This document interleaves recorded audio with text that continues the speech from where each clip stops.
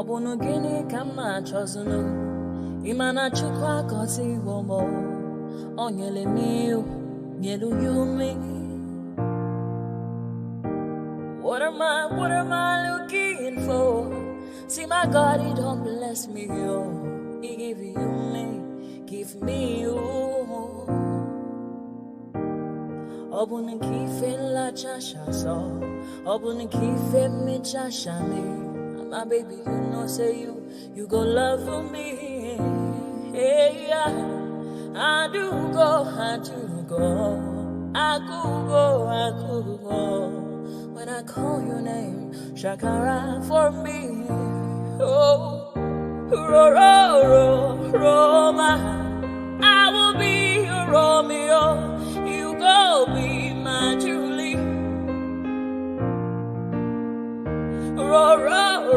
Roma, I will be your Romeo. You go be my Julia. Oh, give me your love and I'll go run away. Show me your love and I'll go use you play. Carry me, go me, I go follow you way. Follow you, they go. Maka Munagi, me and you. Okwa Munagi, my baby and me and you.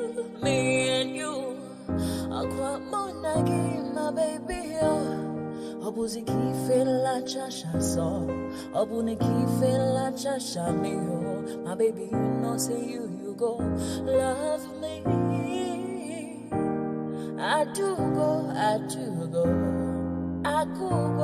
could go. When I call your name, Shakara for me. Oh, Roma, I will be your Romeo. You go be my Julie. Yeah, Roma, I will be your Romeo.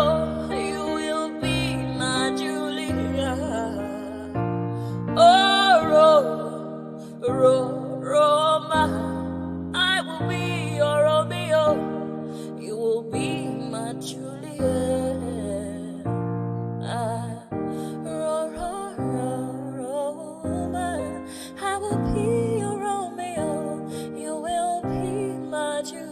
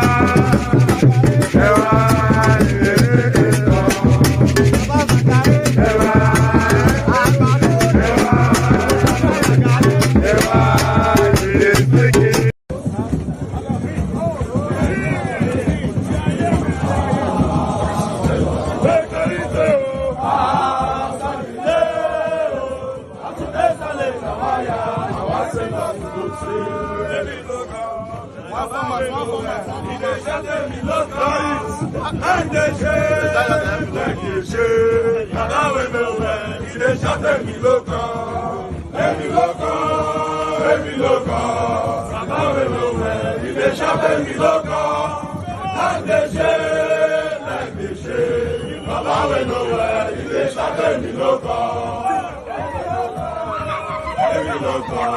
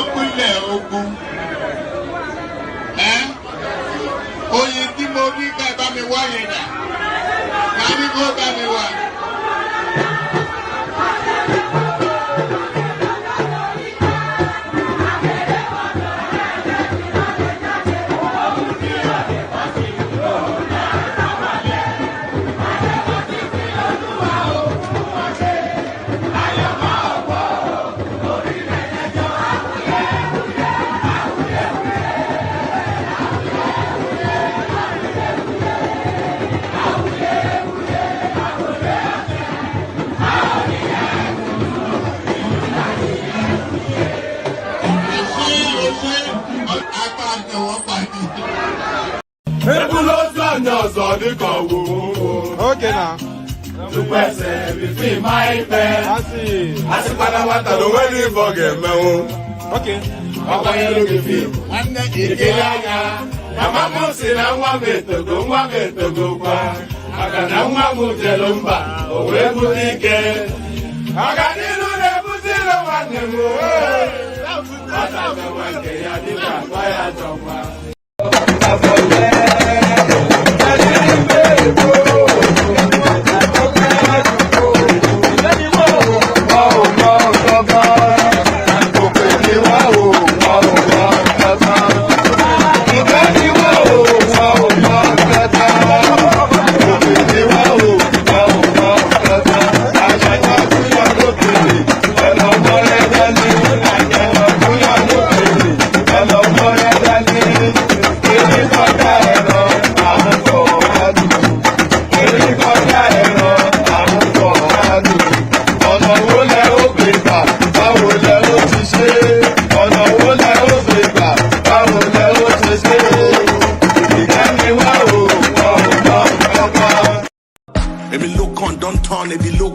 Yorubas are screaming, Hausas are crying, Igbo brothers are saying, don't blame them. Igbos are being discriminated. Even food don't turn to gold in Nigeria. Kidnapping, lucrative business in Nigeria. Imagine saying your grandchildren where they kidnap. By now, your soldiers for don't scatter Nigeria. How come a man won't get money for ransom when they kidnap him, his wife and his children? After everything, now they go kill them.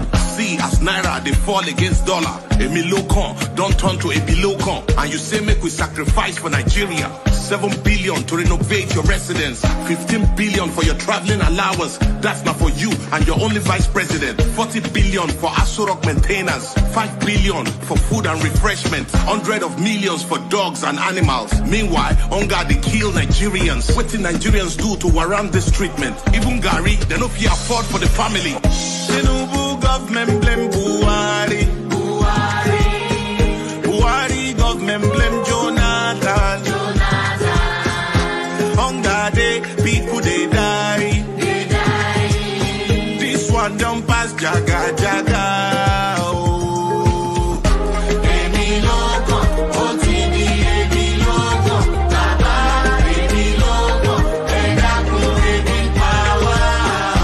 Emi loco, OTD, Emi loco, Baba, Emi loco, Edaku, Ojeti. Tinubu was APC party leader during Mr. Buhari Jaga Jaga government. Why didn't you help Buhari to solve the problem? Debt under Buhari, 77 trillion. No proof of any positive transformation. Unborn children, I ain't go pay for this evil. You know, say Buhari was incompetent, but you still bring him to destroy Nigeria. Paddy government, now you are the president. Since Buhari don't destroy Nigeria, I hope say you go bring him to judgment. Emefiele printed 23 trillion within 8 years under Buhari government. $6 million for election observers. They say somebody forged Buhari's signature. Now lie, Buhari signed that document, period. Where our... And there it is right there, Baba Ijebu. So whoever Baba Ijebu is, he always gets a mention at the end of that musical whatnot. Pardon me. So whoever Baba Ijebu is, he always gets a mention at the end of that musical ditty, that's what they call a ditty, a little soup song of music, a little flavor of music is called a ditty, D-I-T-T-Y, ditty. So at the end of that ditty, Baba Ijebu, so whoever Baba Ijebu is, it needs to step forward and acknowledge. So good day to you, good to be in your company, and how are you? So that's the first space. I always start off with a greeting. Good day to you, good to be in your company, and how are you? The usual protocol, click on the like button just as soon as you're coming in. Subscribe if you haven't done that already. And the hyperlink that says StreamYard, I'll resend it so it's immediate to hand on all of the platforms. The hyperlink that says StreamYard is your invitation to the studio. We've not yet had anybody join us from the Twitter X space yet, so we look forward to that. So if you want to break your dog from the Twitter space, then please do that. The link is available to you as well. So good day to you, good to be in your company, and how are you? Click on like, please do that. Just as I'm inviting you to do that, please do that. So click on like, click on subscribe, and then click on that hyperlink that says StreamYard. Like I said, brings you into the studio space. Apologies for the late start by the way, I've had quite a full day in the build-up to this. I've had quite a full day in the build-up to this. That's why I've started. So I start late anyway, but this is more late than ever before. I had to go anyway. I've had a full day. I don't have to discuss all my business with you, but so yes. So click on like, click on subscribe, click on that hyperlink that says StreamYard. Come join us. We need a new voice. Shola wasn't quite a new voice yesterday, but we have somewhat of a female sort of session yesterday when Celebi made her re-entry back into the space. Zita, of course, came back to where she belongs, and Shola chimed in narratives going on in Nigeria. So everybody has an opinion about what is going on. The Nigerian space is actually a single story narrative at the moment. And you all know where that single story wraps around, what that single story wraps around. So it's a single story narrative that wraps around a singularity, but the potency of that singularity has the Nigerian space agog. So there it is. A lot going on, wrapped around. Anyway, the one thing I will say is that at the end of all of this, there will be tears before bedtime.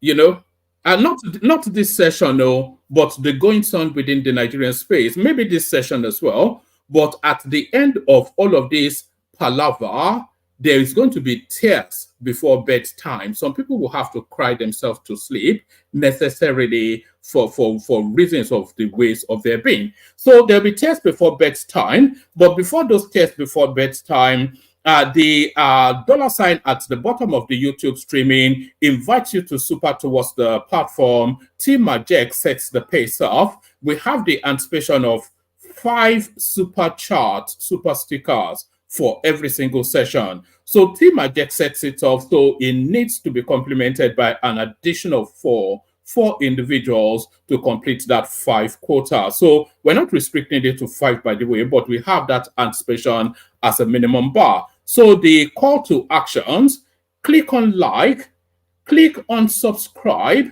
click on that hyperlink that says StreamYard if you want to be an active combatant in the cost, in the thrust and in the to and fro, in the back and forth that goes on the sessions. So click on the hyperlink that says StreamYard and click on the $ at the bottom of the screen. We need to be seeing new names there to expand. The people are showing somewhat appreciation towards the efforts being made. So all those nice and cozy things, do that, and you'll be.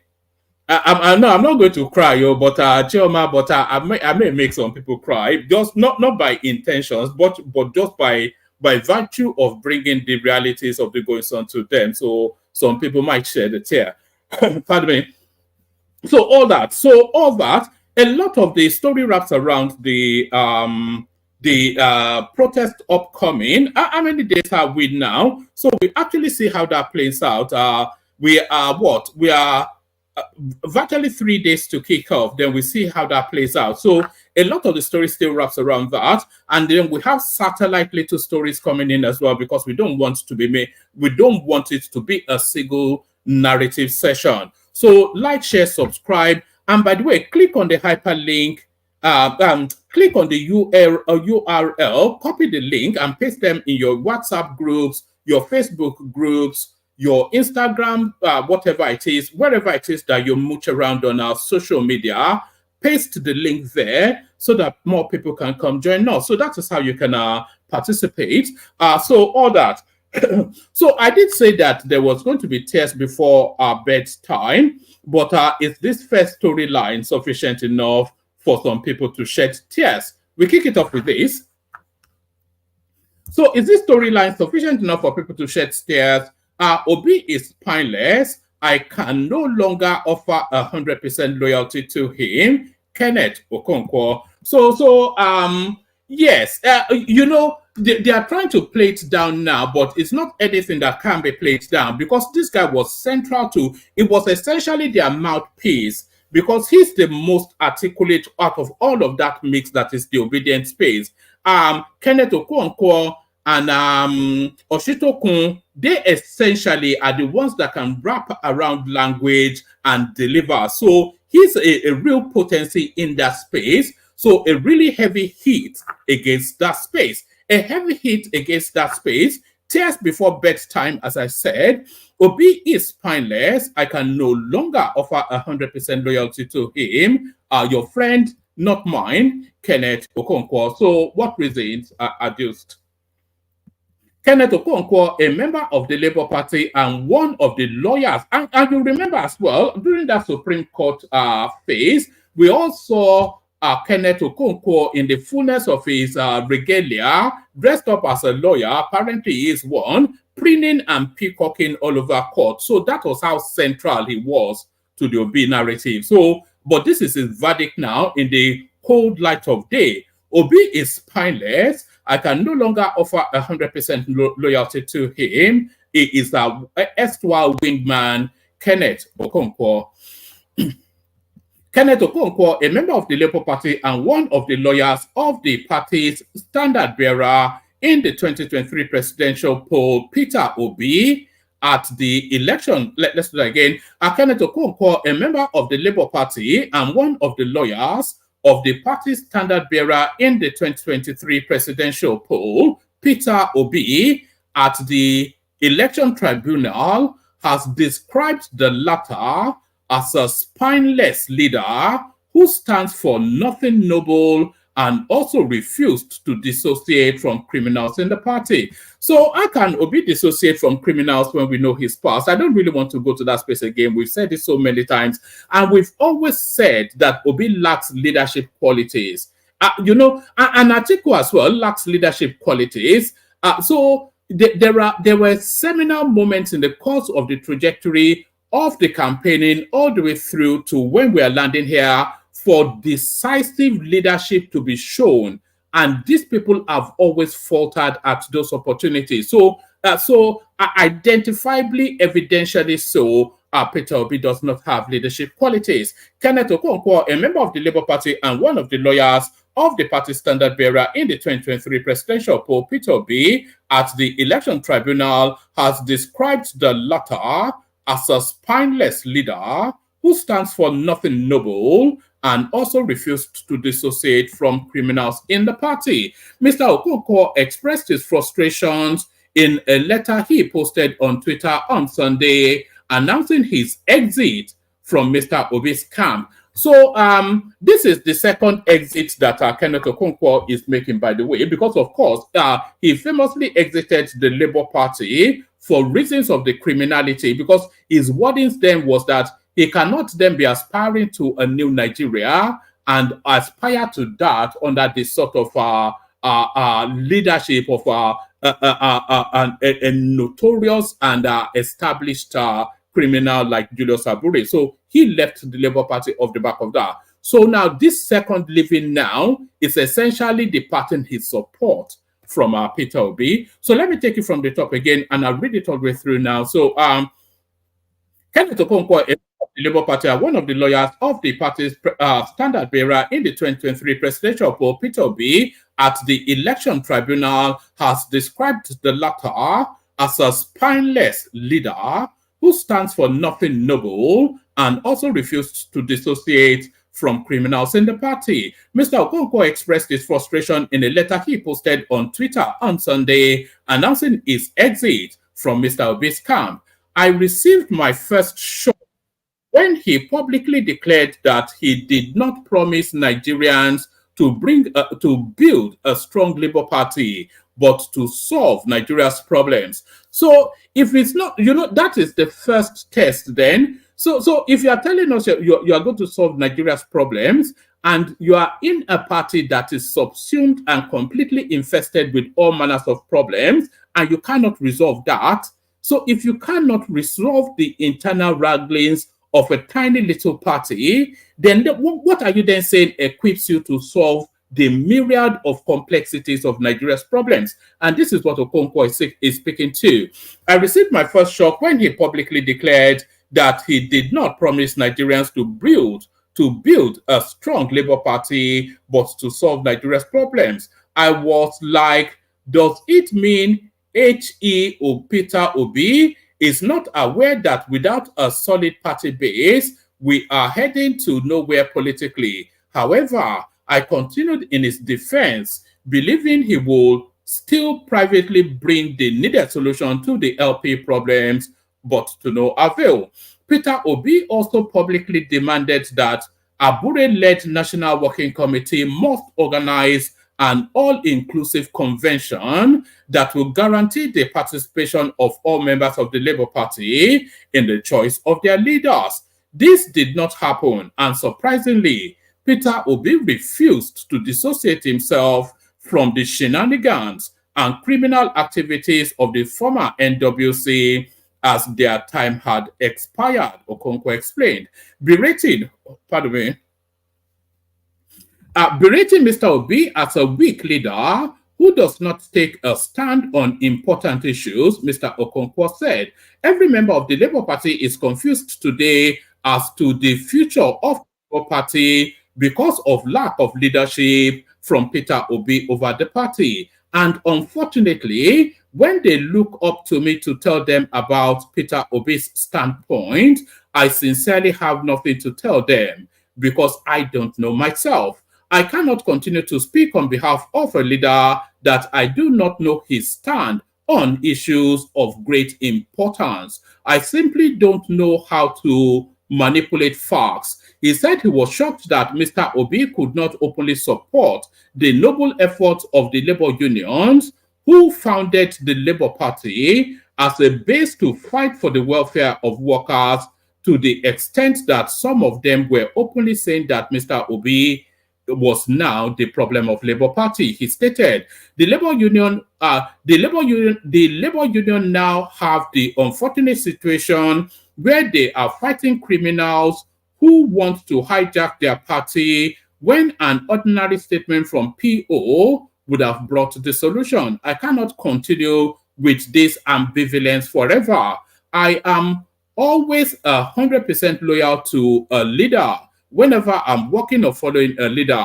At any time I have doubts within myself that I can no longer offer 100% loyalty to him, I will respectfully let everyone know. When I joined myself to his campaign, I made it public. Now that I cannot guarantee my support for his future political aspirations, I believe I owe it to everyone to let everyone know. He added that there was absolutely nothing personal about his decision to adjust his relationship with Mr. Obi. He noted, it is 100% based on principles and my conviction that I need a more decisive, bold, brave leader with integrity and team spirit who can confront the kakistocrats. So that is the new word now that they're all conjuring with, kakistocrats, just the ridiculousness of it. Who can confront the kakistocrats and kleptocrats head on. I will continue to respect him and cherish the periods we worked together. Mr. Obi has yet to respond to Mr. Okonkwo's statement. as of the time this report was filed. So he has since responded, or not him personally, but the Labour Party. But then, of course, it was a volley of abuse, as would be your expectation. So there's that one. Let's go on to this one. Notorious terrorist Toji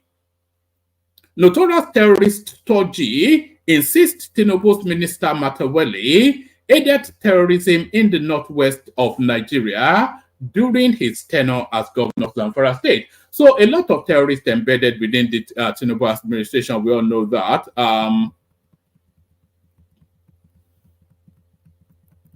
All right, maybe not all of this. A notorious terrorist, Mohammed Bello Toji Kachala, popularly known as Toji, has reiterated his accusation that the current Minister of State for Defense, Bello Matawale, supports terrorism in Nigeria's northwest region. In a recent video, Toji alleged that Matawale, the immediate past governor of Zamfara State, has ties with bandits. So those ties with bandits, by the way, might not be unconnected with the gold fields in Zamfara. He may well be using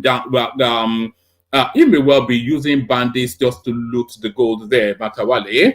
In August 2023, President Bola Tinubu announced the appointment of Matawale, the former Zamfara State governor, as the Minister of State for Defense. Matawale's previous role as governor was marked by heavy criticism due to insecurity issues that plagued Zamfara State under his administration. So that would then recommend him, somebody that failed categorically to secure his own state is now the Minister of Defense. So that tells you then just how these things work. The fresh accusation followed a previous denial by Matawale's camp after Toji initially linked him to terrorist activities in the region. Toji has been operating in northern Nigerian states, including Zamfara, Sokoto, and Niger. What I said in the video is that Dan Maigari and Baleri are siblings, Toji stated, alleging Bashiri's involvement in armed banditry in Zamfara. So these names are foreign and alien to me, of course. But I will see where it lands. Toji challenged Matawale supporters to investigate his claims rather than dismissing them as propaganda. If you don't have knowledge about the situation, go and investigate and stop misleading the public. So the bandit now turns to a political figure, so somewhat, I don't even know what's going on there, but I'm not far from him anyway. But this is the Labour Party's response to Kenneth Okonkwo. Labour Party to Kenneth Okonkwo: we don't need political jesters, jobbers who worship their stomach. So that's also the guy that was central to their Supreme Court case. Every good time, he was the spokesperson for that space. So now suddenly he's a jester and a jobber. So there it is right there. The Labour Party has said the resignation of its former presidential campaign spokesperson Kenneth Okonkwo did not come as a surprise. The party condemned actor turned politician. That should be the actor turned politician for attacking his former presidential candidate Peter Obi, describing it as attention-seeking. In a statement issued earlier, Okonkwo said he had ended his political association with the party and Obi. So he goes on to tell us. So let's get to what the Labour Party said.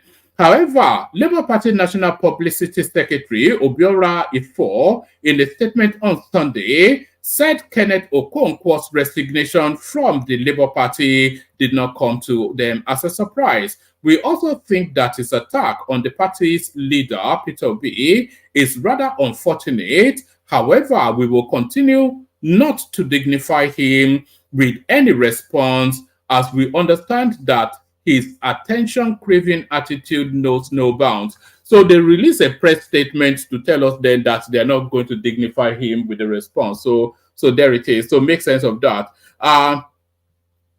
It says, if you recall, recently, a former director general of the party's presidential campaign organization resigned and rejoined the APC. only last week, a former Deputy Director General of the Presidential Campaign Organization also resigned and joined the APC. Today, it is the turn of Mr. Okonkwo, a former member of the APC, who smuggled himself into the presidential campaign, and his destination is already known to us. So it's just the standard whatnot.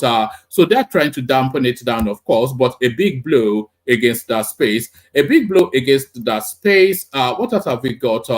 What else have we got? Okay, let's go to this one actually. Totally out of Makinde lauds Tinubu for approving Ibadan Airport upgrade takeover of Liberty Stadium. So have they concessioned Liberty Stadium to your state? And what has Ibadan Airport been upgraded to? Governor Seyi Makinde of Oyo State at the weekend commended President Bola Tinubu for approving the upgrade of the Ibadan Airport, as well as the state government taking over the Obafemi Awolowo Stadium, formerly known as Liberty Stadium. The governor also advised Nigerians planning to protest over hardship in the country to exercise their rights peacefully and not resort to violence or destruction of public facilities.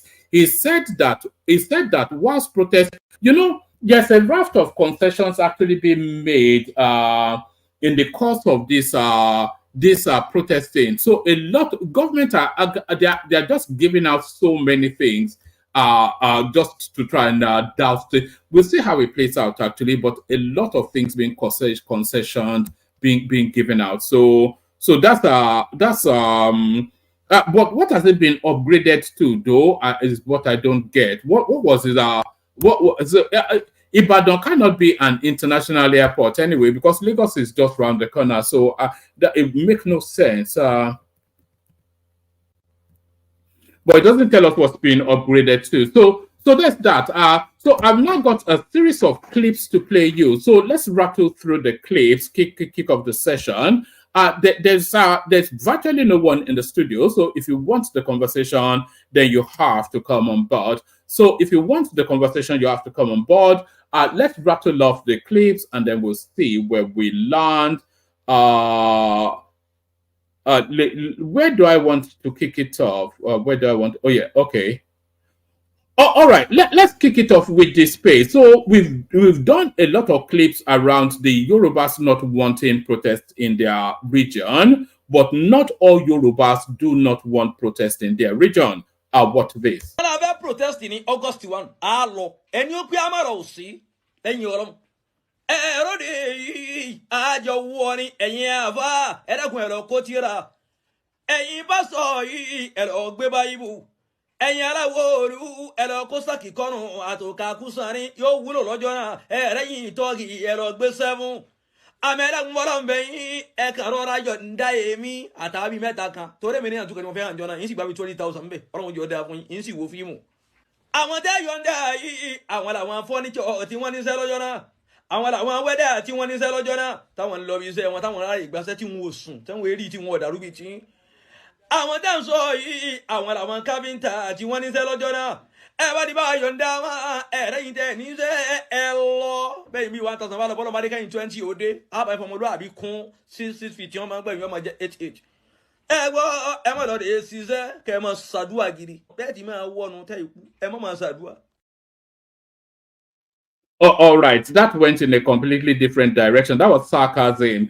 He came on to tell us that that protest will take place, but then he was saying exempt me because I have something doing on that day. Exempt the welders, the carpenters, people who have people who have a life, and you don't have a life, you go. If 1,000 of you come, if 1,000 of you go, and 20 of you come back, we'll pray for the 20 that made the return. So that went in a totally different direction, but are still staying with the Yoruba space and the protest. Here are the indigents of Lagos State putting their case forward. What this?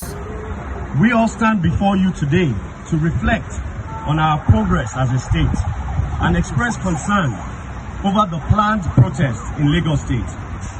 Whilst we acknowledge the fundamental right to protest, we believe it must be constructive and be in the best interest of the people. We are not against the citizens constructively engaging their leaders when it's crucial. But the moment when such engagement becomes a platform for tension and warmongering sponsored for political scores, then it is time to call for caution. This is what we are doing here today. The intelligence gathered so far reveals that the protest is politically motivated and not in the interest of Lagosians who are peace-loving and hardworking. We do not support it. We say no to any protest in whatever guise or disguise. We are coming together to defend our Lagos against any possible destruction by agents of violence masquerading as lovers of the people. They have only one interest, their selfish interest. We urge all Lagosians, especially parents, to caution their children against joining the protest. It is not a wise thing to do. Remember the numerous facilities burnt down in 2020. They were built with taxpayers' funds. They are yet to be rebuilt with the same. The resources can be channeled into other productive initiatives for the state. Do you know Lagos pays the above minimum wage, and this can be verified? All right. So if you wonder where the concern is, this is where the concern is. A lot of people have the apprehension of what will take place on that day. I'll play you two clips now that speaks to the concerns being expressed by that man. So I'll play you a clip that solidifies the potential threat, and then I'll play you another clip that shows you the aftermath of that threat. So listen to the sequence. I'll play you the first clip that speaks to the threat that is inherent in these days of anarchy being planned by Sowore and the obedient space. And then I'll show you another clip that speaks to the aftermath of what they are planning to do. So watch this. Guys, I think on Monday we should start by burning down all the useless filling stations in Jos North, Jos South, Jos East, Jos West. Then the following day, we should move to the bigger markets in Jos, market like Enkwali, Terminus, and the rest. We will get those ones to burn down to ashes. Then the third day, maybe if they kill one of our men, we should start going to each division, nearest division around our area. Then we should start burning down those useless police stations with soldiers, barrack, and STF. Then the fourth day, if you still get response, then we should start visiting all these bakery home. All these places they used to bake our bread. I think we need to touch down those useless places again. If still the fourth day the thing no secure, no day as we like am, before we go come begin to think of, okay, we'll go attack all those big men for that refill site. You get my point, ba? All those Atiku and the rest. This bad government, ba, we must end down. Monday, no going back. 6 sharp. Men are outside. Men must be active. Now, just imagine this boy. The sad part is that a lot of youths are with this mentality that this boy has. You think by burning all these things, you don't touch governments. You won't go bomb markets. Government, they work for markets. Government, they sell pepper, they sell tomato. You talk about terminals. Government get Okirika shop for terminals. How does that affect the government? You are burning people's property, causing mayhem. Stop there. You say you go police station, you go burn those useless police, you go scatter soldier. This is why now you go see why police serve they fear. Do you understand? Analysis don't do. You can't say police can't buy one person, then they go continue. That means you people want to go and trigger the police to come and be buying people and continue. This is not what we represent. If we want to do protest, we want to do a protest to achieve something, not cause more problem in Nigeria. Do you understand? Now we they talk about me they go bomb bakery. What is the problem with bakery? How does bakery concern bad government? What is your business with bread in bakery?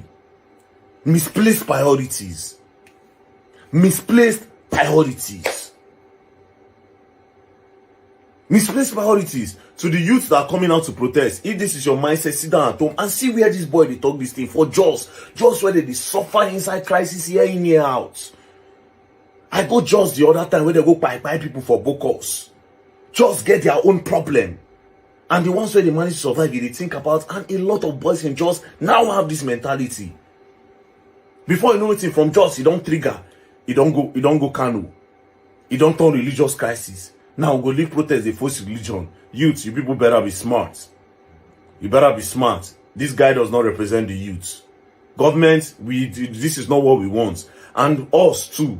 I see a lot of things that people are posting online. I see one long list of what we want to achieve. But there's one thing I have a problem with on that list. Tinubu must resign. That is not possible. Let's not lie to ourselves. It's not possible. Tinubu must resign. It cannot work. Tinubu must step down. Can never work. Do you understand? It can never work. We want to work for something that is achievable. Tinubu must resign for where? We want to do that one.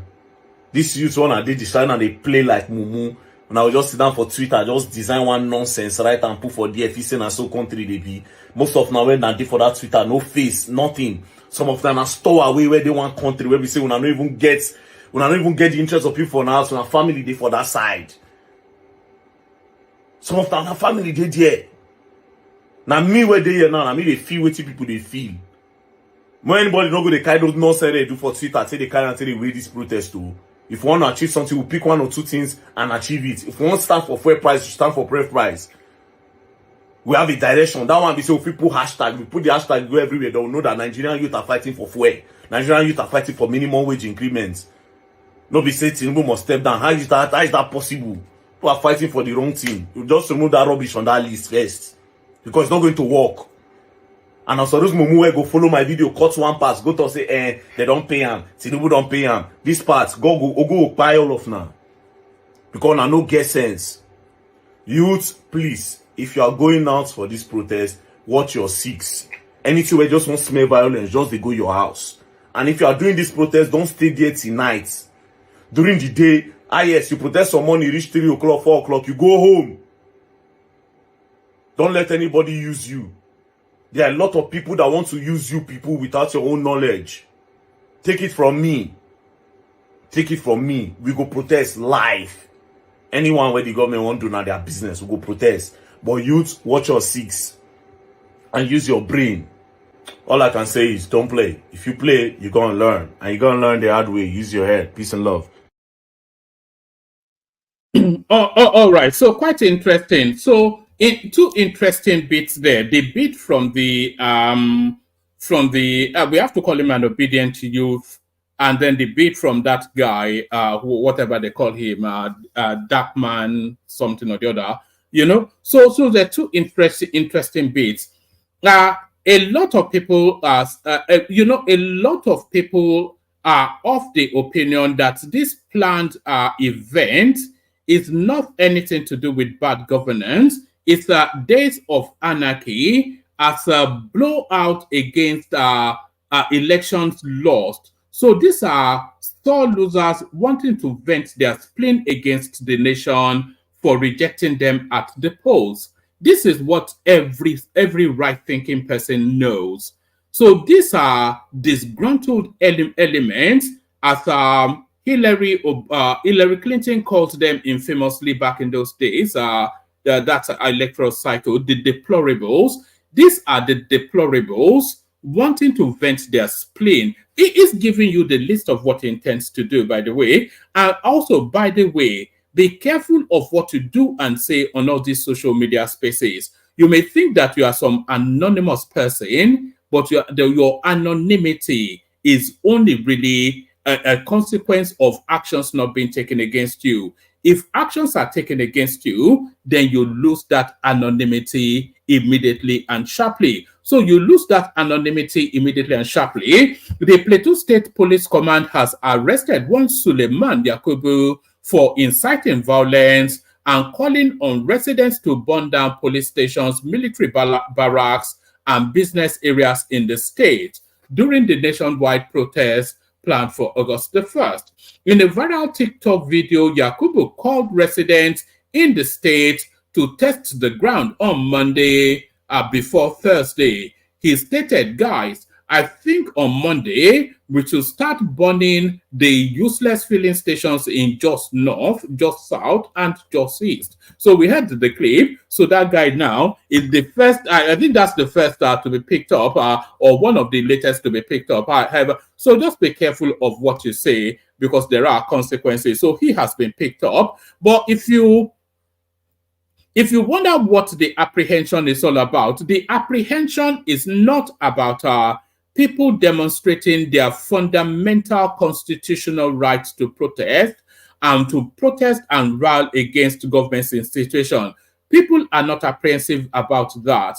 This is what people are apprehensive about. Watch this. This is Boditamo Street in Sulere, where there is massive robbery yesterday. All the whole offices, both Samsung, everything broken, carted away. The men of police just arriving. Everything carted away. This is Boritamos. Everything, everywhere. The whole shops, individual shops destroyed. Everything destroyed. Everything destroyed. Everything destroyed. Everything. This is it. Everything destroyed. Everything. This is it. Igwe shop. Everywhere. Vandalized. No pin. Nothing. Everything. This is not the protest we are talking about. This is completely armed robbery. This is robbery. Everywhere. From beginning of Boritamos down to ShopRite. The whole shops. All the valuables. Nothing is left. Everything. This is sheer wickedness. This is wickedness. This is wickedness. Everything is vandalized. Everything vandalized.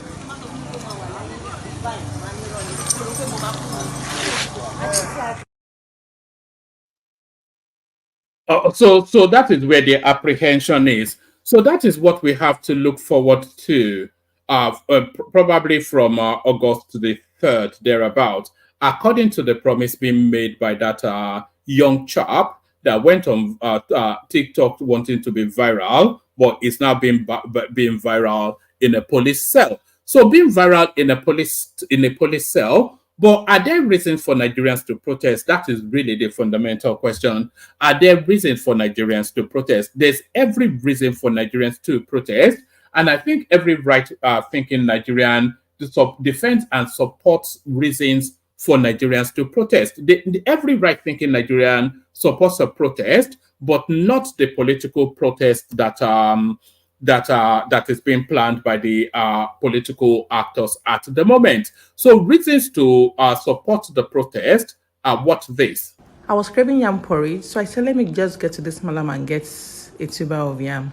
And on getting there, he said, one yam is 11,000 naira. I said, Oga, are you talking to me or someone else? He said, na me.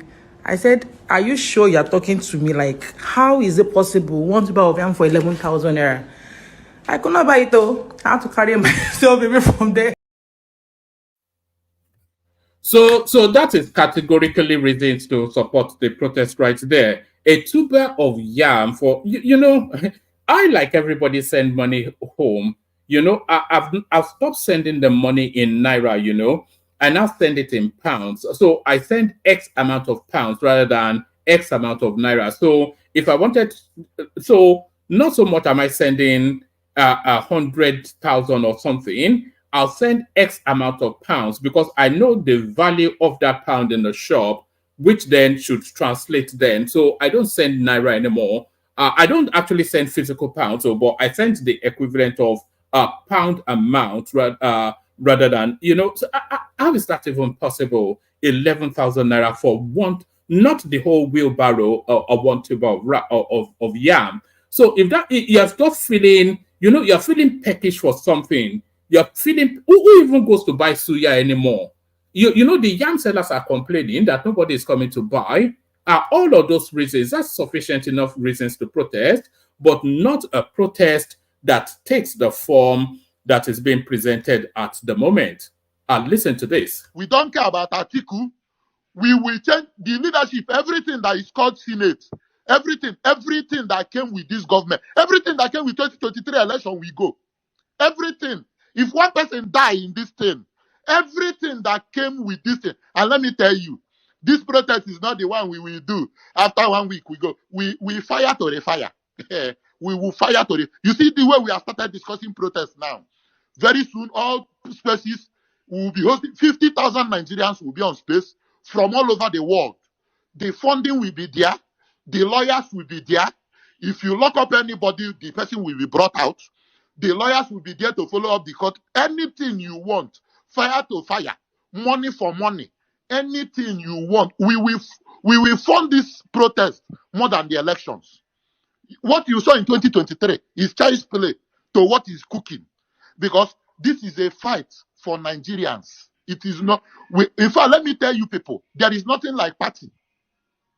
P2B can, as far as I'm concerned, go back to UK and continue his life, because the new, my brother, P2B to start running now, so he can leave early.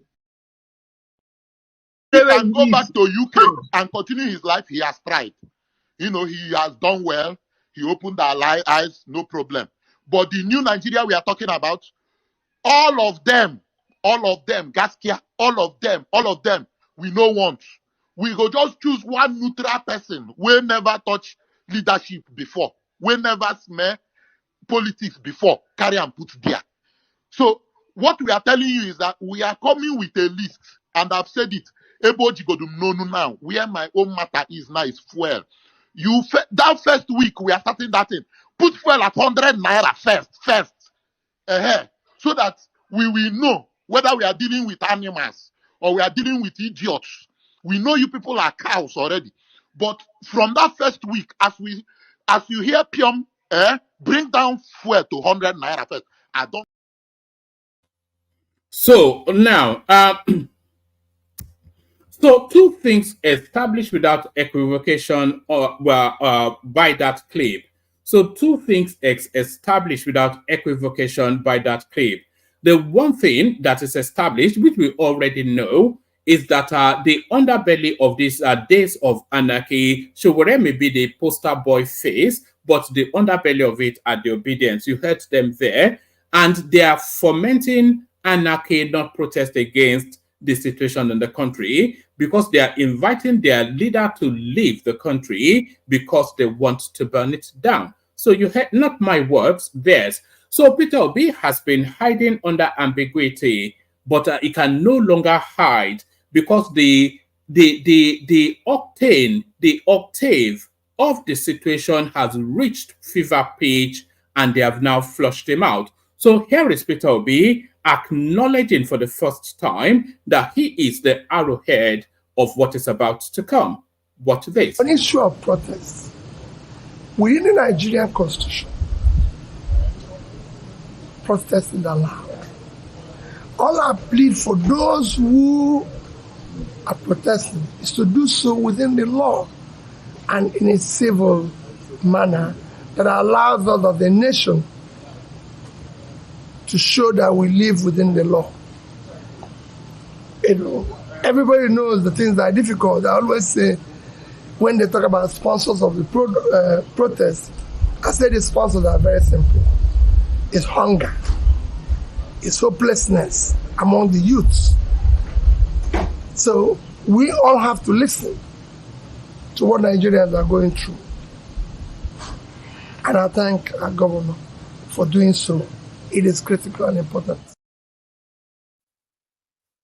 Oh, all right. So that's Obi finally taking ownership of a situation that he created. It's no longer dog whistles now. It's a frontal call to order, call to action. It's no longer speaking in dog whistles. It's a frontal call to action. So essentially what he's saying there is burn it down. Burn it down. So there is no equivocation in what he is saying there. And his lieutenants are so, they're so taken aback somewhat that some of them are starting to recoil. Watch this.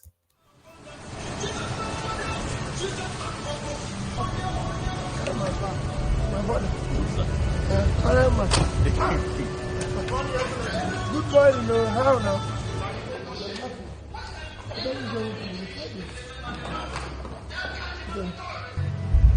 Abandoned. Just like we went into the emergency without preparation. On issue of protest, within the Nigerian constitution, protest is allowed. All I plead for those who are protesting is to do so within the law and in a civil manner that allows us of the nation to show that we live within the law. Everybody knows the things that are difficult. I always say, when they talk about sponsors of the protest, I say the sponsors are very simple. It's hunger. It's hopelessness among the youths. So we all have to listen to what Nigerians are going through. And I thank our governor for doing so. It is critical and important. Okay. Well, what I said to security agencies is that we will then ensure that they manage the situation, again, within the law. We should not try to be overbearing. It should be something that we do within the law. There's nothing wrong. Protest is allowed everywhere globally. And I also say people protest in my house. And it's for us to listen to those who are protesting. Why are they protesting? Engage them. That's what governance is all about. You talk with them. There's nothing wrong in that. I was governor for years and people protested. It would be very, very unfair to say that things are not difficult now. Things are very difficult. Hunger is real. And that is true. But how do you solve the problem? The problem we find ourselves in the country today is economic. And will I say that we are actually paying the price for bad governance that didn't start today? First of all, for you to organize protest, the law requires that you get approval from the security forces, particularly the police. And somebody should take responsibility for getting that approval. So if you don't have the approval, then it would be against the law for you to go out on the street to protest. So my final word is that people should think about the implications of pouring out on the streets and restricting movement of other people and possibly inflicting harm and more hardship on the people. For people in Abia, my advice is that people should not pour out on the streets because it may be more hurtful than the protest that the reason for the protest that people are calling for. That would be my final word. Thank you very much.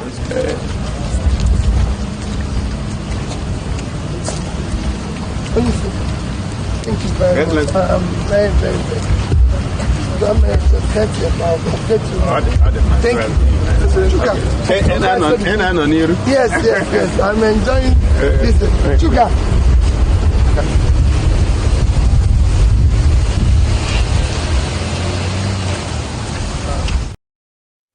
So there you heard it. So you heard Alex Oti there, somewhat pulling himself back away from what he knows is to come, because of course there'll be accounts. People will be called to account in the aftermath of what's about to happen, and he's pulling himself back right there. Kenneth Okonkwo pulls himself back.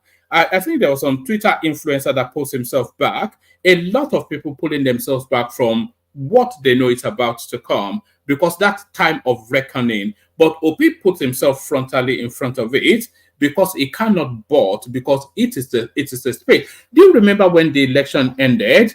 The first thing after the Supreme Court came, do you remember the images of the obedience going to kneel in front of the defense headquarters asking for a military takeover? They pushed that quite aggressively.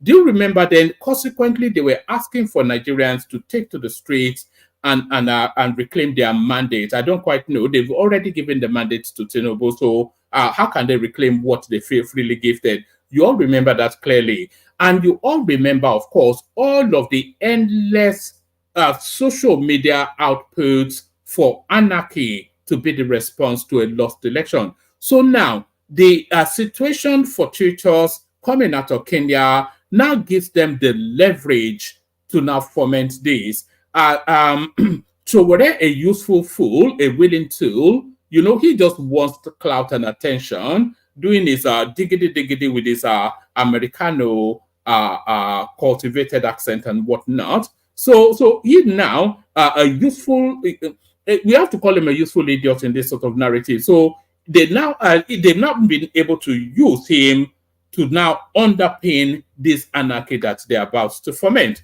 So the anarchy that they're about to foment, but Lagos is not going to be caught napping. Tibon, Tikuku, Tobetogun, you know. So this is Lagos's response. Lagos has already spoken anyway, not in our space. I think they are clear enough, and they've invoked the deities to back it up. Watch this.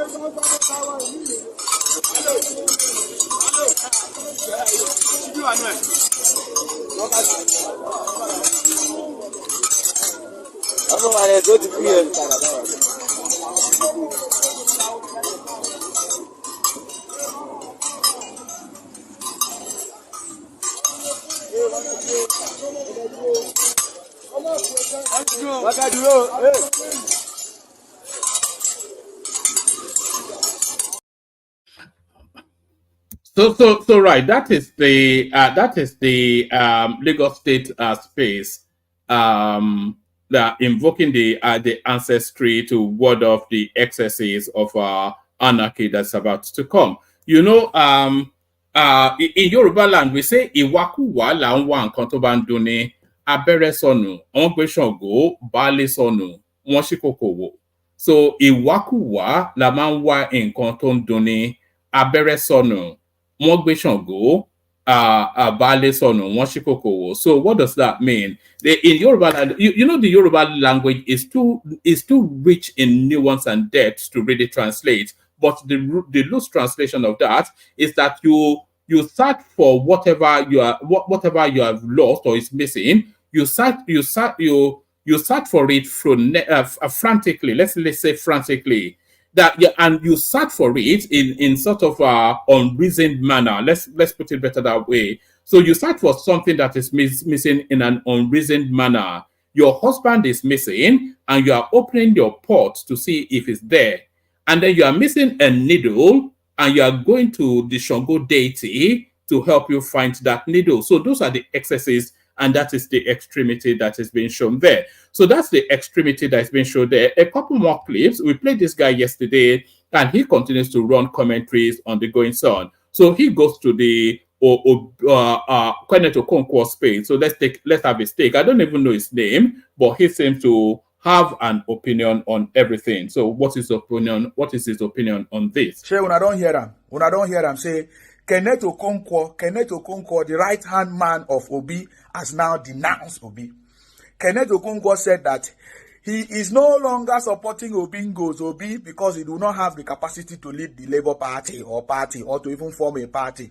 I get him now. This is what we have been talking about. You see, for example, there was a time I was supporting IPOB Biafra for freedom. They say they want freedom.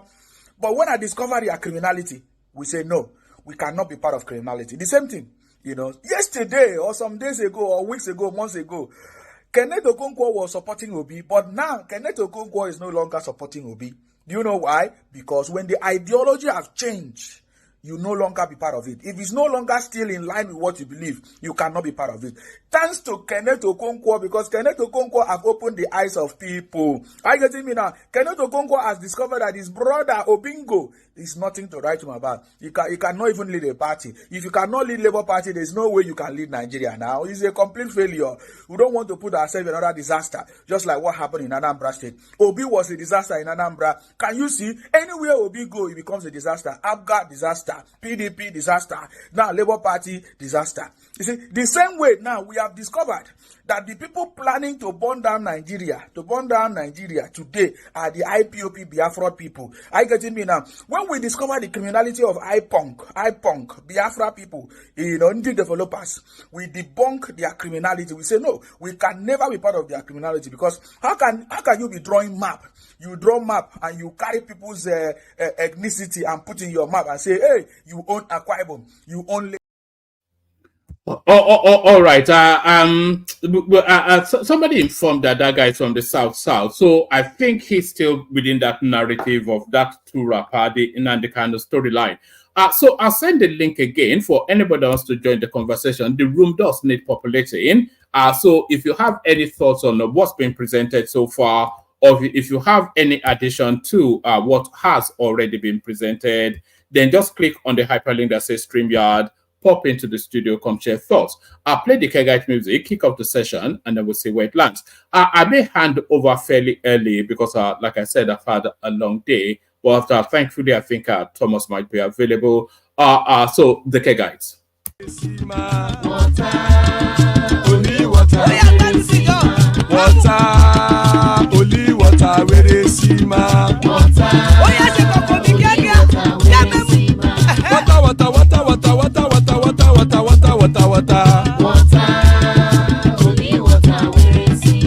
Hapa oh night oh. Hapa oh night oh.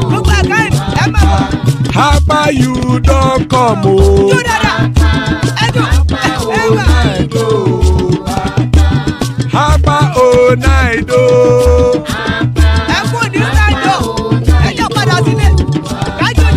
Oro keke elemu ye o. Oro keke. Ibe shodi ya keke elemu re o.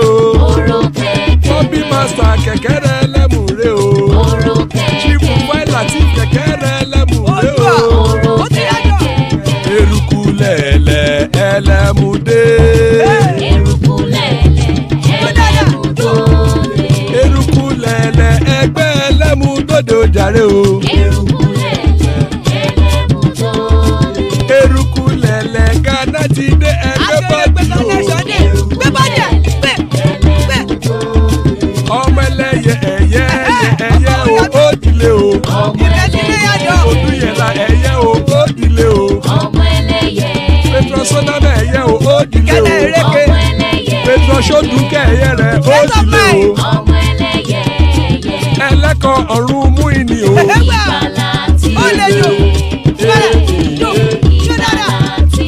Àkùkọ ọ̀run mẹ́kọ.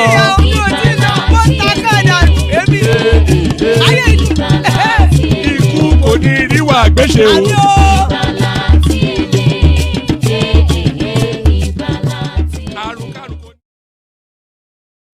And that is right there. Ikuku Niru Agwesheme deaths have nothing to do with us. So joining us, father of the bride, Ajale Koko, there he is right there.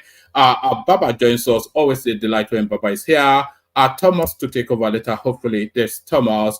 BQB in the house. So there's BQB. Babajide is in the house. So there's Babajide. So that's the majestic Pansat right there. Good to have you, Pansat. And Gideon joins us as well. Oh, so and she's just dropped. So so good to have you, gentlemen. A real delight. Let's kick it off. Let's actually kick it off. We'll do just shortish opening phases for people to document their thoughts, and then we'll open it up as the room continues to populate. Let's kick it off with Pansat. Pansat, you ready? All right. One man, hold on, let me put on this gear. How's everybody doing on this platform? We're good, but if you need a moment, we can start with Ajale Koko, then come to you. No, that's okay. I'll go briefly, and then you go around, since there's not that many of us, and they come back to me again. I've been monitoring what's happening in our country, and nobody's all right, and nobody's all wrong. Virtually everybody who's spoken, I find a lot that I agree with them on. Now, there are the trolls. We know that, especially in some of these headlines that you have here, the kind of people you're playing, there's a lot of them are trolling. I'm sure everybody knows the meaning of the word troll, just to rile people up unnecessarily. We know what our youth are capable of doing. All of us saw them when they protested here not too long ago, in 2020, I believe it was.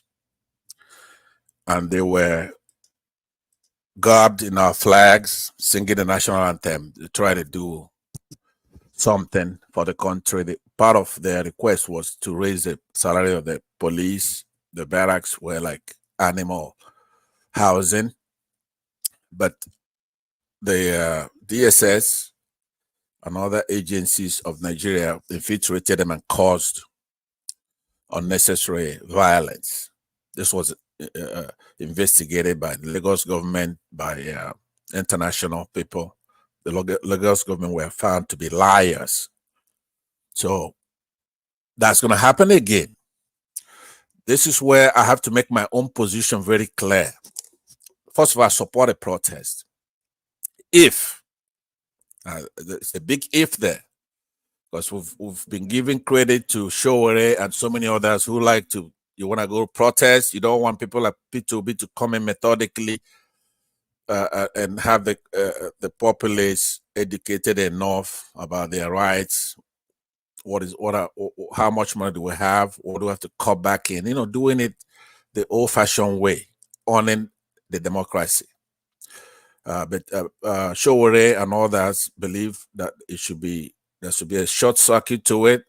It could be hacked in the millennial parlance. They could hack the democracy, just protest, peaceful protest, and do all that. I've said it. I'm against that.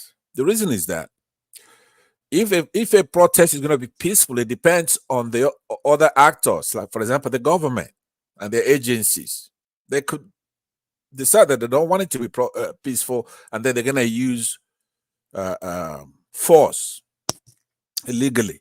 So in order for you to go doing a protest in a uncivilized country like Nigeria, where the soldiers are not professional, they will obey an illegal order. That's the difference between a country that's civilized and a country that's not. You could give an illegal order, like to go ahead and shoot your fellow citizens, and the soldier legally is not obligated to obey an illegal order. So you have to anticipate that that's coming. In this case, it's like 90% that that's going to happen. What are you going to do when that happens? It's a question that you have to answer before you proceed. Because part of the reason why the soldiers or the government will not use illegal force is what will come if they do that. That's the only thing that would dissuade them from doing that is what you're going to do. They have to pay a big price for that. They have, because the people have an enormous power, right? You have to be able to sacrifice. If you go out there, they come in and they instigate a riot using siders. For example, one of the clips you played there, you could tell that's a DSS kid, the one they picked up, right? In Plateau or whatever that is. You know, they put him somewhere, feed him, have his girl visit him for a few days, and they release him. Because nobody talks like that. Nigerians are sophisticated. No, nobody talks like that. That's not the only clip I played in that direction. No, but you could play, if you want to repeat that. As a matter of fact, I'm urging you to repeat the play whereby somebody is saying, start early, go and get some gas stations, go and get the bakery, you know, something so stupid. There is no Nigerian that is that unsophisticated. You have to be an idiot. Well, the obedience are notoriously. No, you could also, for example, you could use that word, you being, let me see, unsophisticated, jejune, right? Asinine. Are you stealing my words now? Since when did you start using? Okay, let me use my own. Since when did you start using jejune? Sophomoric, right? Also, you don't use the ones I'm using now, right? So you being sophomoric in your show, and once in a while you show a flash of brilliance, which shows that you do know. You're just choosing sides, right? You're not one of the stupid ones. You know, sometimes you make your case for your audience, people who come here, and you troll. You dwarf the commentary, the delivery of what you're doing with some hobgoblins, some gnomes, some leprechauns, and they eat it up. But before you conclude, then you show a flash of brilliance. Because you know, I was there and you said, do we have a reason to protest? And then you went down better than the obedience, better than the than Showere, better than anybody else on TV, and you elucidate why there's a reason to protest, to be unhappy with the government. So what I'm trying to say, Pansat, nobody has disputed that there are reasons for protest. It's the actors underpinning this particular protest that people have difficulties with. The obedience, who have been looking for anarchy since they lost the election, and Showore, a professional protester. And I will not fight with you about that, right?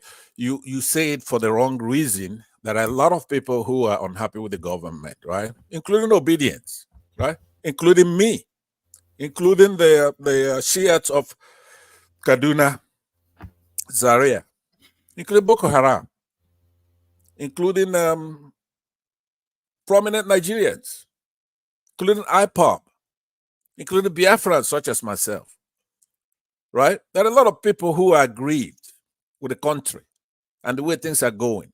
So I am not going to quarrel. We're beyond that. One man, a couple of days ago, yesterday I was busy. I went all over the place. I went to the game. I was trying to call in from there, but you know, the noise will not let you get to talk to me and see my beautiful seats right in front with Arsenal, taking it to Manchester United.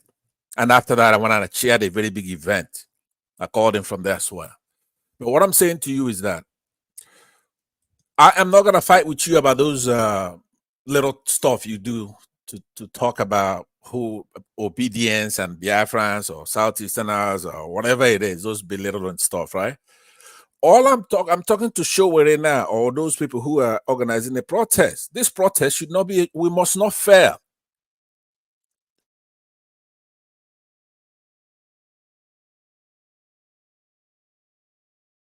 Are you there? Am I here? Hello? Can anyone hear me? And the whole village will rush to her house, to her hut, and she would say, "Oh, I was just playing with you guys. There's no tiger," right? And the disappointed and relieved villagers will go back home, right? So she did it the third time, and the villagers said, "Oh well, she's just gonna say, Let me ask you a question, Pansat. What would be an outcome for this protest? Okay, I'm gonna be very honest with you because I know you rather just have somebody give it to you straight. So I'm gonna tell you. Number one, INEC must go for it to be a successful protest, right? Number two, Tinubu must resign. The only time that doesn't come into play is that nobody got shot, not even one person. If one of our citizens is killed going to exercise their right, no matter what they say that they did, if one person is killed, Tinubu must go. If they don't want to do that, don't go out of protest. It's not necessary. You know that Tinubu must go. Tinubu must go to be replaced by who? It's part of the demand already. Let's be methodical. So I could answer. I will answer that. Now, Wama, are you done with that? Are you satisfied with my? Yes, no. You can come up with a list, but Tinubu must go is already part of the demands being made on social media, as referenced by Very Dark Man there, which is to tell you then that, as everybody said, it's just a regime change narrative. It's pretty much it, right? Because there's nothing that can work. Answer the question first. I am. Must be. I will answer your question. Just hold your horse. What I'm saying is that there must be a change in the country. Tinubu has been a cog in the wheel for too long. There is nothing that can be you can have happen in the country if he's there. Let's be honest. He's totally different, a different class. He's not like Ruto of Kenya. You're breaking somewhat, Pansat, but Tinubu must go. How realistic a demand is that? How achievable is that? Actually, did not talk to anybody. Let me learn. Did not talk to anybody, right? You are breaking up though. I don't know if you know. Okay, is it better now? No, carry on. Yes, it dips out intermittently, but carry on. Okay, let me rush through it. So, in short, if nobody is harmed, our people go there and protest and tell it to the government what the problem is. No problem. He could hang in there. They understand, because it's not going to be easy to remove him. But if as I know he's going to, if they hurt one person and that person is dead, right?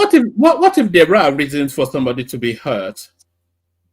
There couldn't be any reason for anybody. The police and the army is supposed to protect the protesters. You have to go and read our constitution. You have to know what the role of the police is. Yes, we know the role of the police, but the protesters are clearly planning anarchy. We have several clips of them planning anarchy. So if they are planning anarchy, should the security forces stand by and let them burn the country down? No, they should not burn that, because there's a third possibility, and that is the most likely possibility, which is those people have said overwhelmingly. Are there people who plan themselves online and say, "Oh, we're gonna do anarchy, a la the DSS," right? Of course, I mean that game they play is for idiots, right? Nobody who, if you have any sense, you know that these people seriously want to go out there and protest and call attention to the starvation of the country, right? Starvation in Nigeria, with over 30-something. Now, that's what they admit to, 30-something% inflation. They say the food inflation is over 40, maybe 50, maybe even 60%. Right? All right. Still take us to those achievables outcomes. Yes. Yeah. You said INEC must go. Tinubu must resign. If there's a killing, right? Right. And what else? Yeah. What they have to do is, as they have to look out for the triggers, the spark, the provocation, right? Anything that engenders danger for our country where they're not paying any attention, then it must go into a higher gear. They cannot fail. By failing means that they do not. No. Before you go to the failings, is that the list? INEC must go, Tinubu must go. So those are the achievables that would indicate success as far as you're concerned. Yeah, no, I'm saying that INEC must go. Tinubu Yes. goes to the B plan. The first thing should be, if it's a peaceful protest, they should get INEC chairman to resign, right? They should then look at that list that Showore put up. I just told you mine. Release Nnamdi Kanu. That's part of it. That's part of it, right? Well, to the $100, 100 naira to a liter. Whatever he has on that list. So you have no concept of what success would look like. That's what, because I'm inviting you. Yes, I know that's what I'm trying to tell you. Number one, the first phase of this should be that the INEC chairman must resign. That's one. Me. That's me. That's me. Mine. Right. Yeah. The way I'm going to measure the success of this thing is that number one, that INEC chairman must resign. Number two. For me. Number two, then, is everything Showore has on his list. Right? Which is what? Which is what? He has things to deal with Nnamdi Kanu. I think it's number 5 on his list. Right? Yes. Yeah. He has things to do with minimum wage. I mean, it's a bunch of stuff on there. He has something about. So you have no concept. Constitution. Constitution. I've been asking you for 5 minutes. You don't. I know, but I'm reading them off slowly to you, right? I don't have it verbatim in my head. So you just want anarchy, is what you sound like. No. I do want the INEC chairman to resign. If they achieve that, right, they've achieved something. Period. But then knowing what the Nigerian state is going to do, there's a second phase. Now remember, I'm honest with you. I don't want it to be a resolution. I don't want the government to succeed. I don't want peace. I don't, because our problem is not even one of these baby things that these people are talking about. We have a much bigger problem. We're in trouble. So I have to commend my people for being tolerant. The Igbos, they're being restrained. Right, they have almost resigned to the whole thing because they know that eventually, with patience, we're going to win. Even if nothing is happening, Tinubu is systematically destroying. Hold on, one minute. So you see it very much as an Igbo narrative. That's what you said. No. I see it as somebody who's a pursuer of justice. Right? It's not an Igbo. You know, I'm not clannish. I'm not tribal. I'm not. You've brought tribe into it. No. What I'm saying though is the animal is tribal. What's happening is tribal. So you could, if I want to talk about a snake, I'm gonna say it's long, and it doesn't mean I'm for long stuff. I'm talking about the nature of a snake. It's kind of long, right? Isn't a snake long? If you're talking about a skunk, it smells, right? So it's not like you like a smelly stuff. It's just a skunk. Our people with the serene, the tranquil. Right? They persevered. And I really have to give it to them. We've been provoked daily. They have Nnamdi Kanu there. He's won his cases. It's not the Igbos pushing the narrative that they must release Nnamdi Kanu. All right, Pansad, to manage the time, just give us a very minuscule flavor on Kenneth Okonkwo coming to an epiphany, and then we'll move the conversation around. Yeah. Okay, very well. Yeah, so Kenneth Okonkwo is an orator, a likable character, right? He's an actor, and he's very good at it, very eloquent. But you know, just like everything, nothing is perfect, right? So you have to take a look at him by going back. He was an APC. Any human being who was in the APC for more than a week, he's got some aspect of evil to him.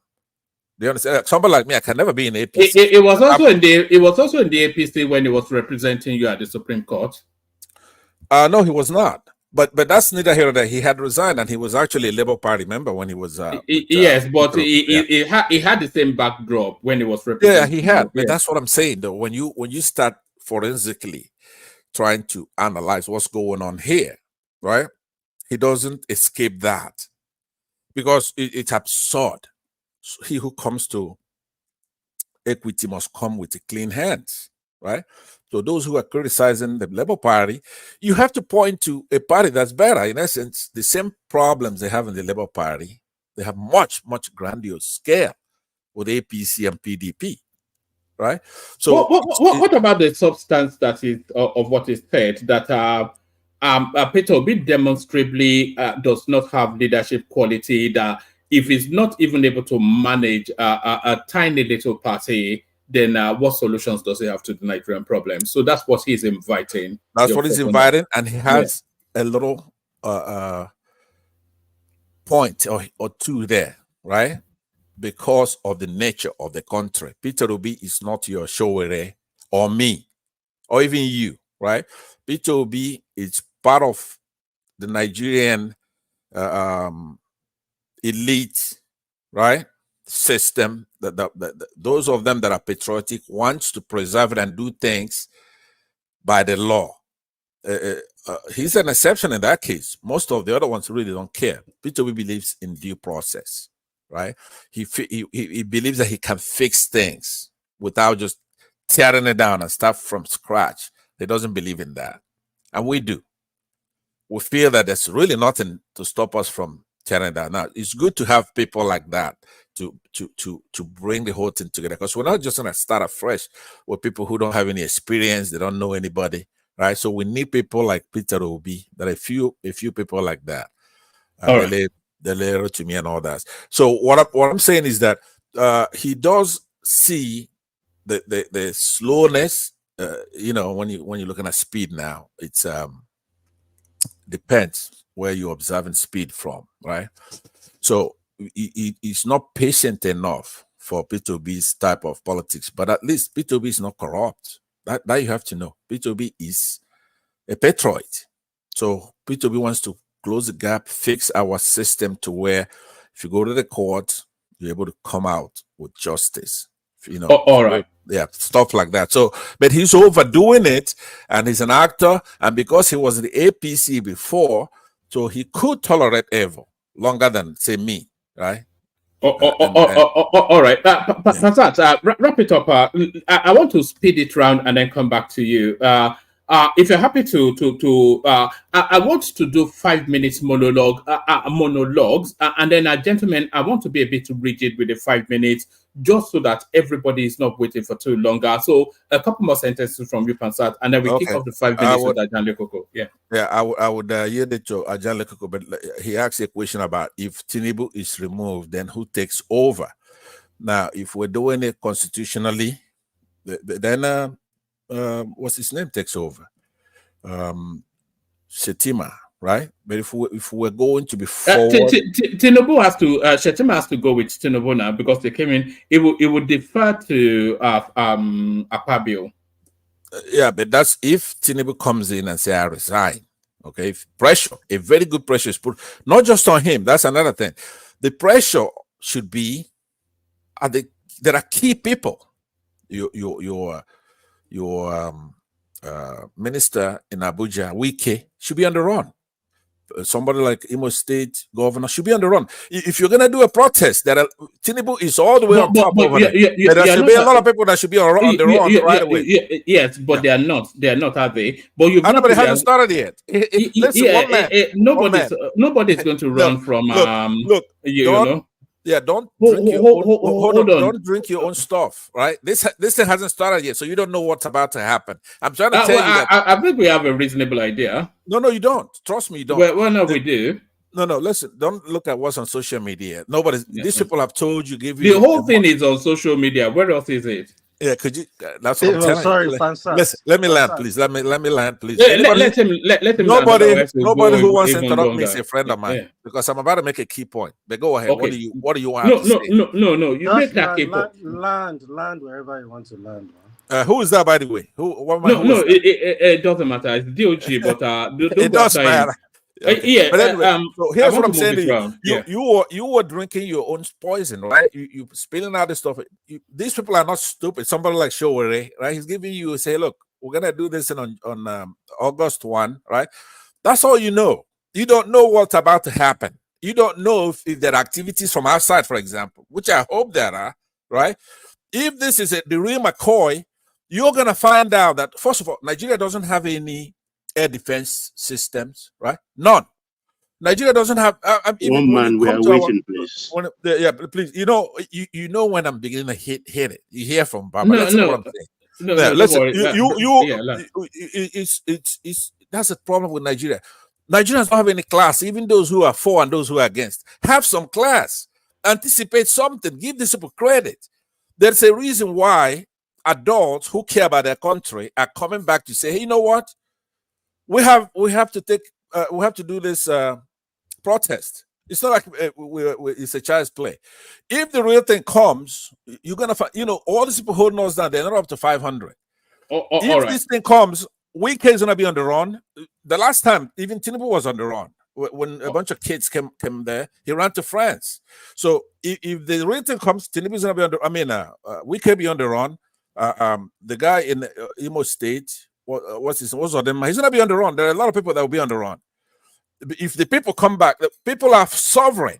They've only pledged no violence. It doesn't mean that if you go there and kill somebody, well, it's a brand new game here. If they kill one person, I urge them. You use the word quiet instead, but all right. Thank you. Okay, I was going to answer. No. We have to move on. Yes, let's move on. But like I said, gentlemen, I want to be somewhat rigid with the timing, only because I've noticed that people from waiting, they start to drop off because they just cannot bear the waiting anymore. So I'll be somewhat rigid for the first phase, and then when everybody has spoken, we can open it up a bit more. So Ajale Koko, you're up first. There are a list of talking points, but I'm not sure that the conversation will go beyond what seems to be engaging. Woman, do you know how many people were there when I pass on to you? Let's see how many Ajale Koko pass on. I lost nobody when I was on. I gained more people. All right, brilliant. All right. So Ajale Koko, we're speaking about Kenneth Okonkwo reaching that epiphany. As I said, we're talking about the these notorious terrorists that has now turned themselves to a celebrity Toji, accusing the Minister of State for Defense as being a sponsor of terror, Matawale. We're talking about Oyo State airport being upgraded, but to what? Nobody knows. And curiously, they've handed over Liberty Stadium to Oyo State. So that's interesting. And then Ethiopia says it's about to float its currency, somewhat mimicking what Nigeria has done.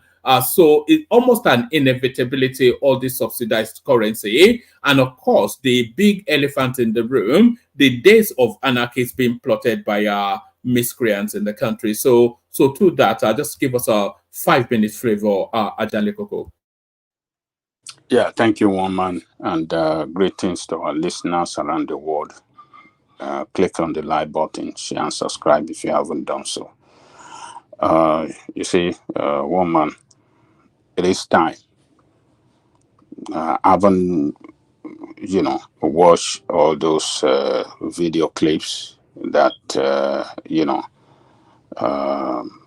that you showed us.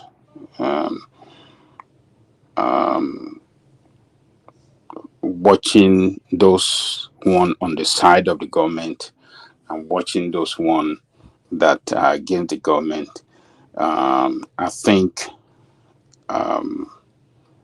the government have a responsibility now to swallow their pride. They have to swallow their pride. They have to quickly roll out some measures that will show to Nigerian people that, yes, we are listening to you. We are very sensitive to your plight, and this is the direction that we want to take the country on the way forward.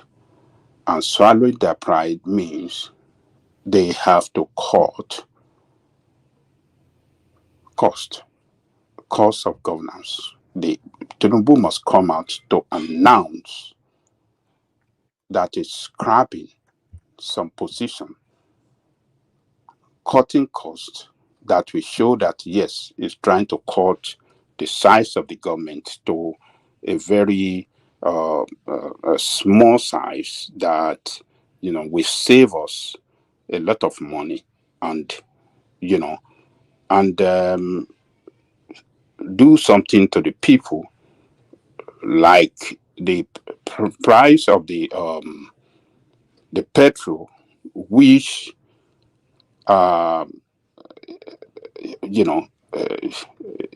which has caused this unbearable hardship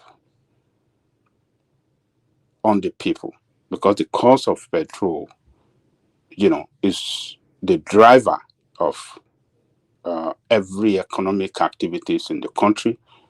It, they have to bring down that price. If they want to want to bring back. So to go and borrow money to subsidize petrol. No, hold on. If they want to come back with the subsidy in such a way that be very manageable, in such a way that corruption will not, be injected into it, and it can bring sanity, economic stability. I think that would be a way forward. That would be a good thing to do. They must swallow Yeah, that. but where will he get the money to subsidize petrol? Ready, one man. We know they are subsidizing the price of petrol through the back door. So why? Yeah, but not to the level of affordability, though. Not to the 100 naira per liter that you guys have. It's not going to be $100. It's not going to be 100 naira per liter. What it used to be was $200. 200 naira per liter, maybe 197. If they bring it down for what it is today to like maybe 300 naira,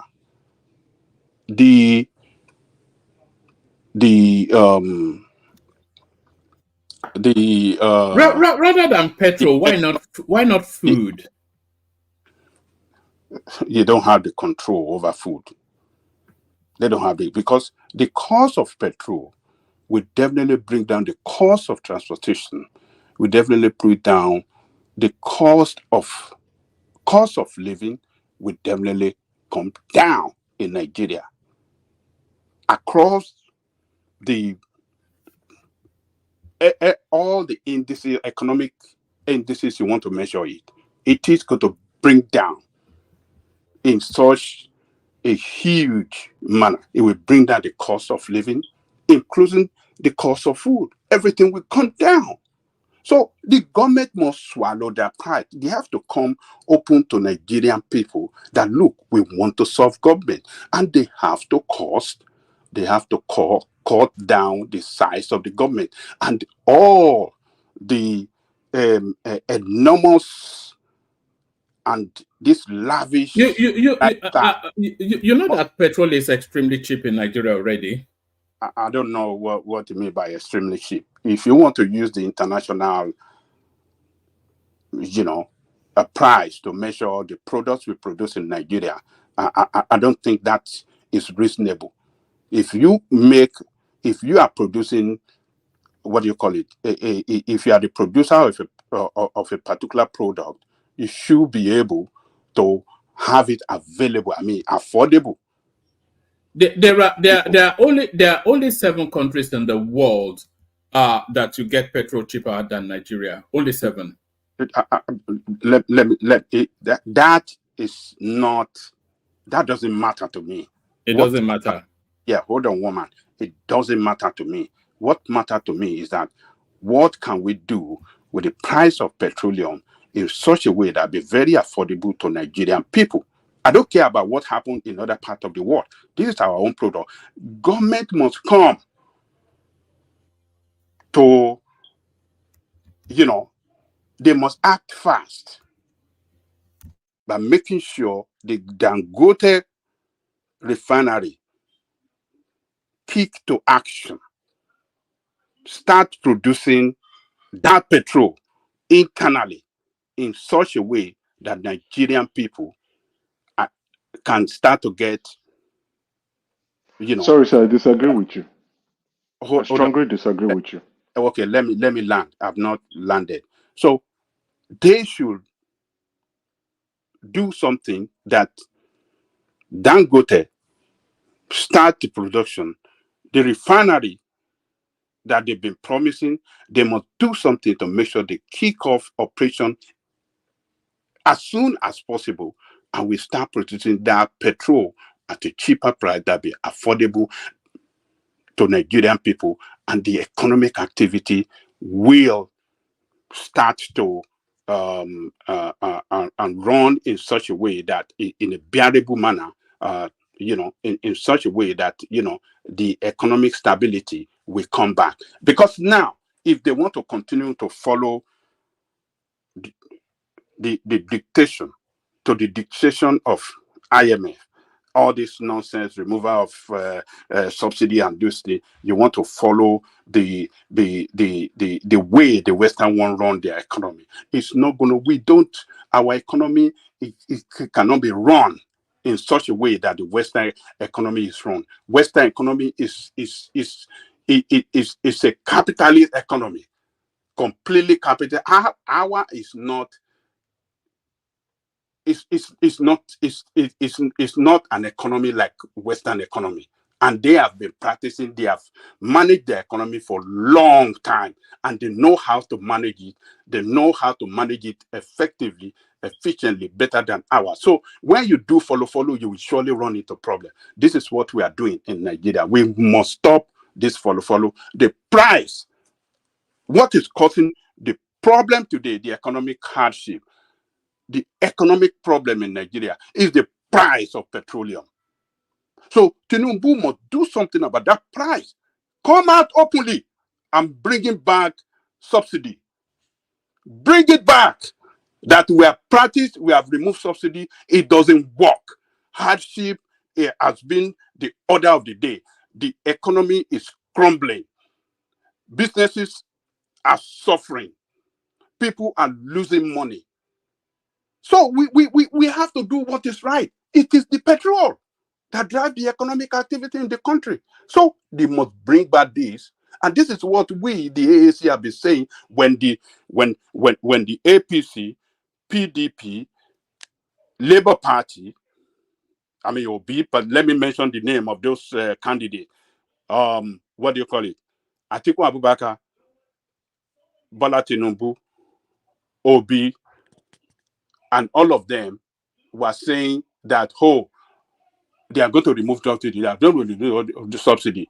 How would they manage the removal? Nobody say anything about it. But we in AAC said we are not going to remove subsidy, but rather we will fight the corruption around it and make sure that, look, these products, these resources that God is giving to us, we are going to use it to the advantage of Nigerian and the development of Nigeria. But what have we got now? Since the price of this thing, since he has shut up, the economic activity in Nigeria has been suffering, and people cannot bear it no more. So Tinubu must swallow the pride, cut the cost of governance, bring back this subsidy, and let economic activity pick up again. That is the way forward. We have diesel being produced in abundance by Dangote now. So let's do something of the petrol and bring down the price. That is what we have to do. And on Kenneth Okonkwo, look, Kenneth Okonkwo, I think people have to give kudos to him, whether you like it or not, for coming out clean. What he has done is that he's been part of OB since OB declared his intention for presidency. It's been with him all along. They lost the election. He studied the man. He saw everything about him. And I believe that Kenneth Okonkwo, he might have a tribal sentiment to it too, that OB is my own, let me support it. But I believe he genuinely, want to see a country that can work for Nigeria. And the leader that can effect that, he has not seen it in OB. Since the crisis of that rock Labour Party, OB disappointed him, and he cannot sit down, continue to pretend, following this disastrous path. I think that is what is responsible for his decision that, look, I cannot continue this journey. It's a journey to nowhere. It's a deceitful journey, and let me get out. And finally, he wrote why he left, and in his write-up, he mentioned that Obi lacked that leadership skill that can take.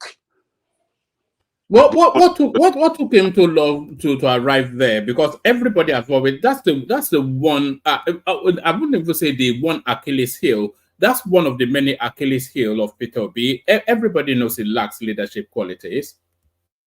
Look, let me tell you what took him so long. I think if he had quickly jumped out after the election, a lot of people will have said that, look,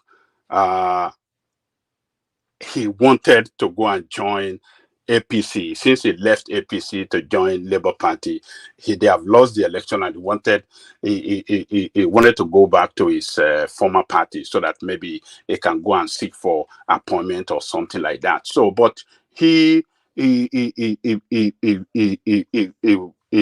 carried on after the election with the party, with Obi, and what he has seen so far after the election, the leadership that Obi should have provided, Obi have not provided that leadership. And, well, I think, no, I can't carry on no more. He's not the man that can truly, because Obi, the kind of leader, to fight these people, to wrestle power, you must be able to be very, very active by your word and your action. Your action, your word must be backed by your action. So Obi have not been too good in those two factors. His word, his action, most of the time doesn't cohere. So when you are looking for a true leader, and you see somebody that you believe in, or you are accepting or have accepted as a leader, and is acting in that way, your conscience will tell you that, no, this is, if your conscience is telling you that, no, I'm not in this, then you have to bolt out. I think this is what he has done. So we have to give credit to him for speaking out. And I believe many people will still come out to speak, because Obi is a kind of a man that you can't know where he stands most of the time on issues. Sometimes he want to play too good, not to rock the boat.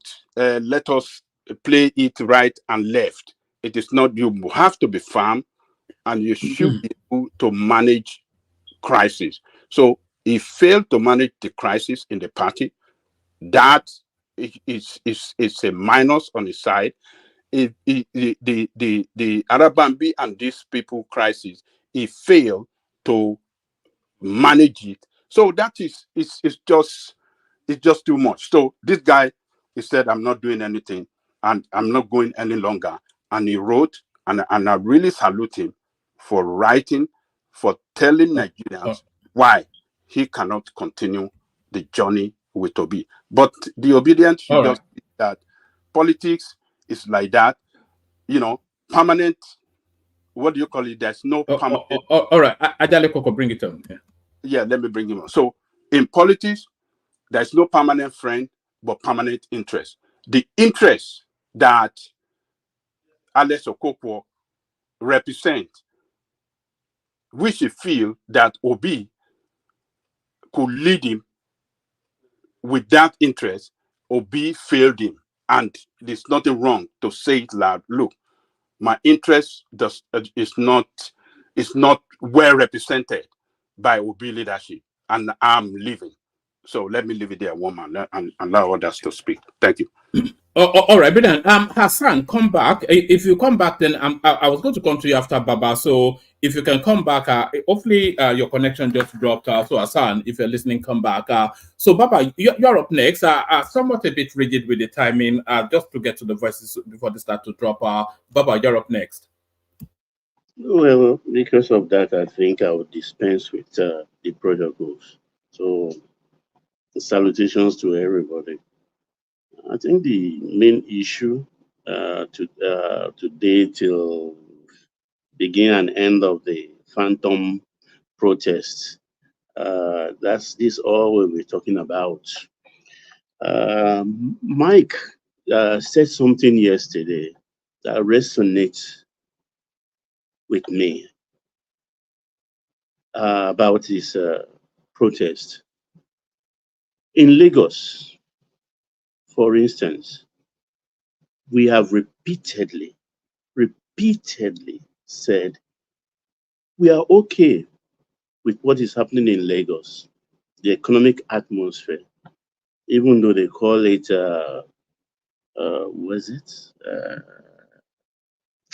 slum. We like that slum. They say the best slum among several slums in Nigeria. But we're cool with our slum. You understand? And because we've always suffered, anytime there has been protests in Lagos that spirals into riots. It's not 1, 2, 3 since the 70s. It has always been like this. And this time we are saying, okay, enough is enough. We don't want the protest. All we want in our state is calm so that we can continue on the trajectory of making Lagos a better place for everyone, where we are so welcoming that those that are not indigenous or not Yoruba speaking, their children attend school freely without anybody looking at their surname. They go to our health facilities, even though they rubbish it, say, oh, they don't give me medicine. At least you consulted a doctor, which you can't get in your own state. And we are saying emphatically, because in the East, since they've started sit at home, in all the states in the East, there are South people staying in the East. There are Southwest people staying in the East. Did they obey that order of sit at home? Yes. Can any of them venture onto the street of Ala-Igbo on a Monday and will not get the consequence of his action? Of course, yes. They respect sit at home as non-indigenous. That same respect, I want them to accord it to Lagosians. If we say we don't want any protest, we like as we are suffering in quotes, inverted and close quotes. They should leave Lagos out of it. And because this thing, whether we like it or not, I'm just being plain here, it has turned into a tribal issue. And with CAN, Christian Association of Nigeria, coming out to say they are out of this. It's also religious. A religious connotation has been brought into it. So we all have to be very careful. I know it's not just non-Yorubas that are in Lagos. Every other person, even Yorubas, are involved in the protest. They want to protest. They want to protest those that are Aluta-oriented amongst the Yorubas or the Lagosians. They want to protest and everything. But there's an inherent risk in that. Fine, it is the right of everybody. And like I said yesterday, it is my right also to enter my car, drive to my shop, drive to my office without molestation from anybody. Because I don't want to protest. You cannot block the road. You can't stop me. And that is why police have said, if you are protesting, please give us your itinerary, and also the space you are going to occupy, so we can protect the protesters and also protect those that are not protesting. It's a very simple thing. They have to understand that. Because today, I mean, people I talked to, we shared that building of that iconic Igbo Shire High Court building. That building was about 70-something years old when they burnt it down because it was built early 50s. And I have a romance with that building because I remember when the Polaroid camera came, I think 71, 72, I can remember, this heirloom we take around. I can't remember which of my homes I actually have that photograph. With photo, I was on top of the lion because you have these two lion gates. The building is not too dissimilar to Old Bailey in England, in London. You understand? Baba, can you take a question from me? Just let me through first, please, Panzer. You No, I understand? don't think anybody should ask questions when we are doing this monologue. Let people just use their 5 minutes. You can now say whatever you want to say during your own 5 minutes. Don't interject anybody, please. Thank you. You see, I remember very well that building. I climbed on top. We had fun in those. I was in my late. We are all approaching our end of our teen years. I climbed on top of the lion. It was a steep climb.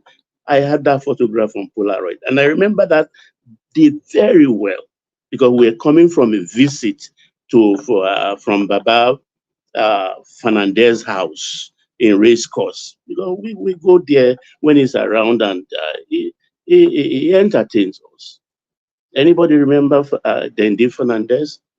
The Olori Ogboni of Yoruba land and worldwide. Kafata. You understand? So I'm a Lagosian true and true.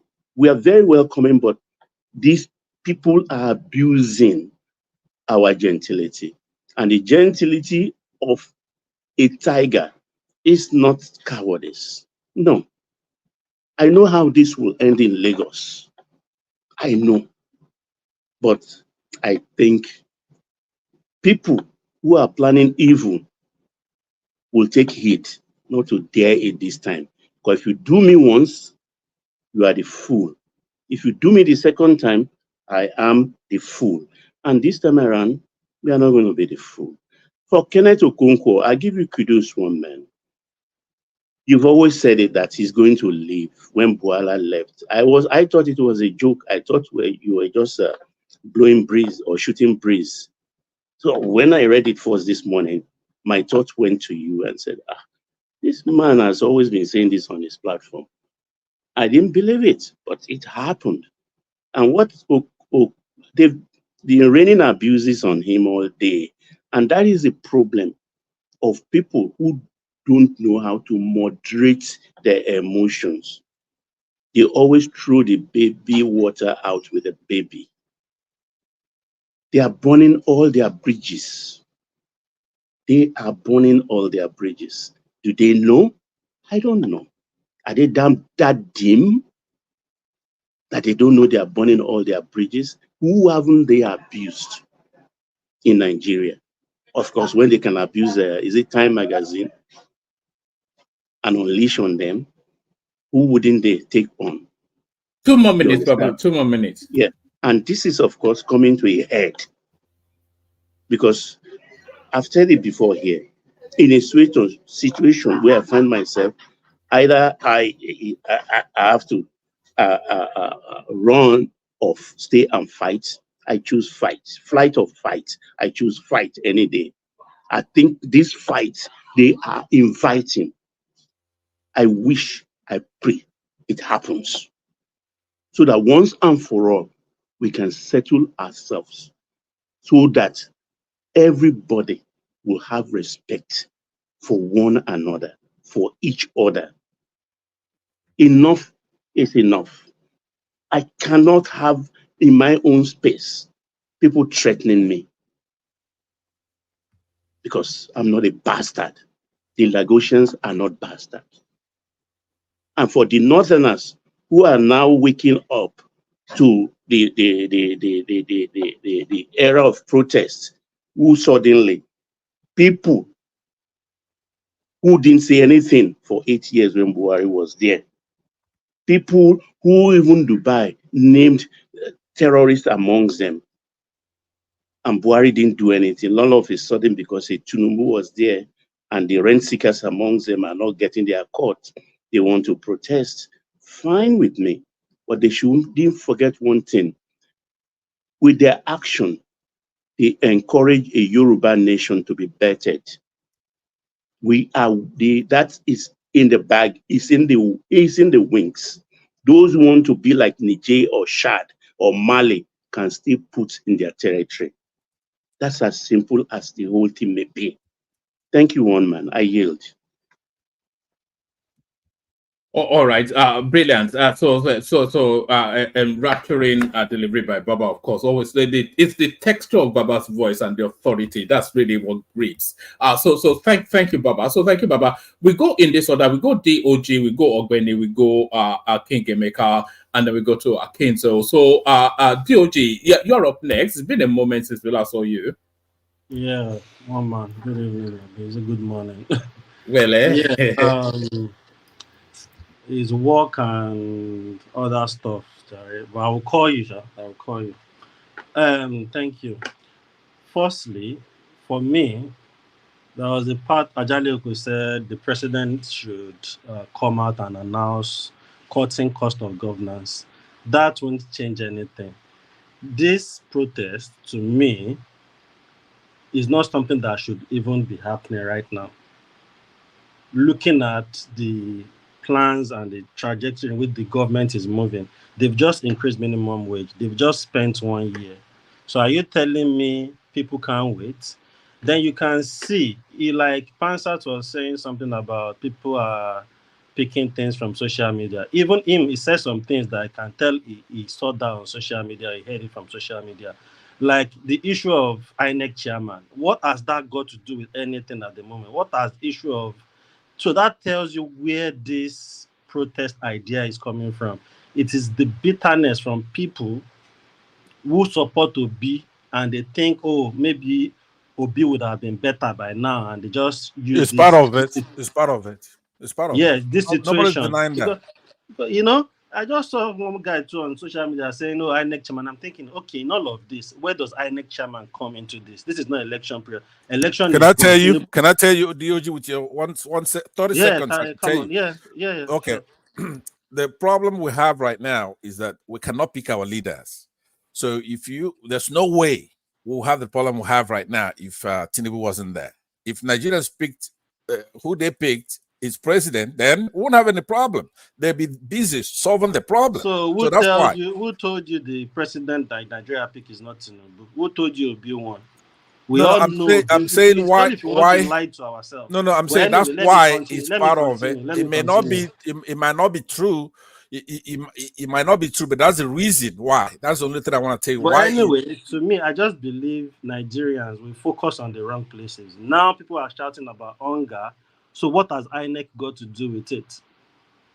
And that is the thing. And to me, this protest, at the end of the day, that hunger in that land, there is a lot of people that are just looking for means for something like that to happen, and they will capitalize on it to loot people's shop. There are people in Lagos till today, they've not recovered from that looting, from that toll gate, that is it October 20 or whenever they did it, 2020 protests, that NSAS protest. Some people have not really recovered from their shop being looted till today. I even saw one guy that was interviewed, and he even said it. He said his sister has not recovered, but thank God she's surviving. So there is no way that protest won't be hijacked because people are really hungry, if that is the case. Secondly, bringing fuel price down, like Ajaleoko said, I think I agree with that. But my only problem with that is fine. That will change how price of things are. But Nigerians, the traders, will never reduce or cut the cost from what is being increased to back to what it was, even if fuel price go down. So sometimes I believe as well, Nigerians as well, we are our own problem. We don't love each other.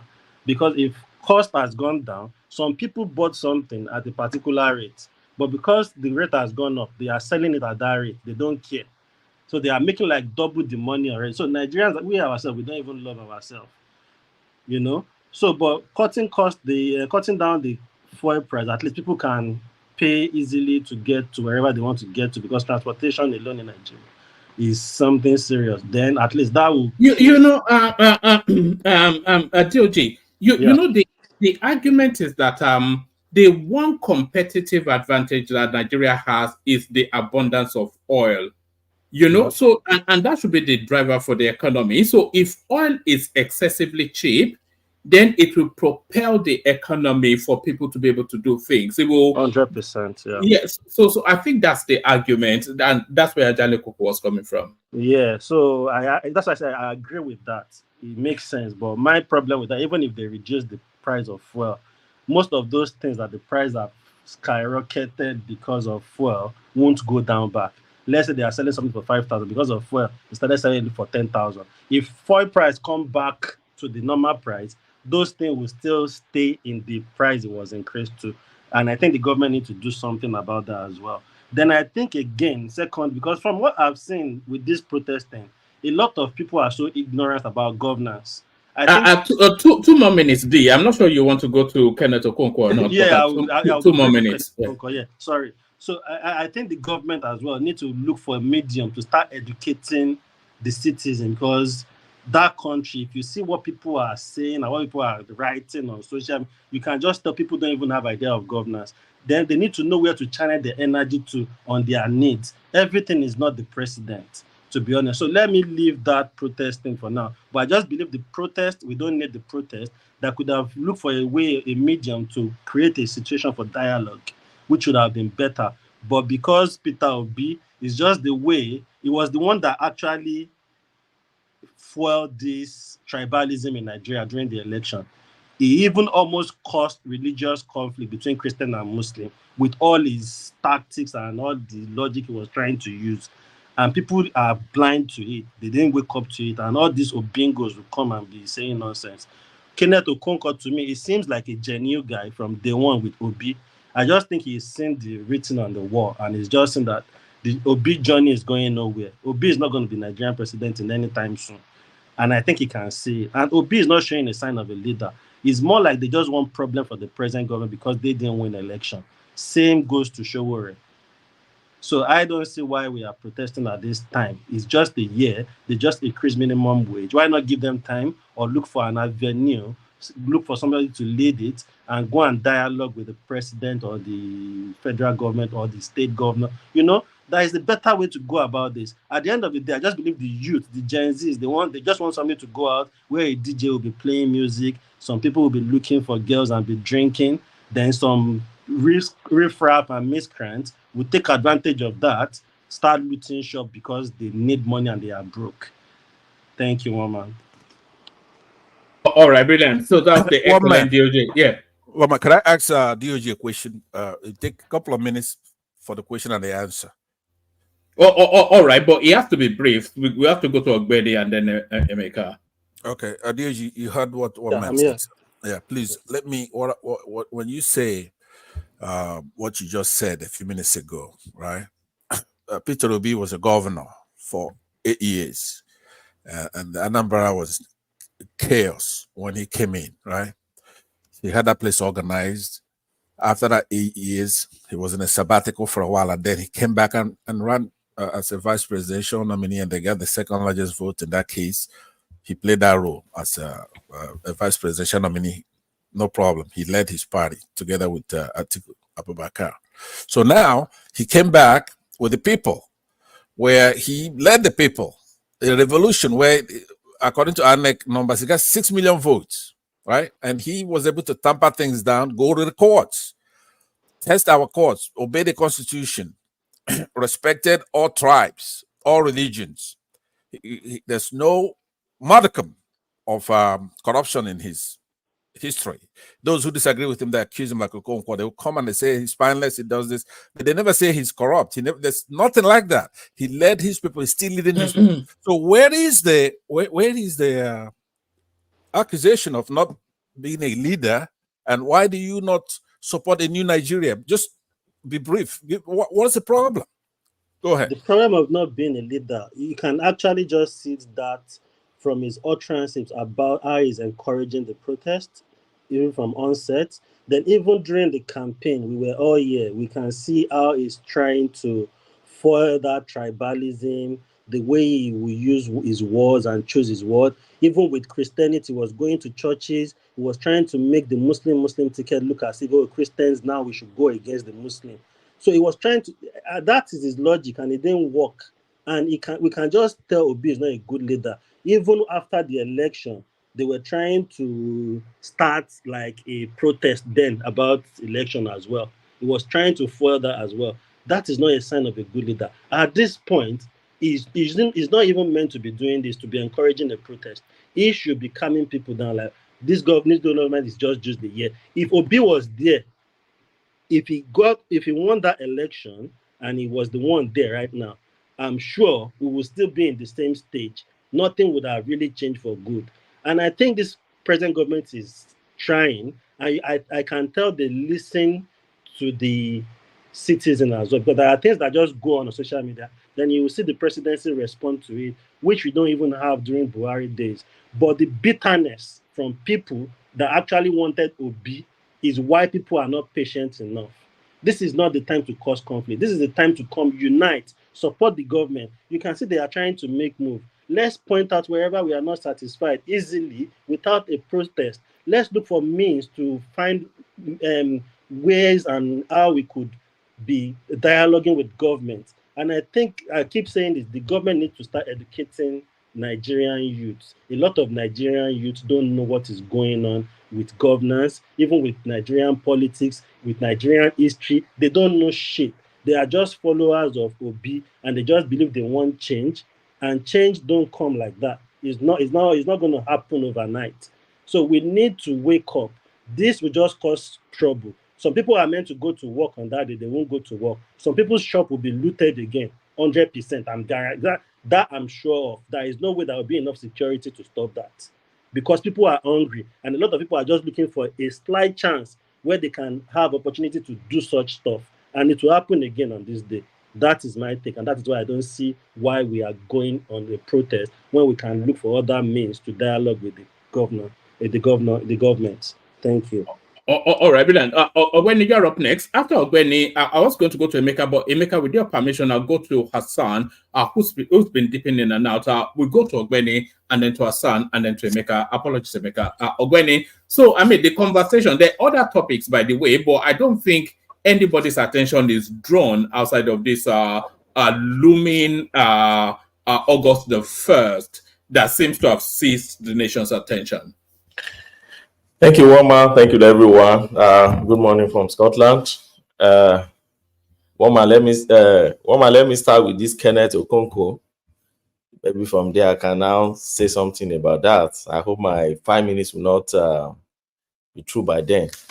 Now, on Kenneth Okonkwo, well, for me, many people that have described him as probably someone who was or who is truthful. Well, I don't know for how long I've been following Kenneth Okonkwo. I think I've been following the guy for a while, particularly ever since he has joined Peter Obi, to push for the presidential ticket for the 2023 election. And I'm following keenly his utterances, his conduct, and all the rubbish he goes most time on the TV to talk as if he's still acting Igodo or Igaza in Hollywood. If you recall, this same Kenneth Okonkwo, for every personality, everybody that has left Peter Obi after that election, he's been the one trolling them. He will talk about them. He talked down on them. For me, I see him back then as the leaders of ones that will give water to anyone that is leaving Labour. I remember when Doyin Okupe left Labour. Punch of 11 January 2024, he granted an interview. In that interview, he said, Doyin Okupe is an opportunist. Speaker, Pansat, it is DOG. I can see what you are sending to me in the private chat, calling me stupid and that. At least if you want to do that, you can super chat it. It will be better. At least let the platform make money. Thank you. Yeah, super chat. Only super chat verbally. He's calling me stupid. I'm talking No, nonsense. So as a you super know, chat instead Bansat of now is private not chat. Why is it private chatting it? it's not of this world. But Man, you need to go and sleep, Pansat, man. I'm not that stuff that you want. I'm not the type you want to try this night. So just stay and chill, man. When Carry on, you speaker, sorry. okay, when Doyin Okupe left Labour Party, Doyin Okupe cited ideological differences, if everybody can recall. That was the core of his departure, okay, or for his departure, I mean, from Labour Party. He said because he believed Labour Party was drifting towards leftist side, and he has always been a relative liberal Democrat in his for his entire life, and that he only joined Peter Obi to win election, and he believed Peter Obi lost that election, and then Okonkwo went gaga on this issue. I remember that interview. He said, "Okay, what if Obi had won? Would Doyin Okupe have left?" You know, said he's an opportunist and all sorts of names. So today is his own turn now. He's now living on what? On ideological differences on what? On the fact that he believes that Peter Obi is not decisive enough. Or so you can see, and that is why Wole Soyinka, is it that man? Yoruba said, "What an elderly man will see right from under the tree. If a child climb the tree, there you won't see it." Wole Soyinka said it when he said, "If you like, keep harvesting wind. You will stop, or you are grooming a monster. You yourself will be consuming in the monstrous act that you are building." You see, and that's my issue. So when we kept saying Labour Party does not have the necessary structure, and that Peter Obi has refused to put structure on ground, Okonkwo was one of the major guys defending this guy everywhere and say, "Oh, they don't need structure. Obedience is their structure." Everywhere around. We said Labour Party has no agents in about 2/3 of all polling units in the 2023 election. How did you want to win the election? Okonkwo was one of those defending, and Tanko, that one. I know that one will leave one day. We'll come here to discuss it too.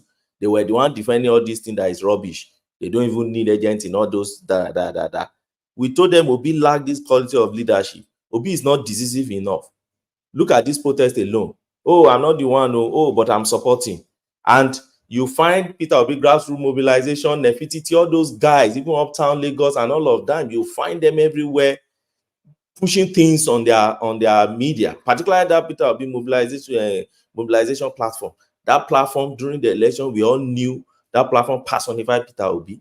Go and check what they've been putting there. There was one I sent to you. I know that you didn't put it because of probably what about your favorite channel, by the way, Obidate TV? Whatever happened to that place? That place they've turned into something. I follow it. I still follow them. You know, and these are the guys. If you go to Obidate TV, you still find it there. These are the guys that are pushing this thing. And when the ruling party came out and said, "Look, the one foiling this thing, you are sponsoring this," they said, "No, it's not me. Oh, it's not."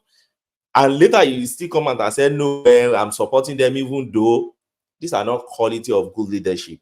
And we kept saying it. I remember during election, he said, "I won and I will prove it." We were all waiting for him to prove. What did he do?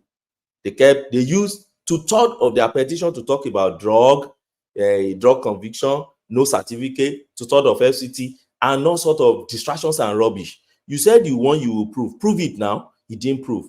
And we came here and said, "See, these are not qualities of good leaders. If you say you win, just go and prove that you win this case. Leave all this distraction." But Kenneth Okonkwo was the one trolling judiciary all lies on judiciary. They were the ones, "Oh, judiciary is gone, judiciary is finished," and all those. So when I see them, even on Labour Party, the way Obi handle Labour Party issue, we kept saying it here that you're a leader. You shouldn't take side with maybe Abure against Apapa or Larabambi. You should be the one to start to unite them and find, is this same Okonkwo that will come out and say Arabambi are jesters? On the national TV, call Apapa an hungry man, that we should look at him. Can he even afford to take a flight ticket that now is flying private jet around? So what has changed? That's why I asked. Many people have left Labour. Doyin Okunkwo left. Abure and Obi fought. Later they resolved. Balami left.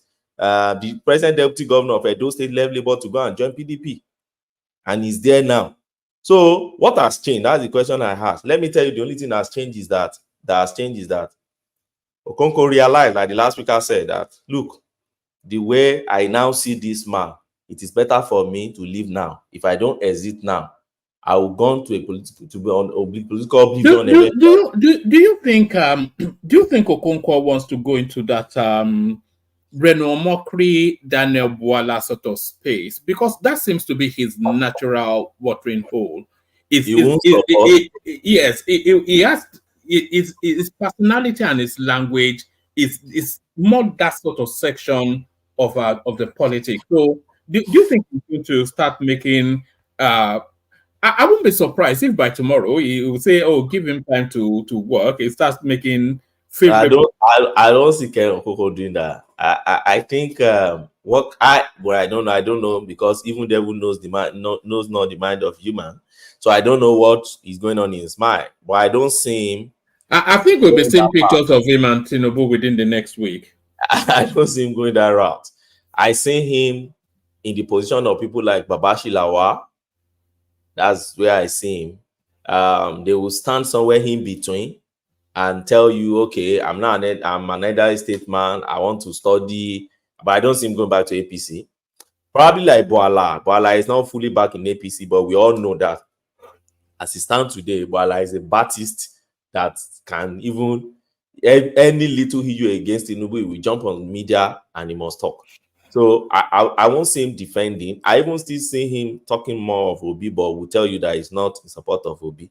But congratulations to him. Congratulations for his freedom from the world of fantasy and the world of illusion that he has put himself. I hope people like Pansato are still living in that world. We one day change, if I thought they would change.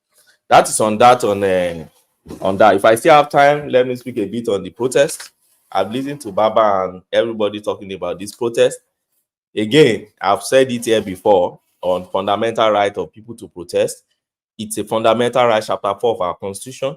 It's non-negotiable. It's inalienable. Nobody donates it to you. You have it naturally because you are a human being first. Now, our constitution protects this. I've read out those sections here before, section 39, 40, 41, 44. And I got to section 45. I said, look, with all this freedom of movement you have, movement of your property and everything, freedom of expression, freedom of assembly, and all these things. There are provisions in that same law that says where that your right ends, that is where another person's right begins. So it shouldn't intersect to that person's disadvantage. So if you're protesting, and by the way, protest is not the same as riots. And I think our youth should try and understand that. Protest is not the same as riot. What you saw in Kenya was largely a riot, not protest. And I keep saying, what have they achieved? Yes, the man dismantled his cabinet, but the same cabinet is back now. What have you achieved? You destroy all the shop and everything in your space, in your capital city. Now, no good insurance for those businessmen. They are the ones suffering. What have you achieved? These are the things I keep asking myself. And I said it again. They said, oh, after all, Tinubu also worked in 2012 against Jonathan and everything. So we should turn governance now to do me, I do you. So when will we move forward? Now, I hope the protest will remain as protest and will not cross line to riot. If we cross line to riot, then that's a red line. Then the security agencies must protest those ones that don't want to protest, and you are affecting there's an inevitability to it because all of the body language of the protest, the language is it leans more towards a riot than anything else. No, I don't see it again.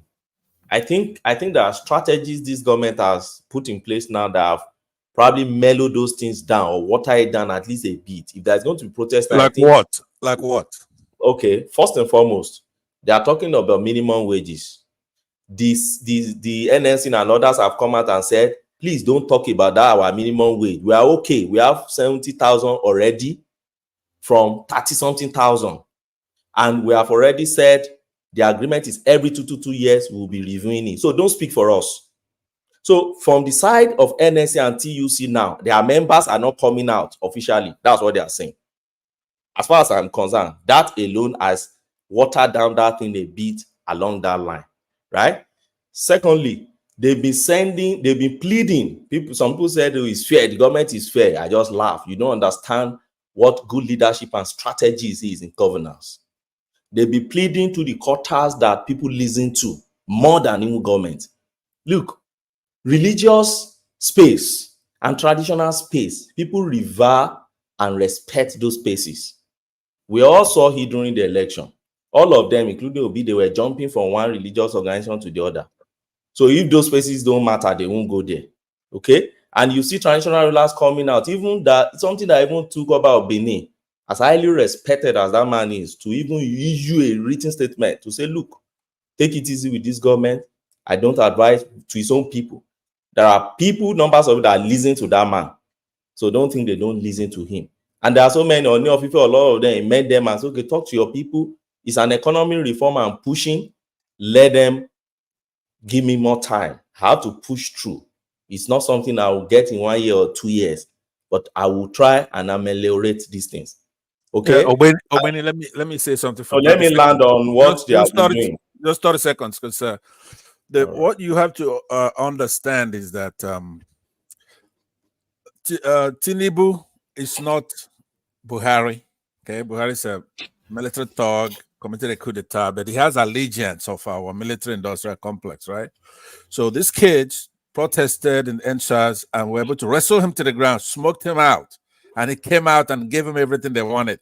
Tinubu doesn't even have that kind of stomach, right? So don't belittle what's happening. This stuff you just said right now means that you're naive, right? If you think summoning religious leaders, this is we have a protest that's been scheduled. The government has been notified. August 1 is going to come down and you're going to understand what's going on. You don't know what's going on. If you knew what's going on, you wouldn't even talk like that. We have a protest Nothing is coming, going right? on, Jai. Just let me Please, finish continue. this time. What's So going what on? I'm saying is that you said 30 seconds, though. Yeah, okay, yeah, you did. But thanks, by the way, thank you. I will continue. I want you to understand what's coming. Yeah, please go ahead. give me 30 seconds to Ogbeni. Okay, you see, this is the recurring language that's getting me antsy all the time. Tinubu is a coward. Come on. If there is any brave person in Nigeria today, it is the man called Tinubu, a man who is doing the reform. Everyone, including OBJ, has kicked the can down the road. You call that a coward? That's even an umbrella statement they've been using for the Yorubas. They can't face the Fulanis. But there has never been a brave man like OBJ, who Abacha declared wanted. He was overseas. The Pope, everybody said, don't go to Nigeria, don't go, he will kill you. Obasanjo landed. He was put in prison. That's a brave man. Compare to a man who led his people. Hey, keep quiet, please. Keep quiet. He has a barman. Compare him to a man. Okay, I agree. I just who couldn't act like Savimbi, who stayed in Angola and died as a rebel, who has to leave his people in mystery and travel to Cote d'Ivoire. The Yorubas are warriors. Thank you, Ogbeni. Carry on. Okay, I won't go to that area because I'm reading. There's a book, by the way, there's a book I would suggest to everybody to go and read. The book came out, I think, 2023. I just stumbled on it. I ordered it on Amazon. I'm reading it. It's written by Jonathan Derrick, Biafra in the News, the Nigerian Civil War seen from a London news desk. Very nice book I'm reading. No, so one man, I don't see the protest. I know the protest will still go on. I support the protest. I want the protest to go on. My own is I don't want a riot. If you turn protest to riot, then I expect the law enforcement agency to protect those who you are also affecting. And I know the government they are taking minimum wage. The workers are saying we are not part of this. We struck a deal every 2 years. We say we'll be reviewing. No government has ever struck such deal with them before. Every 2 years, and no government has ever increased their money, except I think OBJ, by 100% plus before. And they've got this done. They are pleading to them. They are pleading through religious leaders, through the traditional leader, and also the police has also won You see, there's a strategy. You know, there's one master stroke Benny, that the police did, that the leader should submit their names and addresses. So I think that would be a calming influence on all of us. You know, Woma, you see, there's one strategy I see this government doing, which is calling out the opposition. It's a strategy. People think, oh, they just no. For me, it's a strategy. I've looked at it deeply. I say, okay, this is actually a strategy, because the oppositions are the one that can really hijack this thing to delegitimize the government and undermine that government, right? Running through to 2027, so that you can embarrass the government, okay, and then you go to the international news and then blow it up, okay. So as it is now, they've called them out already. All eyes on you. They've said, Obi, you are the one sponsoring. I see Patutomi trying to damage control now. Possibly the man didn't even know anything, and they just call his name as part of the one sponsoring. I saw the guy making shalaye, many shalaye now. The guy is just shalaye things. And I said, this is a very this is a very mischievous strategy from the government. Nobody's doubting that the government is tough now. The argument you're making is like, people are saying that the government is not stronger than a section of the country, or no. The government is strong. The argument I'm making is this: they've been making a multi-dimensional approach to this. Unlike other, where I can excuse Jonathan because that one was spontaneous. Everybody went to December holiday. We woke up January 1st, and the guy made that announcement. When 3 more minutes. Okay, thank you. But I can't excuse NSAS because they planned NSAS. It was on social media before they started everybody, so I can't. But this one, see the approach is different from NSAS approach. They've been going through, and at the same time, they are sending stern warning to people who might want to hijack, and they've told you there's intelligence report that shows that some people may want to hijack. So you that will come out, you should be careful. You know where to go, know where not to go. Not that you are protesting and you are moving close to ShopRite on that day. Whatever happened to you in ShopRite, if it escalates to looting, you bear the brunt. That's the EU. So me, I see them managing it that way. The only area I have not seen, which I don't know why, which I think political scholars or analysts would find answer to that, is that in a situation like this, since we've had Kenya, and we are seeing almost them being inspired from Kenya, because as far as I'm concerned, it's Kenya that is inspiring this thing now. Okay, we've had Kenya. Now, possibly, we should see the president coming out to address the nation and say, look, but political analysts can say no. So for every issue, the president should be coming out to address the nation. That is a distraction. You don't. But could I give you a scenario? Let me give you a scenario. Then you tell me. Don't give me a scenario, because we have to get to just one people. Second. No, you've interjected them out. I know. Just the last one. I want to interject after this. But let me give you a scenario, right, that you haven't thought about. Let's say this on the 1st of August, this protest starts, right, and it has international dimension, maybe because of this oil thing that's happening, the oil companies or whatever. Say the United States is interested. Let's just say they want to use these protesters, right? And on the first or second day, we have a bunch of casualties, which will include our leaders, right? Yeah. Do you understand what I'm saying? Whereby, what's his name? Shetima is gone.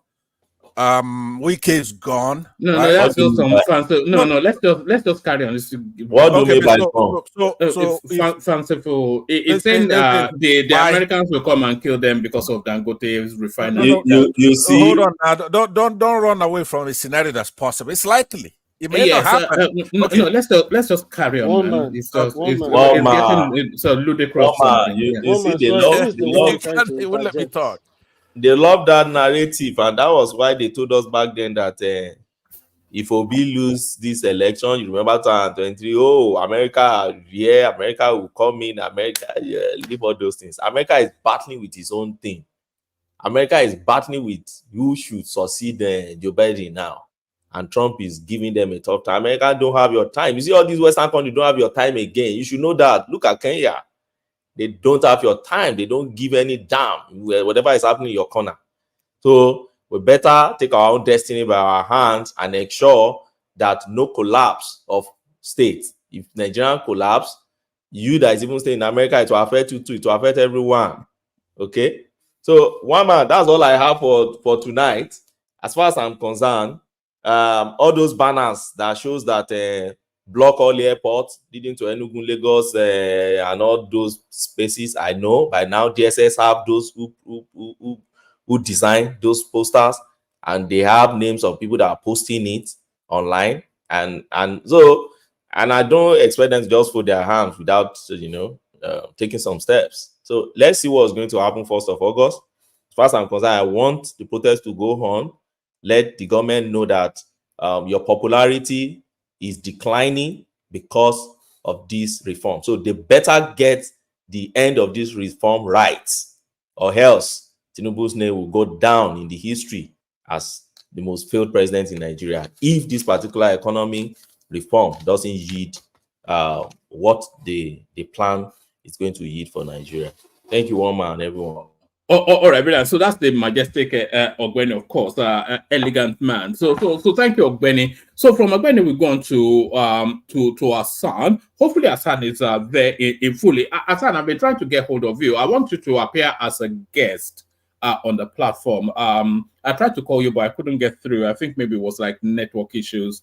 But if you are not fully occupied tomorrow, then maybe we can arrange it. But I'll speak to you offline. But Hassan, let me trail you in with a 2-minute clip, and then off the back of the clip, you pick it up. I can also tell you their game plan because we have seen all of these things through credible intelligence is to create chaos and precipitate a coup and take Nigeria back to the halcyon days.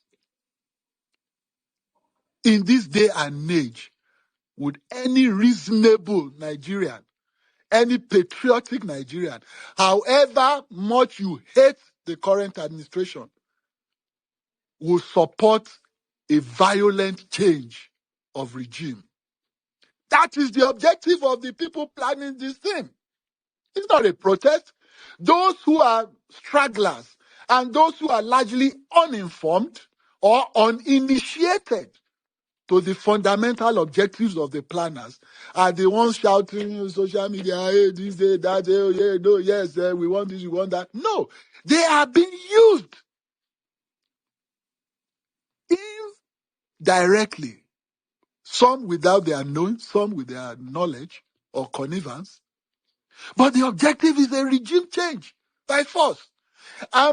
Please, you'll agree with me that no responsible, responsive government anywhere in the world will sit back and allow chaos to take place in its area of jurisdiction. It's not possible. It's not. Why? I did tell you that we are veterans in protest, so we can never muzzle protest. Just a few weeks ago, the NLC protested. We didn't muzzle anybody.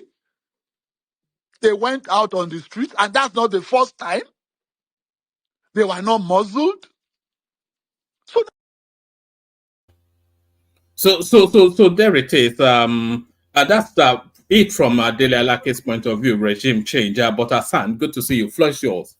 Yeah. Hello, everyone. I hope you're all doing well and you're living your best lives. One man, you see, what is happening with planned protests and what it is evolving into. And when I look at it, and I've listened to different people speak, from Ajani Koko to Baba to Pansat and to now to Ogbeni, and everybody has his own take on the matter. However, the last time I was here 3 days ago, I was saying that at the end of the day, people in the north are very religious people. So the prayer has always been that people are going out to protest, but that it should be something of benefit for Nigeria at the end of the day. Now, obviously, while there is an intersection between what people in the north want to do with the protest because of the inflation, and people here are relatively poor compared to other parts of the country. While there is that intersection with people, in other parts of Nigeria, especially people who are coming from that, IPOB like space, and how extreme uh, their goals for the protests are, it's obvious that I'm beginning to see that this protest, it is foolhardy to expect that this protest will not happen. I think it will happen, but I think the government will manage. And I am expecting personally that the president is going to address the nation, and that he is going to make some sort of concession, to mellow all this down. Um, I agree with Ogbeni with what he says about the government having a strategy, and that the way they are handling all this is about strategy. And if that strategy should work, then I believe just before the 1st of August, when this process is eventually going to start, the president is going to address the nation. He is going to make some sort of concessions. And I know if he does that, as far as the people in the north, of course, these people voted for this man. And it's just that his kind of leadership has not been the one that he communicates with the people enough to convince them. And there is this, continuation of the Buhari thing about leaving people hopeless. There is no, enough respect to come out and tell people, okay, this is what we are doing now, to ameliorate the problems that you people are facing. And people are battling with basics. People are so hungry, and this is creating friction, a lot of friction. And if what we have heard about Tinubu, about him being this political gladiator who understands the landscape, who always gets what is done, if that is truly who he is, then I don't believe that he should leave this, problem of extreme poverty and hunger to continue to fester to the point that it will lead to the kind of rhetorics that I'm hearing from different spaces about violent regime change, anarchy, chaos, and all that. I believe it's not going to reach that.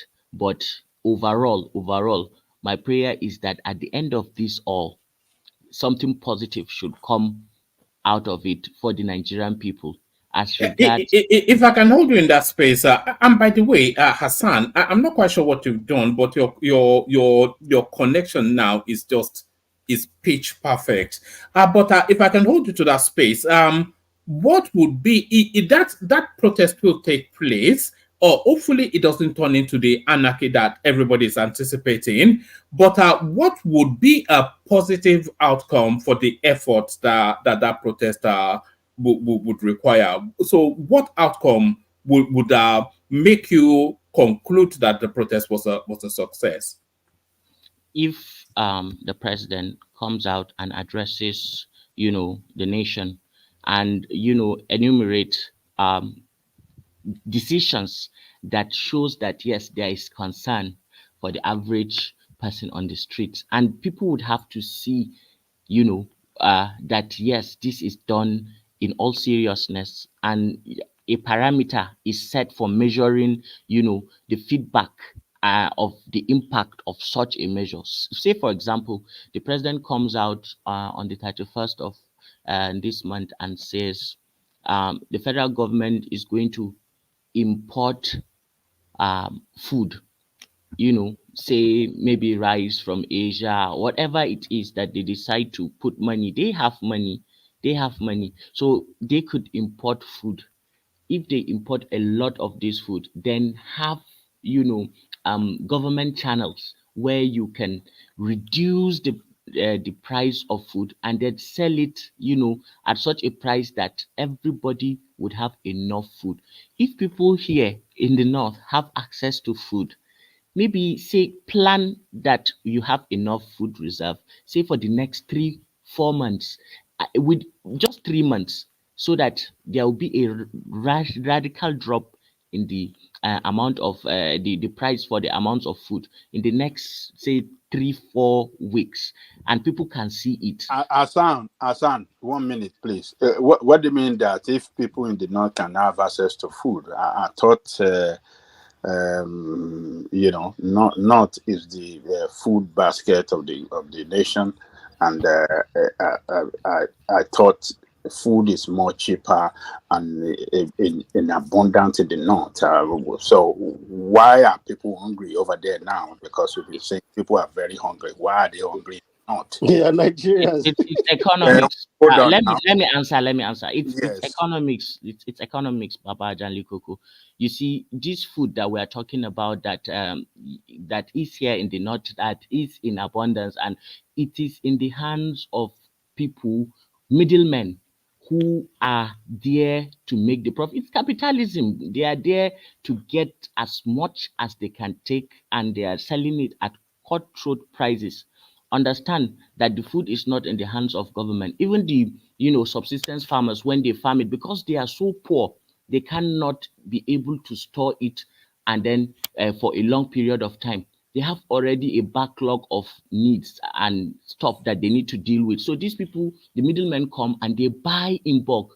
They have these large stores, and they are all ex-government officials, a few other businessmen who have huge capital, that they put because the government is not allowing any other food from outside to come. If you have the capital, you just go and buy from all these small village farmers, and then you have a big store, and then you keep it there. And with this way the inflation is rising, you can control it enough that just maybe 10-15 people will be controlling the amount, because nobody else has it. And now it's planting season, so everybody is out there in the farm trying to plant and then get what he wants. So because the majority of the food is in the hands of a few people, then, and they are the ones that are going to sell it at the price that they are going to sell it. I mean, it's capitalism. So this Yeah, makes can I it ask you a impossible. question, Hassan, please? Hassan, Let I me actually, sorry, Hassan, I actually know a girl that is in that space. I'll put her on the screen now, actually. This girl right here, her name is Maria Habila. She does that buying into storage of food items to maximize profit. She's a kind of girl, but yeah. Sorry, carry on. Look, if you have Yeah, the one capital, man, I plead for him business. to give me just 10 seconds or 5 to ask him a question. I've not Hassan, landed, and no, I have not it's answered about Baba. you can answer later. Okay. Let him land. I think he wants to keep the momentum of what he is, and then come after when he lands. One man. Yeah. Sorry, who is going to interject? It was Baba. Oh, Baba. Okay. Oh. Yeah. All right, carry on. Okay. So you see, that is what is making the people in the north so angry. Food. These are people who have access to food for most of the time, and just within the space of 1 year, they have lost access to food. Now they are angry. If you can get these people subsidized food, it's not even about the petrol. People are talking about, and the president should reduce the subsidy or bring it back. No, I don't think that is exactly what will happen. If the government can get the food into the country, they can transport it to the various states and then have people have access to that food, then the anger will come down. Then within the next 3 months, then put in place a mechanism that which should have been done earlier, before the president removed that subsidy, a mechanism to ensure that you are cushioning this effect. You see this 70,000 naira into the accounts of 5 million Nigerians, it will not go around enough to make the impact that you think.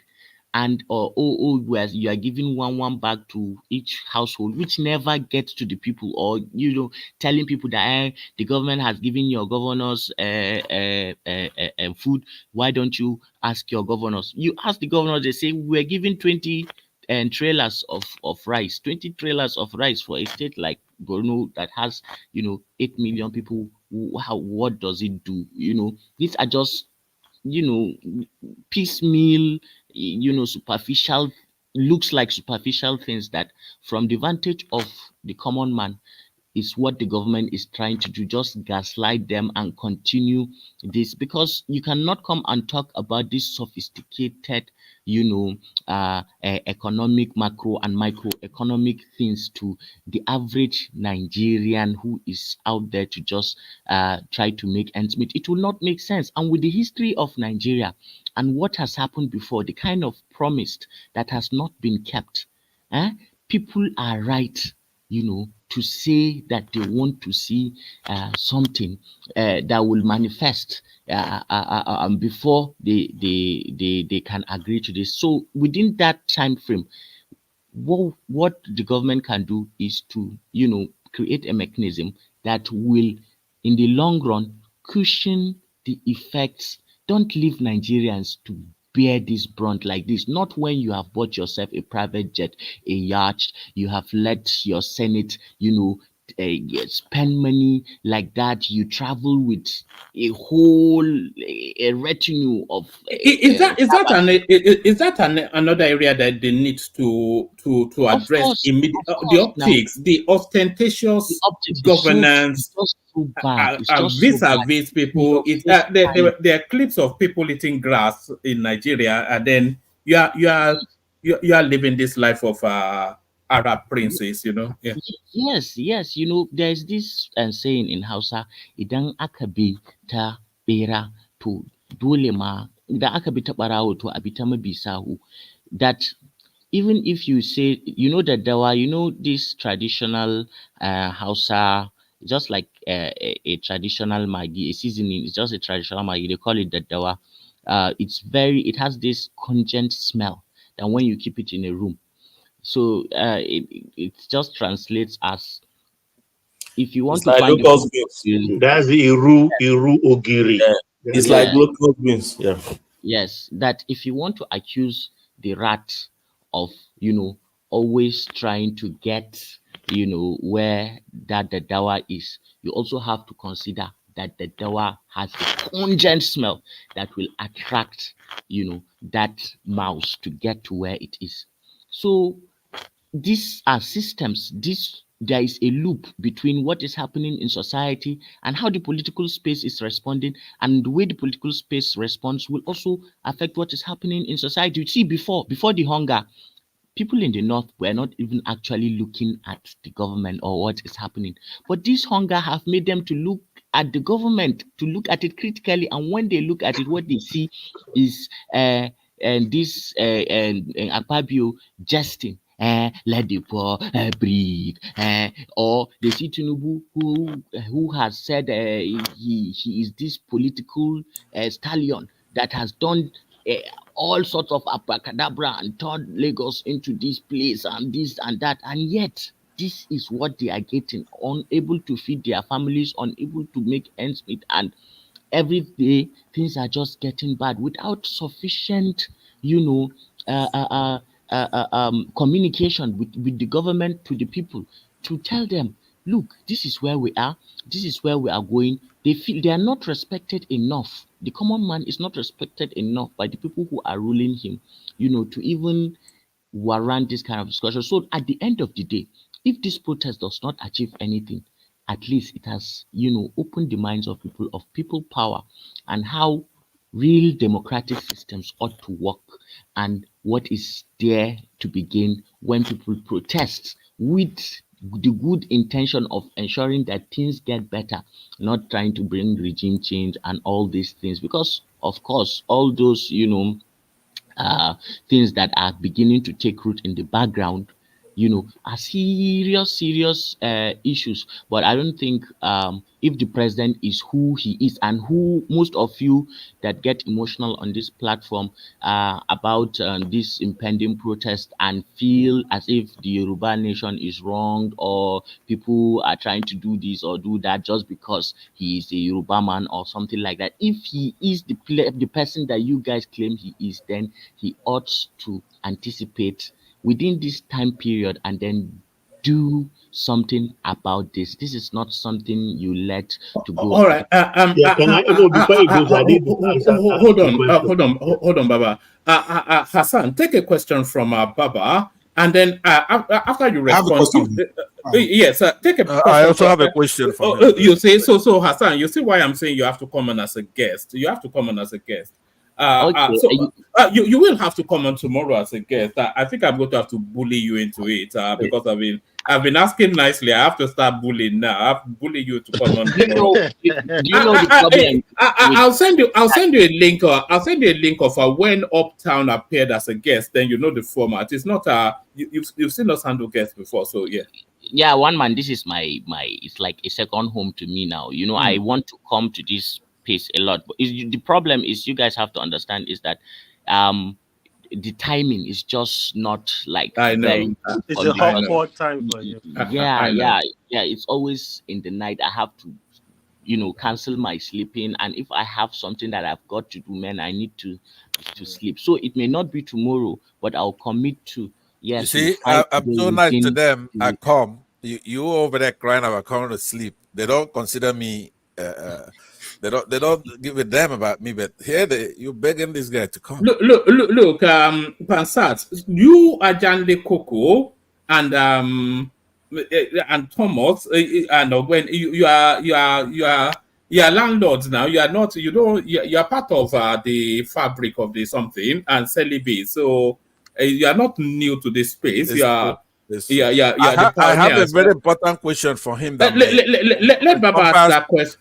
Yes, I think Baba wanted to. Baba, could you yield to me? I am standing by to ask question. Can this be orderly, please? All right, but we have to make it somewhat sharp. Can you hold on, please? Hold on. We have to make it somewhat sharp. So Baba, condense the question. Hassan condensed the answer. Then Akinzo condensed the question. Hassan condensed the answer. Pansa condensed the question so that we can move it around. So Baba first. Sounds good. Yeah. Okay, Hassan. It seems you're not paying attention. About a month ago, the presidency talked about 150 days open window. They are going to import a lot of grains, rice, and that stuff. It takes time before you open your pro forma invoice and start shipping, do your purchase and start shipping. And it takes, if it's Europe, maybe 12, 14 days before those goods will get here. That is one. Well, and when they made that announcement, I think it was people of Taraba State say, oh no, Mr. President, we have enough rice. We can feed the whole nation with it. And things like, and on this platform, we're saying, where were this rice when people were crying of hunger? Now you said you people are very massive protest.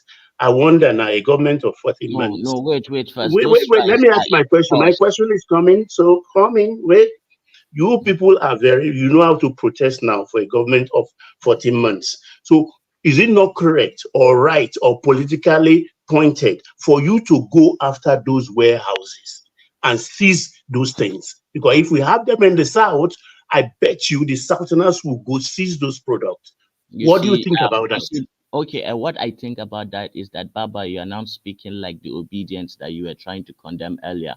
Why should we people go and take other people's thing? Isn't that your complaint all over in the first place, that this protest may lead to people go and doing criminal things? Just because somebody is a businessman and he has this thing in his stores, it's capitalism we are doing. He's doing his legitimate business. Why should people go and break it and loot it?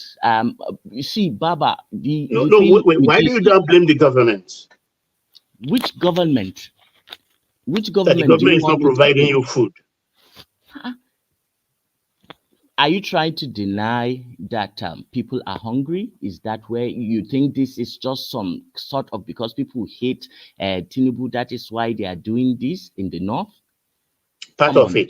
No. Part of it. Well, I think if you think that, then maybe you have limited information, or there is some sort of deliberate laziness in trying to analyze this thing to the logical conclusion, or maybe you've had such a good life and you do not understand what it feels like to be hungry, to be deprived, to be hopeless. I thank you. At least you're not calling me an idiot. So carry on. No. I'm just trying to understand this human to human, me and you, because you seem to want to latch on. No, you know why? You know why I'm stiffly against the Northerners protesting, because their own kid and kin ruled that country for 80 years.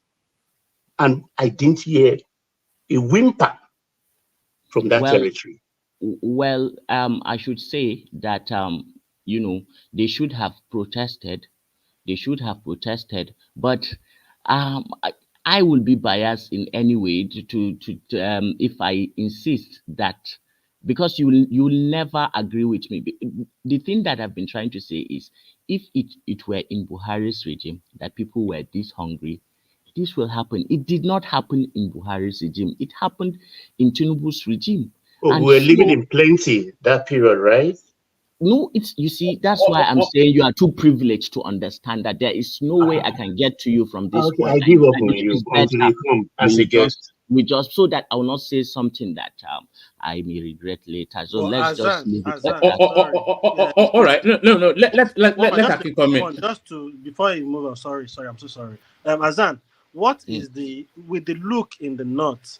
Do you think the protest will be that? Are they really putting their mind to it?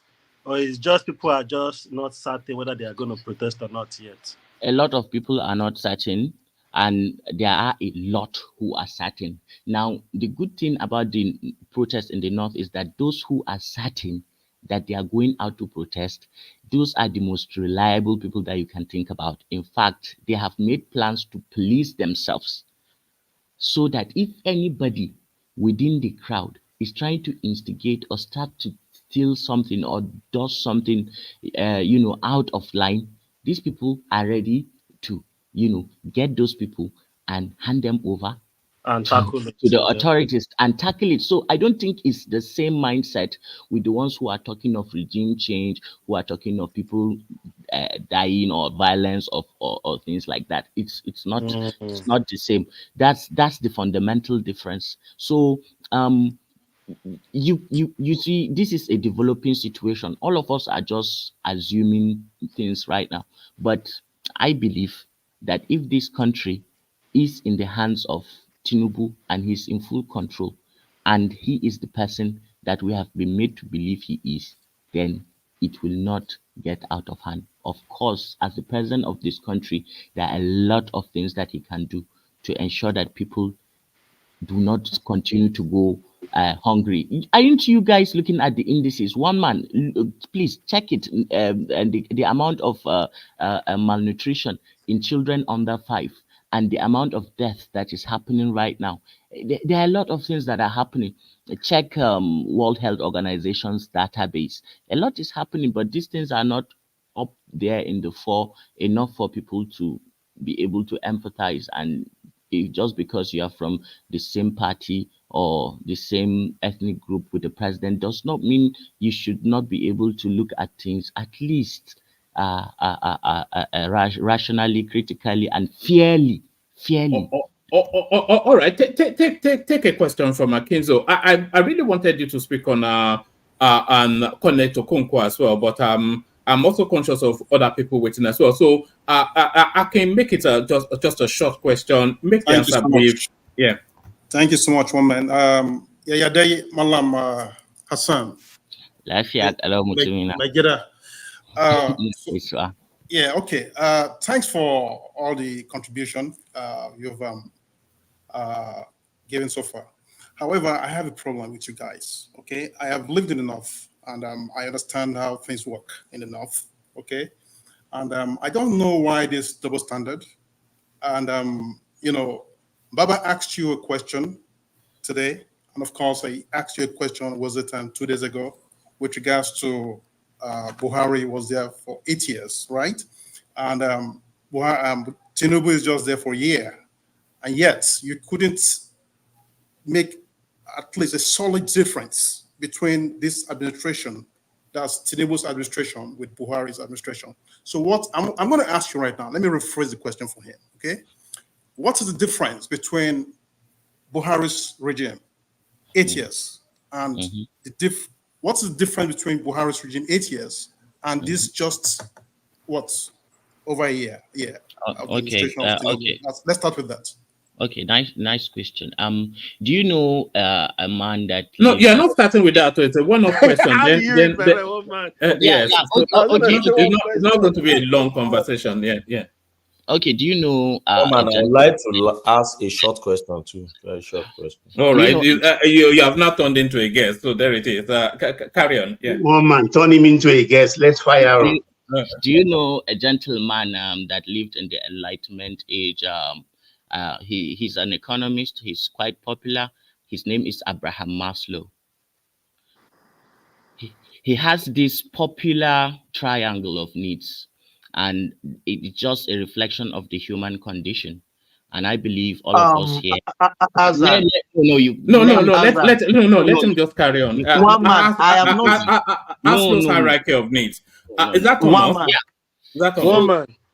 Yes, yes. Listen to me. One man. Sorry, I guys. am not One asking man. questions. You guys should allow him as well. Yeah, Why would you ask questions if you won't let me to answer?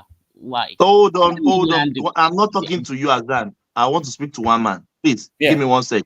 One man, I will kick myself out. I think Madam Sita wants to come in. Replace Don't me go too with Madam far. Sita. Don't go too far because No, I want I'm to. here. Yeah, One yeah, man. yeah, I yeah. am here. I'm with you. Yeah. I will kick myself out. I'm with you. Don't worry. I will kick No, myself out. don't worry. We've upgraded the something, so Zita can come in, but I'll just shuffle you. We can have 4 people in the background. Yeah. Oh yeah, good. You shuffle me. I think Madam Sita want to come in the comment Yeah, section.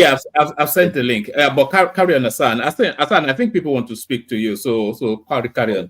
Okay. So in his hierarchy, You were talking about Maslow's hierarchy of needs. Yes. Yes. If you look at that pyramid, you see that at the bottom of it, there is food. The first thing is food, then shelter, then when you begin to when your basic needs are met, that is when you begin to think of any other thing. At that point where people are hungry, they are primal. It's like you are facing a wild animal. So the person you are meeting that is hungry is not actually the same person you meet that is not. And why is it difficult for these people to understand that people are hungry because of a hyperinflation that was caused by a president that removed it without a cushioning mechanism? And somehow that translates to the northern people did not do that. They were not this hungry in the time of Buhari. Yes, there were security issues. Yes, there were issues with corruption. Yes, but since I was born, I have never seen people this hungry, this damn hungry and hopeless. And just because during Buhari's 8 years, you were not in the same position now. So what do you think that is responsible for that? Hold on, Ajale Koko. Karim, what do you think is responsible for that hunger? Is Tinubu's economic policies now? Not the policies themselves, and the inability to anticipate that this will lead to this situation, and without putting effective cushioning mechanisms by the government. It's a problem of government policy and implementation. Hassan, let me share an anecdote with you. I went to pick up my mom from the airport earlier today. That's why I was late to start the session. My sister was meant to do it, but she palmed it off for me. So when I was dropping off at my sister's, so we were talking, of course, and she was, of course, I was asking her what was going on. And she was saying to me that things are so dire that when you are at the shops, a well-dressed person, and she's saying not just one instance, but numerously, a well-dressed person, suited and booted, will pick up items and quietly come up to you and ask if you can pay for it for him. So is that bad in Lagos, where even semi-yuppie people are now doing, they say begging is now even, it's now a blood sport now. People are clambering, it's a blood sport now, begging. One man, you remember the lady that we helped early this year who had a mama put place in Maiduguri, And if you noticed in that video, you see that her shed is just outside. There is a place where people eat, but then out there you can eat. So in places like that now in Meduguri, where you can eat in mama puts, that the chairs are just arranged outside. You cannot eat in the full glare of people right now. It will look as if you are, children will come and start looking at you if you are not in some kind of neighborhood or in a place where, yeah, you don't find commoners, maybe in GRA or some secluded place. If it's in, like, say, in near to close to the market or to the motor park or any place where you find common people, you cannot eat that food. Maybe you can eat it, but you are not going to eat it with a rest of mind, because the eyes that will be looking at you while eating, do you understand that kind of scenario? I don't know whether you guys will get it. Maybe you guys are all for Hassan, One man. Hassan, Baba Iga, maybe you Baba start. Iga, let me just take five Hold on. seconds, please. I want my 5 seconds. Maybe 5 you should seconds, start one man. maybe you should start sending in clips, Hassan. Hassan, please, 5 minutes. One Just minute. 5 because it's minutes, my please. turn, you're not gonna let the guy rest. Let me ask my question so I could get out of here, please. No, let Baba talk now. No, Hold on. Baba, hold on. It was meant to be Pansat's son. I said Baba Akinzo then Pansat. So I think it's within rights to, yeah. Yeah, and yeah, but one man, Hassan didn't answer my question. I mean, well, he answered it in the manner that give the guy a break. He's trying. Give him a break. Sanu, Hassan, assalamu alaikum. Pansat. Yeah, Kake. Go straight to the point. What is assalamu alaikum on this issue, man? Shikur San Wani Abugami da Manu Fofin Kashashen Waje. Yeah, that's Google Translate. Google Translate, it never gets it right. I want to know if he knows anything about foreign policy. That's it's not Google. I'm trying. Do you know here? I'm assuming you know something about foreign policy, right? All right, just get me the question. If I don't know it, I would say I did. Okay. I don't. Yeah, it's not a quiz. What I'm saying is that I want you to let your thoughts now go to the height of your imagination.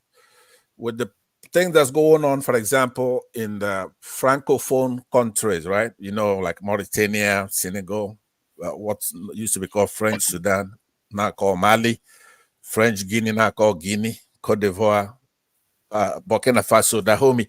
There is a fight that's going on geopolitics where France has already hugged Russia. So Russia has been going out there messing with French interests, right? So for the first time, we have a president that's got his face with the French, because he has a godfather over there called Chagori that lives in France. So what I'm asking you a question: do you see a scenario where the problem we have is far worse than what some of these Tinubu's kinsmen on this platform are thinking about? Or it's just show it, or it's just OB, or it's just some Nigerians who are messing with their kinsmen, right? Do you see a situation where there's something more sinister, where you have this French colonies abandon France and go with dictators? Okay. I get the question. Let me put the question in a more digestible. What Pansat is asking you is that France has lost Francophone to the Russians. Are they then through this protest trying to somewhat seize Nigeria? Is that essentially what it is? No. Was that your question, Pansat? Yeah, is that conspiracy? Yeah, that was good. That would do. Yeah, you see, as much as we like to push and apportion blame to the Westerners, and yes, they may be active in all this, but I don't think it is at this level. If at all we are facing anything from them, then it should be at the level of the IMF and the World Bank, and with their policies that they are having Tinubu implement, that somehow has cascaded to the people. Not that the French are the ones asking Tinubu, micromanaging him to ensure that people are hungry so that they can come. No, I cannot imagine that to be the case. However, I will repeat again that what I feel is actually happening is a misstep of Tinubu, and this attitude of the ruling elite towards the common Nigerian, thinking that he will never, amount to a level where they can come down to his level, understand what he's dealing with, digest it, and then solve it in good faith. And looking at him as an equal human being with the same rights, because you see the way we live well, it's almost everywhere, but the elitism of our elites is highly elitist. Let me speak to Renchi today. So that is what is happening. There is so much disdain with the way the ruling elites treat the commoners, and they have been, managing it, but they have never been disdained during hunger to this point that they are literally telling their imams that if you keep on with this, telling people not to protest, you will be next. And people are just saying all sorts of things to the point that the imams now don't want to tell people not to protest. They are telling people to protest, but to protest amicably, to protest under the rule of law, to look out for each other, to ensure that there is no, collateral damages and things like that. That is what is happening now. On the other hand, did change. No, no. Hold on, Baba, because Zita has also come in specifically to ask Hassan a question. Kulata also to ask him a question. So, answer. Sorry, Baba. Don't forget me. Bye. Don't worry, young man. I understand. Sorry, Baba. Hassan. Yeah, well, so on the other hand, one man, there are people who are born with silver spoons. I'm seriously beginning to suspect that Baba has been born with a silver spoon. No, Baba is an elite now. Yes, and his mouth is just so full of silver teeth. You keep coming from. You are giving that by Baba, and I've been a sociologist before, and I've practiced it a bit. I should be able to know with my interaction with people where they are leaning. Baba, Hassan, it's about to get really exciting. Q, mute and unmute, because your connection is not connecting properly. So Q is a long time member of this platform. Click on mute and unmute so I can bring you on the screen. So he speaks in your voice as well, Q. I'm not sure if you've heard him speak before, but Q, mute and unmute. You're not connecting properly. So I'll wait for you to do that. But carry on, Hassan, and then yes, carry on, Hassan. I'm really excited that Q is here.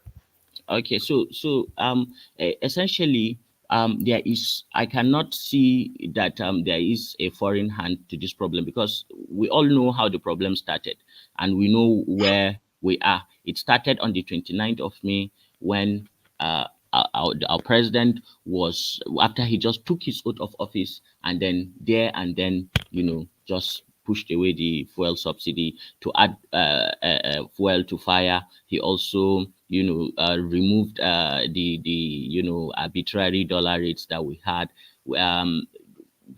Even though they anticipated that there is going to be a lot of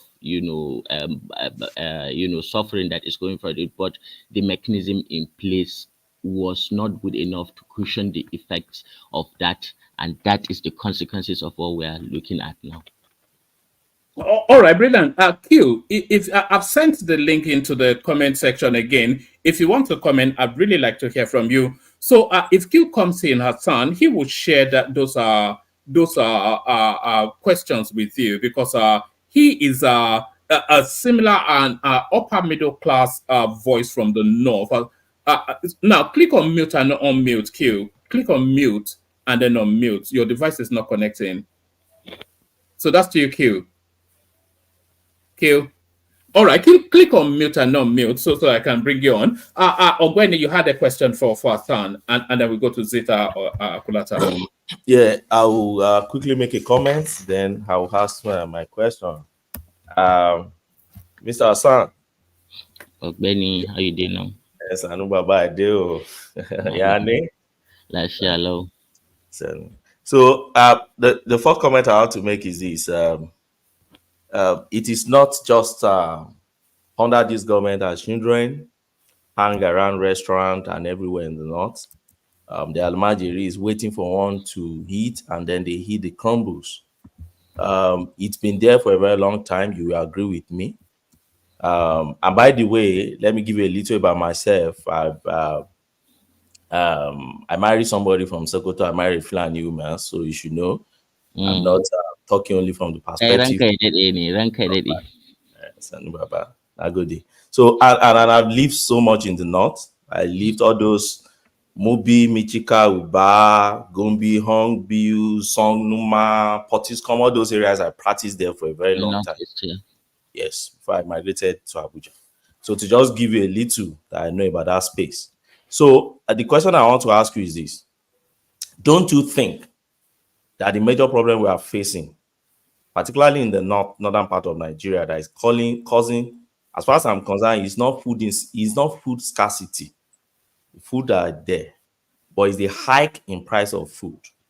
So now the commoners can no longer purchase. The purchasing power is so much reduced that they can't purchase as much as they could to feed their family any longer. So my question is that don't you think that going by what happened early in this government, and I'll give you two examples, in Kano and in Niger. In Kano, when the new governor first got there, he declared and ordered the Kano State Government Public Complaint and Anti-Corruption Commission, if you know them, I remember them, PCACC.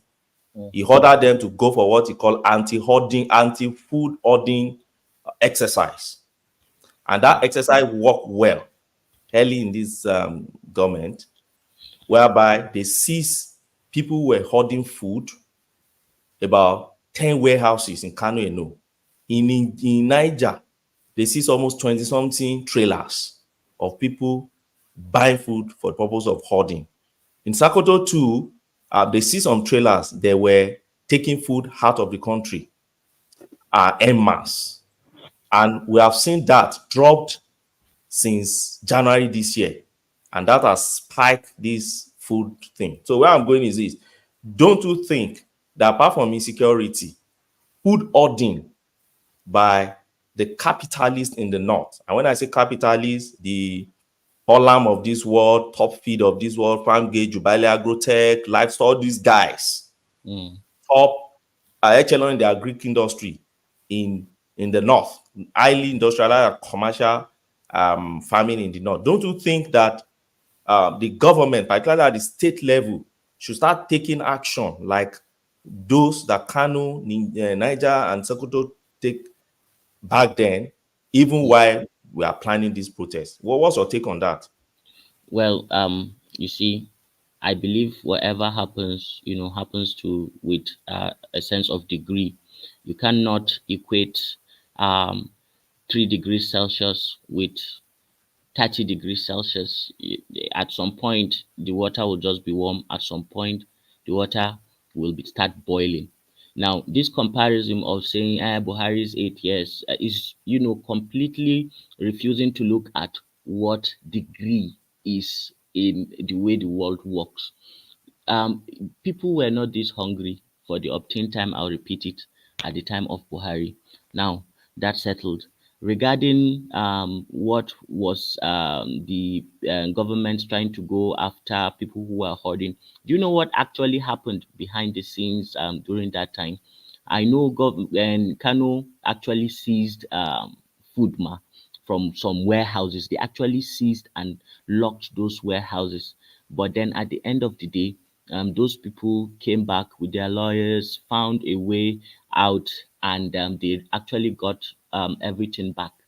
So your assertion that there is food, yes, there is food, and yes, it is, the direct consequence of having a hyperinflated economy where people's income have not increased, yet the amount of the money they pay for food has quadrupled.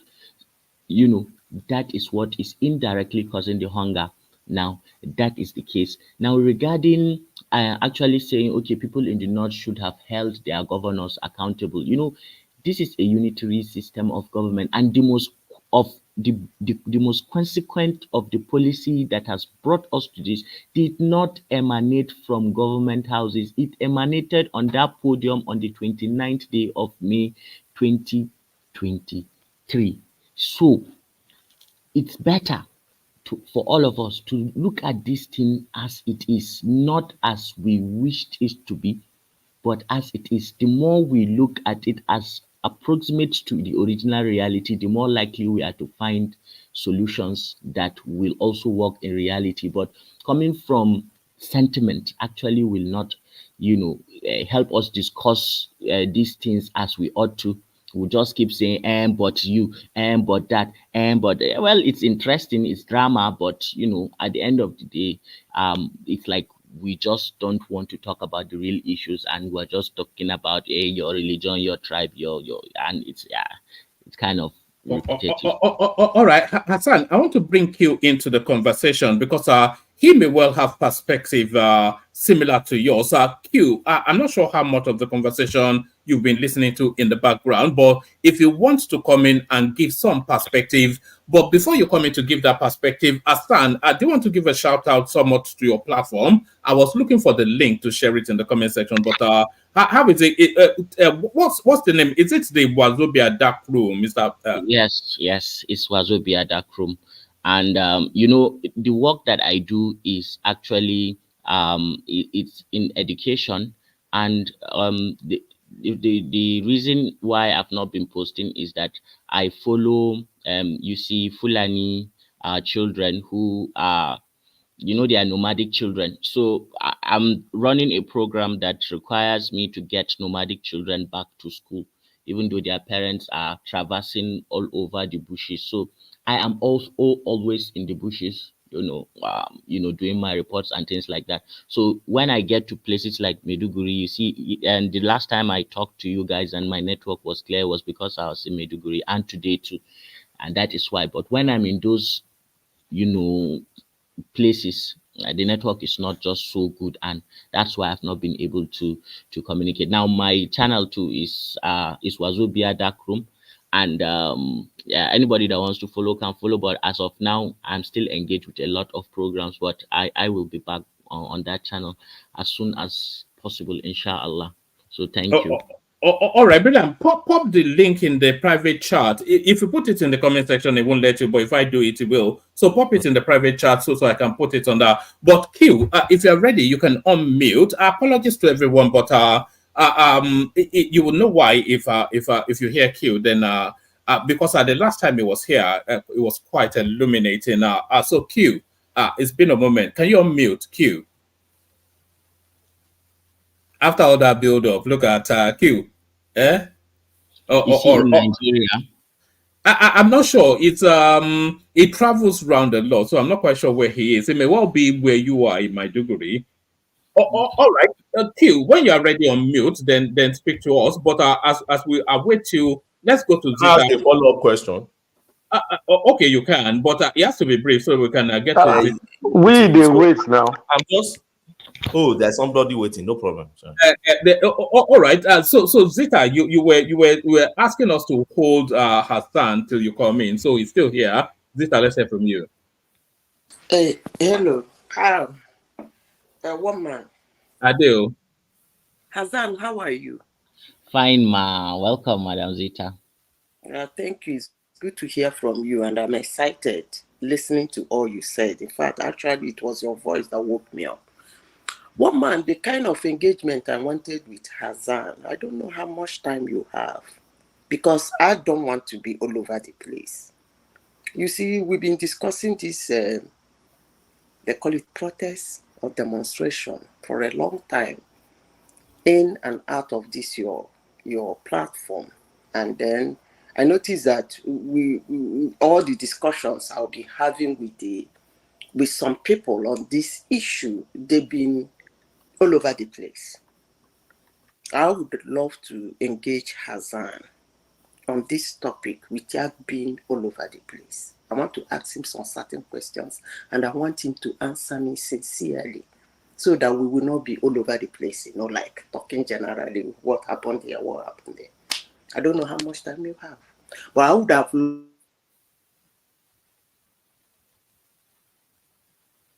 You've broken some more. So Hassan, you can see that I'm right that you have to come on as a guest. It's just the demand is there. You can hear it. Zita, we've lost you. Are you back, Zita? Yeah, I'm here. Oh, right. You dip for a moment. Carry on. Has to speak, so that I speak with him before he leaves, because I don't want to be all over the place. I notice that this discussion in and out of your platform, anybody you engage on this issue of this so-called protest, You can engage with him. I don't know Zita. how much time you have. Yeah, but it has to be, because I think other people also want to put questions. Yes. Let them Okay, you come after Kulata then. Kulata, you're up next. And Q, when you're ready, on mute. Hassan. Yeah, Kulata. I don't know. Fine, my brother. How you doing? I did. Quick question. For the elites that lost the FX, the dollars that they used to get from round tripping, how are they reacting to this government? What mechanism are they using to react to this government? You now you now sound like a lawyer who is doing cross-examination. You want a rope for my neck, drag me go where you want, drop me. And yeah, but you do acknowledge some people are no longer making cheap money anymore, and yes. I'm sure they're not happy with it, and I'm Yes. sure they're going to be reacting. Of course, as with all other previous governments, whenever there is a change of guard, of course, there is a change of influence. There is a change, in people who have privilege, financial positions that help them amass wealth. It was no different from that of Buhari. So, and I do not know these people to say whether they are. Well, what Kulata is asking you is corruption fighting back? Is this corruption fighting back? Is that not? It may be, but what I'm seeing on ground, all this rioting in the north is corruption fighting back. Yes, it may be. Of course, there is a possibility of that, but I have not. What my intuition is that even if there are people like that, yes, they may be, but there is something organic about what is happening. That is just what I need people with silver spoons to be able to understand, that yes, there is some place in the whole wide possibilities and probabilities of this universe that yes, people can be hungry because of a government policy, and that they can react in the manner that they are reacting now, and it is justifiable and it is justified. That's just what I'm saying. All right. So Q, we're still waiting to hear from you. When you're ready, unmute yourself and document your presence. Can I do that follow-up question now? Yeah, go on. So I've been wondering. I've been trying to connect because I always have this conversation with my wife all the time, trying to understand what exactly is the connection between, because when I was in the north, I had a farm, right? But and I still have one presently in Nasarawa. They call the place Gate after Kefi. And we do rice production and all sorts of things. So the question I want Hassan to help me to unravel is this: the connection between removal of subsidy, which, yes, removal of subsidy led to increase in fuel price. I'm trying to, if there's any, I know there is no research report on that yet, but can you help us to probably unravel what exactly is the connection between the fuel hike and why you are trying to answer that? Don't forget that the impact on agriculture should be more on diesel, not petrol. And why I'm saying this is this. Heavy truck, 911, moving things around, tractor, and all those things, they use diesel, they don't use petrol. So now, what's the connection really between the hike in price of petrol and the problem with increase in price of food, if not for hoarding and some saboteur just causing this, particularly in the northern part, which is the food basket of the nation? I think they are all, interconnected, right? And because you have to factor in a shoot in the cost of transportation. Yes, well, there is transporting the food from the farm to the market, and those distances are done by typically with not as big lorries as the one that uses diesel. There are smaller ones that use PMS. You get it, right? So when these farmers take this food to the market and sell it, of course they are not living in a vacuum. They are living in a country whose economic situation is very poor. Therefore, if there is a hyperinflation and they go and sell this food with at X amount, then after a few days, when they also get that money that they get, and then they go to the same market to buy other things that they need, all those things, have shut up. So because those things have, the prices have gone up, they will also want to look after their own interest. That is the only thing they have to sell out there for them to be able to make a living. Now, if everything that they are buying is expensive, obviously they are going to sell more expensive. There is a ripple effect with this runaway inflation thing, and there are a lot of economists who maybe I'm not explaining this as good as somebody like Kulata will, but I believe the people here will understand me, and the people that are listening where I'm coming from. So there is that. Okay, because they also have to increase their own price to be able to live, to just survive themselves. That's one. Two, if you are a businessman and you buy something, say for 5 naira, and you bring it to your shop and then keep it, and then you want to sell it at, say, 7 naira. Now, within the space of, say, a week before that consignment, is actually sold, then you get information that that same thing you bought for 5 naira is now 8 naira 50 kobo, at wholesale price. That means if you continue to sell it for 7 naira, you will not have enough capital to go back and get it from where you got it the first time for 5 naira, even if you sell it for 7 naira the whole time. Now it's now 8 naira 50 kobo. So you are now going to definitely take it to maybe 10 naira so that your capital is safe and then you are following some sort of profit. There is a ripple bound effect with an economy that is, suffering from hyperinflation. Now, all this is directly correlational, is related with the federal government's policy and not cushioning something for people, like that to be able to survive.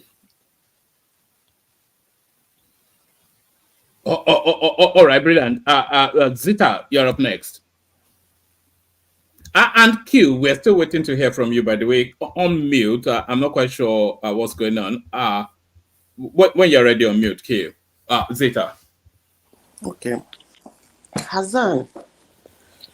Yes, ma'am. You see, I overheard you talking about hunger, a lot of things about our country. And I want us to go straight to the point. Can you tell me why the protest? Briefly, I don't want you to tell me a lot of story. Just tell me why. Because the way you spoke, it means you are in. So I want you to tell me why the protest. Hunger. That's all. Yeah, at the bottom of it is hunger. Okay. And you said it is a protest. Yeah. Okay. So a protest in the sense that it is organized. Mm-hmm. And who organized it? Well, for the ones in the north, there is this group, and they have a leader. They call him Sharfaddin Bature, and he has his. They have their demands, and there are a lot of other groups too, that have been seen who have said that they are going to go out on that day to protest, if not Okay, for anything. okay. Yeah. You mentioned one group, and you said that group they have their demand. Okay, Yes. it is a group. Yes. Is it a legally registered group recognized by Nigerians and Nigerian government? Yes. Yes. Okay, They're usually NGOs. okay. And they have their own demand. And Yes. from the way you spoke now, there is another group that have their own demand. Maybe probably not the same with the first group you mentioned, right? Yes. Okay. So now, different groups in our country, Nigeria, have their own demands in their hands. And they are NGOs, according to you. They want to go to the Some of street. them. Some of them are NGOs. They want to go to the street to protest. That's the word you use. Now, can I ask you another question? Yes. For how long have they put out this their demand before this protest? Yeah, and let me take you through the logic of the average northerner regarding, for how long, and because I've had these questions asked. Before you answer the question, remember the protest is to get something from the government, right? Yes. And protest is supposed to be violent free, right? In the real Yes. sense of it. And Yes. they are not supposed to block road. I'm Yes. trying to give you the meaning of protest that is legally recognized as freedom of participation and freedom of speech. Now, you said this group, if you want to answer the question in the sense that they are demanding something from government. Madam Okay, Zita, then go my from battery, there. one my battery Yeah, is yes, so yeah, and also I can hear tiredness in your voice as well. So you may well have had a long day.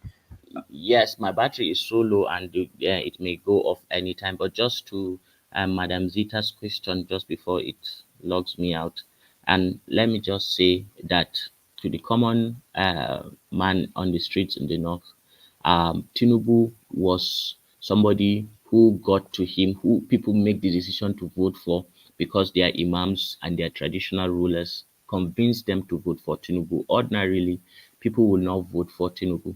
Now, when people were hungry, where did they go? Who did they talk to? They talked to their imams and their traditional rulers and asked them to intercede on people's behalf and let the president know. So, as far as the common person knows, is that these people have tried to talk to the president several times. Whether it's a lie, they did not talk to him, or they did talk to him, but he did not get the time to, and solve these issues. Obviously, a year has gone and people are just getting hungrier and hungrier and there is no solution. So when all avenues of expressing people are in a bad situation to the president are all exhausted, and this hunger is not stopping anytime soon, the only thing, the only outlet that is remaining for people is to go out there and express that so that at least the president will know. Now that people are saying this protest is going to happen, and people are coming, ministers are talking, everybody is talking, and that is the logic behind doing protests in the first place. Now, when people began to agitate that they wanted to do this protest, and then the I imams, don't I actually what you are answering me is not what I asked. Madam Zita, I have this problem sometimes with understanding your questions. They are Okay, so let me so repeat detailed. my question. I said you said they have their demands, and I asked where did they present their demands? And the people that presented their demands, I know how it goes in the north. They must have presented their They demand to presented the demands to the imams and the and then traditional they rulers went for them back to to take the it. man, and the man Yes. said they have sent their message to the government on several locations, and the Yes. government did not say anything, right? Yes. Okay. The government did not say anything, or people have not seen anything change. Okay, let's leave it at the government did not say anything. So now they're going to the street to demonstrate so that the government will see them. Yes. Okay, so what you are saying is that they will go to the street on the 1st of August to demonstrate so that the government will see them. Yes. And then of course do something about their hunger. And if they don't? If the government doesn't, I don't think the government is like that it will not do anything. You see, you said your battery is going off, but what I am Where do you want to take him to? Because we're walking that journey, but no way. Yeah. When you say people are hungry, they've gone to their imam, they lay their anger, they lay their frustration, and the man said they went to the government. And now that the government did not say anything, are you saying the man said government did not say anything, we should go to the street? And how is my final question actually is, how is the protest going to pan out? Is it that on the 1st of August, all people in Nigeria will go out in the street and start demonstrating? Madam Zita, I don't have, I'm not, what do they call it? I'm not a psychic. I can't tell you what will happen in the next hour, talk less of what will happen in a couple of days. Okay, invariably, what you are saying is that it is not an organized protest. Yeah, I just want to draw your attention to one thing so that at the end of the day, this democracy is a process. Now, all these things that you've been asking me, whether they've done this, whether they've done that, there are some constitutionally guaranteed rights, inalienable rights of people that they have to protest. I got you. Yeah, so even if there is nothing, at least people have the right to protest. I am happy you use the word protest. Yes. And if you go beyond that protest? No. I ask you a question. If you go beyond the protest? Because you and I know the meaning of protest. And you know the extent a protest should not go. And I ask you, since it's looking like I think you're asking some questions beyond this remit. Okay. It's just an observer of the going. No, he's he has opinion. He has opinion, and it's on the ground in Nigeria. What Hassan is actually trying to get across is that, look, the process is to document the people's disquiet at the circumstances that they find themselves under the Tinubu administration, which is a consequence of his administration, because that wasn't what obtained before he came into power. Because the Fulanis will not allow us to farm in the south. Forget Fulanis. I don't want to go tribal, but forget Fulanis. Can I just ask one clarifying question? Yes, I ask, but I think my question is pretty brief. I think you're trying to.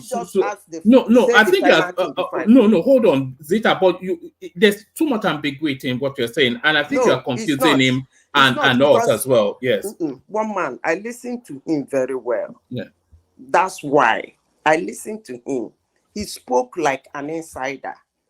That's why I came up with those questions.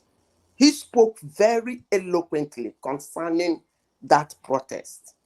Hello, that was why I came to ask him questions. Because for all I have been asking people, they speak to me as if the protest is faceless. And nobody will allow a faceless protest in a nation. That's mayhem. That's a kind of uprising.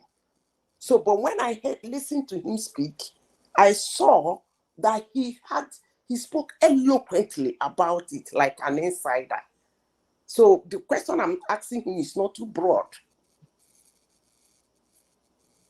I thought there was an organization. TUC is saying they know nothing about the protest, that nobody has written to them.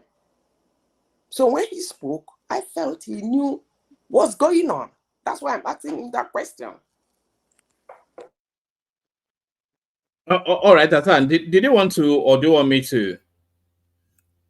Or if he can come tomorrow with pen and paper, because he said he's back Before to he leaves, school. my own clarifying question, please, Hassan, if you're still there. So I mean, at the end of the day, what the North needs is food, right? No, I think Hassan dropped, but we have But Q. don't see it as something that the North needs now. It's Nigerians. When they say people are hungry, it's not restricting it to the North. Patrick, All the right, reason everybody, hold on, hold on. Sorry, Kulata. Sorry, Q, Jare. sorry, hold on. Q, do we have you now? Yes, you do, Mr. One Man. How are you? Saying All right, hold on, saying brilliant. protest is hunger. No, hold on, Zita, Zita, hold on. So Q, how much of the conversation have you been listening to? I will say a bit. All right. If you're keen, I'd like you to pick it up from where Hassan is. People are trying to gauge the temperature in the north and why they are also on board with this protest. So you are one of the lead voices in the north. So if you're happy to engage with people, then I think they might want to engage with you. So I think Kulata might have a question for you if you're willing to take it on, Q. Let's go ahead. well, my question is a follow-up to Hassan. But if Q knows about the protest and how it's getting planned, planned in the north, is the central demand affordable food? And once they can give them affordable food, then there's no need to protest. Okay. Well, I can't say for sure. I don't know those who are organizing the protest. I don't know them, but I've heard a lot about it. And it's quite difficult to say how things will pan out, how the protest or demonstrations, how things are going to go. It's quite difficult to say. But clearly, there are so many people who are interested in protesting. That's all I can say for now. Q, are you in the country at the moment, or I know you travel a lot? So are you home now? Yes, I am, to be honest, in one of the most remote villages in the country. Where is that? You are not as remote as Hassan. No, Hassan is in Maiduguri, and that is you almost need a rocket ship to get to that. Where are you? Well, I'm not that far from him. All right. So what's the temperature where you are in terms of this protest?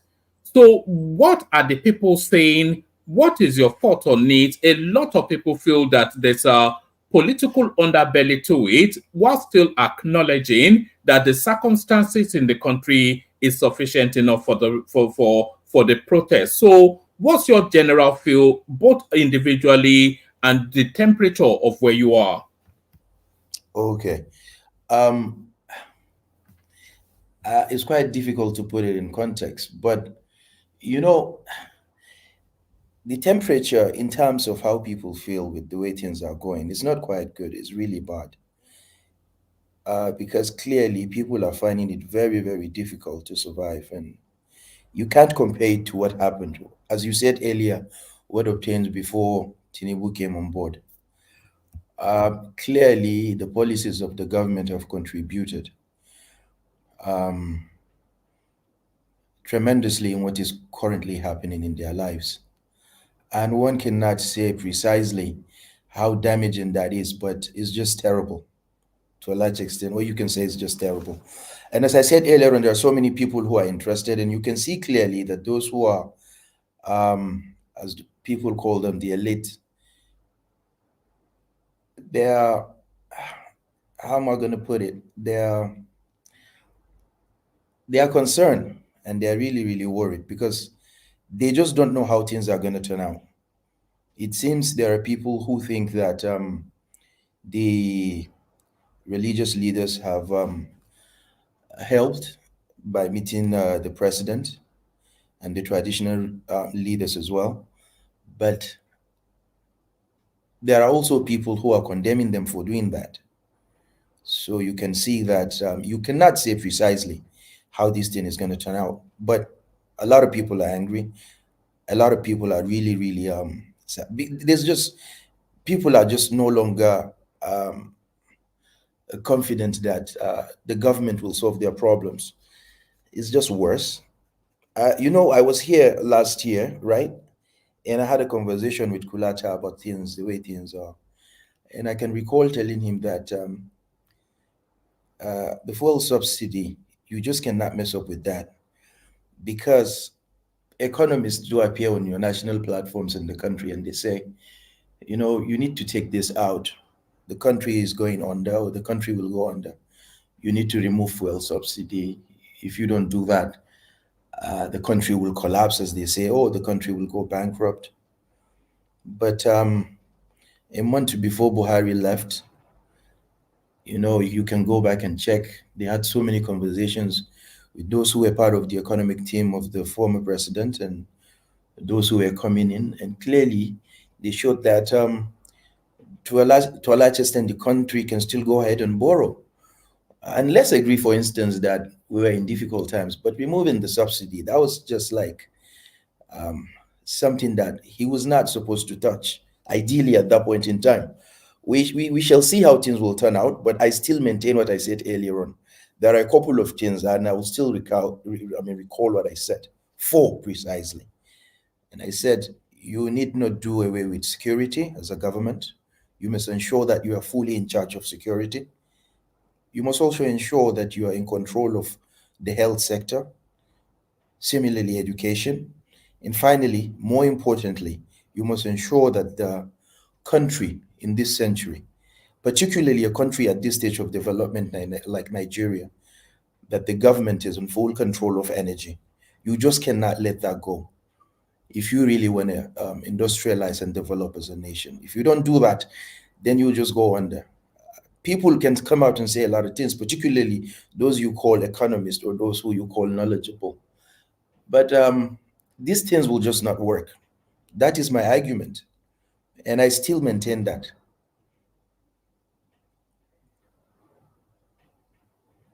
All right. I'll ask you one more question. And if nobody else asks a question for you, I'll move the conversation around and then bring it back to you.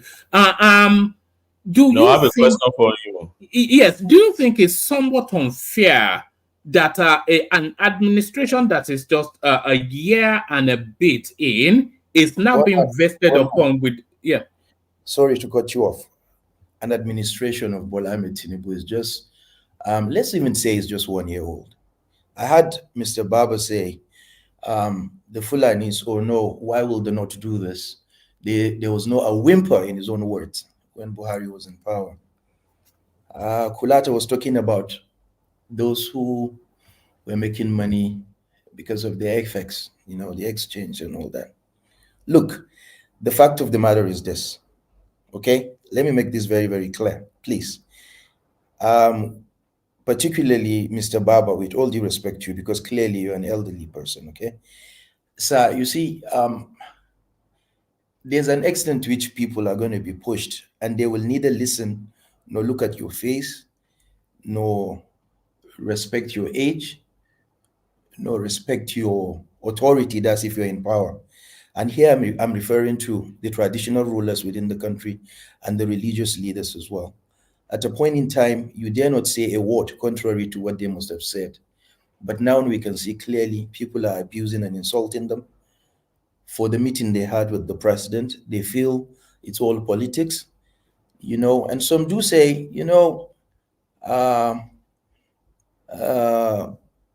there's no way you allow this kind of thing to happen because it's a faceless group, those who are organizing the protest. But if you look at the history of this country, for instance, you realize that almost all the time we must have had protests in the past. The leaders of so-called groups that organize the protests, most of the time they become compromised. And people have lost faith. Someone gave example of TUC, the leadership. Do you think Mr. Felix Osifo, the current leader of TUC is someone who is worthy to be called a leader? Do you think, Ajero, I read so much and I heard about him long before now. And I thought Ajero was someone that he could really stand and put his feet down and say, no, we will not agree. But you can see that so much happened with the leadership of the labor unions that immediately after they gave in, so many people were just not happy, but they kept mute, But you can see there's so much aggression.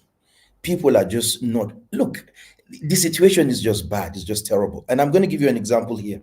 I came into the country some months ago. I was out of the country and immediately I came in. A guy picked me up at the airport, well-dressed guy. And because I just pop into any kind of taxi that I could find. And that was in Abuja. And immediately he took me in and I jokingly told him that, man, you're just coming from a party. And all he did was just to use his keys, open up his pigeonhole that was opposite me. I was in the passenger seat. And he brought out the Bible. He said, I'm just coming back from the church. So I said, oh, I hope you prayed for the country. He said, yeah, the situation is just not good. And we had a decent conversation all the way to the town. And along the way, I had to ask him about the situation of things because I could just not resist. And I was really, really interested to have to have the conversation with him. And he told me, well, man, it's just terrible. Because he had to relocate his wife about 2-3 months ago from the date he picked me up. From where? From Abuja to where? To Oshogbo in Osun State. And what's the reason? Because he had a conversation with his landlord about giving him a place just right close to where he was staying for his wife to start a shop. But because of the way things are going, he just cannot continue and he had to stop. You cannot mess up with energy that way. And the only reason why Tinubu did what he did on May the 29th, 2003 was because he could just not stand to these corrupt people, his friends that were part of those who were making so much money from from subsidy. Why can't you be fully in control of that sector? You just cannot mess that up. People are saying, oh no, 6 months before Buhari, but he kicked it out. He told the Senate president, go back and tell, you look, I have this because I went through it one after the other. So what I'm saying is that there is so much problem and it has to do with removing subsidy. And if you don't mind me, I will add please here. Kulata asked a question before Hassan left about how there's a connection between, someone asked, I cannot remember. Okay, it was Mr. Obeni. Yeah, that's the question I want to ask. Yeah, okay, I'm going to answer it to you. You asked the question about the connection because you said you're also a farmer between diesel that you use for heavy duty machines in farms and all that. Now, I'll tell you this. If you are a farmer and you've been doing farm for long, based on my own research that I conducted to really see what's going on about food production, I've realized that they've made, in fact, even the removal of subsidy is even a terrible decision because, now listen to this, people have engaged massively within the last 3-4 years in irrigation farming. And when you do irrigation farming, you realize from my own conversation with most of the farmers that you end up getting more, like 50% more yield than during rainy season. So these farmers have become so much interested in cultivating during the dry season. That's when they do the irrigation farming, you understand? And what do they use in doing that? To pump water. They use small generators that use PMS, petrol. That's what they do use. You get me? Someone was talking about using solar, but you cannot use solar. And that it's not only very, very expensive. It's not mobile. You cannot move solar from one little farm to another one. If you do have 2, 3, most of them, that's what they do. And look, they know they can make so much. Most of our farmers are engaged in subsistence. What is left from what they have to survive on? They sell to send their children to school. The situation, gentlemen, is just terrible. People can say whatever they want to say. You can say, oh, why was there no protest during Buhari's period? Okay, are we then going to say, why Tinubu was one of the protesters during Jonathan's? Okay, because I answer that question though, because the situation was quite dire under Buhari, and what we are suffering now is very much still the consequences of the mismanagement of 8 years of Buhari. But why was there not this sense of urgency, this fervor of rebellion under that space, 8 years of snake swallowing money and all that. Yes. Snakes and monkeys and all that. Yeah, I agree. But the fact of the matter is this. At no point, this is again another question I asked someone who is older than me. At no point have people seen people in so much, as you said, dire situation in terms of hunger like this moment. None. And I challenge anyone. To please tell me, or you can Can ask. I tell you? Yeah, I can tell you. Okay, well, Mr. Baba, if you don't mind. Yeah, correct, Q. Thank you for the opportunity. Why is because Buhari was selling forward our oil to the extent of about 250 million barrels has gone down for borrowed monies during that period to defend the Naira and pay for oil subsidy. That is exactly what happened. And when this government came, there was absolutely nothing. Okay. Thank you. There was nothing they can do. The country will go under. That's not the question he asked. He asked, I know, I got his question. If you don't No, mind. that's not the question you asked. You said if there had been a situation this bad in Nigeria before, and I said yes. Okay, please, can you tell me? 1974. Thank you. Okay. Perhaps you guys need to, I don't know where you are, but clearly you're out of the country. But please, if you could, maybe you can just come and spend a weekend, or a week or two, and traverse the way Mr. Enigmatic did a while ago. You can just see for yourself and ask people questions. Because I did, and that's what I was told. I did. I asked people questions. Someone was telling me, even at a point in time when people were uprooting cassava, it was not this bad before it was ripe. That's what one old man told me in Benue on my way to Calabar, because I was in Calabar 2 months ago. I'm telling you this because I had to ask questions. In fact, when I was in Taraba, because Taraba is one of the, it's just like Benue State, they share borders together. I asked someone, because I spent a week there, I asked someone the same question in a local government called Zinc, major producers of yam in the country. What did they tell me? What they told me was that back in 1984, they had a situation similar to this, but it was not this terrible. So what I'm saying is that I asked people these questions, and that's what they told me. Now, indeed, you know why, Q? Because then there was no banditry, there was no terrorism. No. Please. Banditry has little to do with the level of food production. Please. I'm coming. I'll let you know this, please. At no point in time have we seen one person, so many of them, but individually, cultivating huge hectares of land, like 3, 4, up till this year, including Tinubu's government. And yes, you have to say there are some things that Tinubu did. I asked someone a question, for instance, and he told me that Tinubu has continued something that they started in Buhari's regime, which was distributing fertilizers, but not much. The same, it was just like during Buhari's tenure. The person I spoke to told me he got free 2 bags of fertilizers and like 6 bottles of pesticides and herbicides. So what I'm saying is that these things, they don't, like, you're not even scratching the surface. It's not that much. And when people say, oh, banditry has contributed and affected food production. And terrorism, don't forget. No.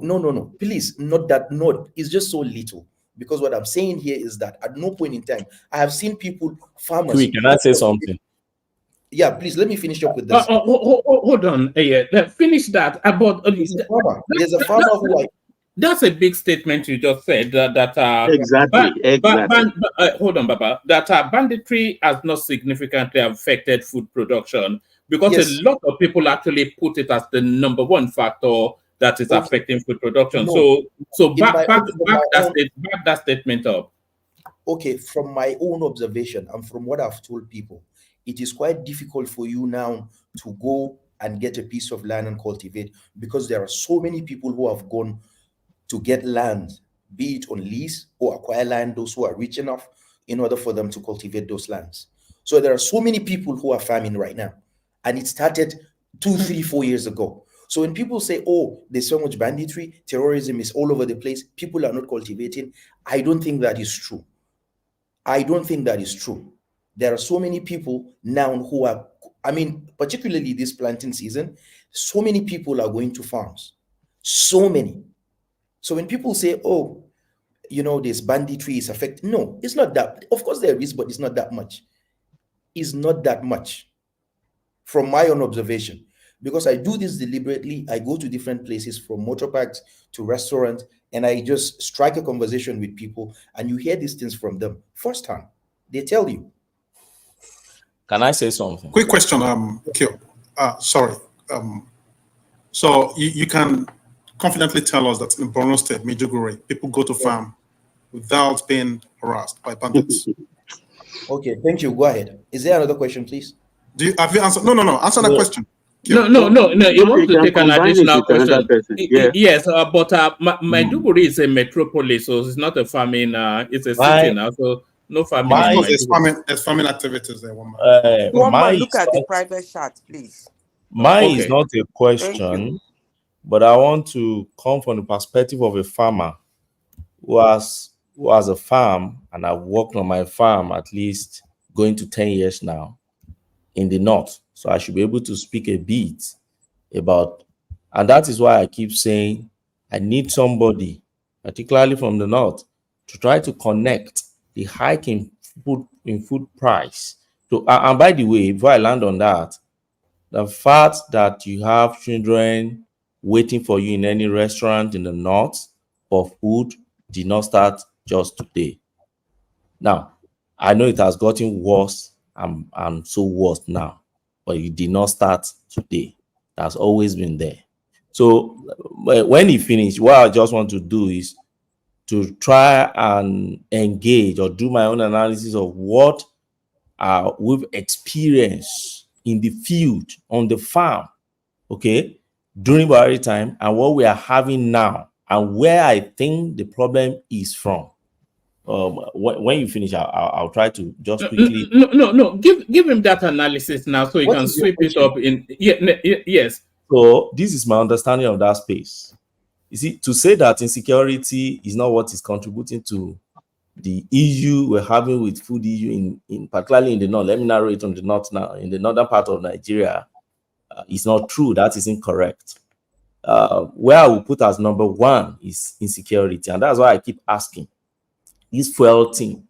What exactly is the impact that is making food price to skyrocket to 300-500% increase in price? Okay, in my farm we'll do rice farming. And in our rice farm, we have almost 130 hectares, not acres, mind you, hectares. And we have our rice mill. Now, what has been the problem? The first major issue we had was we shut down some of the farms. We shut down our farm in Numan, in Adamawa. We shut down our farm in Michika, in Adamawa. Why? Because of insecurity, purely. No any other. Now we left the one in Nasarawa. Yes, there have been insecurity mongering in Nasarawa, but Nasarawa is manageable. So at Nasarawa's level, what has been our experience, and I've shared it here before, Buhari closed the border and encouraged farmers to go to the farm. And we all went to the farm. Even most of the money we invested were money from diaspora. We were able to convince people in diaspora come and farm. If you remember back then, there were all this crowdfunding for farming in Nigeria. They call it farm contract. Everybody, you bring money. There were a lot of them available then. They had a lot of websites and everything. Most of them have shut down now. Before the last government left, they started having serious issue. And what was the issue? Don't forget, during Buhari time, NSAS came, then COVID came. And because of those two situations, Buhari opened border as at the time when the produce were affected and were about to go to the market. Why? Because Dangote and some other hooligans in the industry, and some people that came from Thailand, they came, and then some entourage from Benin Republic, from Cotonou, and others. They all came and started weighing on Buhari to open border. And there were artificial scarcity just for Buhari to open border. And eventually, the guy bowed to their pressure and opened border. And unfortunately, every farmers in Nigeria that key into that border closure, go back to farm under Buhari, ran lost. Nobody can tell you that they profited from it. So whoever come out and say, oh, nobody. And I remember back then, Onoche, or what do you call that woman? They came out with their fake rice pyramid and started displaying those things to Nigerians. But the real farmers in the farm understood that there were no produce anywhere. Now, there were produce, but we couldn't compete with the Thailand and others that they've stockpiled already in Benin Republic, are waiting the opening of our border to allow rice to enter. The moment those rice enter our market, almost every local farmers, I'm talking about rice now, couldn't survive to date. All right. It sounds like a multi-pronged position, Kill. So Ogwen is contending that the insecurity is a major factor. It is a major factor. And Buhari's closing border. So yes. I will re-emphasize again. If I may just say, Buhari closing the border was the beginning of multiple double digits food inflation. Let's just say the truth. See, one man, our rice could not sell. Eventually, we didn't even break even. We did not break even on our rice. And when I say rice, I'm not talking about subsistence farming. I'm talking about high-level industrial commercial farming. Today, we are still having problems. And there's even possibility of our issue with the investors, because presently we are owing almost 2 billion naira. There's a very possibility that our issue will still eventually go to the press, and you start seeing my name flying around. Why? Because Buhari policy, and it discouraged many diaspora to re-engage and invest again in farming. Now, what has happened under this government, and I keep saying it, I'm not sure this government is serious about agriculture. It's one of the key sectors I think they should declare state of emergency on. Now, what is the issue? See, subsistence farmers have left the farm. If anybody comes here to tell you from another part of Nigeria and say, our subsistence farmer are in the farm, they should go back and engage with the subsistence farmer. They are not the drivers that are driving taxi around.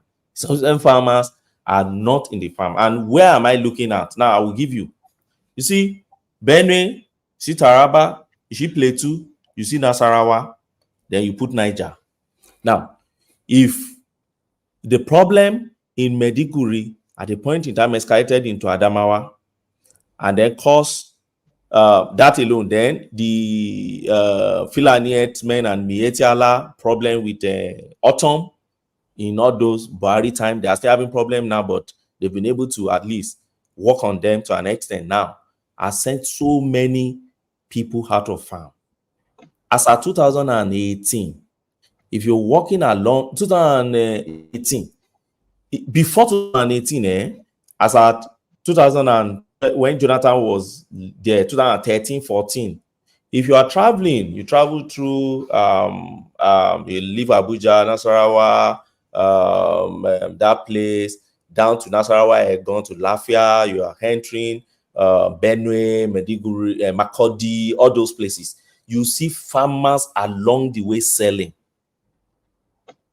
As at 2018, most of those places were IDP camps.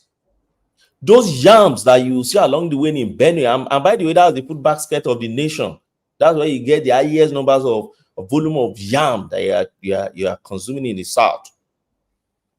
You see them, you see different IDP camp, you see Fulani camp, where the Fulani that the farmers have dealt with, they have their own camp. You now see the Tifa and Idoma and others, you have their camp too.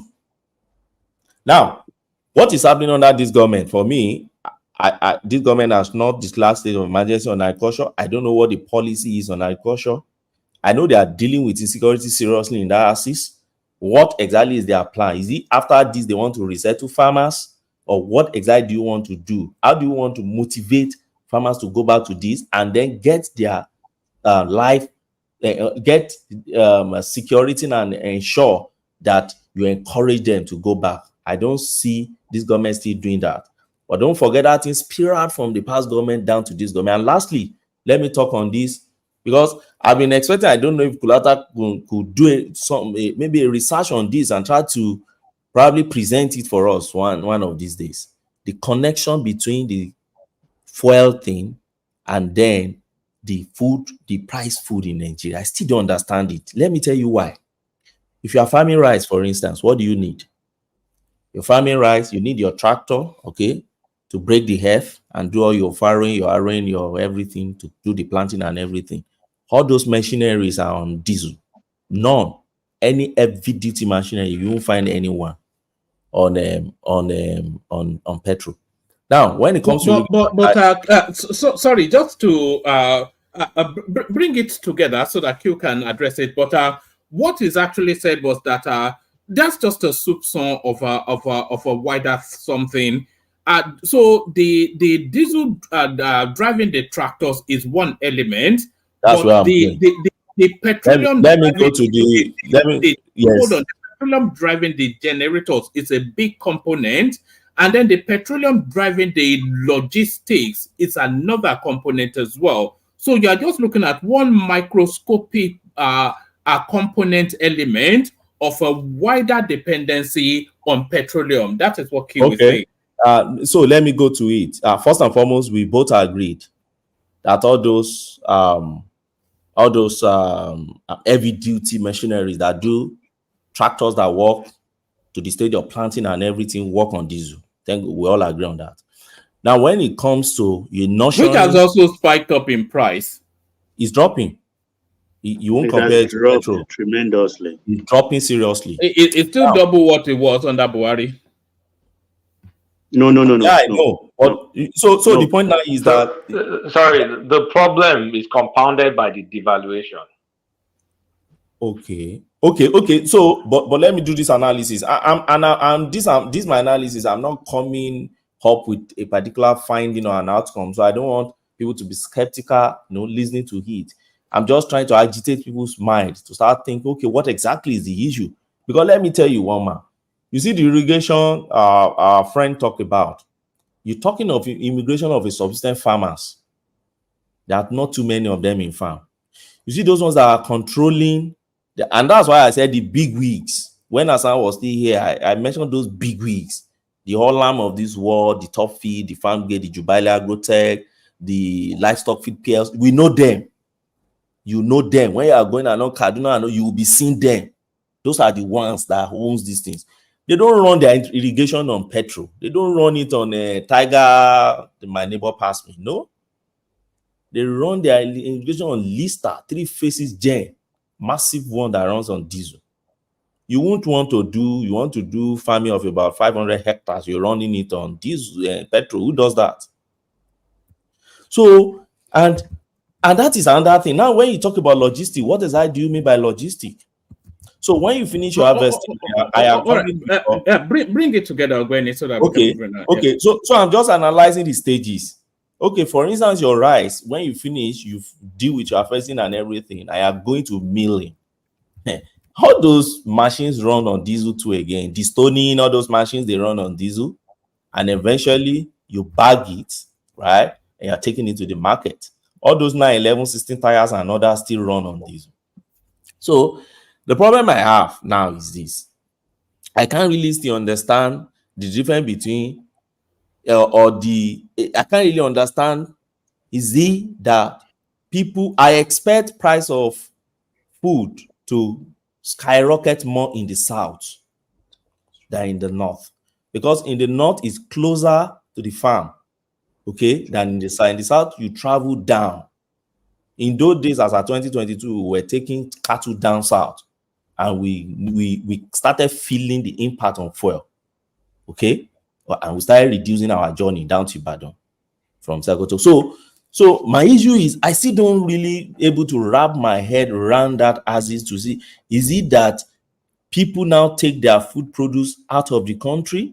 Because it happens a lot, particularly along all those Cameroon border, Adamawa, Sokoto, Nigeria, yeah, you landing. know. So that's where I'm landing it. So if I can get people to wrap head around this so that we engage on that issue, I don't really understand what exactly is causing that of the north, because the northern space is closer to the farm and the farmers than the south. All right. Q, did you get the gist of that? And do you want to give just a bit of a response, Q? Yes, but if you don't mind me asking Q, Mr. Ogbeni, I'll just ask you a simple question. Yeah. In relation to what you just said, after so many minutes, I can't recall Akin's question, in fact. But to go to you first before. No, I didn't ask question. I just try to analyze what. Yeah, but I'm going to ask you a rhetorical question, if you don't mind, and that is, do you think, like, but don't you think the vast majority of Nigerians are poor? Of course. You agree?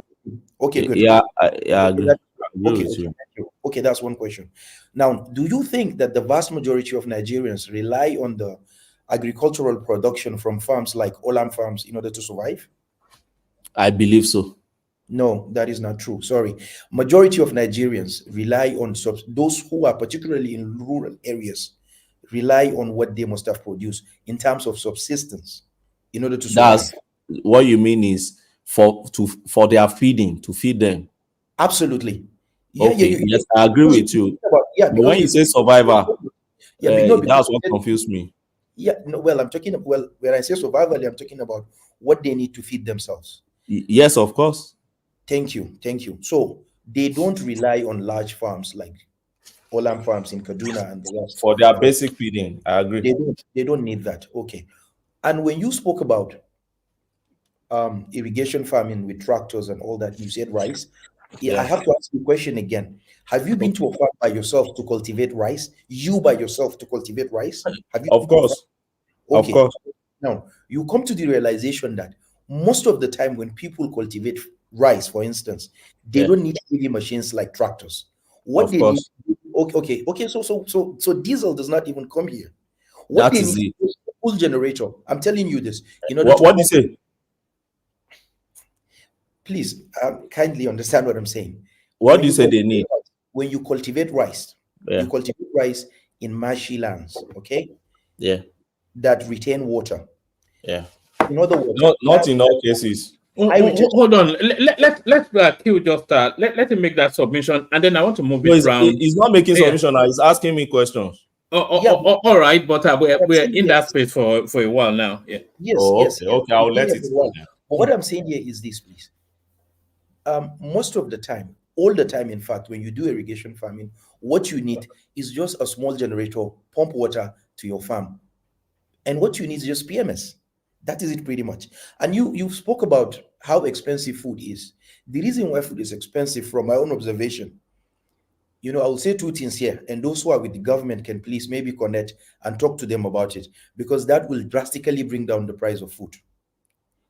From those who are listening in the audience and those who are on the panel, if the government can do first, ensure that people between the north and the south, those who are standing on the road, the army, the police, the immigration officers, the civil defense officers, and so many people in different communities blocking roads and charging humongous amount, they add so much to the cost of food.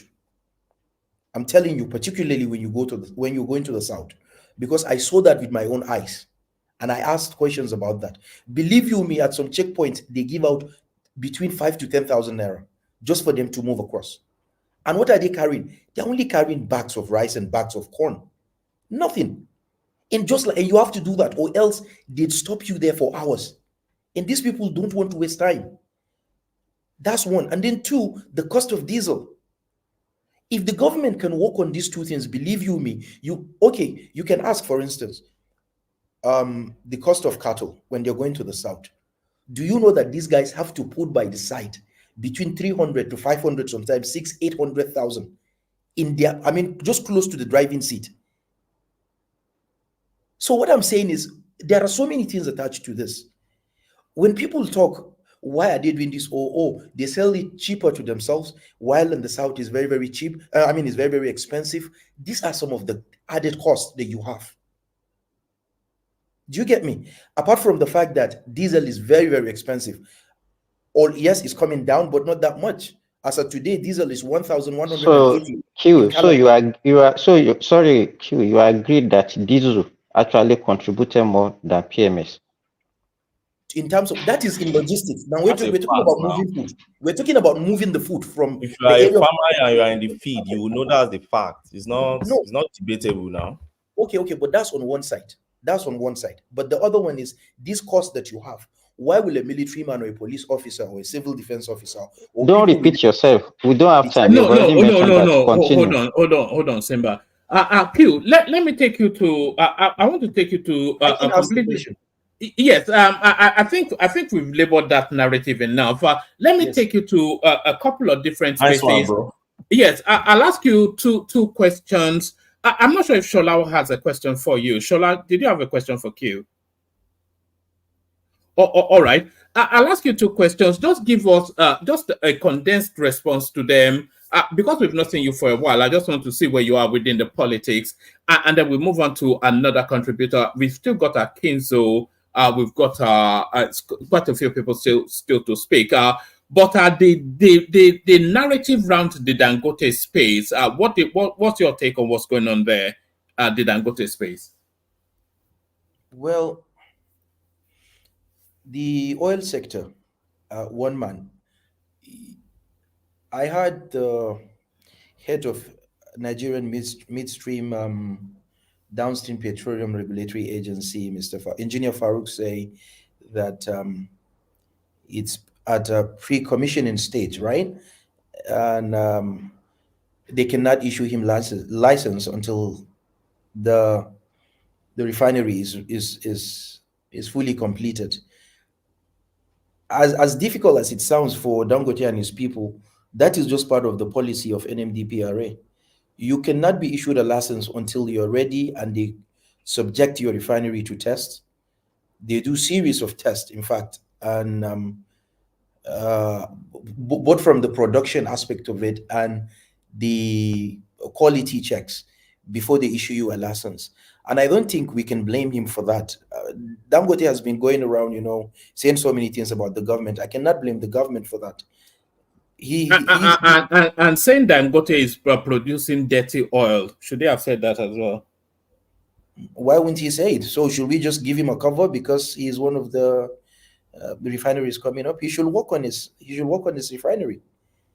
I don't think we can blame the head of NMDPRA. Some people saw that as a huge blow to Dangote.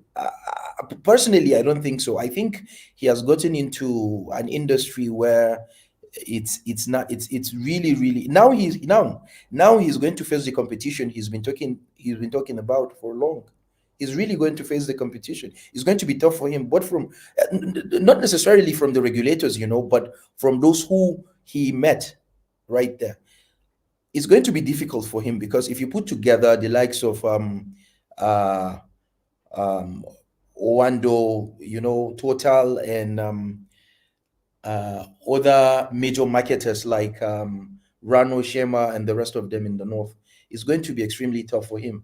And his competitor in terms of domestic commodities like Bua as well, Abdul Samad, who is coming up with his own refinery in Okwaibo, it's going to be extremely tough. But what I'm saying here is this: he clearly needs some kind of cover. From my conversation with someone who works in that industry, he needs some cover for him to just get through and start producing even before he's issued a license fully that it is good to go. While the fact of the matter is that it's not at 100% completion stage, and they haven't subjected the refinery to NMDPRA test as well. And you can ask anyone who is in the oil industry, they don't issue you license until you're 100%, until you're done 100%. And that has been part of the policy long before it became NMDPRA. I mean, when they were in fact DPR as well, they don't issue licenses to people who are in the oil sector until you're 100% done. They subject the facility to test and all that.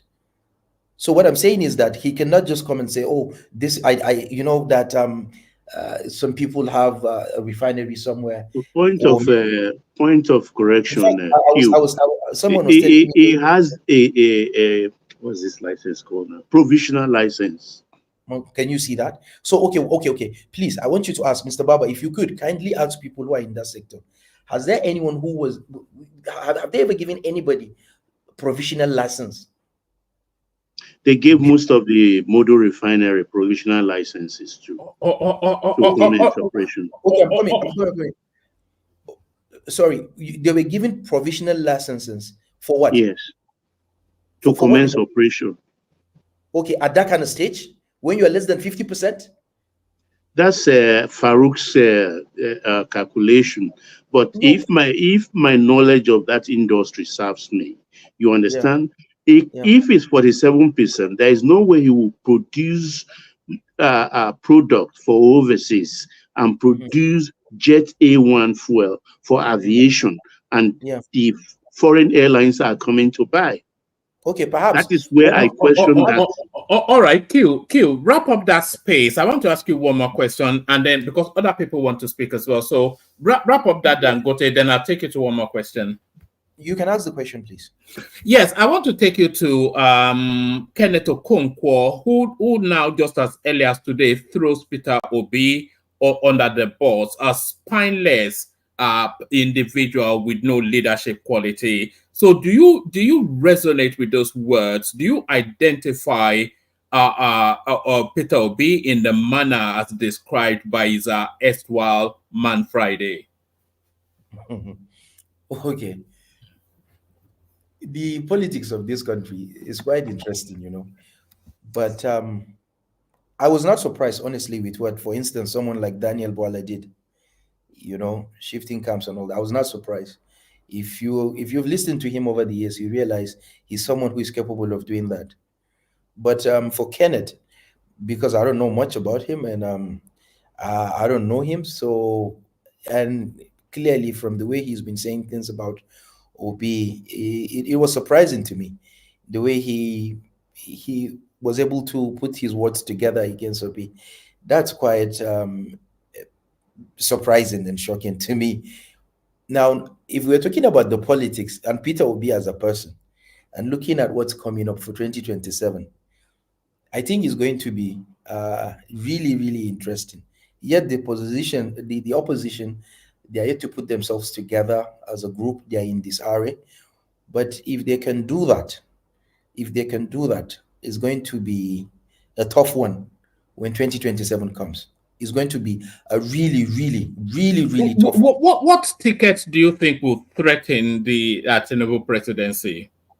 Is a ticket really. Yeah, what's your question? You said what? Yeah, what ticket do you think will threaten? I want you to give us a top bottom. So the candidate and then the deputy. So what ticket would you think it would threaten the Tinubu?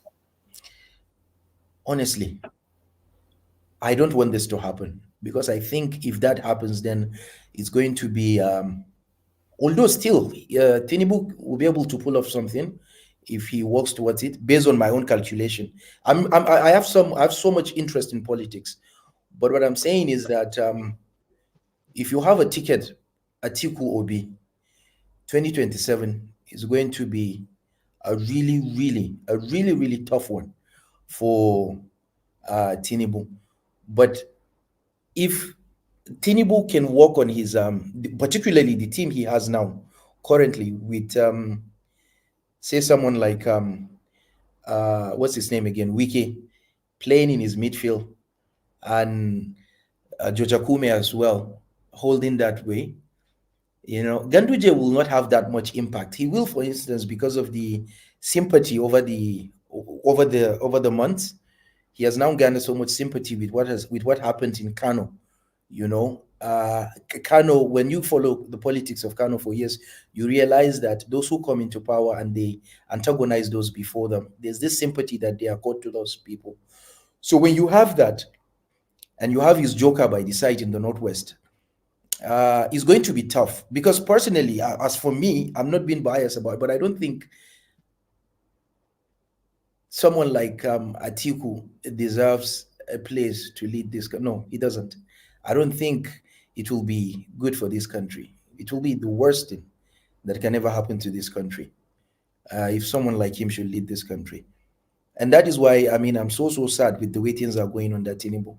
You know, no one expected this, because honestly, if Atiku should get that opportunity, man, it's going to be worse than what we are going through now.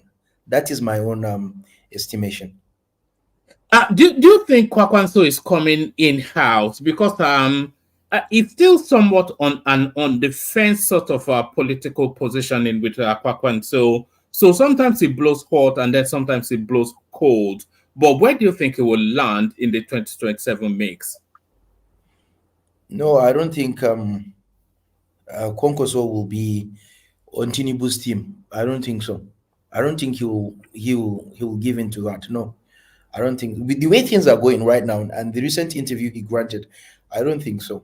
Except if something massive happened between the two people.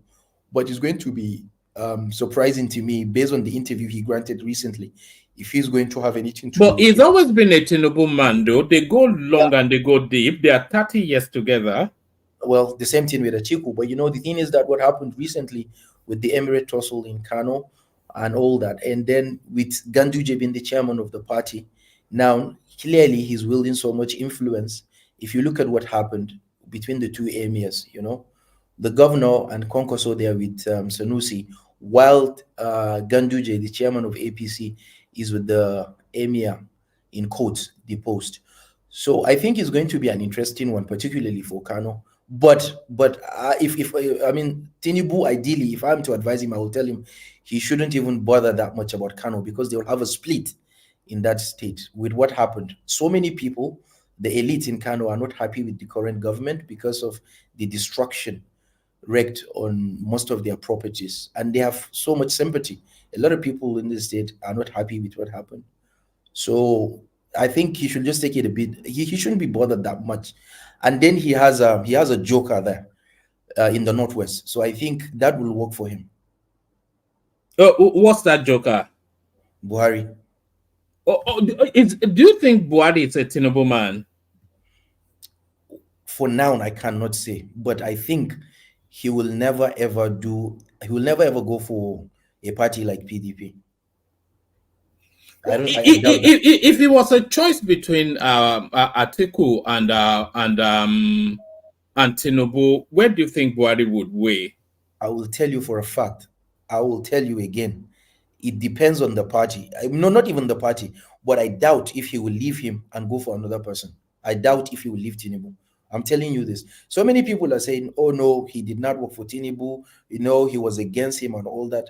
When I hear that, actually, I laugh, because there are some things that I heard from those who are very, very close to Buhari's cousin, Mama Dara. And I know for sure that someone like Mama Dara, who is Buhari's cousin, really, really worked for Tinubu. He worked for, and that is why it is unfair when you hear people, particularly of Tinubu's cycle, insulting, abusing, and saying so many things about his inability to support Tinubu for the 2023 presidency.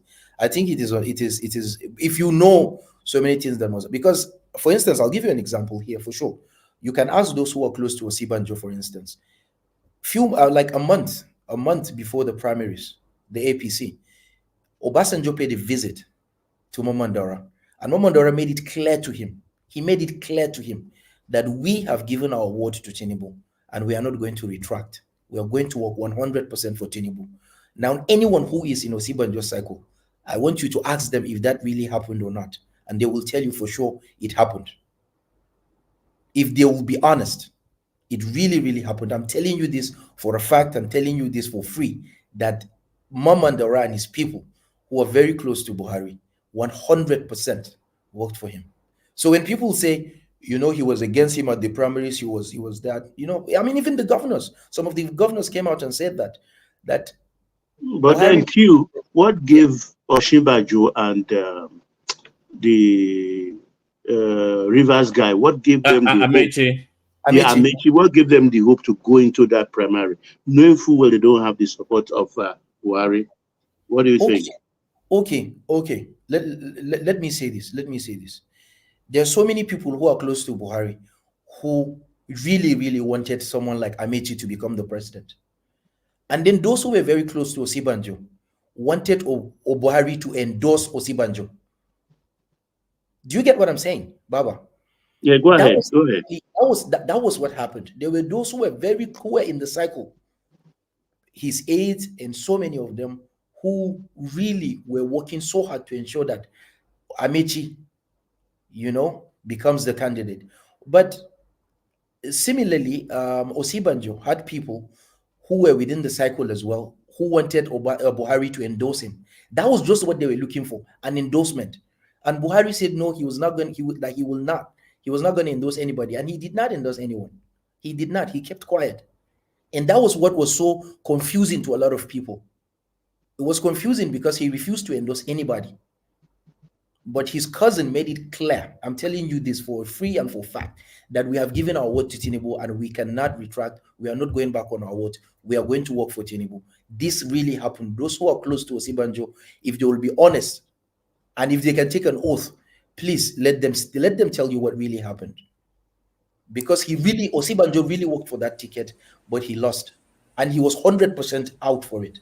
So if anyone should say, oh, but the reason why I said Buhari will be his joker is because he still has massive support in the north, and that will really, really hit if someone like Atiku appears again to contest against him.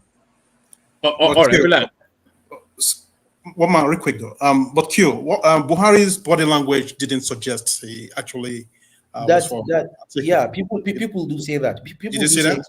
No, I got you. I got what you're saying. People do say his body language, or his, or maybe he was completely against him, But what I will tell you right now, what I will say is this: if anyone can tell you Buhari endorsed anybody, if anyone can tell you Buhari worked for any candidate, if anyone can tell you that, okay, Buhari said the governor should go and work for this particular candidate. In fact, when the governors of All Progressive Congress, APC, converged at the Villa, he told them, he said any of the 5 candidates from the South is good to go.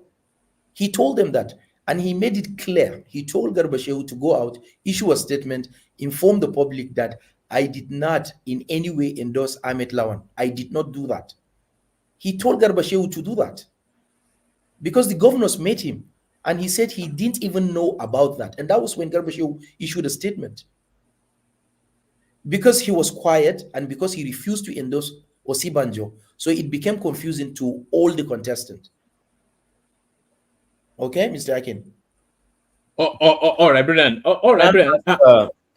Can I ask a question before Q's go? And it takes me back to the protesting. I'm happy for you to ask that question, but Akin has really not spoken. So I wanted to go on from Q, go to Akinzo, have a 5-minute monologue with him. Kulata Ekene, everybody else. Q, what happened that it took you so long to come and join us again? Not really. Sometimes I listen to you guys, and here I must say that if you don't mind me, I would like to commend a few people here who do make fantastic submissions. The likes of Bartoski and what is his name again? Larry? Yes, Larry. Yeah. They are outstanding, actually. Their submissions are really, really good. Because it seems to me, while they are out of the country, they have a sense. They really do have a sense. They do feel what is really going on. It's like people are telling them clearly, or maybe you think sometimes they are part of it. Look, when I say these things, because look, for instance, I was in one of these tricycles, Kekena papers, we call them in the country, and we were in it because I always take it and I go around to see what's going on. And at a point in time, someone who I know from childhood, I could not recognize him. We had to take a turn and come back. Look, the situation is just devastating. Now, I'm not saying that you have to blame Tinubu for all this. And I said this before, particularly I told people, at that point in time when Tinubu came in, the rich people, those in the oil industry especially, these flimsy, filthy liars called bankers and economists, they were all on the next president to remove subsidy. They were all on the next president to remove subsidy. And that was not the right thing to do. I've said this so many times and I will maintain it. Removing subsidy is wrong. People can say so many things. The country will go under, the country will go bankrupt. We are not producing, we are a poor country. They've said so many things. But what I'm saying is that there is no country at the level of development of Nigeria that will do such a thing. A country that heavily relies on that. You don't rely on electricity to do your business in Nigeria, that you're going to connect to a national grid. No, you don't do that. You rely on your alternative source of power. And most of the time, people use PMS. Irrigation farming is, again, PMS. The woman who cooks, who has a little restaurant to blow up her fan, is PMS. The same thing, the man who uses a taxi to convey me from the airport, he relies on PMS.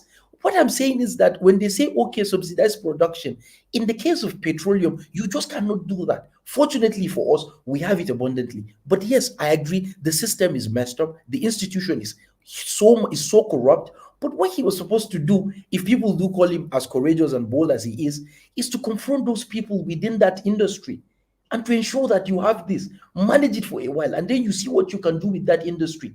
Allowing it with, in quotes, what you call so-called market forces to determine, that is absolute bunkum and nonsense. That will never ever give you what you want. Between last year and this year, so many people that in the oil industry, they've made unimaginable amount of billions out of the pain and suffering of people. What I'm saying is that this is just pure lies. They come out and they tell you this. These things don't work. These economic theories they give you don't work. Here, I will tell you, I'll give you an example, for instance. I conducted few research. Back in 1983, when Margaret Thatcher was, when she was in charge, and she was coming up with her neoliberal policies as an economic model in the UK, 391 economics converged at the University of Cambridge. The finest economists in the world from the United Kingdom converged at Cambridge, University of Cambridge. And they issued a statement. They were completely against those policies because they said it will not work. Now we know better. England has over 3 million destitute at this moment. Then that's a country that, as at 1979, and you are tracing it back to Thatcher. Thatcher was no. Excuse me. The reason why it was not clear at that moment, it was because as at 1979, the level of inequality was the lowest the world has ever seen in the UK. The level of inequality as at 1979 was so minute, you can hardly even figure it out. There was so much development, and no one need to tell you because you reside there, one man, the level of industrialization in the UK. But here we're talking about a country that, apart from the city of Lagos and the city of Abuja, you are virtually, the whole country is like a rural area. Look, there is no way this will work. It will not. The likes of Bismarck Rewani appearing on television, giving you models, and these things will, like, what I'm saying is, I have said this on and on and on. I hope Tinubu disappoints. You sound like a posh version of a Kenneth. You know, that's what you sound like. We don't have enough time, actually. I wish you come again because this fuel subsidy thing is an issue we can really talk about. I want to ask a question. I wanted to move on from before you. That's why I can just join issues with him. Yeah. Let me say this. Q, are you happy to come on as a guest? I think people want to interact with you. Honestly, I can't say for now. I get so busy, and I'll be traveling very soon. So it depends, but I will try and hop on once in a while. Please do, because we just don't want southwest, eastern voices alone. We want to hear also from the north. That's why we're encouraging you and us and the Ribadu Tukin. Is always welcome here. All right. Let me do this because so many voices still not spoken yet. Let me ask that question. It's just it's not just one question. It's not going to take time. He has spoken very well and brilliantly, and I enjoy the way he engages without throwing banters and all those things. Although he has this kind of mindset of, the reason why we are saying this is because we support us. But anyway, everybody with their own biases. Question it's a socialist like Ajanle Koko. It's a multi-millionaire socialist, if they thought it was. It's good to see someone with Aminu Kano's lane in it. That's fine. Now, the question I just want to ask is, in this protest, it's not a Talakawa. He says a socialist. That's Talakawa now. That's pro Talakawa now. A posh one. Okay, the posh one. in this protest now, which state in the north do you think we should be looking at? Thanks. Thank you. I hope there's no state that you will look at that will turn out violent. That's just what I hope. And I hope it's not gonna. I think the Tinubu machinery, that's the Tinubu team, they've worked so hard to ensure that this thing does not happen, or if it does, it does not get out of control. I think they've done that very well by inviting the religious, the clerics, and also traditional leaders, and most of them have said what they want to say. So it's left for us to see what's going to happen, in a few days. But I hope it doesn't turn violent. That is just the reason why we don't want things to get to this level. It's just so bad and terrible. You don't allow the situation to get out of hand. No amount of food will solve this problem. 20 trucks, each truck takes 600 bags. 600 bags, when you multiply that, how many? That will not be. So all these things, coming up with ways in order to solve the problem of subsidy, to ameliorate the problem, will not solve the problem. It will not solve the problem. It will not.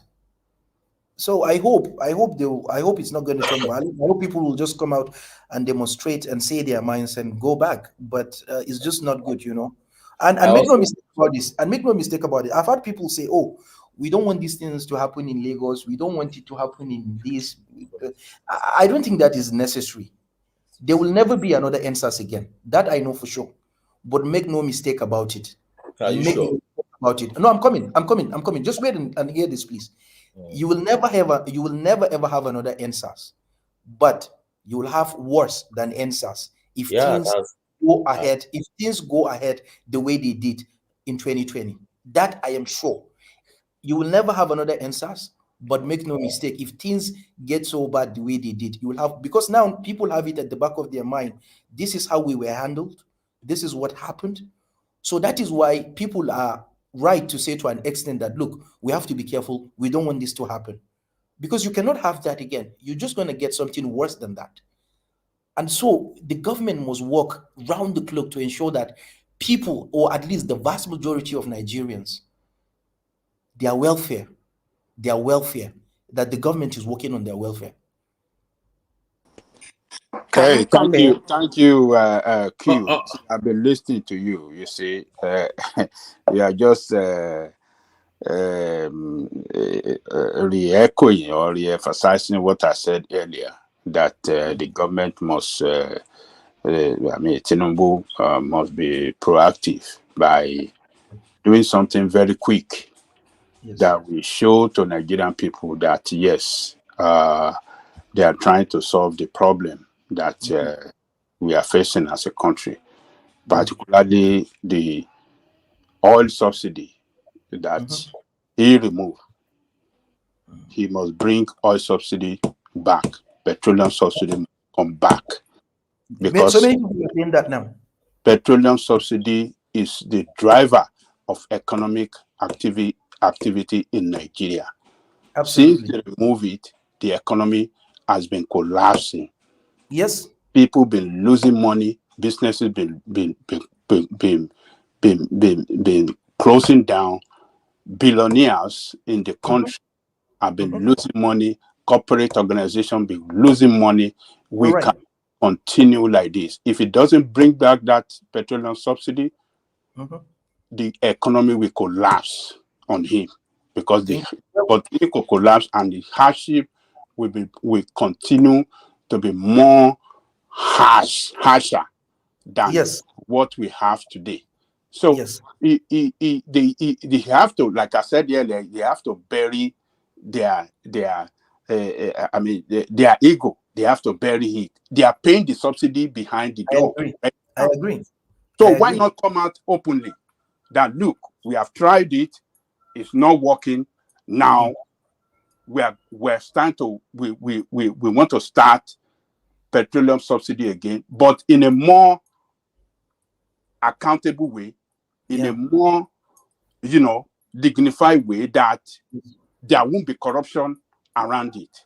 Yes. It's simple. Because that is what is responsible for the high cost. I'm just trying to move. I'm just trying. I understand. I want to. Let Ajando Koko land, and then after Ajando Koko, I want to go on to Akinzo and then other voices. Yeah. The high cost of petrol is what is responsible for the high cost in transportation, in energy, what do you call it? In everything. It is the cost of that petrol that is so high now that is responsible for it. So he must bring in that for us to have life again. I agree with you 100%. All right, Akinzo, you're up next. I know you've been there for a good while. I suspect. Are you still there? I wonder, Akinzo. Oh man, I'm here, almost sleeping anyway. But yes. So sorry about that. I try to prevent it all the time, but I still struggle with it somewhat. Just give us your take on the conversation, and then we'll move it around. Yeah. Oh yeah. Let me just ask. Well, Q. No more question and answers with Q. Just give us your take on the politics, and then we'll go on. Yeah, but this is there's no way I'm not going to ask him any question anyway. But I just want to look around a little bit. So thank you, woman, for this opportunity. And of course, we all agree that there's hunger in Nigeria at the moment. And of course, this is not just 2024 thing. It has been there, for many years. And of course, there has always been hunger in the northern part of Nigeria. So Q here can agree with me on that. So my problem is, or my trouble with some people in the north, okay, and of course southeast is what is different now with the situation on ground, with what we experienced 8 years ago, all right, and of course prior. So what is so different that we want to take our protest to the streets? So that is a big concern for me. Okay, so are there ways to resolve this? Are there ways to make the government listen to you other than taking your grievance to the streets?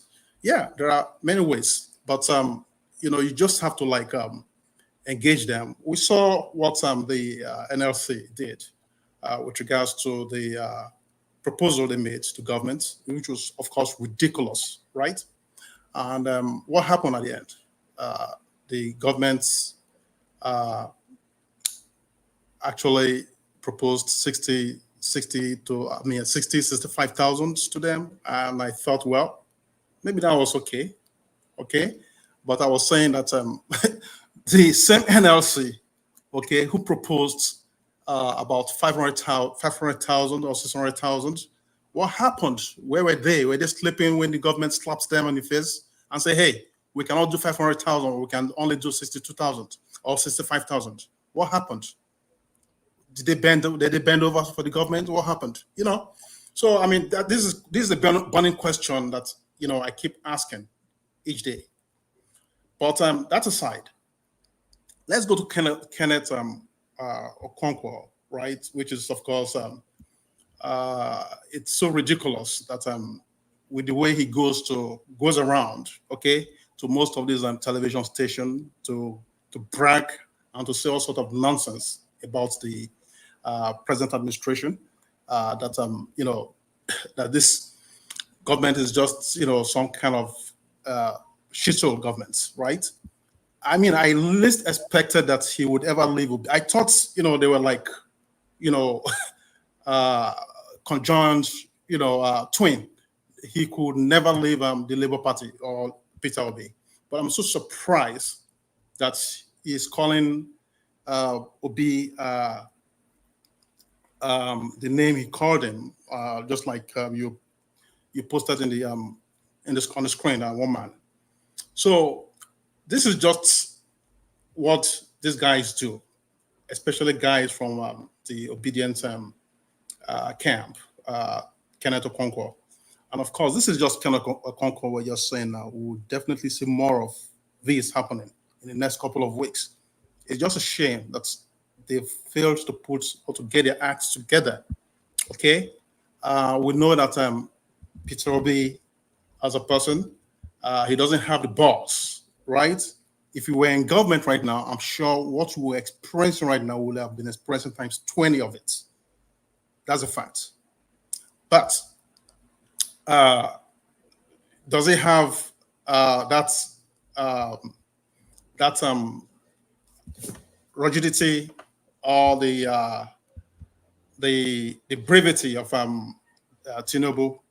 Let me just put let me just put a little disclaimer to this. I'm not a Tinubu person, so that someone doesn't come for me here. I'm not a Tinubu person at all. I don't support what it does or what it's doing at the moment. Okay, I totally support the protests. Let me just put that out there. I support the protests. What I don't support is the transparency.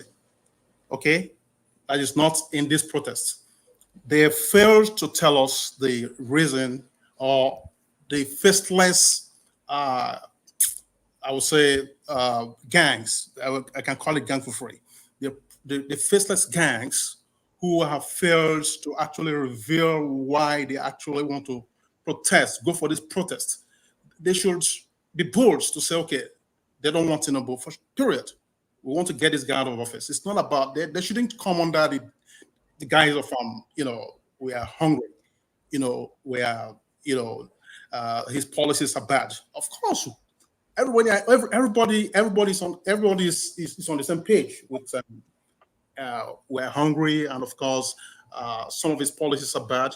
Yes, some of his policies are bad. You still have to actually give him time. He's just in office for what? For a year. Okay, that's why I always ask. I asked Hassan when he came in earlier on. I asked a question. I said, what is the difference between this government and the 8 year of Buhari?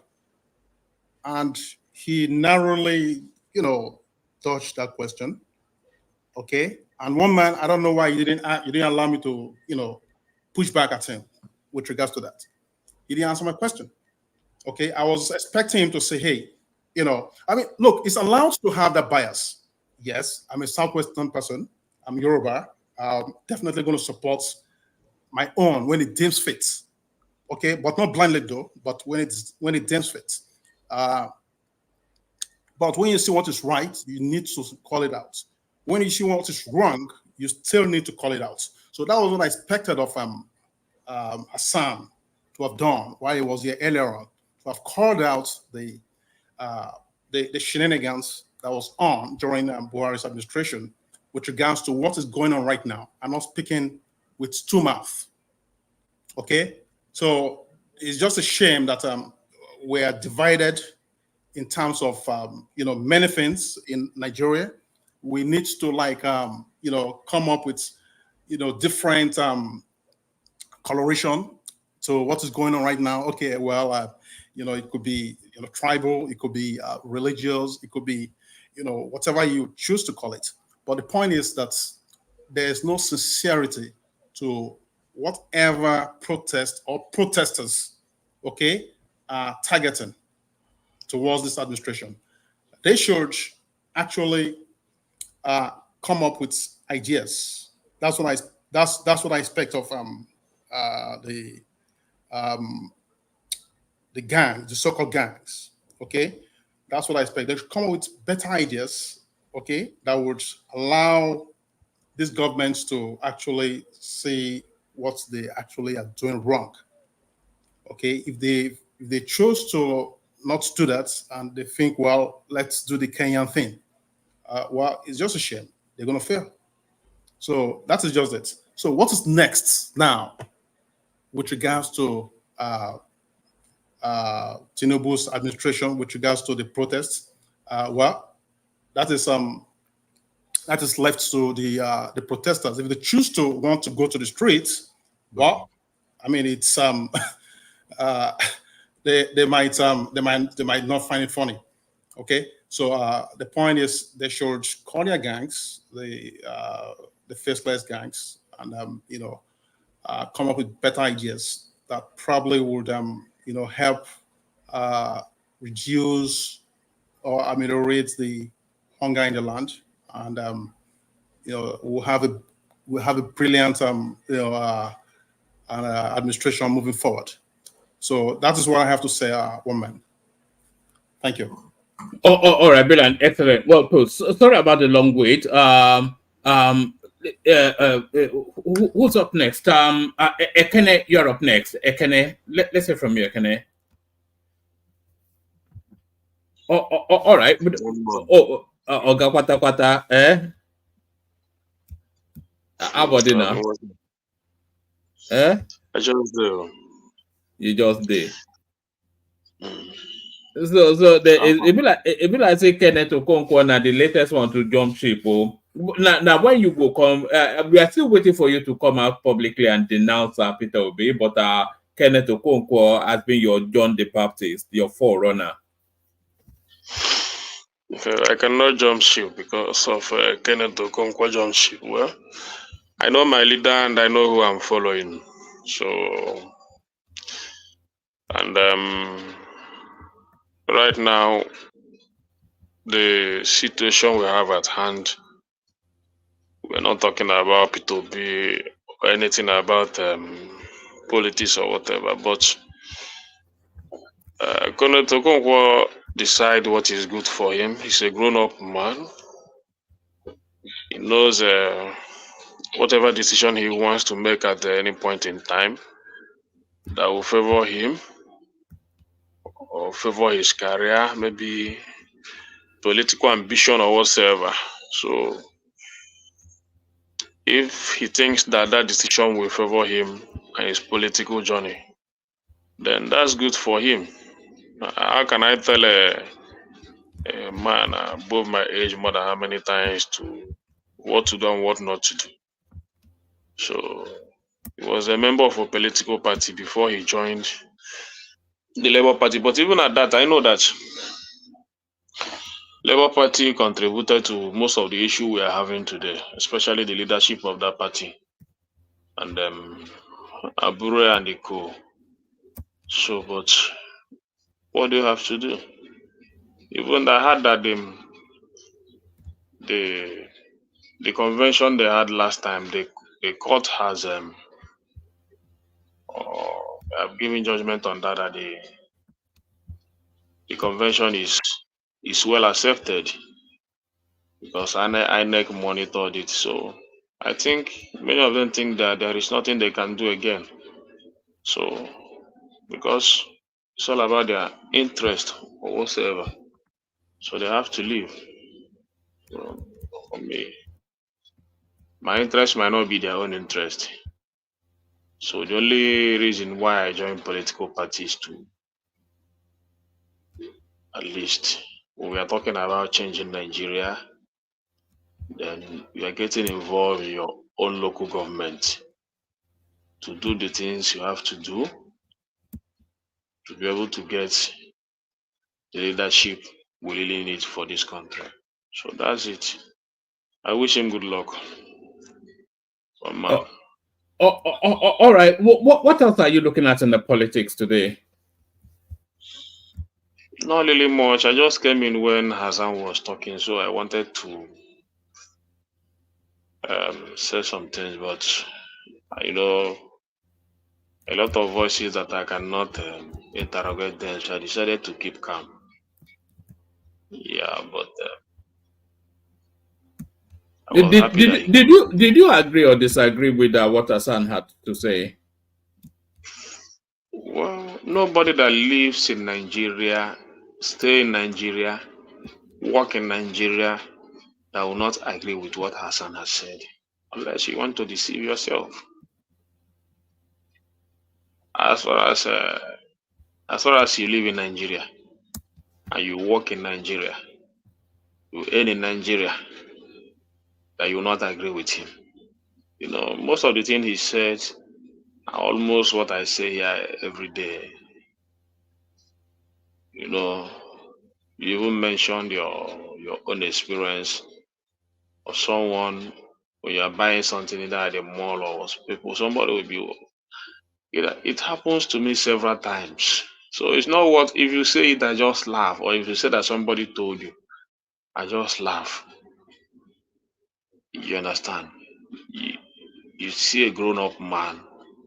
In fact, you know, it has been long. I went to the market to buy some food stuff, but this Saturday I decided to go to the market also. I bought one onions for 200 naira. Just onions, one. I was like, wow. Just a piece of onion, 200 naira. The size that I used to like, not these tiny, tiny ones, normal size of onions. I bought one for 200. I was, guy, what is it? Onions. A piece of onions, 200 naira. What is happening? I beg. The guy said nothing. How much was it previously? At least, normally, at least when we say that things are costly, we used to get it like maybe 2 or 3 of it, 200 or 4. But before onions of 200 naira, you can use it for as in for many times you want, if you as in I know when you buy onions of 200 naira, because onions it was like nothing before. It was like nothing. Just go, you ask them of onions, they just pack it 200 naira and they just pack it for you. You understand? Well, a bag of onion here is about £6, which is well over 10,000 naira. Well, for me, I don't know. You know, I don't live abroad with you people, because what happened in this the situation we have now is that people, a lot of I had that Babiodun trying to tell students that the graduating students that they should not worry, they should not protest. The problem we have in Nigeria today, we also have it in abroad. We have it in US. We have it. Well, that is a politics. That's what they say. I'm not saying there is no inflation in any other places. So, but for me, I don't see the reason why Nigeria should be facing this kind of hardship. Honestly speaking, yeah, because I see that mostly. I don't think that things are too scarce like that. But I think that the purchasing power of the people is brought down to nothing, because a lot of people are still making money that they used to make during either Buhari or Good Luck time. I know a lot of people can still make 5,000 naira a day, 10,000 naira a day. I know. But honestly, that money cannot do anything. That is the problem. Talk less of savings. That's a real fact. What do you want to buy with 10,000 naira in the market? You just mentioned the price of tubo of yam. You said it at the cost of the starting of this section. You understand? So it's not as if people are not making what they used to make before. So for people to graduate from that level of earning to another level, it's becoming too difficult, because there is no job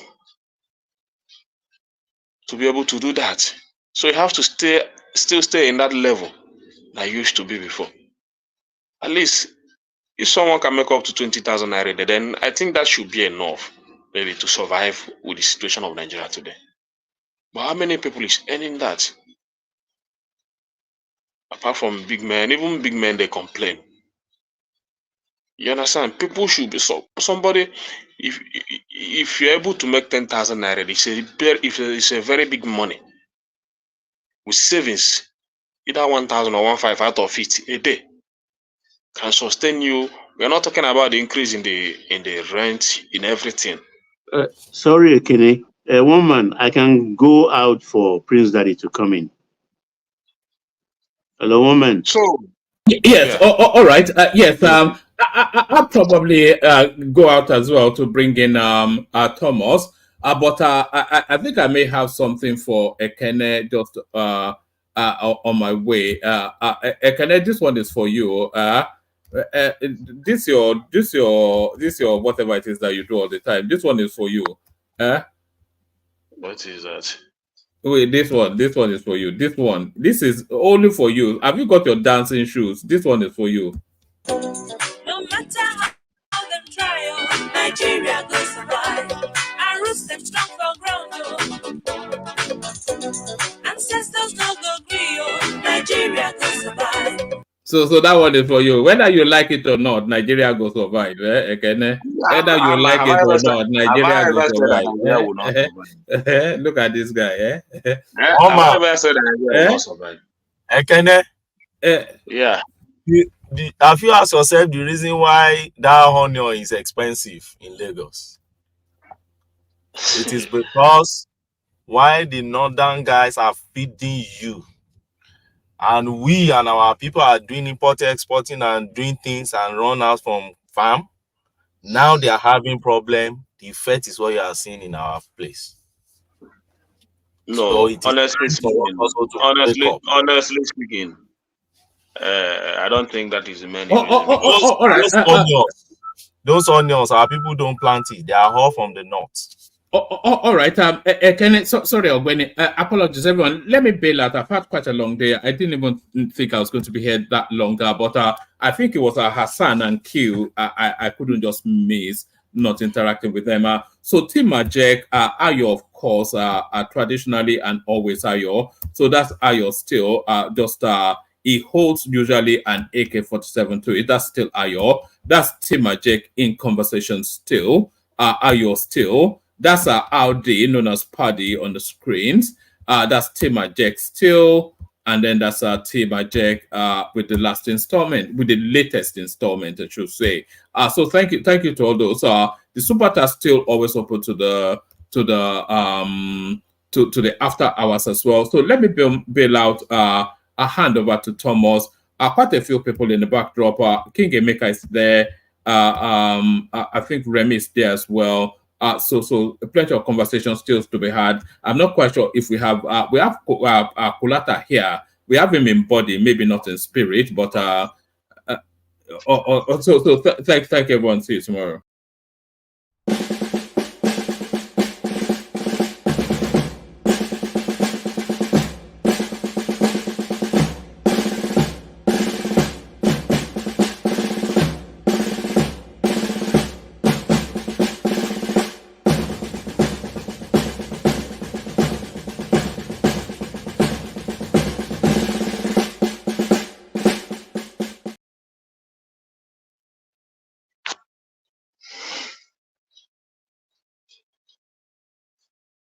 So, where is Thomas? So, Kulata, are you there? Ogbeni, hold on, please. Ogbeni, have that conversation, then we'll move on. Yeah. Ogbeni, Ekene that is talking now. It's not Ogbeni that is talking. He was asking Ekene some question before, so I think he dropped. Yeah, Ekene, continue. So, okay, so that's not the onions is not only the price that shocked me. Even carrots, you now see good carrot for 1,000 naira, maybe like 4 or 5 pieces. Ekene, I don't know. Yeah. I don't know where you are getting your own onions from. I'm very sorry to say, because I just bought onion yesterday, and I can even send you the picture of the onion that I bought for 5,000 in Ilorin. Simba, Lagos is different from Ilorin now. Come on now. Is Ilorin not Nigeria? We're talking about Nigeria. We're not talking about particular price in Lagos is different from Ilorin. Don't you know that? Okay. Do you buy tuber but in Ilorin or Ileshu in Ilorin?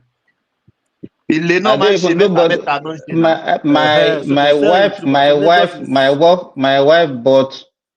In fact, because presently I don't know whether they are still having it in Lagos. There is the new yarn has come out now, and then she bought. Naturally, Lagos price is always different from everywhere else. Trust me.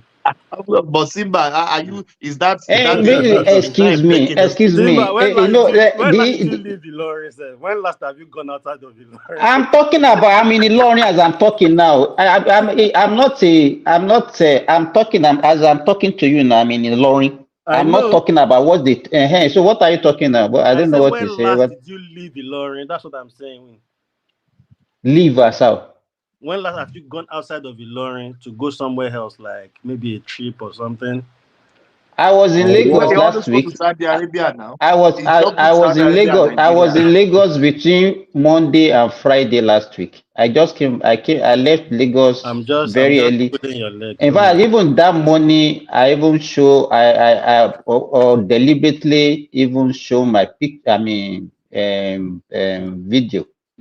when I was in the airport, when I was about leaving Lagos very early in the morning on Friday. Well, so I'm not talking. I don't know. What airport did you now arrive at? We have the airport in Ilorin now. You don't know that we have the airport in Ilorin. I don't know that it's airport in Ilorin. It's an international airport, not even a local airport. If you don't know. Yes. When was that? International. I swear to God, I didn't know. You know. It was actually built for like how will I say it, like a place where if there's any problem in Lagos, where planes can actually landed. Alternative airport for Lagos. How can Ilorin be alternative when there is Ibadan airport? Ibadan, it cannot even. Ibadan does not even have it can't compare Ibadan airport. I'm just whining. You don't mind. Carry on. Okay. It's Ekene that is talking now. So. Well, Simba, I don't know, but it's like Ekene has rounded up or something. I'm telling you what I saw last Saturday. That's different. Not apart from other things I've added money in the market, but the price of these two things, carrot and onion, just surprised me.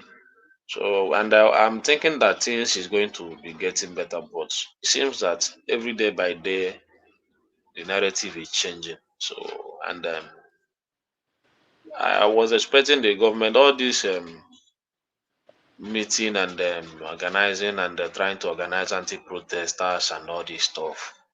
That energy would have been channeled in meeting the demand of the people. Starting from now, I think they start now to meet the demand of the people. Okay, let me tell you, the fear, let me tell you, and you too should also be afraid of what is going to happen. You are a businessman. You have all your products in Lagos State. You understand? That fear is nobody is against the protest. But we're in Nigeria. You understand what I'm saying? And we know what usually happens when there is protest in Nigeria. Because this morning, in fact, I'm very sad with what I heard on this platform this morning. For somebody like Q and somebody like Hazan to come and paint Buhari regime to us like a very good regime. For them to come here and be telling us that banditry and insecurity is not a problem in Nigeria, for them to come and tell us that there is hunger in the north, and they are painting all those things, then somebody like Ajale Koko will also come and say, thank you, Q. Ajale Koko, who is a major, one of the major persons that normally talk about insecurity as one of the major problem of food insecurity in Nigeria, to come and be thanking Q, that you can see the bias that we have. The way we take things, the way we talk in this country, it shows that this country doesn't have a future. I'm very sorry to say this, because it shows that we are not being sincere to ourselves. It's only when people are talking to your sentiment, whatever they say, whatever rubbish they vomited, once they are saying anything and it's actually in line with your sentiment, you go with them, you commend them. I'm so sad. I'm very sorry to say that. I'm so sad that people can come here and some people will be thanking them. They say they are making sense. The Buhari regime, even you, Ekene, that you always come here to condemn Buhari. And now that I cannot say that I cannot say Buhari regime. so, and then the way we look at the way we look at the economy, excuse me, the way we look at the economy of a country, is like you want to look at it like a kick and start thing. That okay, once where somebody stop, that's where you don't know that somebody can be in regime and cause an havoc that even another regime cannot be corrected in the next 4-8 years. And that was what Buhari has done. And then we will now see somebody that just came in the last 1 year. Tell me, somebody, we are talking about subsidy. Simba, as a matter of yes, fact, all the problem we have now has been created by PDP. I don't know. I don't know how we think in Nigeria. To me, in fact, I'm so sad, and I've given up completely. That narrative that let me say this, sister. That narrative that every administration, we think that the next one, maybe after Tinubu now, should we be expecting that the next administration will continue? Maybe we say, "Hi, we're going to miss Tinubu. We're going to." If things continue to go like that, man, that's what I'm angry at. Because during Goodluck Jonathan, there was a lot of complaint, this and that. Then Buhari now complain. Now Tinubu again, where it's like people are already saying that Buhari is the thing. That narrative is becoming a norm in our political system. But are you And guys who not is going being to put a unfair? stop Are to you it? not being unfair on Tinubu? Being that it's just used 1 year, he's raised minimum wage recently. Don't we by think 133%, 133%. Even Buhari raised minimum wage. Buhari raised minimum wage, but still people complain because that money cannot get them anything. This minimum wage you are talking about is less than 43. It's better than what they were earning before. That is what No, let me tell you, this minimum wage you are talking about is less than $45. Even 19,000 naira minimum wage. We don't spend during the time dollars of, in Nigeria, though. No, you calculate it. You understand? I think maybe Madam Zita, most of the thing we do, most of our economic activities is tied to the dollar. On this issue. PDP 19,000 naira is $119. Okay, we have heard you. Madam Zita want to talk. Madam Zita want to talk. DOG, please. Okay, sorry. Madam Zita. My honest opinion, I don't even see why that is going to be a protest. I think that could have been a better way to dialogue, because at the end of the day, this protest won't lead us to nowhere. Some people will just gather, make noise with microphone. There will be DJ playing music. Some people will be chasing women. Some people will be drinking. While some hoodlums will be looking to loot. If they limit it to that, no, DOG, if they limit it to that, I'll be very happy. But all the business owners, even including this Ekene, you are working in Alaba. When those guys by the time they start looting, is the individuals individual like you and me that is going to suffer for it. Jeeps were dropping hoodlums. So even politicians can send hoodlums to sabotage and start looting just to create havoc. So people saw what happened in NSAS. There were jeeps, Land Cruiser jeeps, dropping touts and thugs, dropping them off on the street, and they started creating havoc and issue up and down there. So there is no way things like this will happen in Nigeria, that you won't see some criminality like shop looting. One guy was talking to me today. The guy is telling me from Nigeria that his sister has never recovered from that 2020 looting they did in ShopRite, that she has never recovered till today. This is 4 years after. There are a lot of business that has folded up since that time. Thank God at least she's alive. That's what the guy said last. Say, thank God at least she's alive. Zita, Madam Zita, you can say Simba, when I came earlier here, I had a nice conversation with Hassan. I asked him very few questions, which they attacked me. Even one man said my questions were too broad.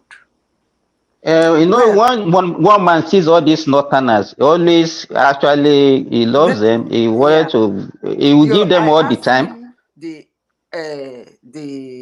reason for the protest, he said hunger. I said hunger is too broad. Who are organizing this protest? He said some NGOs here, they have their own list. Some NGOs here have their own list. I said, how are they getting this, their demand of the list of their demand to the government? He said they pass through a man. Listen to me very carefully. They said they pass through their man or whatever, and then they said, what is the response? They said it's like the government is not interested. Maybe that is the feedback. That's why they want to go to the street.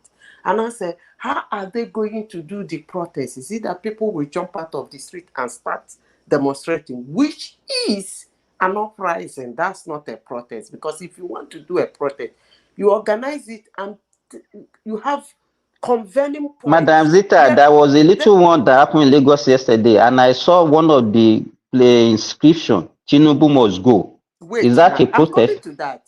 Wait, so I said you have where you convene, and when you say we convene here, maybe security operative will stay there. Number one, protect you, your life, and the properties, the property around.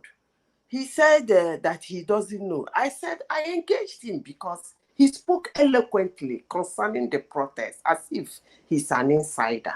But because there are people who think the protest is all there is, and and if you say, please, that's not the way to go, they think you are in support of the government.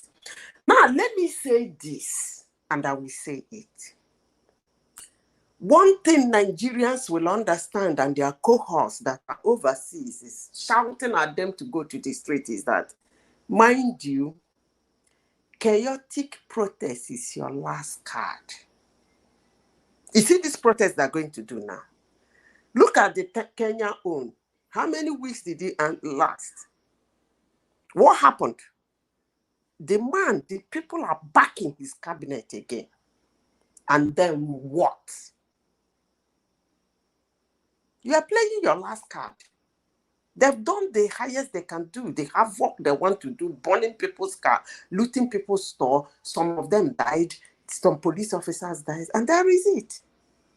So what next? Yeah, it never gets us nowhere, to be honest. Protest never gets us nowhere. He said, and then what? If you finish it, and then what? Maybe one or two things will be done. In the United States, I keep giving example of that because the whole world supported them. In 2020, they did riot, they burned everywhere, destroy all their beautiful statues. At the end of the day, what happened? It's only the family of the boy that got some money. And then what? People lose their life. About 25 people died in that protest. Madam Zita, people lost their businesses. Wait, let me finish. So what am I saying? It is that people, this is not a protest anyway, this is a kind of an uprising. It might not end up in revolution anyway, because I will come here on the weekend of the 1st to have a good laugh. Maybe, probably on the 31st, Tinubu will make a national broadcast and then wait for them. Because you cannot tell me that you have a genuine reason why you want to protest and you don't want to show your face. This is how dumb people think humans are these days. You just say something without people asking you questions. You have a very genuine reason. People are hungry. People are suffering. Things are so bad. That's a genuine reason. On normal circumstances in those days, people like Atiku, Obi, Pankwanzo, all of them will be in forefront of the demonstration. They will lead the masses, being in support of them, to show the whole world that we do not, and the government is not going to attack them, because the presence of them will make the process coordinated, easy. But if some people want to hide behind whatever that is going on to cause mayhem, let's see how it goes. I rest my case.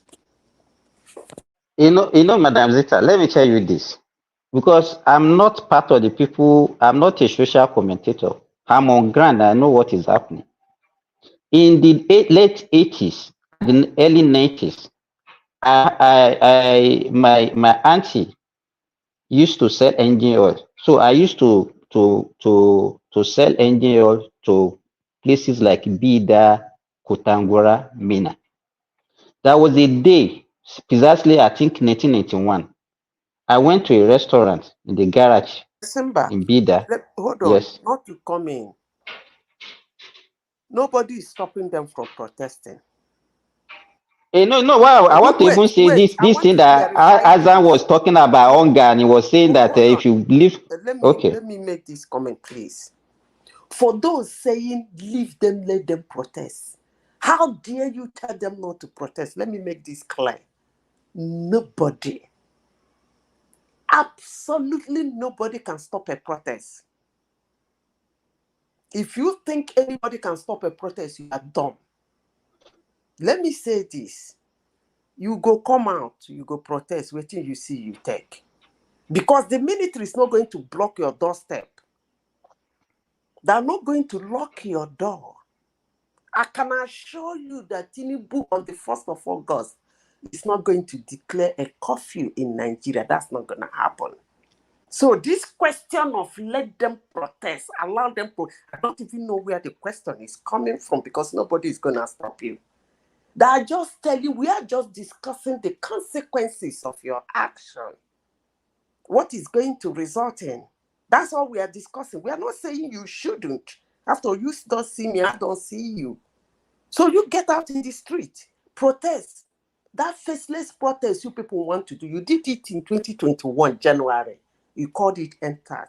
At the end of the day, some people ran and went and took injunction from court so that they will not be investigated concerning that hazardous protest they did, that so many people lost their businesses. You think you can do it now? I wish you luck. So this question of, I want them to protest. Am I holding you? I'm not holding you. I'm not there. Go out there and protest. Nobody is stopping you, and nobody can stop you. Because the military is not going to tie your leg, neither is the police going to lock your house, and neither will the government declare a curfew because you said you want to protest. So that ridiculous statement of allow them to, how dare you tell them not to protest? Nobody is saying that. We are just discussing consequences of what is going to happen. And I tell you something. Come this weekend, we are coming back here to discuss it in good faith. Madam Zita, please, apart from all this, apart from not protesting and because it seems that you are saying that protesting is not the solution that will make the government react to the issues we have at hand. So what should now be apart from protest, what do you think the citizens should do to get the attention of the government to react to the situation we have at hand? Good. That's a fantastic question. Fantastic question. Now, number one, what is the reason for protest? You said it's hunger. What causes hunger? Poverty. That's one of the major causes of hunger all over the world. How are we going to tackle poverty? We have our House of Representatives. We have our senators.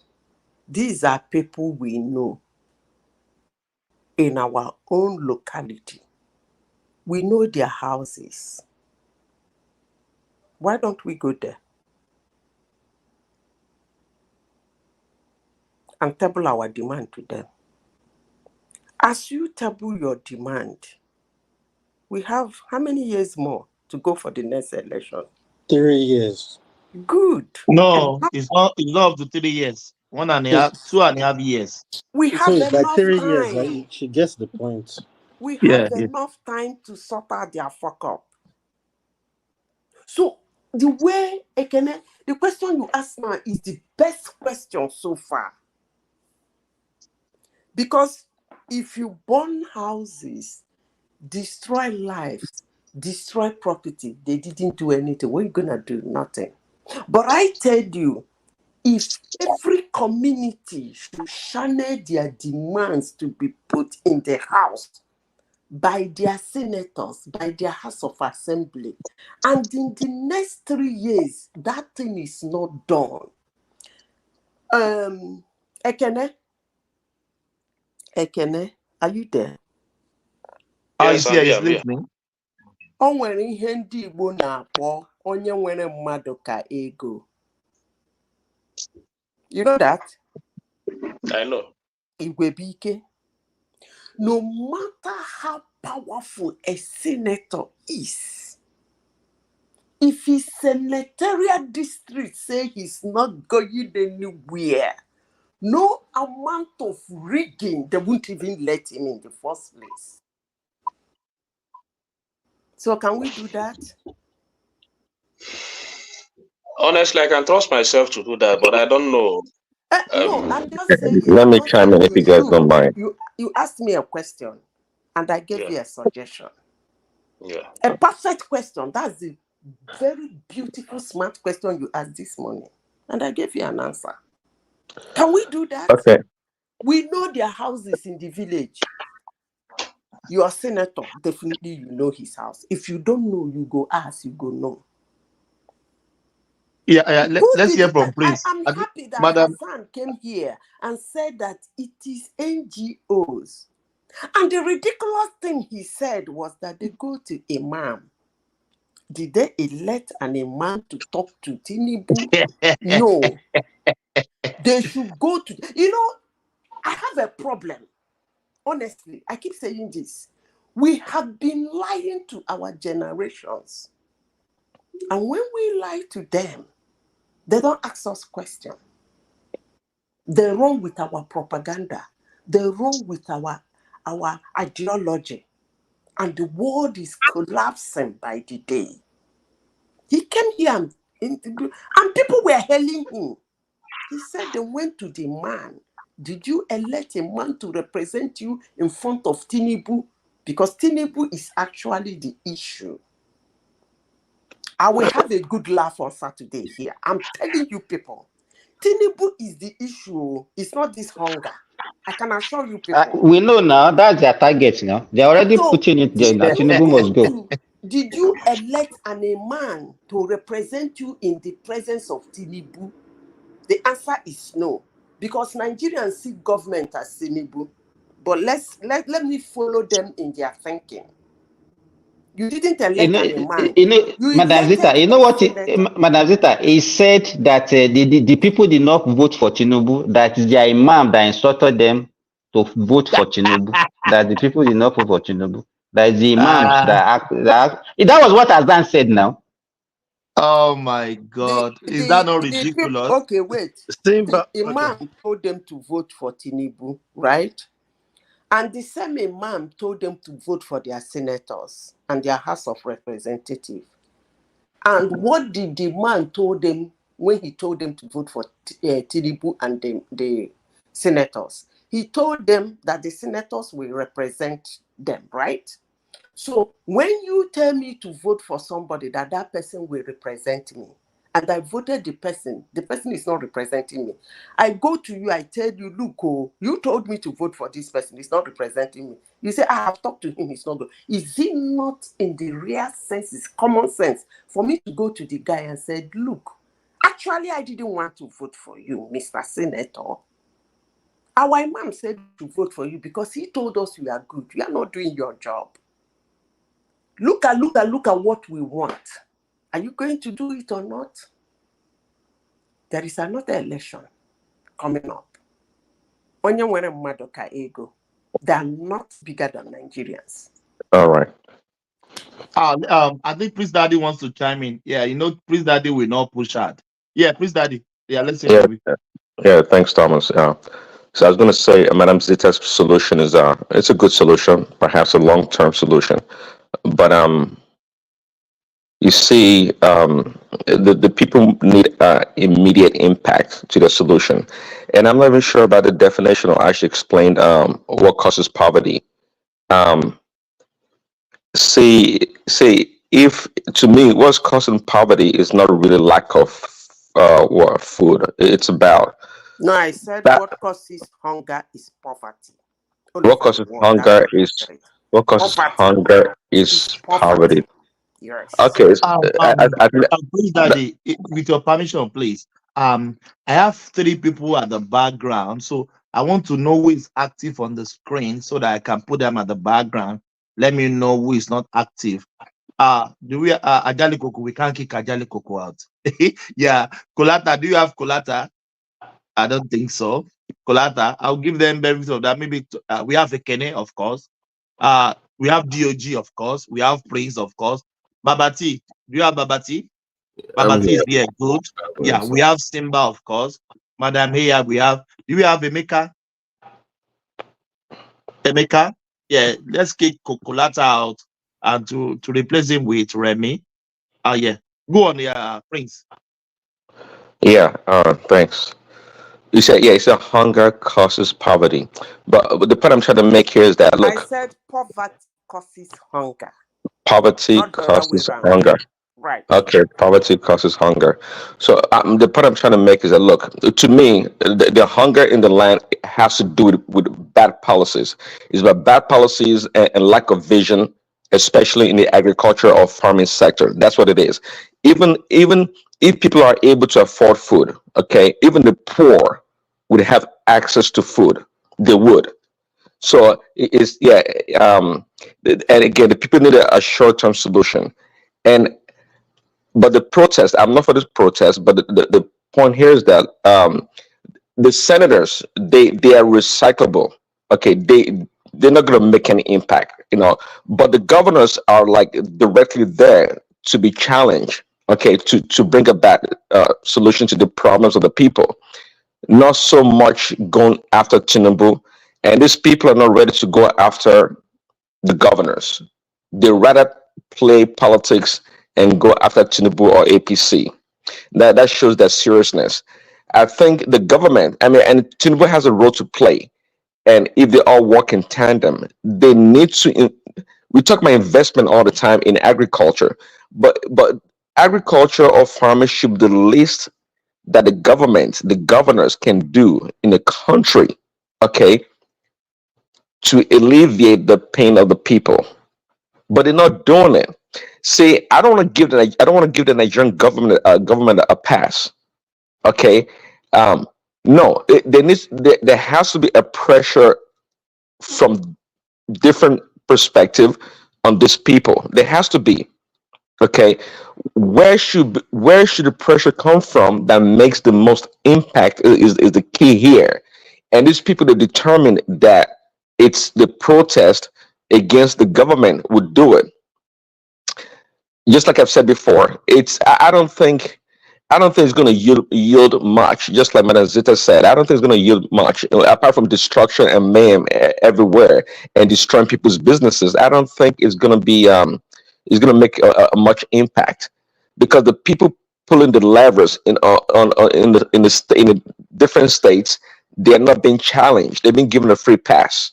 Okay, so and that's what a lot of people are saying, that this protest is politically motivated in a lot of ways. Okay, and again, Please, Daddy. Let me. Sorry, I'm sorry for cutting you. Let me give you some data from Australia. My church always give like a giveaway every Wednesday to the less privileged, and where we normally get the food from is from the food bank in Melbourne.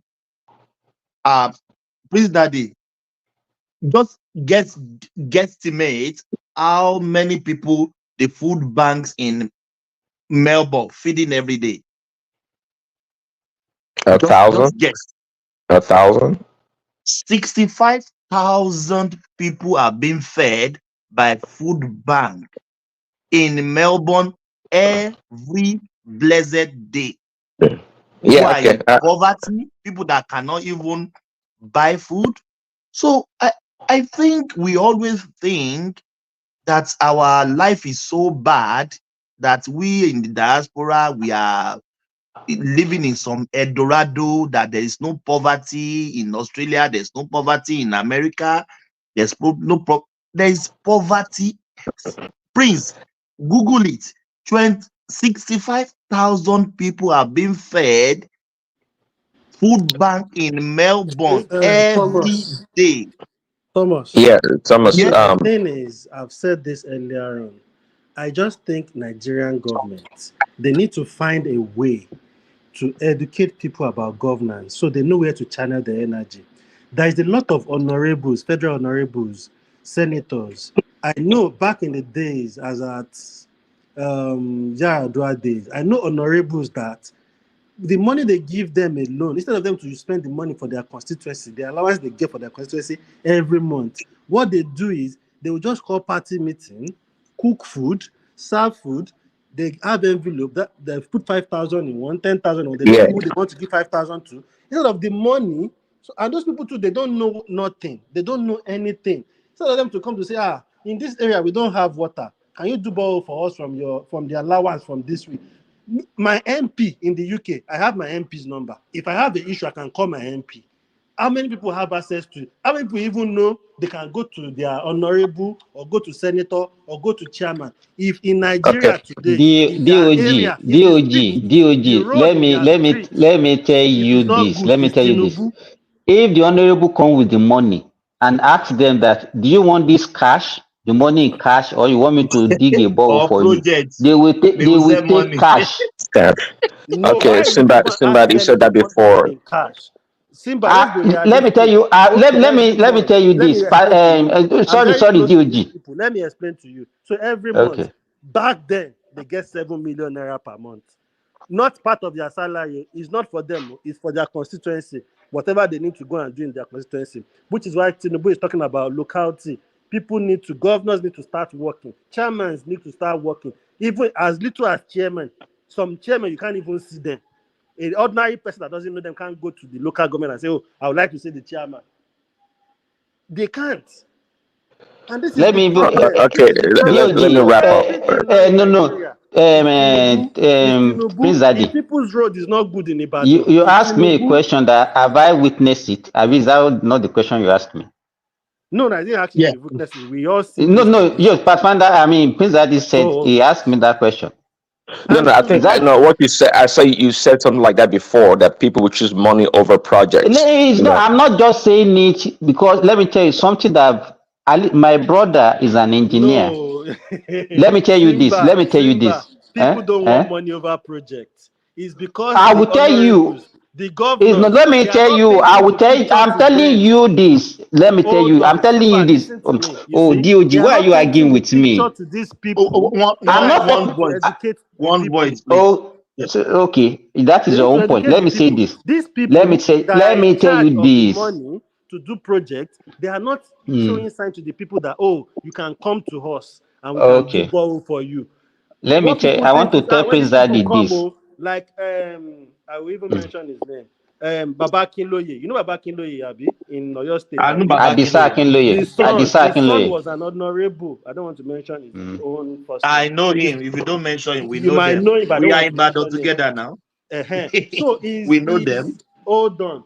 His son was an honorable back in the days.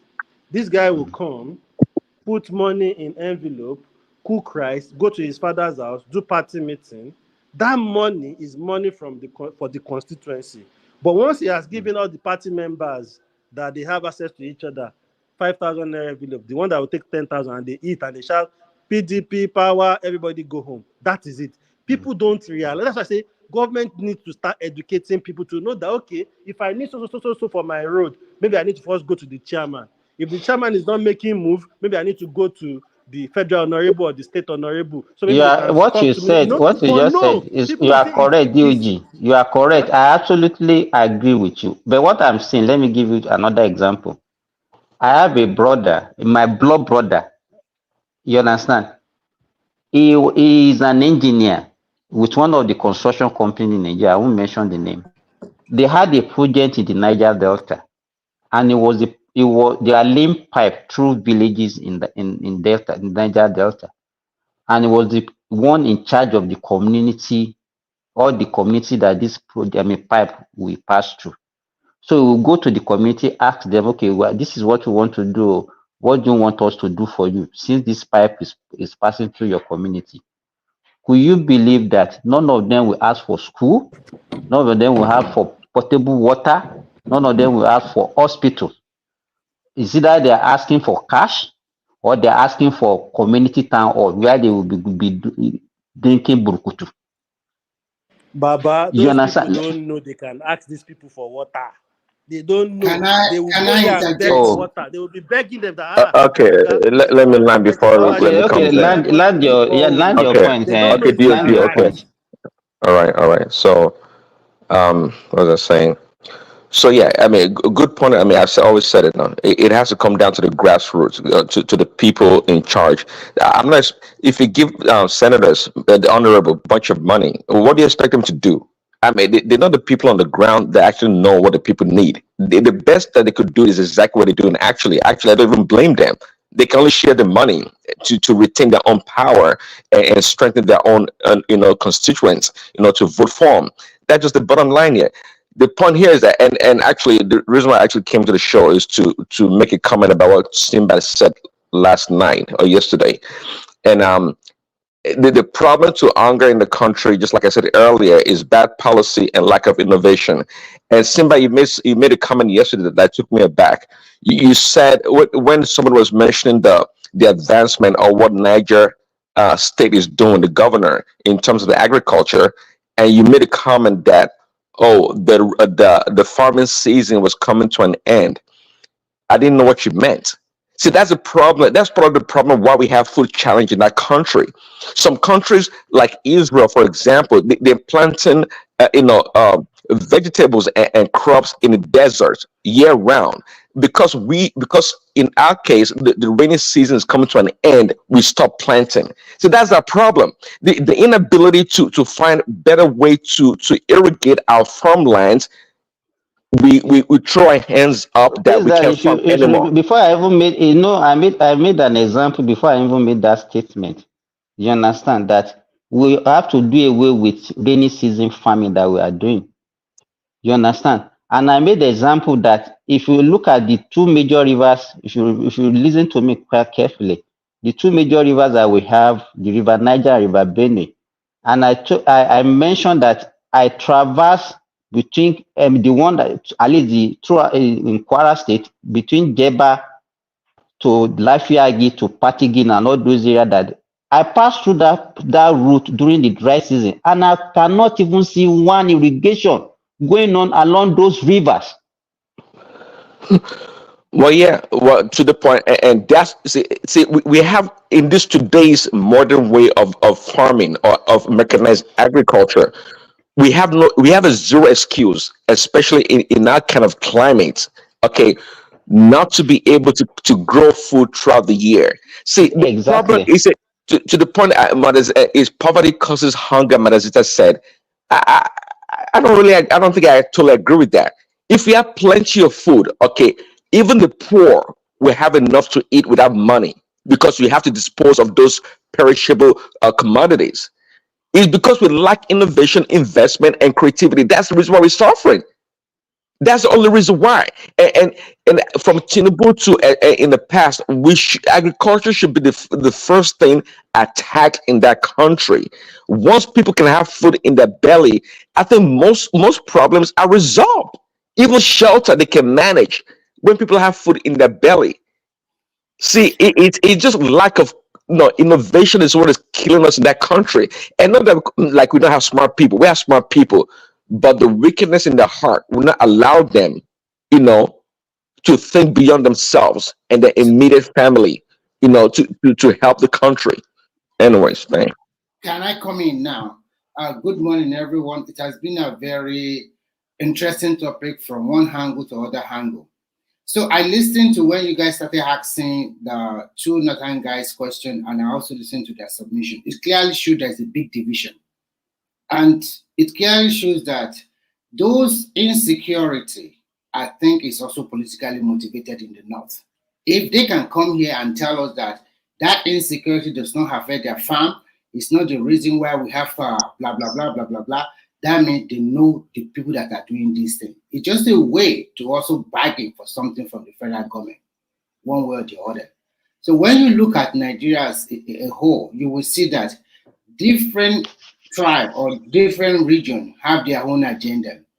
And it clearly shows that the protest they want to go about is not protest basically for hunger.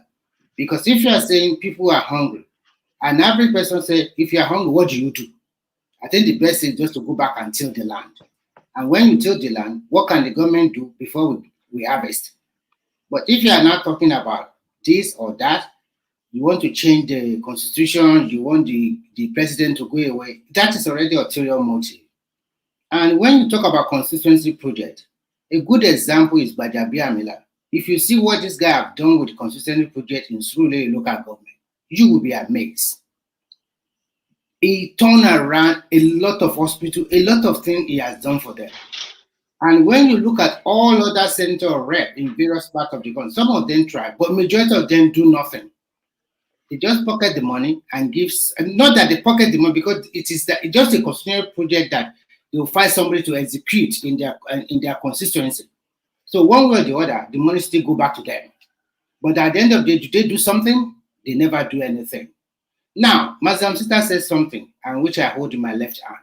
After the protest, whether you do it for 6 months or 1 year, what next? What are you going to gain from it? And the moment you start protesting, everybody knows the truth. There is going to be a lot of destabilization. A lot of people have their own motive. And you say people are hungry. So if I'm going for that protest and I am hungry, I don't care whether you are walking the street, I will go to that shop and see that 50 bag of rice. That is what will be in my mind, because I'm hungry and I want food, maybe for me and my family. So that means my motive is not for me to be running around and shouting to Tinubu must go. Maybe my motive is just to go and steal something. And I bet you more than 50% of them that will join that protest, that is what is going to be in their mind, because they are hungry. So, and when people are not trying to tell you, don't do it. And if you are doing it, and then there will be fight among each other. And then when there's a crisis, the military and police will come into it. And because you also want... Remy, you know, the little work that is available, that individuals that are running their business, that they engage these young Nigerians that are earning this little money that they are using to survive, they will take all this thing away. And when I know that some Nigerian youth, they are so gullible to the extent that they want to test the might of the police. And when you want to attack the police, the first thing he will do, he does not care how many people is in front of him. He will shoot. It's not, forget about that. My fear is destruction. I don't want destruction. Destruction. The little things that we have that is still sustaining that country, I don't want it to be taken away. That's my fear. I'm not against protest, but if there's a way they can make it peaceful, they should make it peaceful. Talking about hunger, just hold on, Remy. These northern guys that came and then they are talking about protest. They are not even talking about, okay, what is the solution? They didn't see banditry, they didn't see Boko Haram, they didn't see security as one of the major causes of the hunger. As far back as 1991, just hold on, Remy. I bought a food in a restaurant in Bida. I put the food was on the table. I just went to decide to go and wash my hand. By the time I look back, that was as far back as 1981. I couldn't find my food again, not even outside, like the way Azar was painting that if you dare eat outside. This was inside a restaurant. Okay, let me continue. The first time I went to the northern part of Nigeria, and I've never seen. Who is talking to underground? So Cayman, I didn't. Can I continue, please? What is that? The first time, you can go ahead. Okay. When they talk about, when Madam Zeta asked me a good question, said they asked the Malam, what are their governors doing? Why can't they go ahead to meet the governor and the governor gets in trouble with the presidency? Why the Malam? Is my local Malam in my street? How can he have access to Tinubu? I don't understand. Why not the governor of your state? Why do you elect have a governor? Why do you have a senators? Why do you have representative if you're not going? So that means there's already ulterior motive in that. So when you look at the totality of everything, there is, we must tell ourselves the truth. There is no way that if that process go on, there is not going to be crisis. There will be a big crisis. They will fight. I'm not saying you should not protest, but even the people that say they are the organizer, a lot of them have started checking out. Even from TikTok, they have started, they are no more interested. And some people still continue that they want to do it. So who are these faceless leaders? Who are the leaders? Where are the leaders? We cannot find them. Some of them have already run away. And they continue, from where they are, they continue to instigate the average Nigerian youth that when you guys are talking, I just laugh. The youth we have in Nigeria today, do you think they have that knowledge, or they are ready to study or research by themselves and come out with solutions? Look at all the lists they are banding around. There is nothing like agricultural revolution in it. There is nothing like a reduced recurrence expedition in it. There is nothing like institutionalizing making all the institution work. There's nothing like that. What are they talking about? It's just nonsense. So when you look at the lead, you just laugh. Your generation is different from this generation. Though I gave it to them because this is a new age. But at the same time, we also have youth in other countries. They don't think this way. They don't think about destroying their own country. They will hold their leader accountable. They find a way. Because for me, I always ask myself a very good question. Anything you do in life, whether in war or no war, everything at the end of the day will end up in a round table. You are still going to sit down and negotiate. So if those people that are calling for this process truly love Nigeria and they have this faceless leader, why did they come together? Forget Atiku, forget Showore, forget everybody. Just youth. Bring leaders from all the region. Just sit down and continue to shout that you want to meet the president. I think they will give them audience. You can even from that angle form a political party and try to push your people inside. But can I come in? Oh, you can come in. Okay, thank you. Okay. Do you people think if Atiku and Obi request to see Tinubu, he wouldn't grant them audience? I'm talking about representatives now. Let's assume that PDP and Labour Party, they're not satisfied in the way their supporters are suffering in Nigeria due to the leadership of APC. And I ask a simple question. Do you think if they ask for audience with Tinubu, Mr. President, we want to come and discuss with you on the state of the nation, he will say no? Hello? He will not say no. But of course, Nazita, he will not say no. But you know that the way we practice politics in Nigeria is either me or nobody. Okay. It's only me that knows that have the answer. So the other person cannot have the answer. If we are not doing it for the good of the country, everybody is just there for their own selfish gain. I'm coming to that. And then Nigeria will wash them with their entourage, maybe with some people from the north, some people from the east. They watch them go into Aso Rock, and the press will carry it. They held a meeting with Tinubu for 3-4 hours, and they came out. Obviously, when they come out from the meeting, the press will confront them, and they will tell the press at least 1 or 2 things. That is 1. 2, I came in here, I said something. Prince Daddy came and said what I said is on the long term. I don't know why he said that.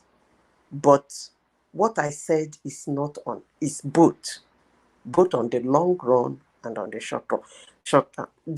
If they present their case and it's not sorted out, that's when the long run comes in. They wait for them the next 3 years and vote them out. But what I am saying is going to present your case to the person you voted to represent you in front of Tinubu. That was a brilliant question Ekene asked. Have you gone to them in group and said, look, Mr. Man, you people have to remove this. We are not satisfied with the way you people are buying vehicles. We money for so and something. You have removed the subsidy. Why don't you subsidize the food? And let it be that they waited for them 1 month, 2 months. The Senate is not saying anything. The House of Rep is not saying anything. They never did that. And now, everybody that supports this protest, I must say, has a compelling argument. I keep repeating this, and I will keep saying it because I'm coming back here this weekend. Your argument is compelling, wonderful. People are so, why hide your face? That's the bit I don't understand. Perfect argument. Everybody is suffering. Everywhere is scattered. You want insecurity. You want economy. You want food. You are hungry. Perfect argument. The whole world will support you. So why hide your face? To send mysteries into the street, right? I will be back here on Saturday.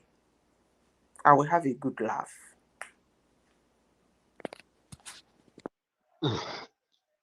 Madam Sira, the supposed genuine one saying they are not destroying anything. So can we give them a benefit of doubt? Thomas. Yes. It's like sometimes maybe the way I present my discussion or No, I submission, understand you, my sister. people don't I understand understand me. you. I do. I am not against protest. And nobody can stop a protest. They might frighten you from not protesting, but nobody can stop you. The only thing, the highest they can do, roll out armored cars, put police in the street, but they're not going to lock your door. Neither are they going to lock your gates. So actually, the question of let them protest is not supposed to be discussed. Because if they actually want to protest, they're going to protest. But what I am saying is, if you have a genuine reason and you want to come out in the street, because this protest you people are talking about, for those who came in this platform this morning to say NGOs, NGO no get name. They get name. They get people who No, that one is a lie now. It's a lie. Wait, She was they just get looking for name. an They get excuse. people who own them. And that particular NGO might be made of, let's say, 50,000 people. And they have their own demand. I asked him. And there is another NGO too. Maybe they have 100,000 people. They have their own demand. What kind of banana republic is this now? Every small group have their own demand. How is the government going to meet it? You know, Azan started having problem with Tinubu when Wiki started demolishing their illegal buildings in Abuja. That was the day I knew that. I don't really care about Simba, that because you again. I don't really care about that because even up to Wike's government in Abuja, the picture of Abuja is not stayed there. Abuja is one of the most beautiful cities. And I keep asking question, why would the government pay so much money to design a city that will not come into effect? That's my stand. If Babangida's government will pay so much money to design a city that will never come into effect, these are the things Nigerians should be asking question on. You pay that money, all the green area, all the pipelines, everything, houses are sitting on it. And everybody is comfortable with that. And they don't talk about how much tourism a beautiful city like that can bring to the country and even give them jobs. Nobody is talking about that. But it's Madam okay. Sita, have you spoken on? Look, Thomas, nobody is saying them not to. Nobody is saying they shouldn't protest. Though. I'm just trying to make them understand that protest is not the best answer. Nobody. I have never seen anybody who said you dare not. If you come out, we will do. No. Even police said they have the police and soldiers said they have the right. Even the law enforcement, they said they have the the right. Protest. Yeah. But when the protest is no longer protest, where security agencies have to come in. And I don't even want anybody to come here this weekend and be shouting, they kill 400 youths, they kill 300 youths, because we're going to watch it on camera.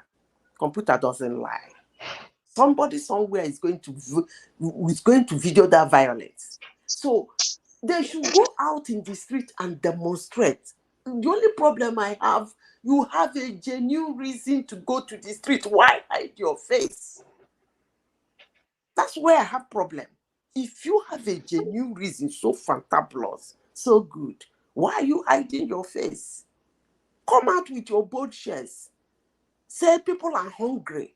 You want to have solidarity with them. Everybody go to the street. We no go agree. We go. The government will say, now, wow. Even Atiku is there. Even Obi is there. Even this, no, I got to do something. So why are you hiding your face? So, Madam Zita, what about those in the diaspora or one of the leaders? Why are they not coming down at home to lead it? I don't know. Like that guy who is in his USA now with comfort in his house. But the question is, can I chime in? It's a good thing they want to do, according to them. Perfect thing. They have the right to protest, according to them. They have a genuine reason why they want to protest. We all agree on that. So why hide your face? I don't understand. Why are you hiding your face? Can I come in? Yeah. Let's hear from Patrick. Yeah, Patrick. Yeah. Thank you very much. Yeah. I don't think they are hiding their faces. They are not. We have been mentioning some names behind this protest. You understand? People like Shore, even though it's in diaspora, Shore's group, they have names. Wait now, why are you laughing? Wait now. No, except we are deceiving ourselves here. Let's speak. This guy has been protesting the country. So why are you laughing? When the military was there and you were hiding, Shore was on the street writing. Patrick, let me give you updated No, information. Let him land. No, Remy, please. Let him land. I'm just coming and I'm holding a different opinion from yours. Let him land. Let him land, please. So I feel that they are not hiding their faces, you understand? And their demands are very clear. They are protesting government policies, the consequence of government policies. The normal way is what this protest meant to do is to put pressure on government to re-examine their policies. You understand? It's not meant to chase Tinubu out or to destroy things. I know some people will want to hijack it, and that's a genuine concern. Are you having your own demand, or you are speaking to the demands that they have? Because I cannot see you are saying policy now. I can't see any of demand that say, okay, they should bring back fuel subsidy. They should start now paying arbitrary on devaluation of naira on dollar exchange. Wait, now I'm saying this protest is in response. Let him finish. I will tell you why they're faceless. I said this protest is a response to the consequence of government policy. For example, government removed subsidy. Fine, they cannot sustain it because of the problem it was causing. But the consequence came and the government couldn't manage it. Floating of naira. Normally, floating of naira and devaluation of your currency is meant to attract export. It's meant to incentivize you to export. Why are we trying to give these individuals, these rogue criminals, a reason to go to the streets? Have we forgotten? Wait, let me highlight something. Before you land that point, because you woke me up. Let me highlight something. Have we forgotten that these rogue individuals wanted to protest after they lost the election? Have we forgotten? They protested, not they wanted to. They were calling for a protest to cancel the election when they lost the election. So why are we trying to give these rogue elements Legality. People like Patrick, they can't see beyond. It's just, they have been commending him now, so We are you just trying fell to into the see gallery. rogue Can you hear me? elements. Legality. Yeah, can you hear Yes, me? you Okay. see, when someone Okay, somebody has it's just chimed in. like Okay, sorry. it's just like when you have a problem with your neighbor. Your neighbor is waiting and looking for excuses so that they can attack you. For you to make slight mistakes so that they can attack you. But your neighbor does not like you. You know that already. These individuals are rogue elements looking for excuses. Look at their demands. Go and look at their demands. They always wanted to protest. So they've been waiting for a moment to come out to the streets. And like what Madam Zita, Madam Zita, welcome back. It's been a long time. I've not heard from you. They've Thank been you. waiting. They've been waiting patiently for a reason to hit the streets and cause disorderliness. Somebody mentioned Sowore. Sowore is being funded by the Fund Foundation. I want you to take your phone now and Google what the Fund Foundation is. They were the same individuals who funded the Kenya protests. They funded the Kenya protests. The Ford Foundation is one of the devilish foundation NGOs in the world, going around creating chaos in the name of they are trying to create social change. Google them. Let me continue my sleep. Okay, thank you. So let me our word woke you up, Emeka. let me just Patrick, can let me I tell round you up why because I they are frozen. faceless? Okay. Why they are faceless is that we don't actually know who is protesting. There are so many names there and so many different demands from people we do not know, we don't recognize. The government, as a government of Nigeria, don't recognize them. They don't know who they are. Whatever body they form that body for this protest. So that's why I said they are faceless. Anyway, since Tinubu became the president, these people, TUC have demonstrated, NLC has demonstrated. They have tried to use these recognized bodies to push this mayhem. But those people were reasonable enough because they have to come with a list of demand. Because they are a recognized institution. So they cannot just wake up and say, we are going for a demonstration. So they were doing it and they have been having negotiations for over 1 year now. And one or two of their demands somehow is being sorted out. Now, these people are tired of TUC and NLC because the people have to do a what they call due process. So they now want to come out as faceless. You cannot form an organization just because you want to do protests. That's not how it works. So that's why I said they are faceless. And the second reason why I say faceless, I'm going to watch it live on the 1st of August. I want to see the faces of the people demonstrating.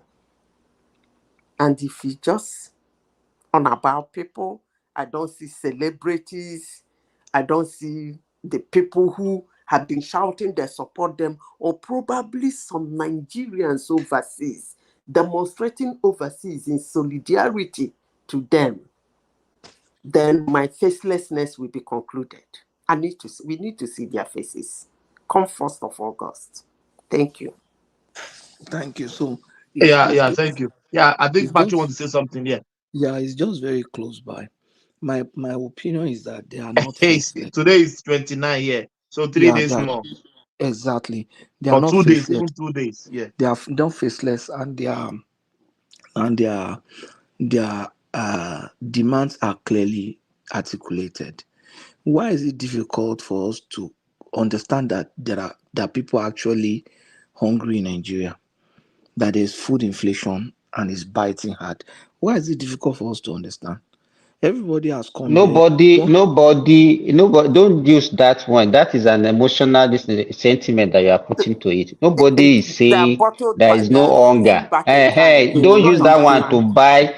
That is a cheap political blackmail. It's a blackmail. That's what you are doing. That's a Stop rhetoric that. question. Nobody is saying there's no time. You have to be sincere with yourself. There's no time. There is no hunger in Nigeria. We can say, okay, it's worse, and it has been getting worse over the time, So what we are saying, we are not what we are saying. We are not even saying people should not protest. Don't go into that one. What we are saying is that we are not comfortable with the way things are going, and the little thing that is left in that country, we are concerned that nobody should destroy it. We don't have chaos. We don't have mayhem in our country. That's why we are saying what we are saying. So don't come with this your people are against people. You are not being being sensitive to people. People are dying of hunger. No, don't say that. Don't bring that one here. There's nobody that is saying that. Patrick, sorry, Patrick. I want to bring it to your. Sorry, Patrick. I want to bring it to your attention that the Adeyanju you call for has already opted out of the protest, and most of you worry guys on TikTok and wherever they are opting out. Because they said that because they knew where the thing is coming from. Now they are beginning to see the hand of the voice of Jacob and the hand of Esau. Yeah. That's what the people like Patrick refuse to see. Yeah, they are now saying that the protest has been hijacked, and they are talking. You can listen to their everything. Some of them are coming out. They are opting out of the protest because they believe that. So I just want you to have that information. You can go ahead. Let me say this before I go. Please, I don't like people misrepresenting me or misquoting me. I never said that everything is good in Nigeria. Their argument is perfect.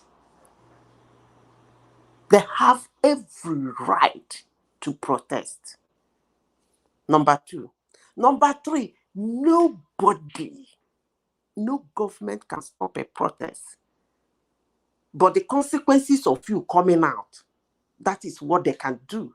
But they can't lock your door. You can still come out and protest. And again, the fourth one is that, please, Patrick, understand that it is a free world. It's their right. Let them come out and protest. But remember, you said protest. Anything outside of protest will be met with consequences. You said protest. So let them come out and protest. Chikina, una bye bye you.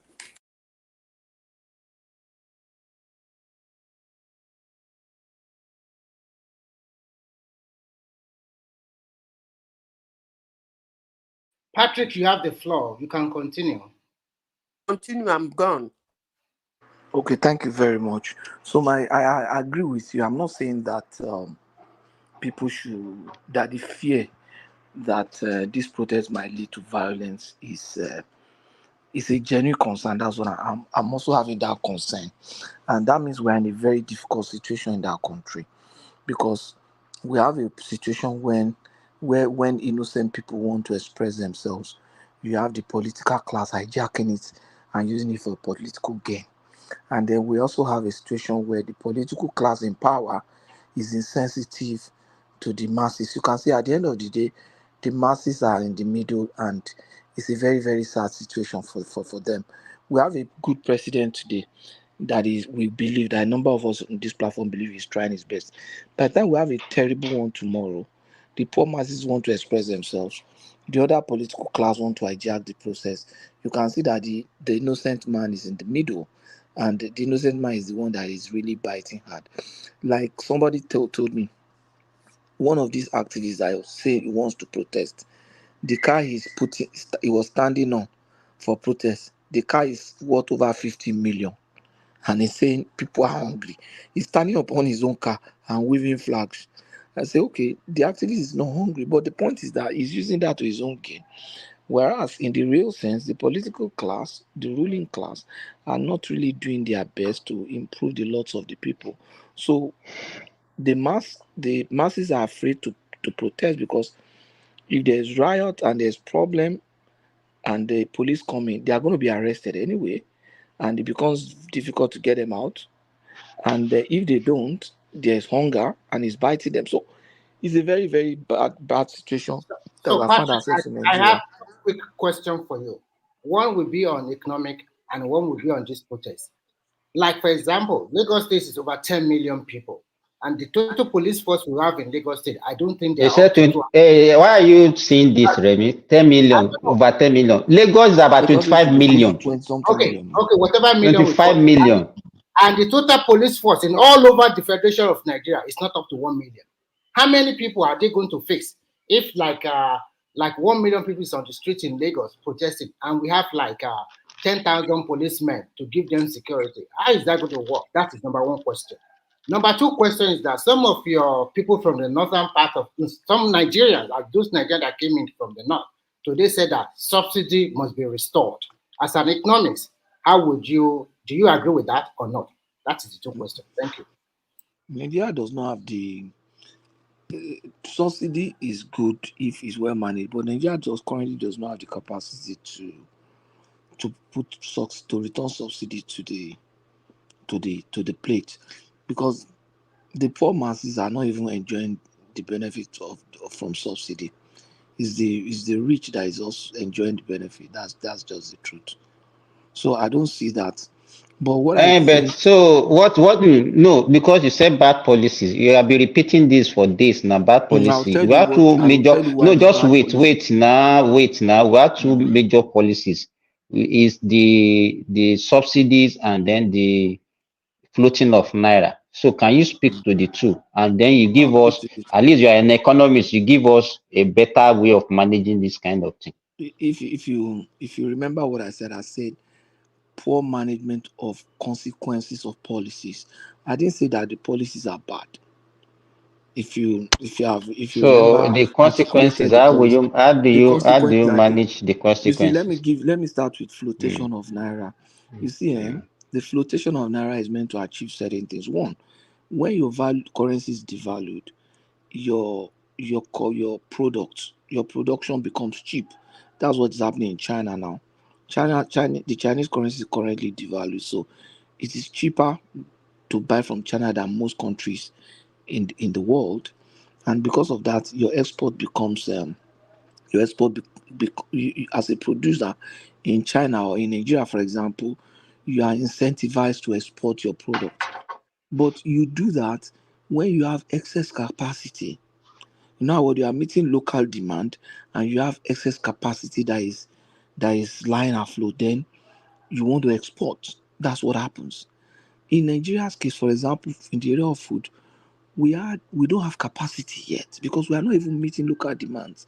Now, we devalue our currency, it becomes attractive to export our products, and that's what some people are doing. What they are doing is, but sorry, I understand but all these things are just a layman. It's not a rocket science economics that you are discussing. Everybody knows that. Because I want you to give practical examples. I'm telling you now, you never let me land now. Okay, continue. You see, what happens is that because it becomes very attractive to export,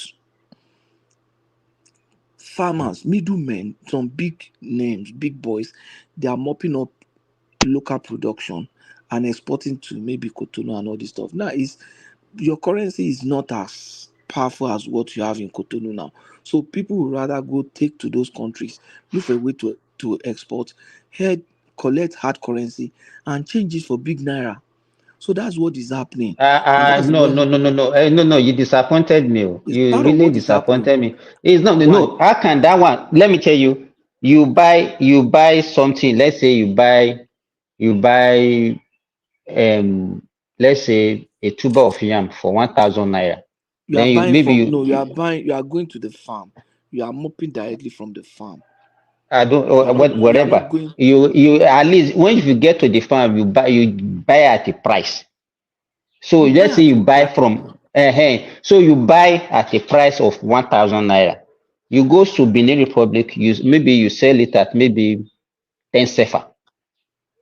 In what way I don't did know. that I can't put numbers. I can't put numbers. I'm just giving just an arbitrary. Then you because what you just said that okay, because you go and sell in that currency, then you come back and change. I'm just giving an The example. value, let me tell you, the value of a commodity doesn't change by currency. No, That's what I don't know what your argument is. I'm not Remy, I'm Simba. Simba, sorry. You see, I'm just giving an example of Cotonou. I'm not saying they are selling to Cotonou. Anywhere, even if you go and sell it in US, try and explain how you go and sell in $1 and then you say that by the time you are, because you want to sell in that currency, then it become big money. Wait, now how much is a tuber of yam in Nigeria? You are a farmer. How much do you think if I buy yam in that is, how can you be asking me that what is a tuber of yam comes in different sizes? You can't put a price on a tuber. Wait now.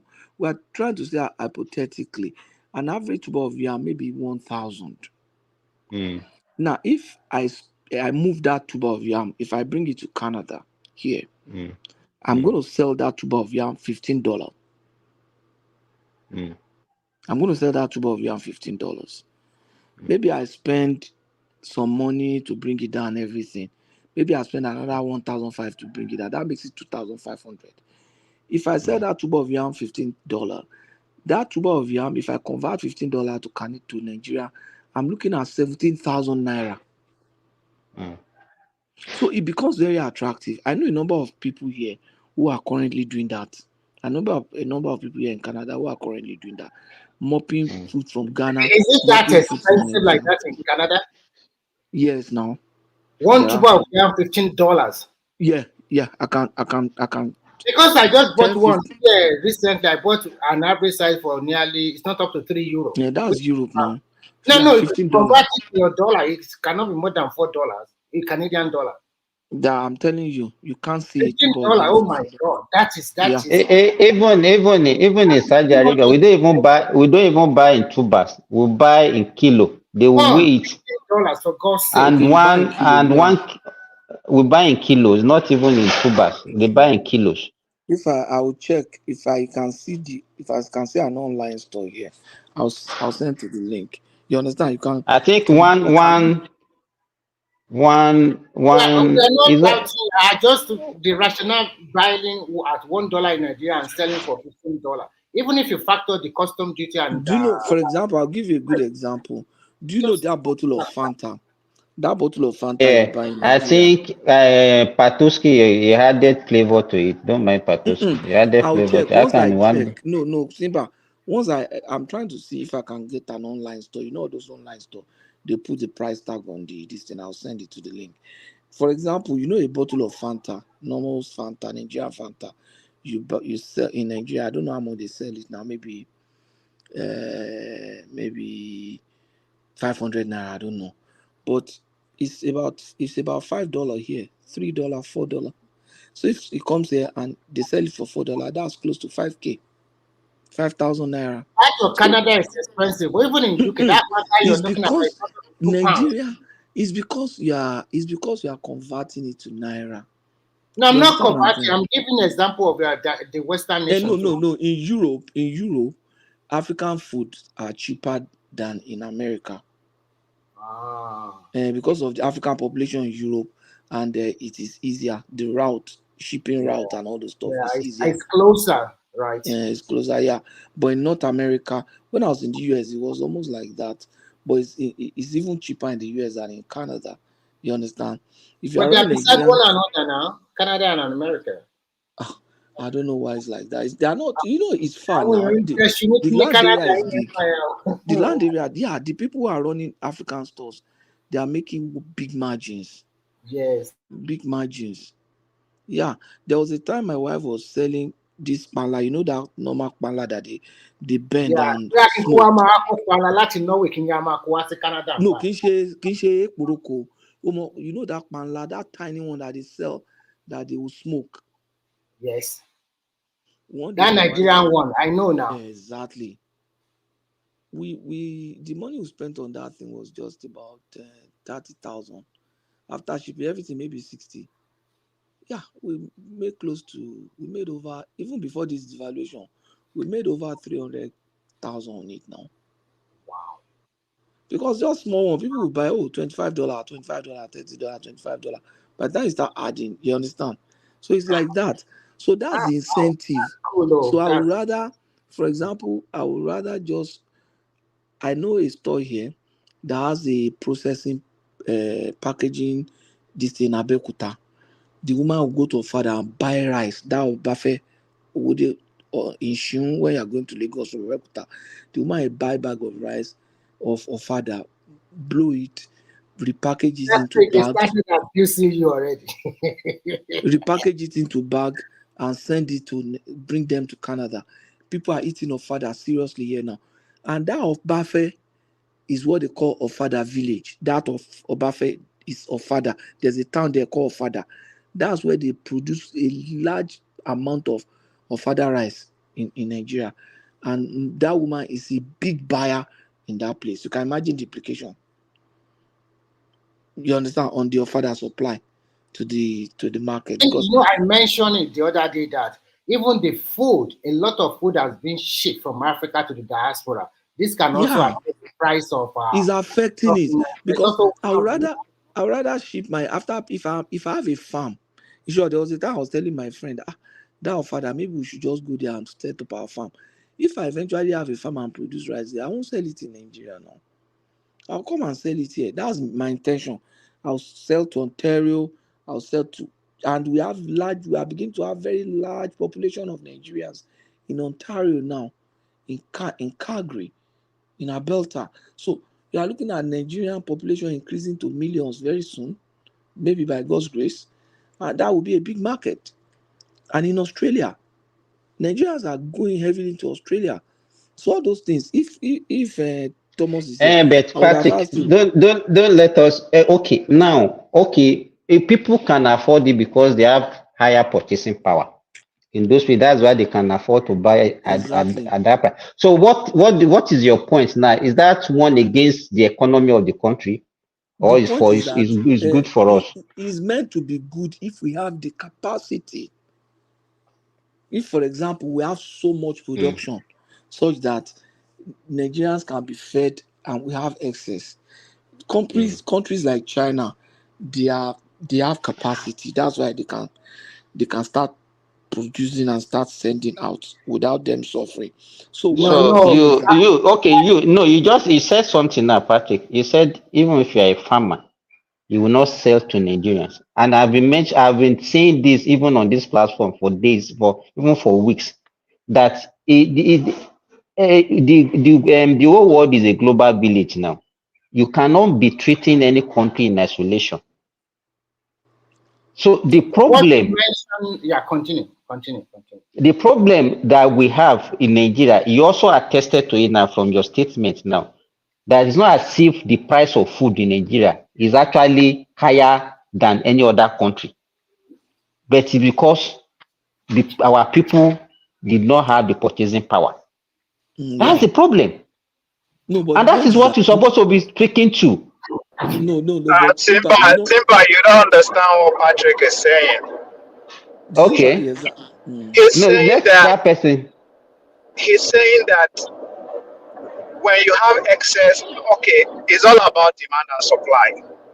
When you have supply, enough supply, that and demand and supply is what they call the invisible hand of the market in terms of pricing. So now, what Patrick is saying is that before the devaluation of the naira, we have enough supply of food, enough to not really impact on the price of food.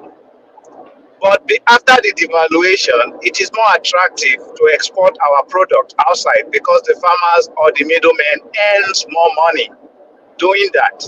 So as the consequence of that now is that you have lower local supply, which result in a higher prices of food.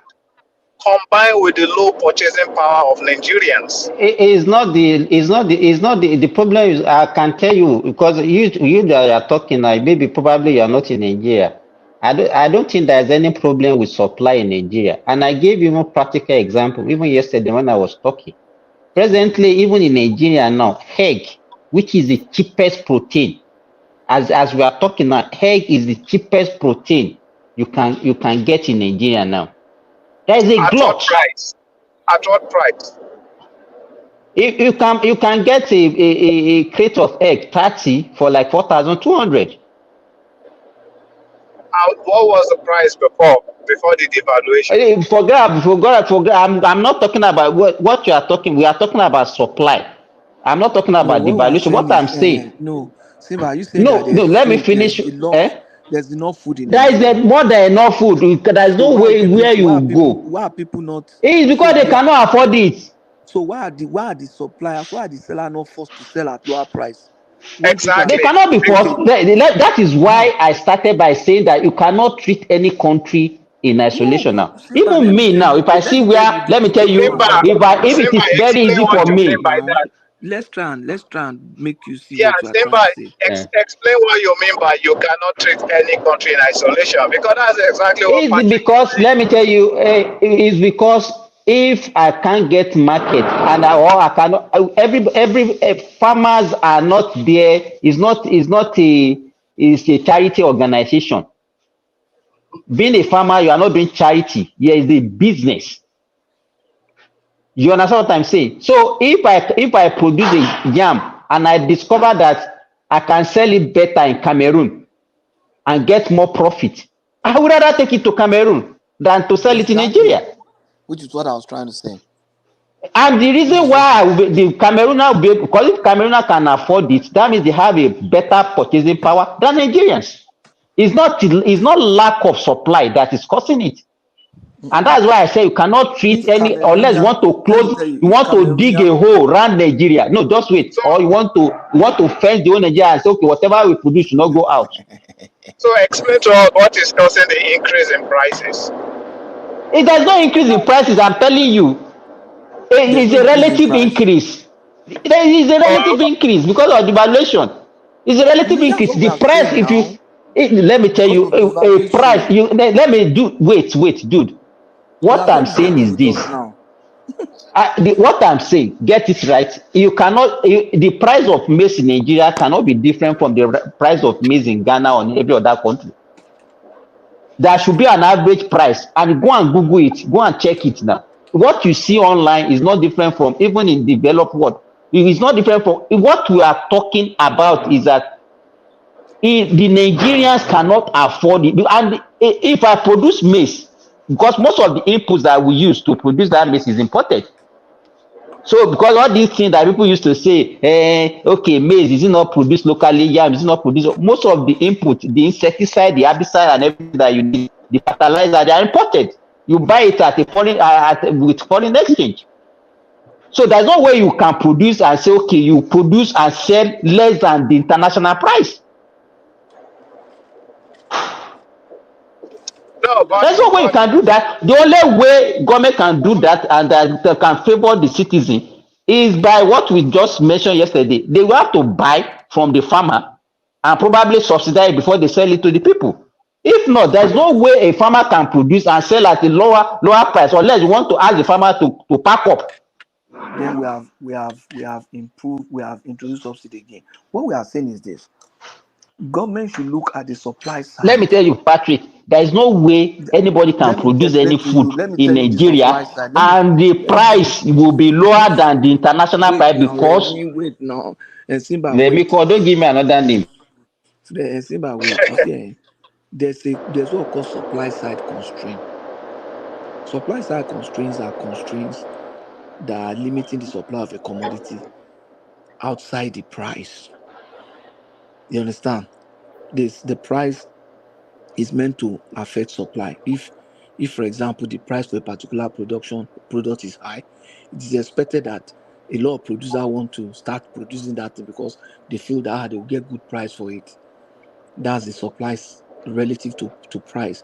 But there's other element of supply side, like maybe insecurity, all these stuff. The exchange rate is also a supply side constraint.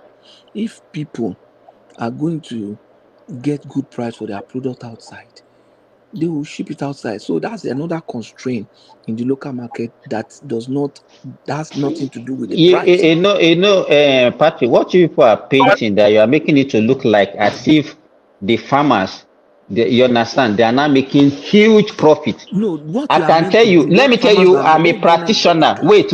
Government is meant to. I'm a practitioner.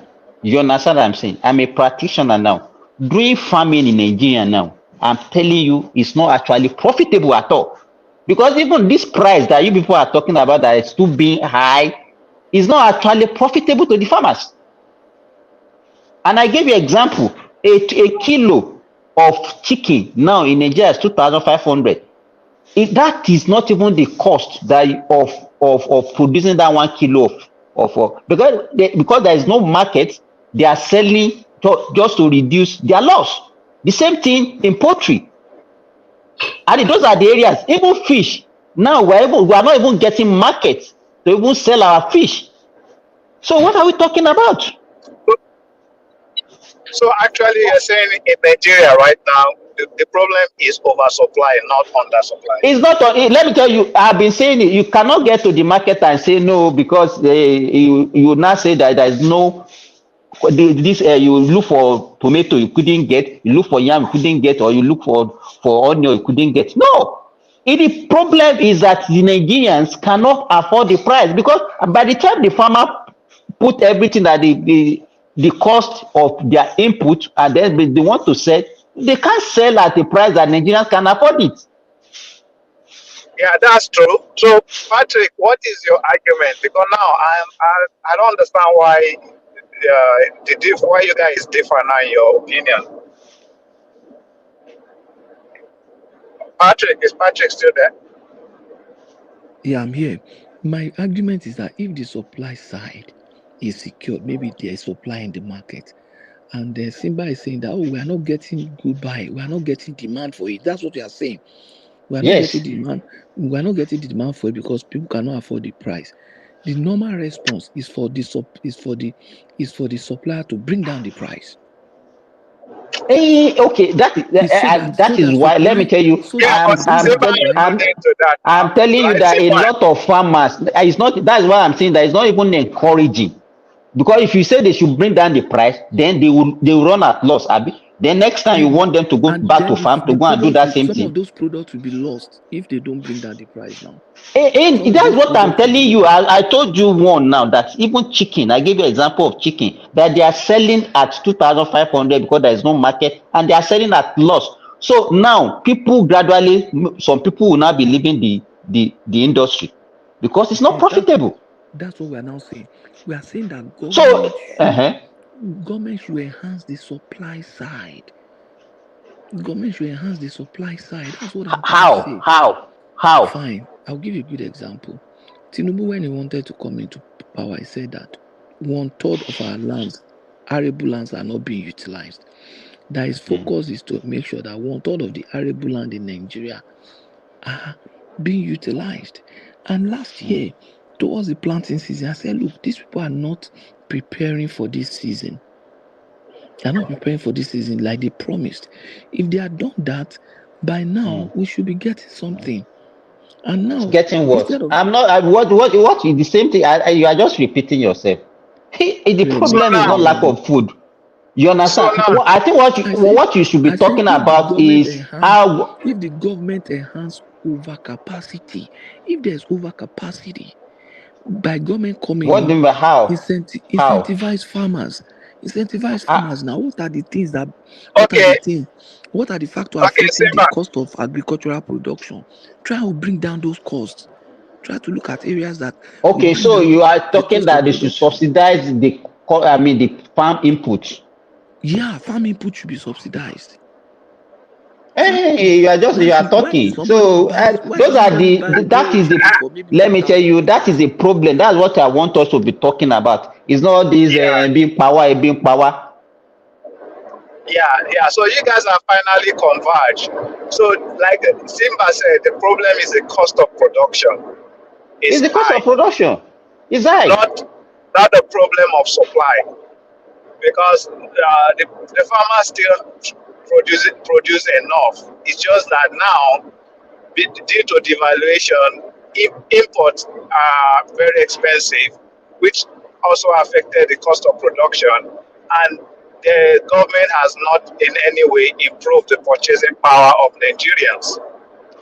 In Sena climb, what the government used to do is that you buy from the you mop up all those excesses. You buy from the From the farmers.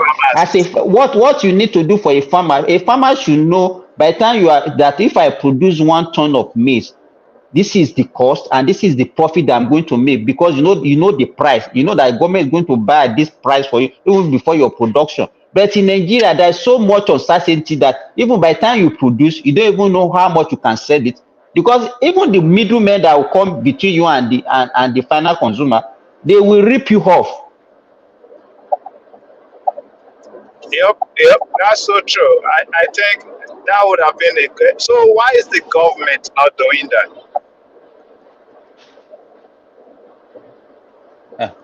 I don't know. I don't. You know, I think that there is a lot of things that need to be done. You understand? Because everything in Nigeria is like Nigeria cannot work without subsidy in everything, in education, in health, in electricity, in everything has to be subsidized for Nigerians to be able to afford it. I don't understand that. Then where is the money going to come from?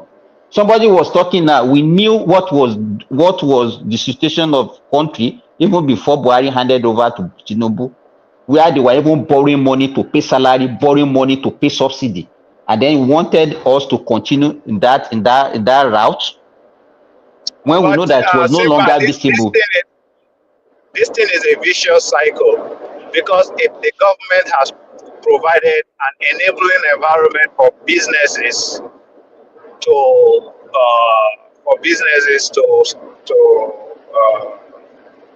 succeed, there will be job creation, good jobs, good paying jobs, and once there is good paying jobs, Nigerians will purchasing power will also improve.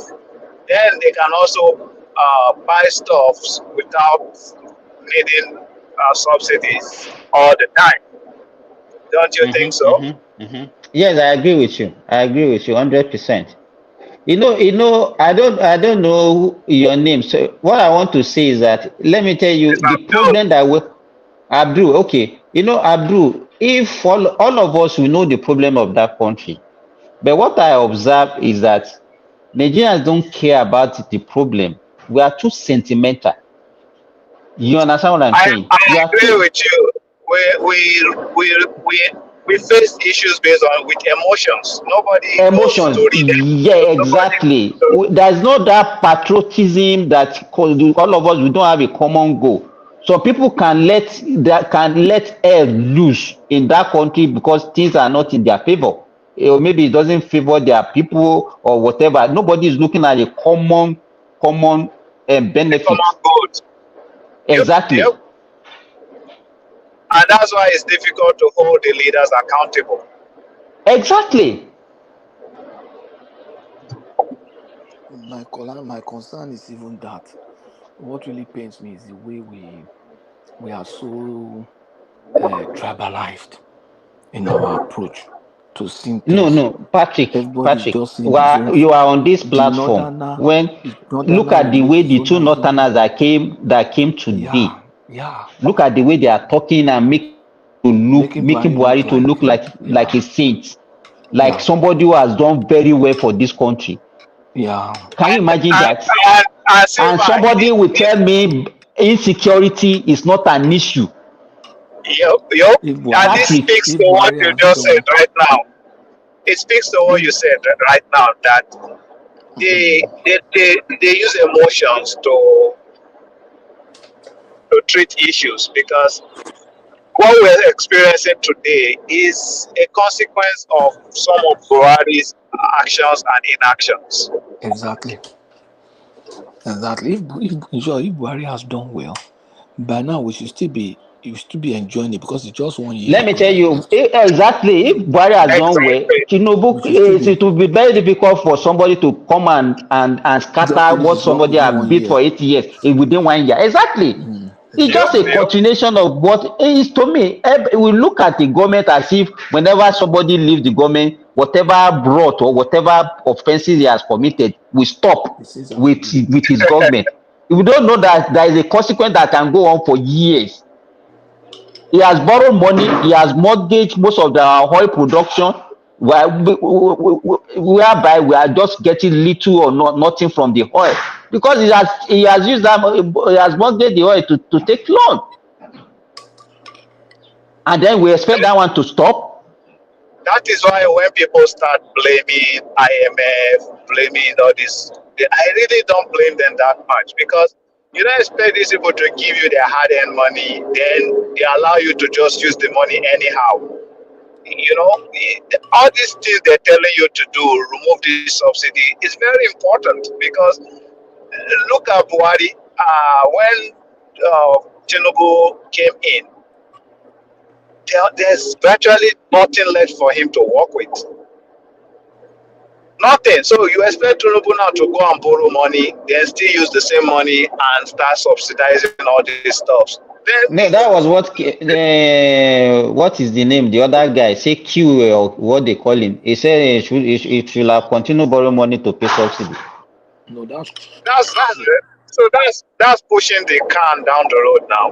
That means you're not doing anything. You're just postponing the evil day. Question, Abdul, the question I want to ask people now. Okay, we talk about subsidy. Remember, the subsidy is the one that caused the problem. I want to ask, okay, as it is now, what can be the acceptable price of petrol in Nigeria, knowing fully well that even in the neighboring country, it goes up to like 2,000 naira. And more than that. Yes. As it is now, even the record that NNPC released, they said the landing cost is about 1,117. Yeah. And we are buying 600, 700. It's still being subsidized as it is. It's still being subsidized. So when people are still talking about subsidy, that subsidy is still there. If it's not subsidized, we will be talking about this present price that we are buying.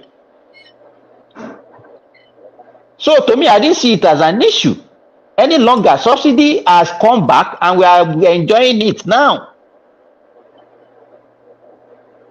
So you want us to be selling at 200 naira? Could that one be affordable to government? See, Sinbad, as much as people do not understand governance, they, unlike you, that you're on the ground and you are a practitioner, just like you said, not everybody has that understanding of how these things work. Many don't, including the so-called smart ones. They don't. We don't know what it goes into apart from fertilizer. What else goes into being able to farm and be profitable? We don't know that, and of course, we need a lot of education to bring us to par. But the way that appears, though, that the entire Nigerian system is inefficient in every aspect. I mean, what don't we subsidize that we can freely just let the market determine the price of the commodity so we can move on? Is it because of the low wages? Is that a big problem for us? I mean,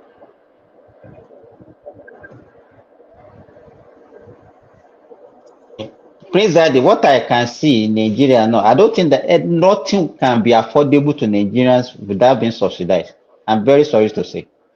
Nothing is affordable to Nigerians without being subsidized. Because of the low wages, or what is it? What I mean, electricity has to be subsidized, education has to be subsidized, food has to be subsidized now, because if not, we will still continue to shout of hunger. But there's no way you can bring the price of food down, because as it is now, it's not higher than what is expected. I'm to be frank, it's not higher.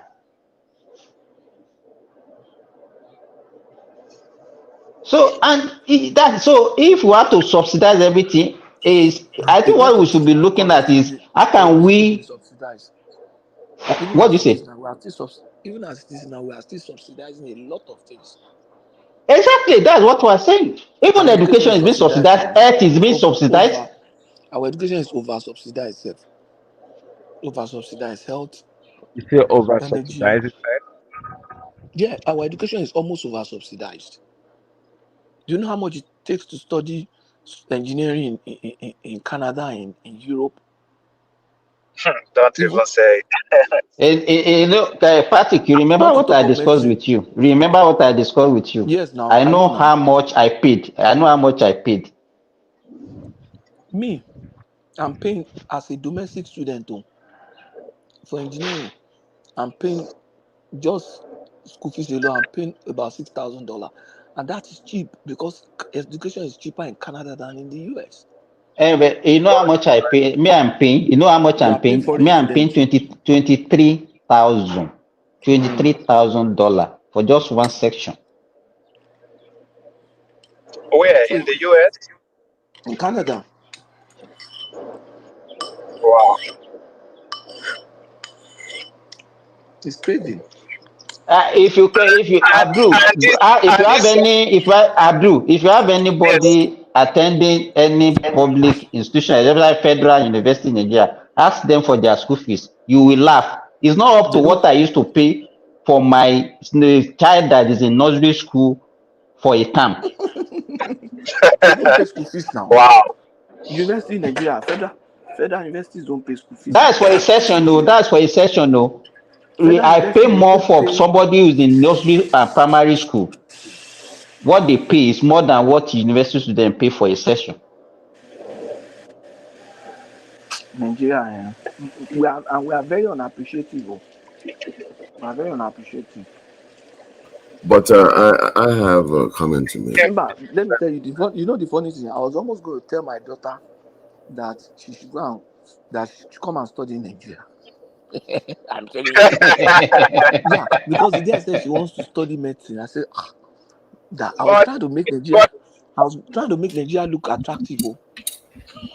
But Patrick, what you're thinking is not out of the ordinary, because here in the States, what most people do is they send their kids to places like the Philippines to go and study. They go, it's cheaper, way cheaper. They come back and just get the license, and that saves you from the student loan burden, you know. Yeah, I'm beginning to talk to her to make it look attractive. Say, don't worry, even if I'm sending $2,000 to her every month, she'll be living like a queen there, and she'll do her program and finish and come back. That'd be too much now. That'd be too much now. $2,000 for somebody in Nigeria. That would be private. It will be private, Simba. That would be private. Let's pump the brakes here. Enough. So you are calling us. You are calling me Mumu that studied here. I should have just gone back. You have just gone to Ife. Or Oluwa.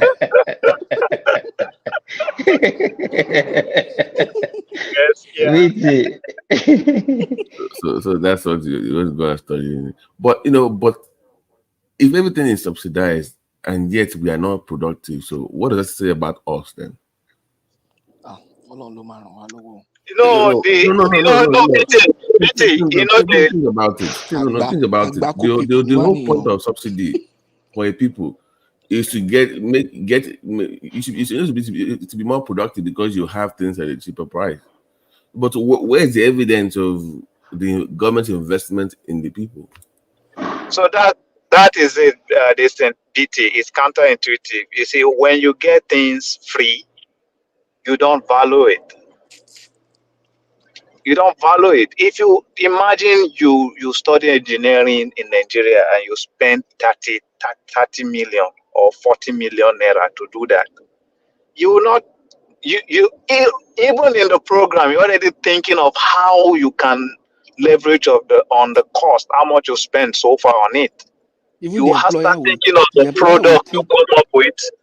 Even your employer will not. Before they fix Exactly. your salary, before they fix your Exactly. salary, they will think twice. So those are the unintended consequence of all these subsidy things. It on the surface it looks good, but yeah, Abdul, yesterday, because what I noticed when I got to Nigeria, I noticed that electricity has improved a lot.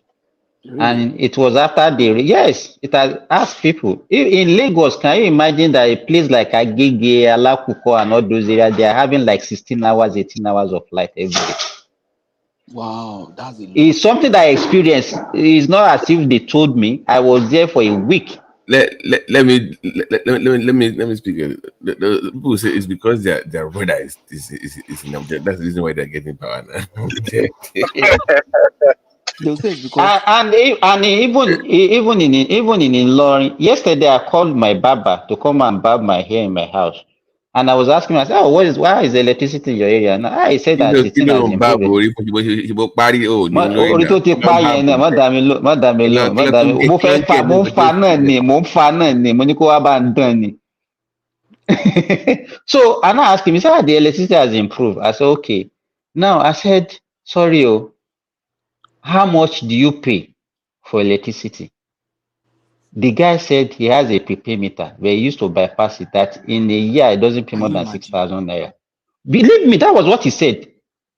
He said it doesn't pay more than 6,000 naira, that I will always buy 2,000, probably three times in a year. $6. And I asked him, I said, sorry, okay, those times that they will not bring the light, how much can you estimate in a year that you spend on buying petrol? He said, that will be more than 1 million naira. Can you imagine? I said, so you can see the way you are cheating the government, and everybody will be talking about corruption. He said, no, corruption in Nigeria is who can do it most. That they are complaining because they think that they are doing it more than them. Everybody cheat in Nigeria. I'm very sorry to say. You can see somebody that spent almost 1 million naira or more than that on fuel. Then he pays only 6,000 naira for electricity because they are bypassing the perimeters. Surely, Simba, let me And just tell you. Oh God. You know, this corruption, I was thinking yesterday, and I remember that in Ilorin, my friend had a neighbor who was an INEC chairman or something, state chairman of INEC. This man, the guy is a billionaire just because he was state chairman of INEC. You understand? Babati, one day I was at Southwest. You know that Southwest Resource Center in opposite to Kemoson. Babati. Yeah, the government. Southwest Resource Center that is opposite to Kemoson. I was there. I don't know whether those who were careless. So I saw them offloading laptops with INEC logo on it. That's not INEC office. That's state government facility. I look at it. I say, this man is not even worried that me, I'm a third party. I'm just hanging. But he didn't expect to have someone like me there. But I just rented an office in that building. And I was going to get them to renovate my office, and they were offloading laptop. It was a week before Osun election that got Aregbesola re-elected to office. That's how terrible. Okay, I think that was 2014. Yeah. They were offloading the laptop. I said, this is supposed to be INEC PC now. Like almost 100 and something. Election doesn't count in Nigeria. There's corruption everywhere. It's just that we should just pray that God should put a merciful corrupt leader. We know they are corrupt, but give us the one that will have mercy on the people. Like a benevolent benevolence, exactly. Right. Because look at Tinubu now. BT, sorry, Patrick, I wanted to say, I know corruption contributes to our problem, but I don't think corruption is our major problem.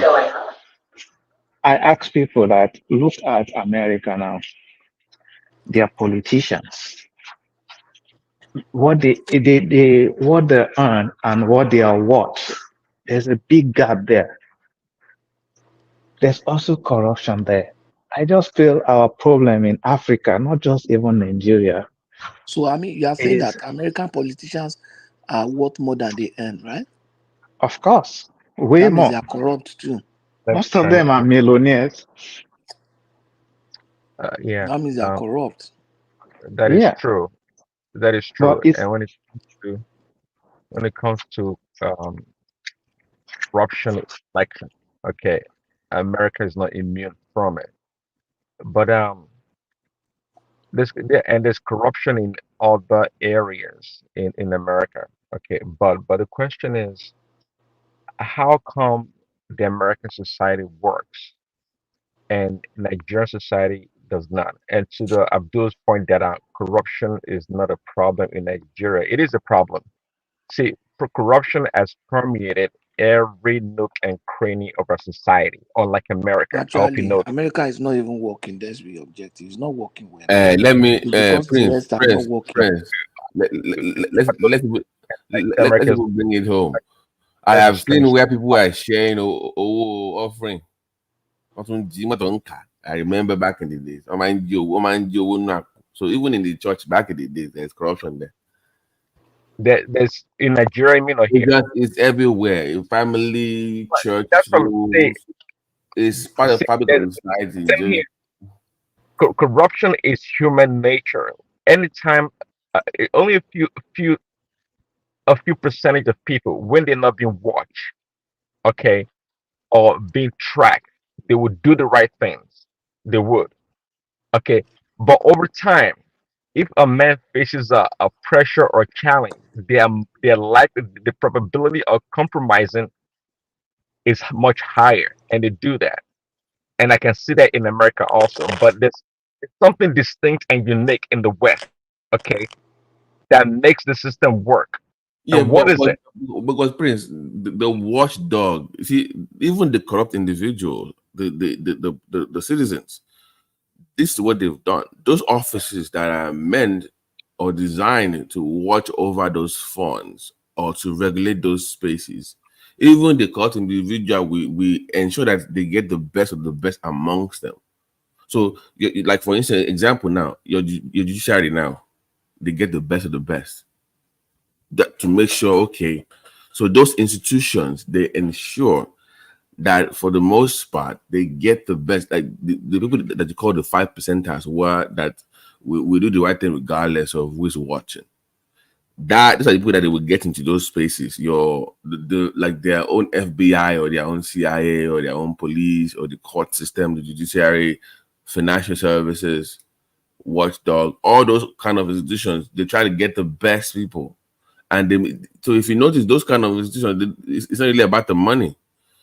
So people that Ron, become lawyers, it's about legacy. It's about, if you know what I'm saying. People that go to those kind of it's not about the money. I get you, but in America here, the higher your position is, the higher the likelihood of you being corrupt. The people mostly at the top are corrupt. Corruption, corruption and compromise is synonymous here in America.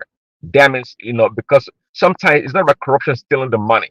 It's corruption about compromising your values or knowing the right things and turning the blind eye. That's American corruption in a larger sense. But in America here, see, um, from kindergarten and going through school, many Americans, they teach them certain values that they carry that makes them who they are. And not to mention also, America is a Judeo-Christian um, uh, origin in its foundation. Okay, and people grow up and they see things in a different way. I think I've said Prince, I'm not gonna agree because in Nigeria we also went through that same system of interact with people. But if you interact with people, sometimes I've said it before. A lot of Americans see they don't know what corruption is, and in fact, even at the workplace, many of them will not compromise. They just don't understand it. They don't understand it. So an average American, an average American does not understand corruption. In fact, to do the wrong thing, because the environment or the society is very structured, they follow the example, what they've been taught, and they Maybe, just maybe it's scared of going back to the plantation again. Maybe that's why. no, Okay, that was inappropriate. Sorry. That was just. well, I'm just talking about everybody. But So, what Prince Daddy is saying is true. I can testify to that. That's so true. exactly, because we interact with these people. Let me tell you, by the way, the larger the percentage of immigrants, not just illegal, the more immigrants we have in this country that I've observed over the years. We talk about the African, the Eastern Europeans, and the Russian. The more corrupt American society is becoming. That's what I've noticed. See, an average American again, they don't understand corruption. They just don't understand it. Just like I said it, they don't even understand. An average Nigerian is like a nuclear physicist because then it's like they know everything about electricity. If you ask an average American, they don't know what They just turn on the power. They don't know what about. If you talk about generation, distribution, transmission, it's like confusing to them. What are you talking about? Just turn on the power, the switch, and get power. But an average Nigerian knows all about that. Just like an average Nigerian knows a whole lot about corruption. They know that anywhere you go, you have to bribe and cheat. See, if American goes to a place, they don't think about trying to bribe somebody on the line to get ahead. They go there and just line up and do what they have to do. They can't. It's not part of their DNA. But in Africa or in Nigeria, we think about that. How to always get ahead of somebody else. So an average American is trained to just go there, follow the rules. Okay, I'm supposed to line up here. When it's my turn, I tell them what I need to tell them or do what I need to do and go. But an average American and Nigeria doesn't think that way. Is how am I going to bribe somebody so I can get ahead? Even many times I've realized in Africa when we're supposed to like follow the normal course of action, we rather bribe or trying to coerce somebody and to get ahead, which takes longer and make things more cumbersome. So corruption again, it's everywhere, no doubt about that. But it's a big problem in our society because everything and whatever we do, it's has corruption. Okay. So let's do this. Okay, Nigerians are corrupt people. So how do you fix the problem? If everybody's corrupt in society, where do you get the people in those? So how do you fix that problem in a very corrupt society? Which you say that it's now become part of the fabric of the society, right? It's part of who we are. We are corrupt people. So how can we? No. How can we reverse that? DT is not part of who we are. That's I what can. he's saying Since now. that, if you allow me, let me just chime in a little bit on that. Uh,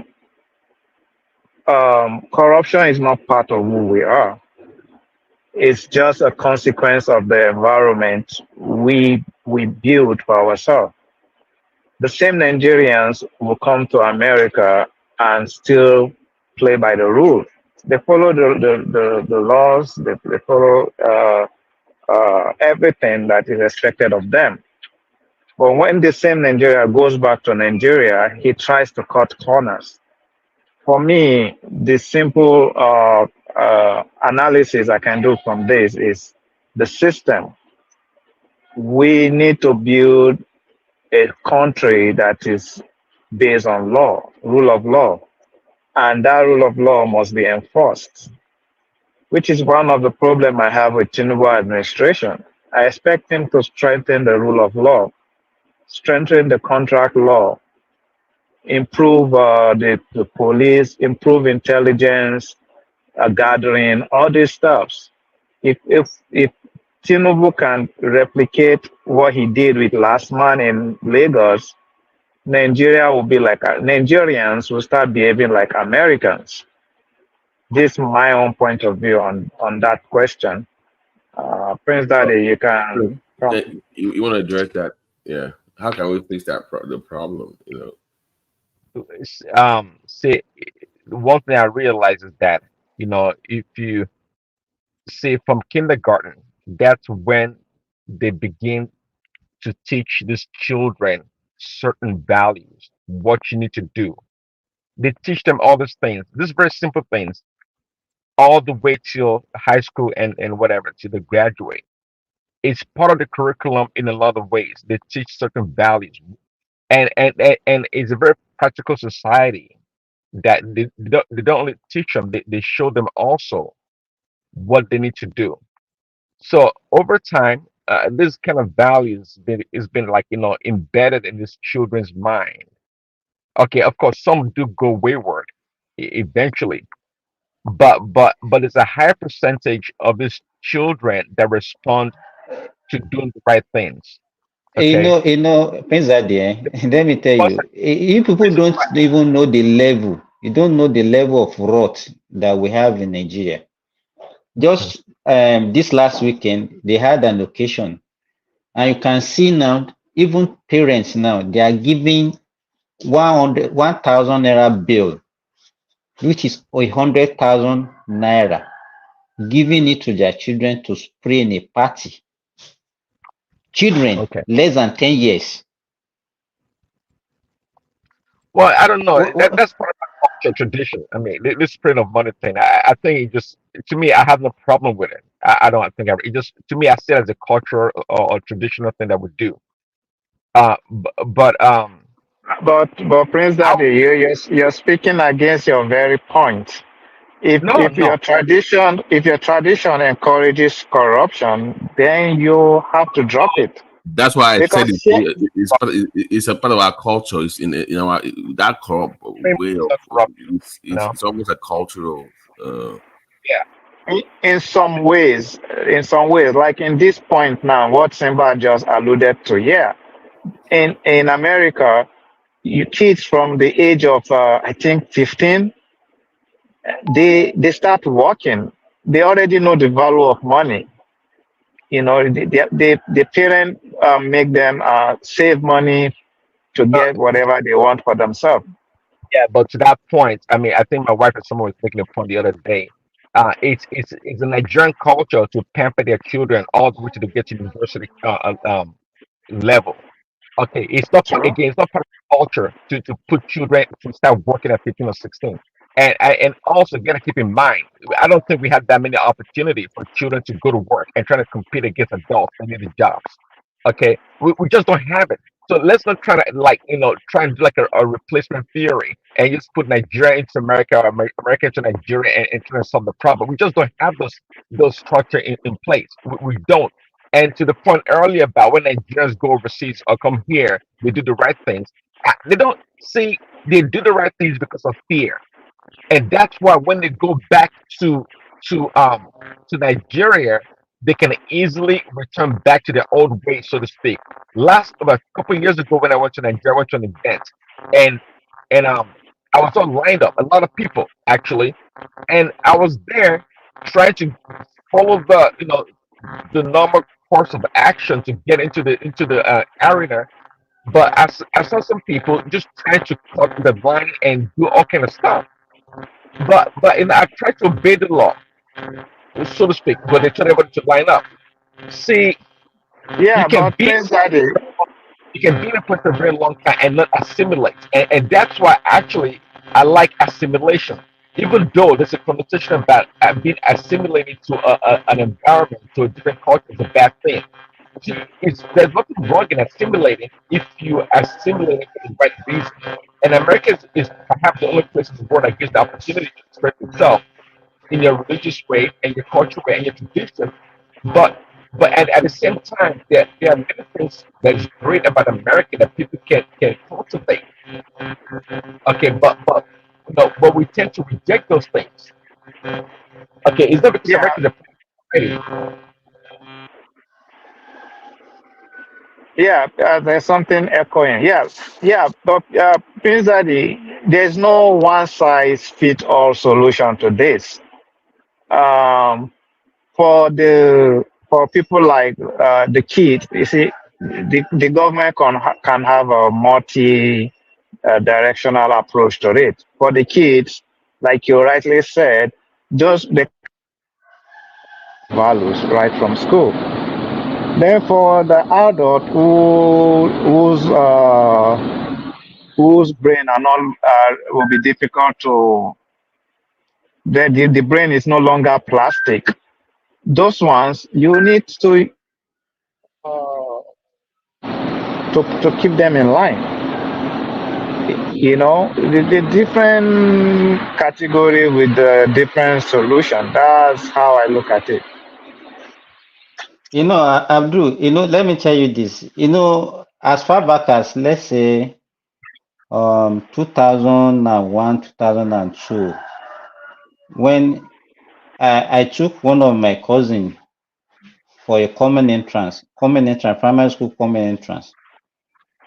And when we got there, they said the exam has been cancelled because the question leaked.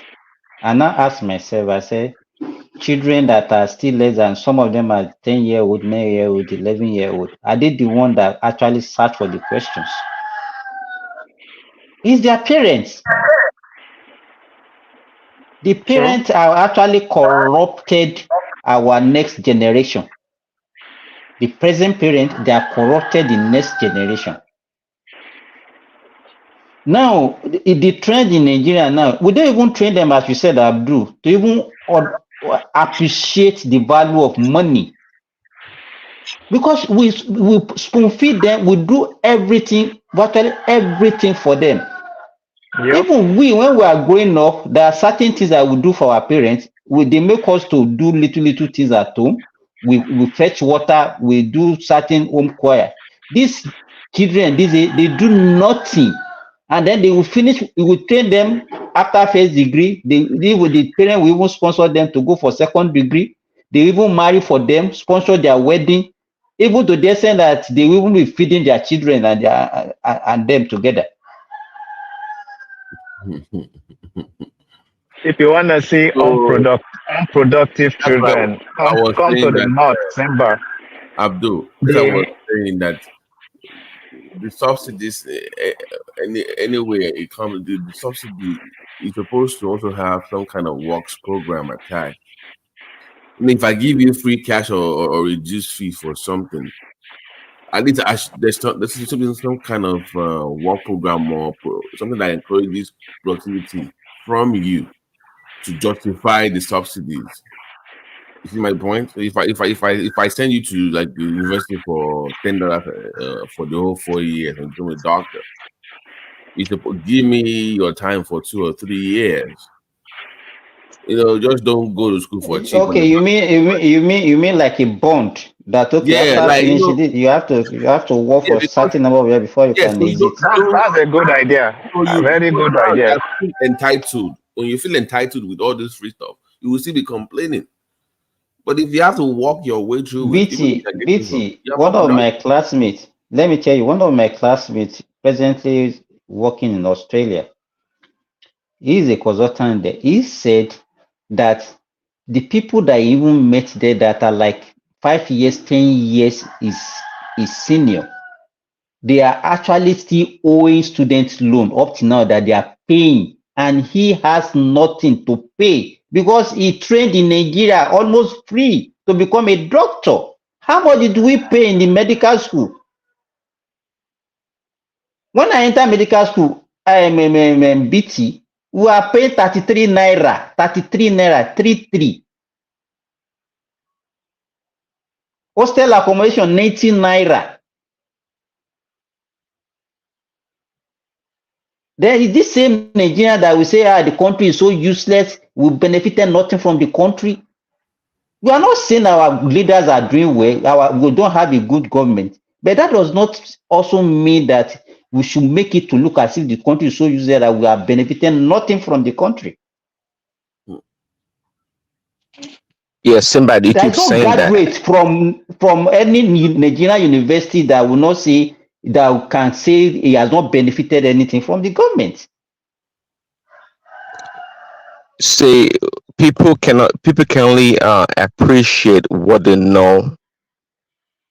If they don't know,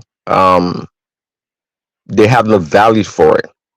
See, we talk about every aspect of our society being subsidized, and trust me, again, a lot of people don't know that. All they know is the cost of a commodity or an item, and if they can afford it or not. So So if why? we're saying that all these things are not, we don't know the true price of all these things, and people are having a hard time affording it. Uh, w- to them, a subsidy is it's irrelevant. It doesn't matter. So I asked the question earlier. How come Nigeria? I mean, don't get me wrong. I'm not against subsidy, okay? Because even during the West, see, there's something. I don't know how you're going to categorize it, but there's social subsidy. We know the American government, they spend billions of dollars a year to subsidize a lot of things. They do. They absolutely do. Be in agriculture or even in R&D or some technology, American does subsidize a lot of things. But a lot of people have a decent, I guess, purchasing power with with the money they make. Okay, even though it's becoming a struggle every year for the past 4 years since Biden took power.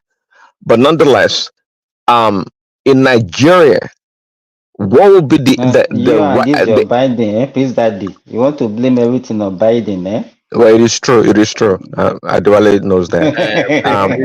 Prince, can you stay on point? Leave Biden alone. Leave Biden alone. So, what can be? So, what would be an ideal wage in Nigeria that that people can earn that would make them be, I guess, just comfortable enough to afford their own things? And I'm not even sure if this can actually work out, because Nigeria's population or percentage of workers are in the non-governmental areas. We said the other day, was it 6 million Nigerians are civil servants? So the rest of Nigerians, what do they do? Obviously, they run their own businesses. Okay, so how much? I mean, something has to improve in that country. And just like I said earlier, that food and agriculture, investment in agriculture would be the number one thing that would be a panacea almost for all our problems. Please, that if you ask me one thing that has to improve in Nigeria, let me answer you. Yeah. I think it's our revenue.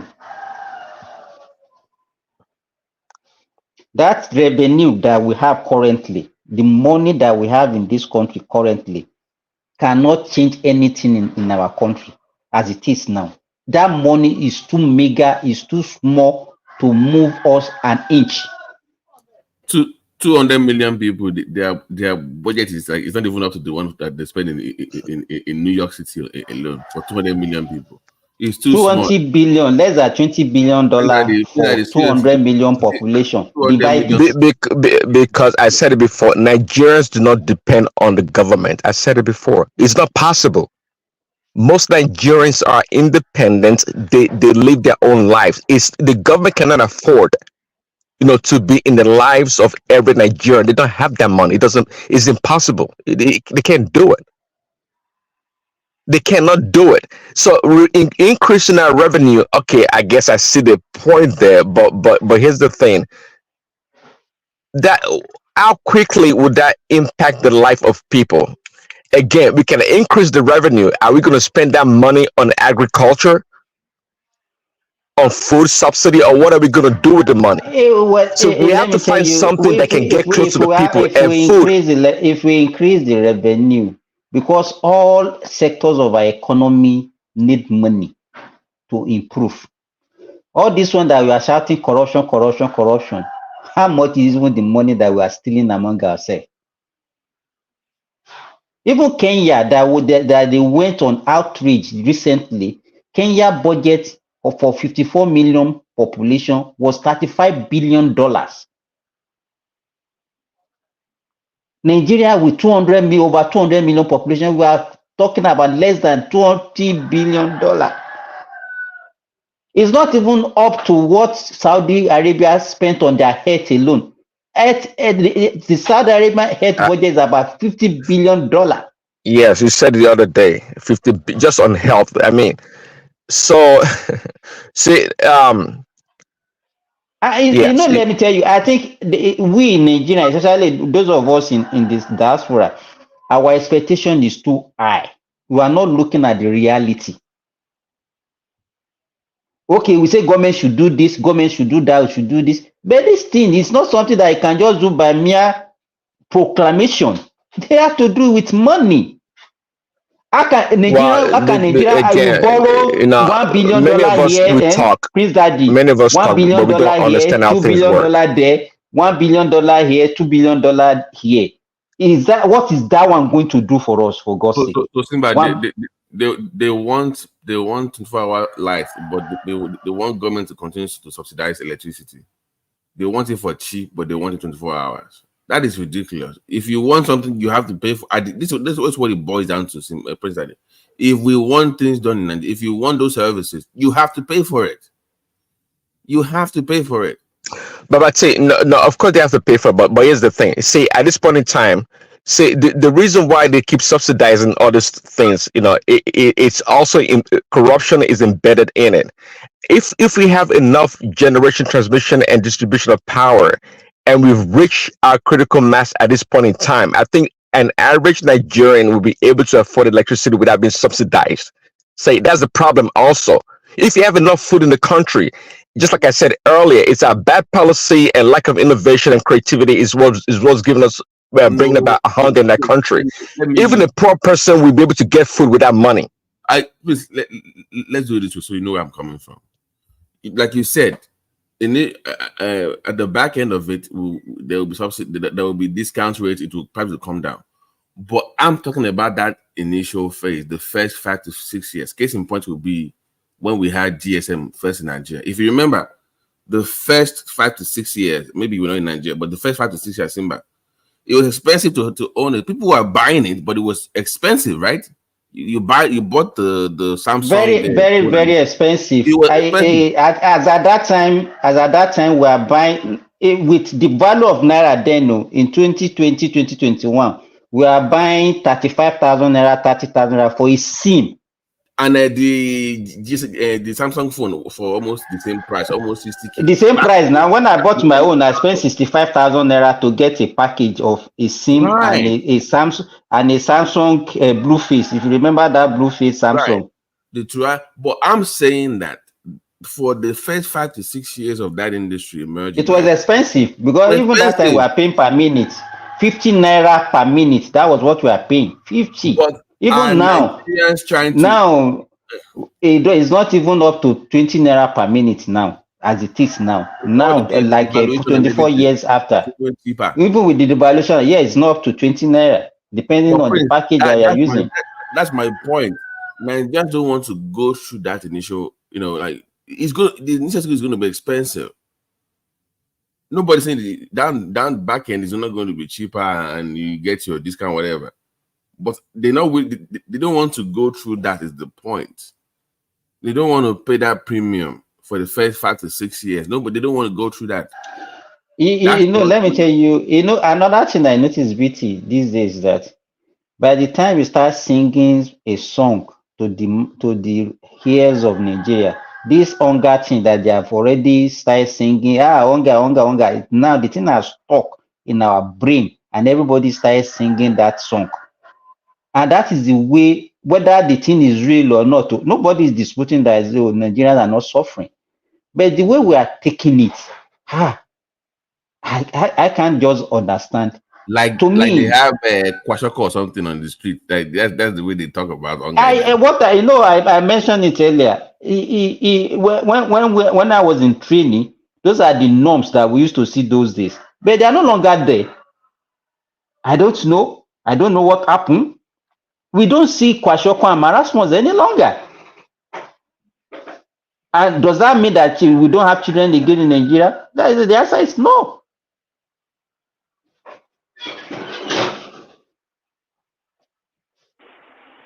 So, how do we expand the economy of Nigeria? Like Tinubu was talking about a $1 trillion economy, all this stuff. How do we expand it? I think I think Abdul, we focus too much on this oil of a thing. So To me, diversification, and the successive government that we had right from the military days, they have been paying lip service to this thing, and it seems as if it's impossible to diversify. There are so many other things that people make more money, even more than what they get from oil. Even ordinary cassava, as BT used to say, people generate a lot of money from cassava, from rice, and we have a lot of land for agriculture. I think the agriculture is our best option as far as I'm concerned in Nigeria, but that's where we have an advantage. What advantage do we have? I don't see any advantage. To me, I see like we're in a serious disadvantage when in agriculture. Hey, what Well, do you we mean in have agriculture? We advantage. have the land, we have the water. But it's just well, I don't know about the water. We have the natural advantage. Okay, it's not Exactly. Okay. Yes. I agree with you. but we don't have, we have water, but we don't have the means to get the water to the farm. We have land that we can cultivate the land properly for better yield. So I mean, see, this is our problem. Lack of creativity and innovation is our problem. See, exactly. But that used to be the job of the LG councils. They were the ones that were helping the farmers with those. But see, LG council that don't have money, that don't know anything. Come on, they don't do anything. No. Back in the days, in the 80s, they were the ones that would help you with the cultivation, irrigation. They will supply you with seedlings. They will supply you with fertilizers. They will even get you access to credit loans. That was the job of the LGs in the 80s. Simba remembers what I'm talking about now. They were the ones helping the farmers back in the days. So that was their job. They were helping them. But now, let me tell you, recently, a local government in Kwara State got about this last month's allocation, or even this month. Was it this month? I think they got almost 400 million. A local government. So what we are waiting for is to see how this local government. They're paying them now. Yes. And so I'm hoping that this local government, they will start doing the needful. But the issue is still this money is too small. It's too small to make a significant impact. What we're expecting, this money is too small. A local government should be generating more than $1 billion in Nigeria. For them to say, okay, they want to do a project that will be meaningful to the people, that will change the life of people. No. Listen to what you just said. You said generate, not allocation. So the money that they need, they have to generate their own funds. It's not going to come through allocation. That's not going to happen. So they have to be creative enough to find. They have to find a way to create enough avenues to generate funds to implement programs that will benefit the people. So allocation is not the way to go. I mean, I don't think I'm too far off for that. But that was it. Okay, go ahead. No, go ahead. Okay, there was a day I was talking, and then when I was talking about the budget of Nigeria, Kulata was saying, no, that is for the federal. And I look at, okay, let us even look at how much did they share every month. Let's assume that even with the current devaluation and let's assume that Nigerian, the 3 tiers of government, they are sharing 2 trillion naira every month. For 12 months, how much is that? 24 trillion.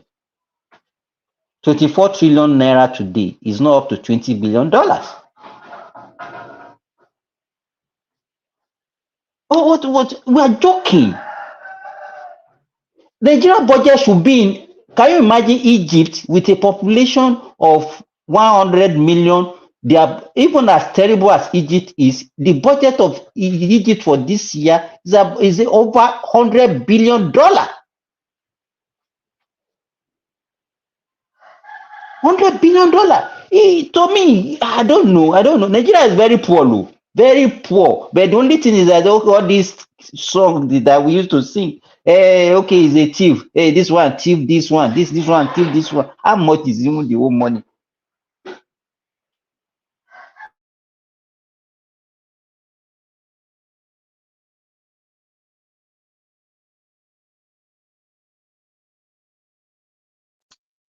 Hello, is there anybody there? No. Simba, there's a lot of money in the system. This notion about Nigeria is poor may be true, but there's a lot of money in the system. You can by just looking. Why I can partially agree with you based on that. Maybe before that money comes, they've already stole. Maybe a lot of racketeering going on in our whole sector. Even our solid minerals, they are stealing what's supposed to be going to the government. Do you understand what I'm saying? Exactly. But yes. With the revenue, with the revenue, present revenue, that's what I'm speaking about. The present revenue, government cannot block all those holes, and then the money supposed to, the money should come directly to the government. With this useless budget that we are making, it's not going to. We are not going to. It's not going to change anything. We even go and bring the angels. They cannot change this country. See, as I said before, is the inefficiencies that's built into the Nigerian system that allows the people that are connected, or the wealthy people to take advantage of the country. There's a lot of money. I can tell you right now, without anything backing my submission, whatever the Nigerian revenue is, you can multiply by 3 or 4 times. And if everything being equal, we can triple or quadruple our revenue without doing much, by just blocking all the wastages and just revamping the system.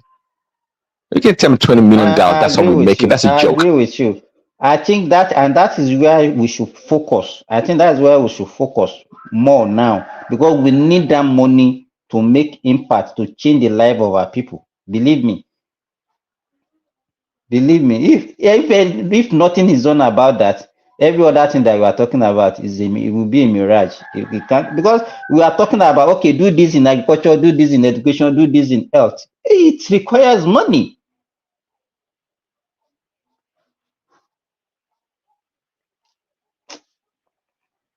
Well, so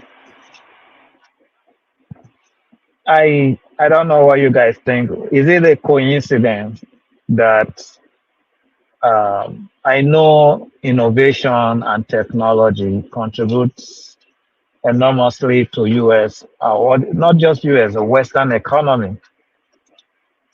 Is it a coincidence that the whole of the African continent, or the black race, were backward in terms of innovation and technology? And why is that so? Why is it that we're not seeing the value in that? You are going into a very dangerous territory, because now you're talking about the capacity of the black brain, like to innovate or to change. You know how we've had Ford, we've had Tesla, we've had Einstein. Sometimes I know we've had great black inventors as well, but not to that level. So one starts to, don't let me go there. Like, is it that we're incapable of? Is the black brain incapable of? Don't let me go the collateral route. No. I don't think it's a go there now. Or are you scared? Go there. No, BT. For me, I see it as a problem of opportunity. It's a problem of is an issue of opportunity, because if you look at the Western countries, both the blacks, the white, they have great black scientists there. Look at even gender, they have females that have won Nobel Prize in science and stuff. But I don't think there's a single black man in Africa that has won Nobel Prize in science. I don't think there's a single one, and it's just a problem of opportunity, because on the surface, you're gonna think, oh, women. How can we have women having Nobel Prize in science in Western country? Why the millions of men we have in Africa, there's no single one with a Nobel Prize in Well, science? see, we Negroes, we Let's not do the we Negro. Like, come on, let's not do the Negro. Just say black.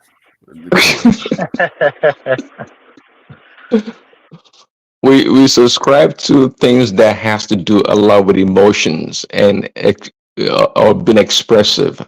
That's what I can say. And every time, see, anytime you give a credit to another black person, keep in mind that person is usually not on the soil of Africa. It's somewhere else.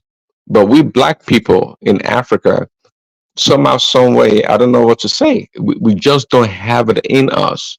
And to the reason why we don't have it, I can't really put my finger on it. And some people have postulated that, oh well, because the way Africa is, we don't need to, I guess, strive a lot. We have food that naturally grow. We have this and that, and for that reason, we didn't need to pursue a lot of things that the Western countries, Western people had to.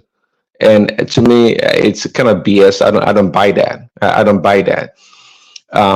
We just lack that creativity, and I don't know why. Um, I don't know why. Um, for me, I have a theory, should I say, an hypothesis. I think one of our problem is not admitting when we don't know something. I think the West, the Europeans, are one of the first people to embrace ignorance. I notice one thing with Africans, we don't want to agree or embrace ignorance. We see it as a negative thing. And that is the root of the problem, because if you don't accept you don't know, then you just kill the curiosity. That's how I see it. We assume a lot of stuff. Like you said, we use emotion on everything. But we cannot just be humble enough to say, oh, this stuff, we don't know it. Okay, let's sit down and investigate this. Even the whole of scientific process is built upon embracing ignorance. That's the whole essence of the null hypothesis.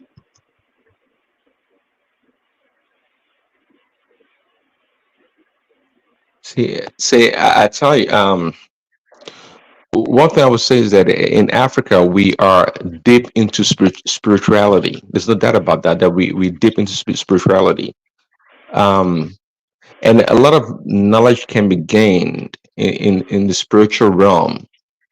But There goes the problem.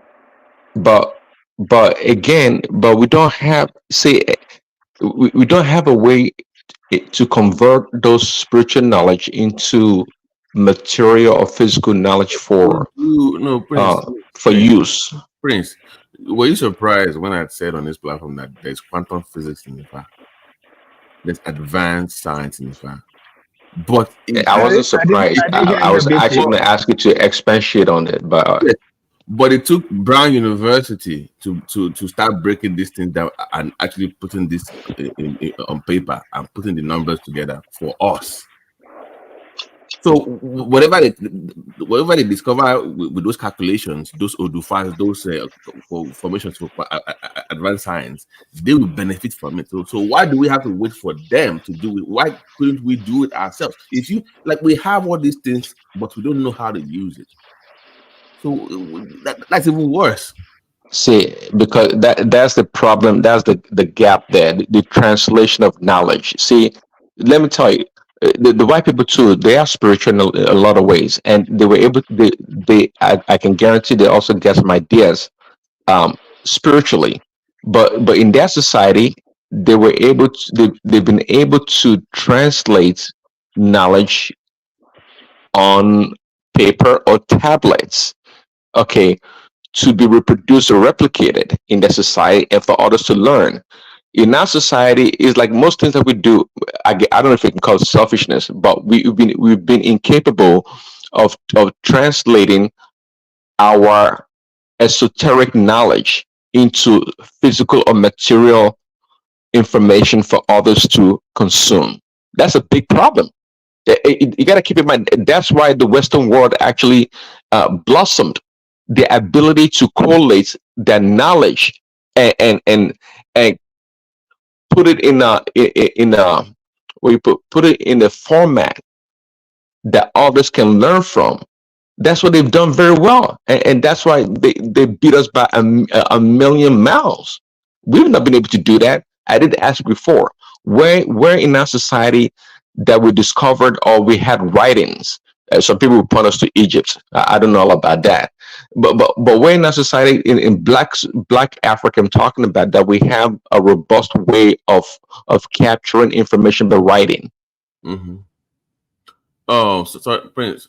Simba, you remember when you told us about the patent for that twin stick? I disagree with some of the things Prince Daddy said anyway, but just go ahead. I'll come on. Sorry. So, do you remember when Simba was saying about the sickle cell medication from Nigeria that we lost the patent, right?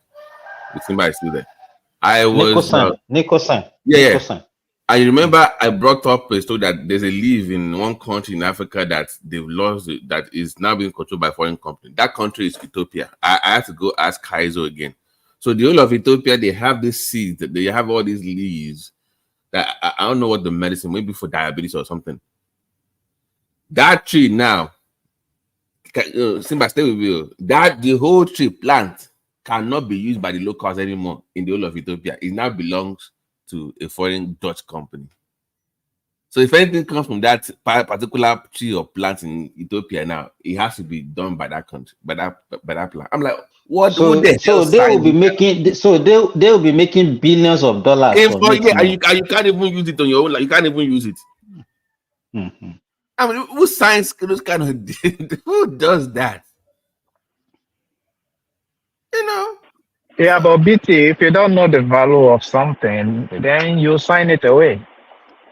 But you know what we are talking about, Abdul, is like, you know, what we are the problem that we see in African country. We only talk about the symptoms. We are not addressing the disease. That's what BT is trying to bring out now. All these we are suffering from hunger and all those things. Those are the symptoms of our problem. They are not the real problem. True. And so we're supposed to be discussing the real issue, not because hunger is an outcome of lack of something.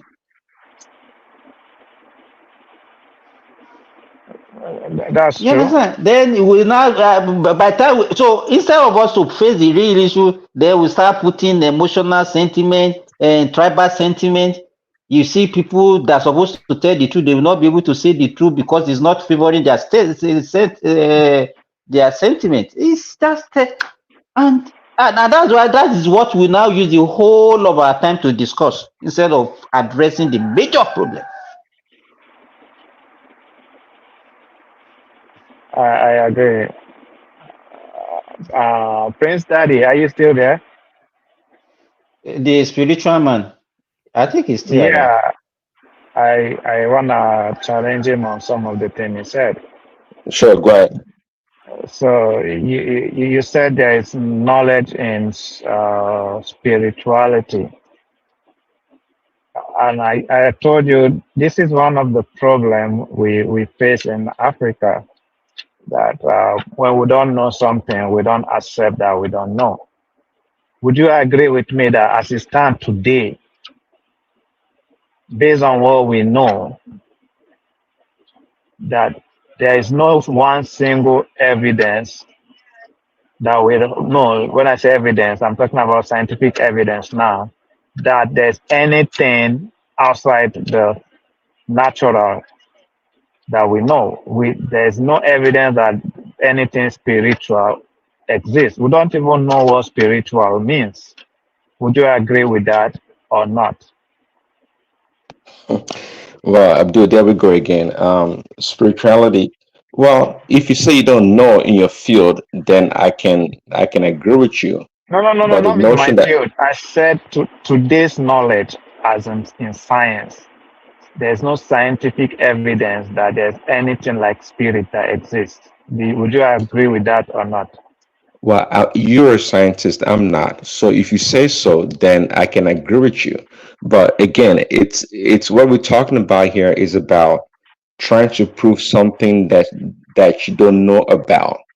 It's almost incomprehensible. So I you agree. don't know, but it doesn't mean it doesn't exist. So, how do you know it exists if you don't know? Well, you know it exists if you use the quote unquote the tools of spirituality to detect or to inquire about it. See, if Mike was here, Okay. Mike would tell you also about his traditional religion and how they communicate with the spirit world. They are medium to doing that. So in the okay, I think I used the term before. In the tangibility of the realm of the spirit, you can test these things, but you can't use Good. scientific I like methods that. and models to try and test something that's spiritual, that's beyond the level in which you understand. So, It's just plain and actually, simple. I agree with you. You don't have to use scientific method, but it should be testable. So if you say it is testable, I really want to know about how it is being done because I'm not aware that there's any method to test the existence of the spiritual. Or let me not say any method. There's not any reliable method. Because if you say you have a method, that method should be reliable, should be reproducible. Would you agree with me on that or not? I agree with you again in the context of science, but again, how can you use tools and materials to test something that's beyond the realm of your testing capability? You see, we keep going around in a circle. You're trying to tell me that the spiritual world does not really exist because it's not provable, and I'm telling you that it is provable based on the tangibility of the realm of the spirit. So now the question is Based on what? Come again. Based on what? on the tangibility. See, when I say tangible, in the physical world, if physical things are tangible, right? Okay, so Yes. too in the spiritual world, things are tangible. But So, for you to be able to detect or experiment on that tangibility, you have to be in the realm of the spirit. You can't do in the physical world. That's why they're two separate worlds. okay. Yeah. Like I said, I want to see the method, whatever method they use to determine the existence of the spiritual world. And we want to see if that method is reproducible and can be tested and can be falsified. If all those three things doesn't apply, that means it's no Abdul, difference. It's no difference again, you from. keep applying what we call the scientific No, no, no, no, model. no. This is just logic. This is not scientific anything. It's just logic. If you cannot, Um, if a process can give you right or wrong answer, that's an unreliable process. You would agree, right? in science and logic, No, yeah. not in science, in life generally. If anything that you're gonna do can give you both right and wrong answer, that's an unreliable process. You would agree. Yes, okay, So this uh-huh. is what I mean by it's just logic. It's not. It has nothing. It's just logic. It has nothing to do with science. So whatever method you have, it doesn't have to be a scientific method. That method should be reproducible. It should not give you unreliable results because if it does that, that means it's an unreliable process. So it's No, no no, no, different from no, no, chance. no, Abdullah. But you just See, agree with me that if a process can give you right and wrong answer, is an unreliable process. You just agreed, right? he said in naturally. He said in the natural world, and I agree with you. In the natural world, natural physical world. Yes, I do agree with you.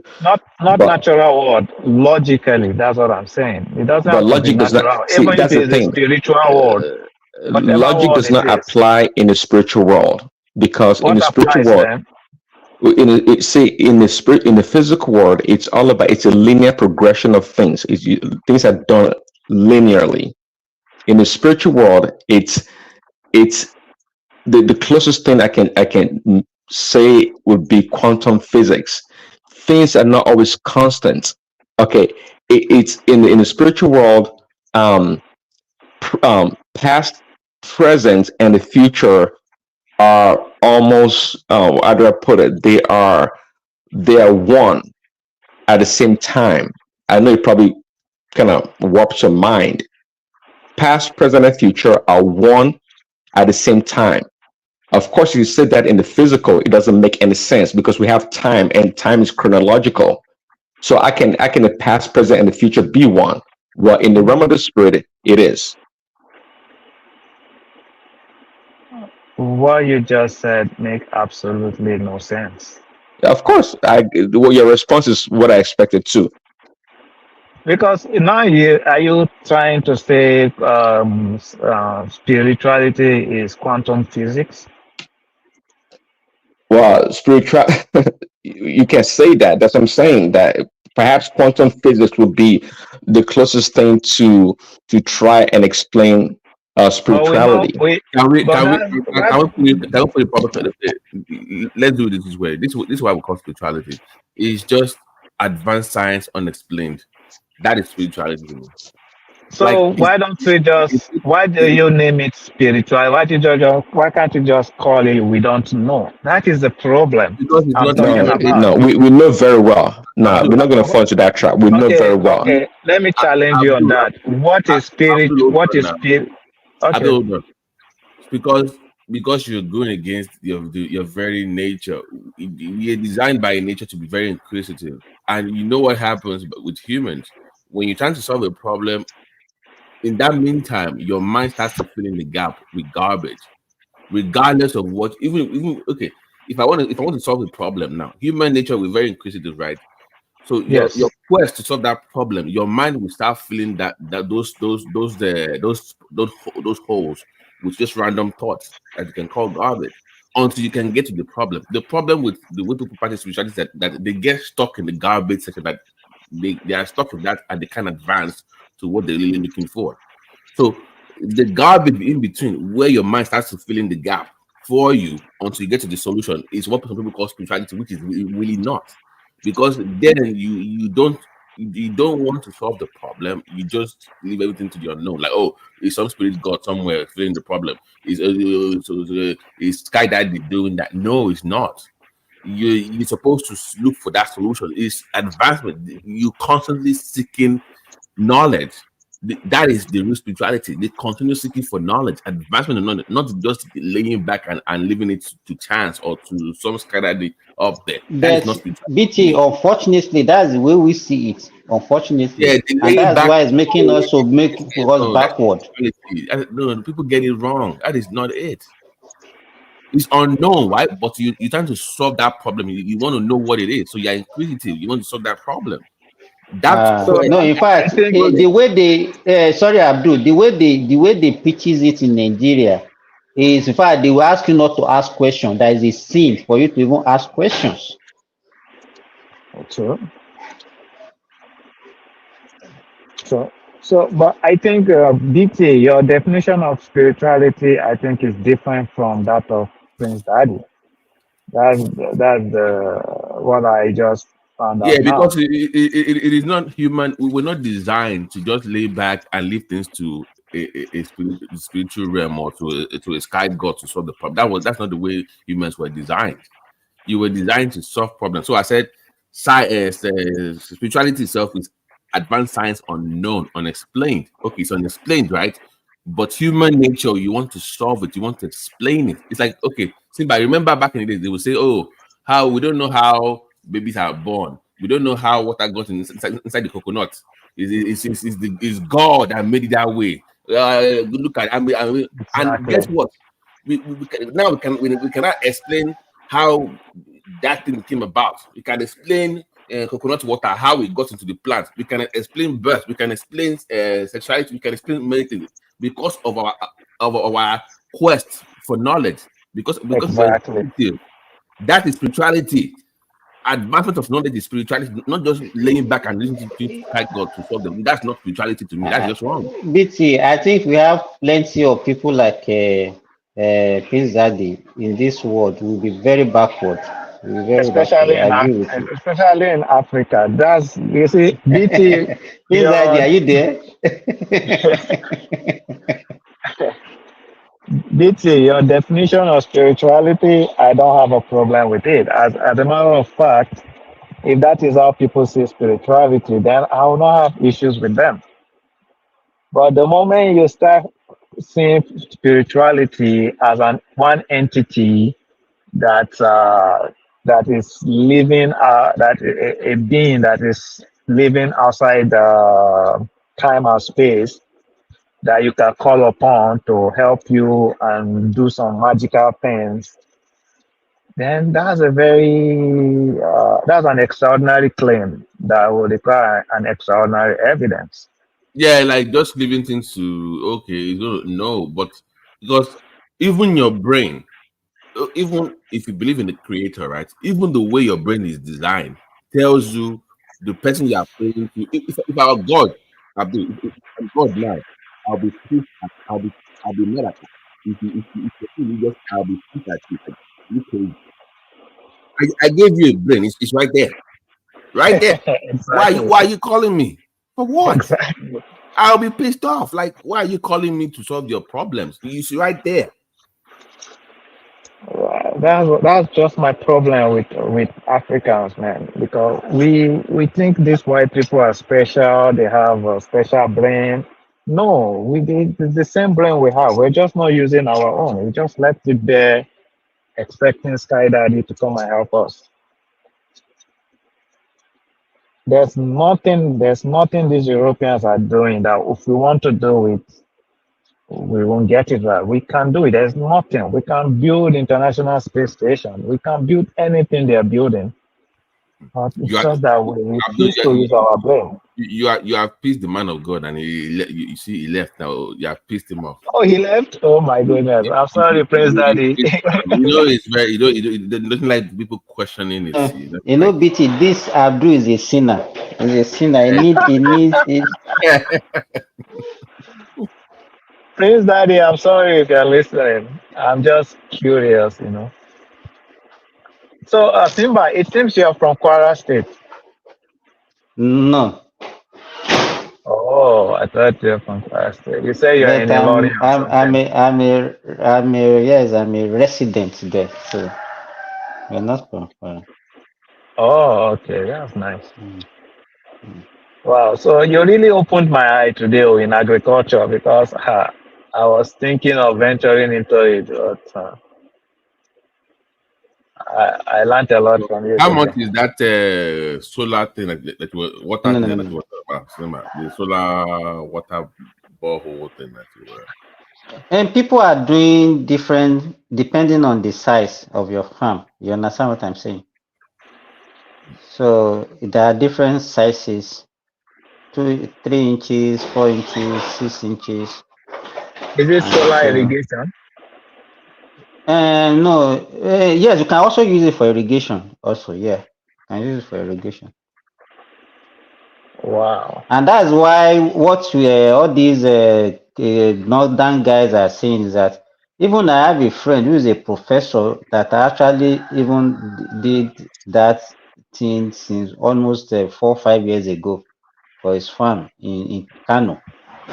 You understand? So people have been doing it for long. It's only that the recent fuel increase actually opened people's eyes into it.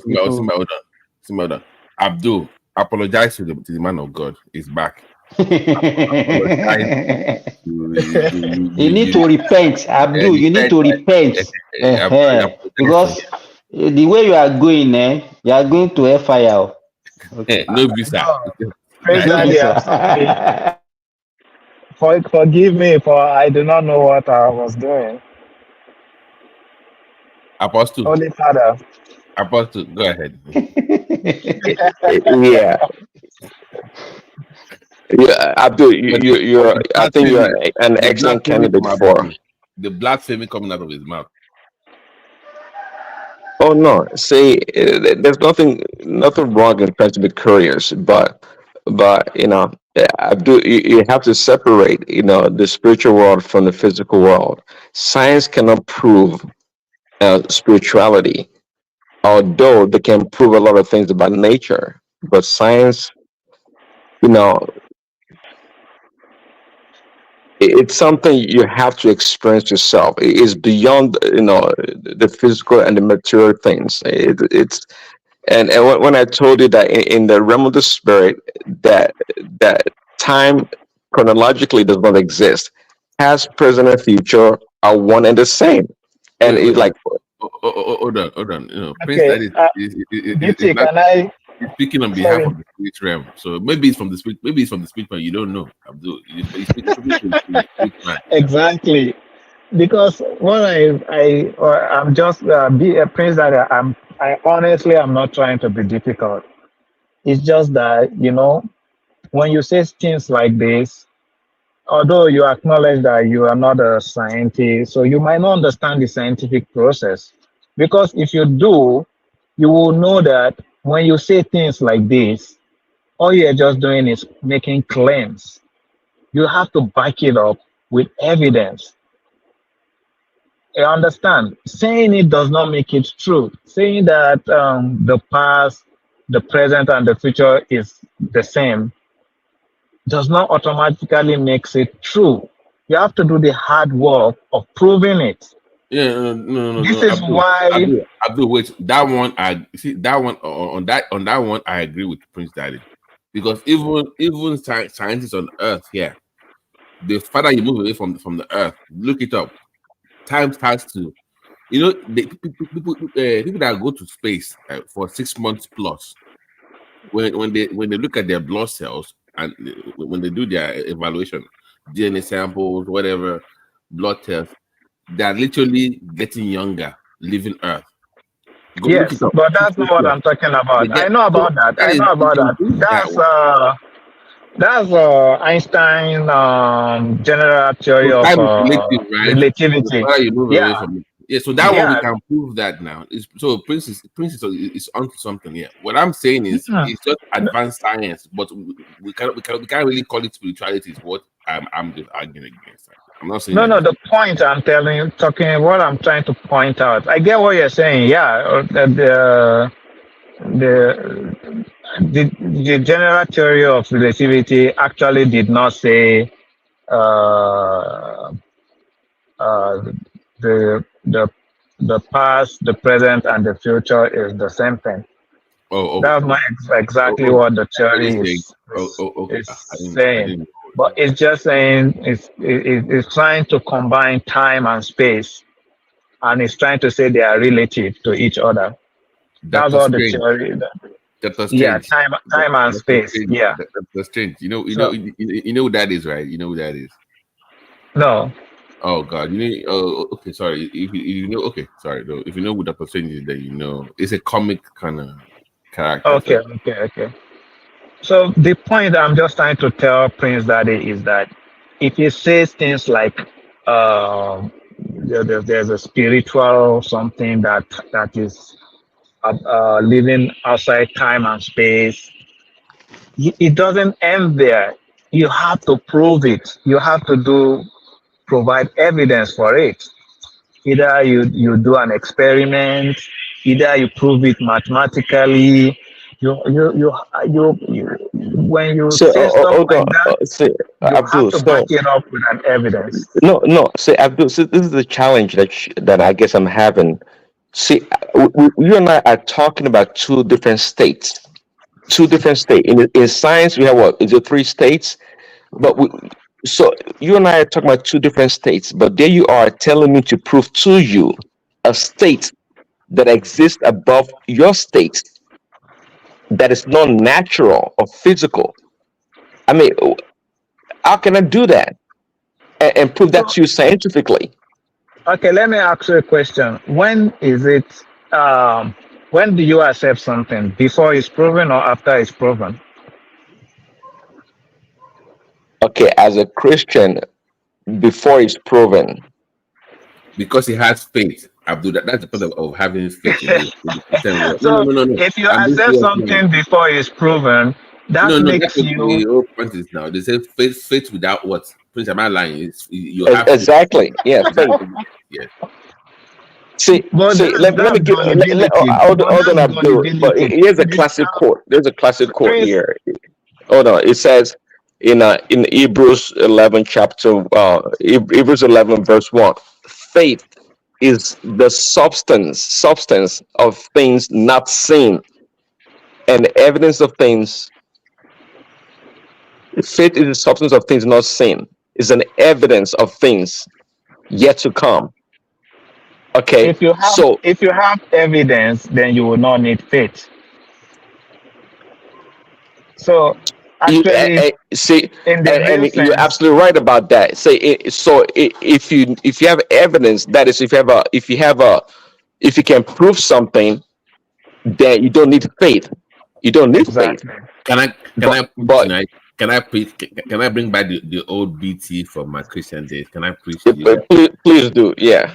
Okay, put on your Christian hats. Let me put my the initial entry to Christianity is through faith.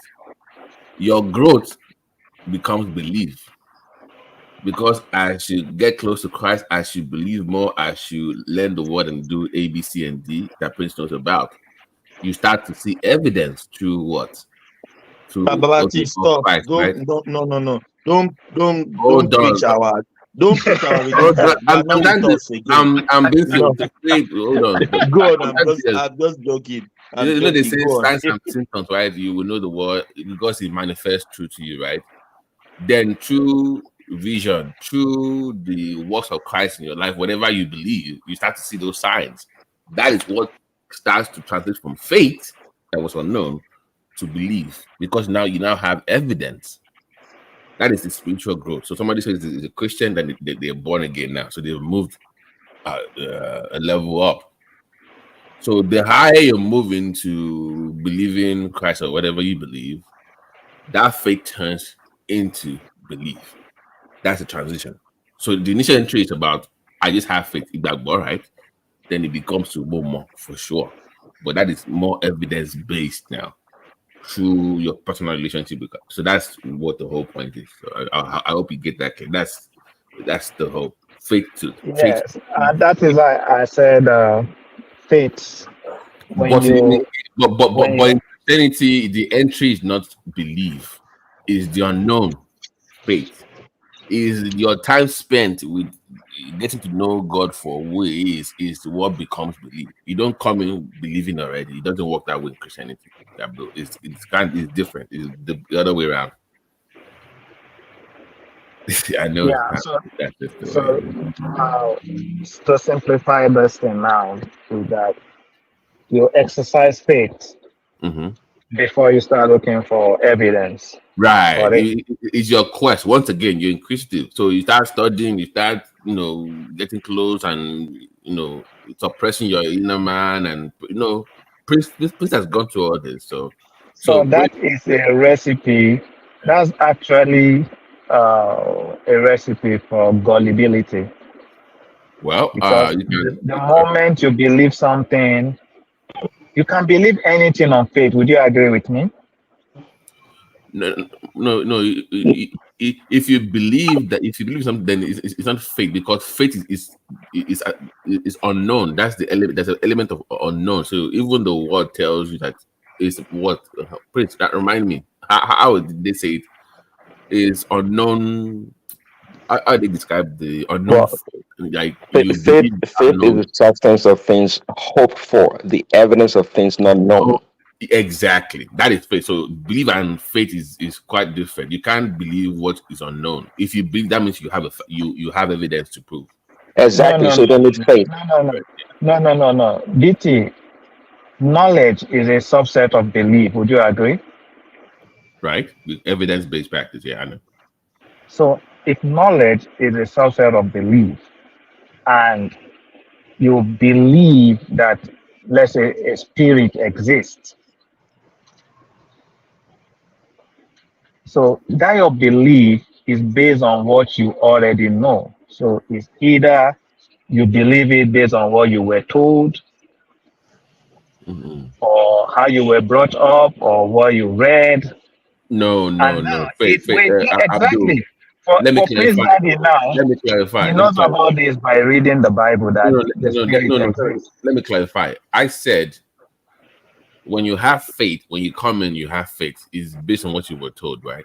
So you don't really have evidence. You just exactly. I won't use the word believe just for explanation. You have faith, but when you now start doing your own study, when you start growing in that space, you start seeing evidence. Maybe you have a revelation, like the way that revelation, right?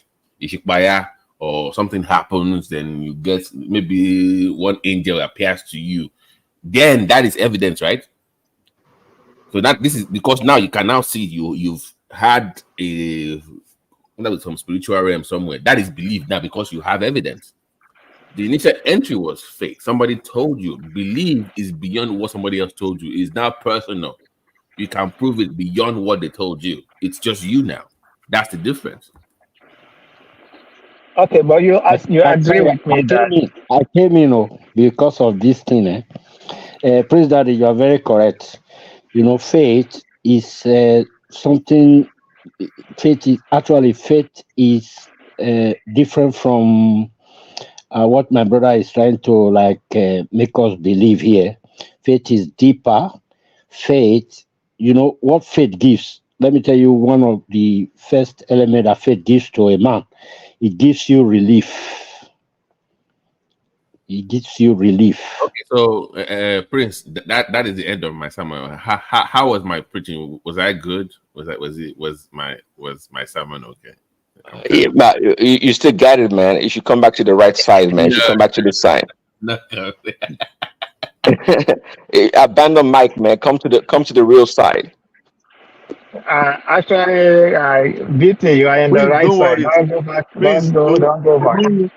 we'll win him over. We'll win him over. There you go, Thomas. Yeah. Go ahead, Isaac Black. Finish up. Okay. You see, there was this. I just want to put it there so that you know exactly this spirituality we are saying, this faith we are saying is real, whether you believe it or not. If you are conversant with the scripture that that builds our faith, that helps us to really understand the things of the spirit. You remember a story. You might say it's just a story or it's been formulated, but I'll just say it because it's very important. You see, when Christ, there was this a military man in the scripture. He heard about Christ, and then he heard about the miracles. He heard about people that had problems, and then Christ spoke the word, and the word healed them. When he came to Christ, he told Christ, he said, Master, you see, I have a daughter at home. She's dying. She's so sick. That I heard that you can do this and you can do that. Please, what can you do for me to get healing for my daughter? And then Christ told him, he said, okay, I'll just do what I'm doing right now. You just wait. Then I'll come over to your house. You know what the man told him? He said, no. You don't need to come. From the way I've heard about you, you don't need to come. Just send your word. Just send that word. Because I heard that your word is powerful. Just send the word. Even Christ himself. My brother, sorry to marvel. interject you. No, Okay. let him land. Let him land, please. No. Let Please, him land. I want to point out. Let him land. If I say let him land, okay. Let me just land it quickly. Yeah. Land. So even you have been speaking Christ, all through. Yeah, the guy just came in. Let him land. Okay, let me just land it quickly. Even when the man said, you don't even need to come with me to the house. I already heard about you. You just send that word, that powerful word, and I believe that word will heal my daughter. Even Christ himself was amazed. He was like, what manner of faith is this? And then he told him, okay, go. Your daughter is being made whole, is healed. You see, immediately Christ said that word, the man got relieved. He believed. And actually, when he got home, the daughter ran out of the house to embrace him. So that's spirituality for you. That's a sense of spirituality that really many people do not understand. That is it, my brother. You can come up with. Okay, I did not. I have a question for you. Also, please. No, And no, he no. also asked them, can I speak, please? I have a Calm down. question for him. Calm down, please. Please. And he also asked his servants, when did this happen? The same hour that Jesus spoke is the same hour the daughter gets ill. The God So that's what I want to put. Now you can ask your question, please. You can ask your question, Abdul. So this question is for both Isaac and Thomas. Thomas spoke last, right? Yes, yes. Okay, so this question is for both of you. Are you aware that those that wrote the Bible never met Jesus? Of course. Why not? Those stories were written after the fact. Are you aware of that? Yes, because Jesus wasn't there at the Old Testament. Jesus came nearly after New Testament. So Jesus can't be everywhere. Point of correction. So many of them, a point of correction. So many of them wrote, they wrote Christ wasn't there physically, but when he came physically, the 30-something years he spent on earth, some people who wrote also were with him, somebody like somebody like Peter. Peter saw him face to face. Then after he left, other people still wrote, somebody like Paul, who never saw him face to face. Isaac, all this thing that you are saying, what are you saying is as if you are there? Timber, just wait. I want to surprise them. I just noticed there are some things they don't even know about their book. Number one, do you know that all these names on the Bible, all these Matthew, John, those are just arbitrary names? They don't know the author of the Bibles. Are you aware of that?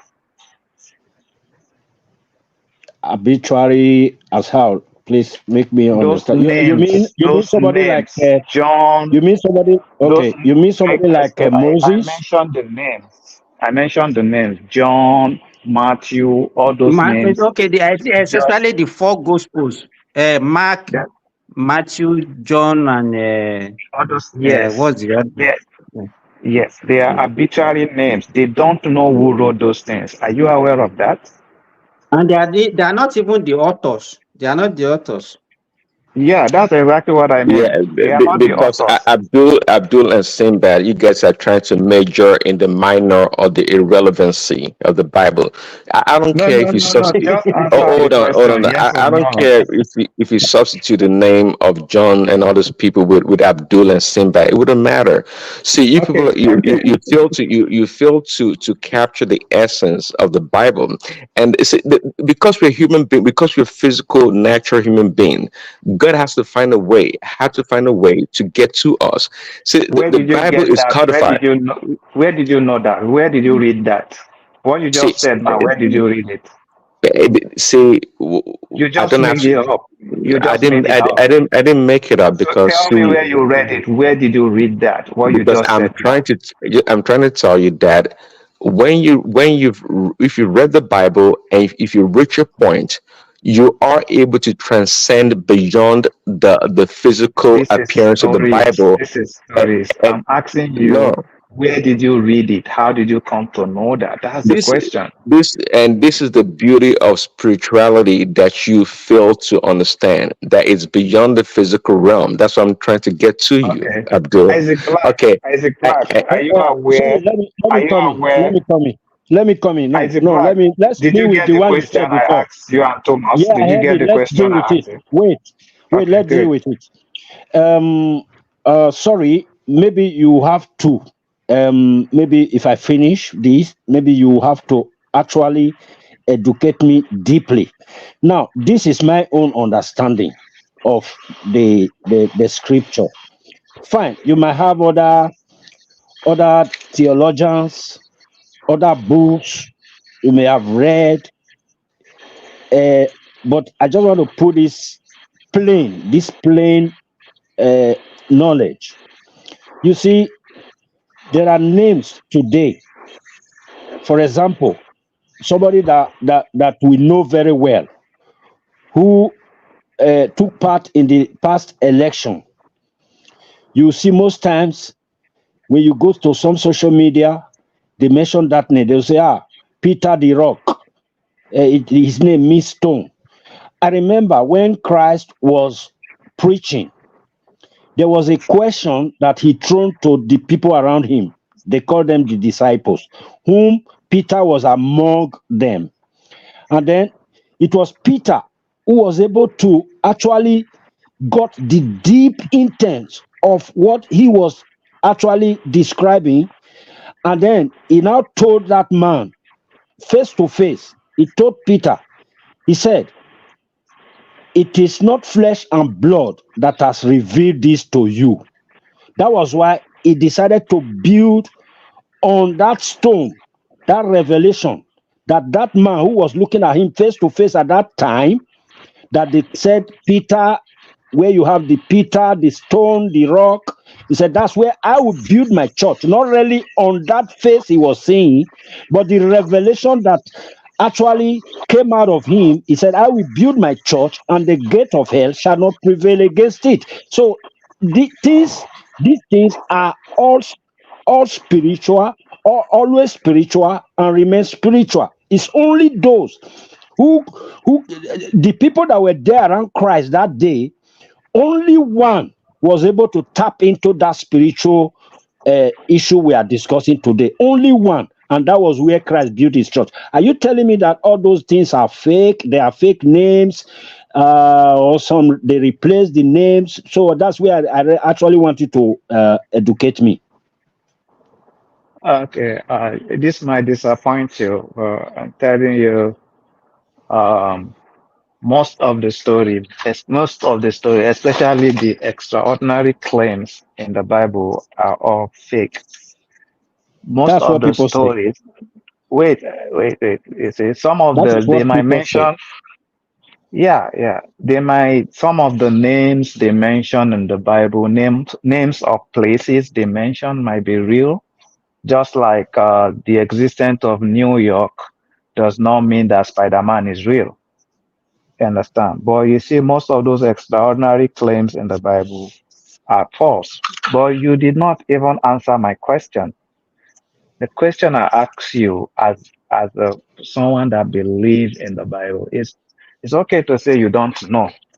Are you aware that the Bible, those that wrote the Bible as it is today, the Bible you know, none of them ever met Jesus? Are you aware? Then number two, Okay. no, Prince Daddy, this is for Isaac Black. I know why I'm asking him that question. Then the second question I ask you, Isaac Black, is, are you aware that those names, Matthew, Mark, this thing that Simba mentioned, are you aware that those are not the real names of the people that wrote those passage? Are you aware that they don't even know who wrote those books? Do you know these Okay. two things I am asking him? Are you aware? Okay. I believe what you are saying is not true to start with. And then That's not my question. I just say, are you aware of it or not? I'm not saying whether it's true. I'm not telling you to believe what I'm telling you. I'm just asking you that, are you aware of what I'm saying right now? that they didn't see Jesus at all. Yes. I already told you the other time that Moses did not see Jesus physically. Moses Moses wrote some books. No. No, Isaac Black. Sorry for cutting you short. What you just said, it shows that you don't actually have a good knowledge of the Bible. Exactly. Then Jesus and Moses, they are not in the same era. Moses is far away. When Moses existed, when they claim he existed, it's actually very far away from But where I told you Peter he saw actually him. knows. I told you Peter met him. Listen to Isaac I Black. told He you actually Peter knows. met him. I said Peter all met those him. one that he said he was in a system before before the creation. Those are the other things that you want to be talking about in Abi. No. Listen to me. The scripture is not about Christ coming to spend 30-something years on earth.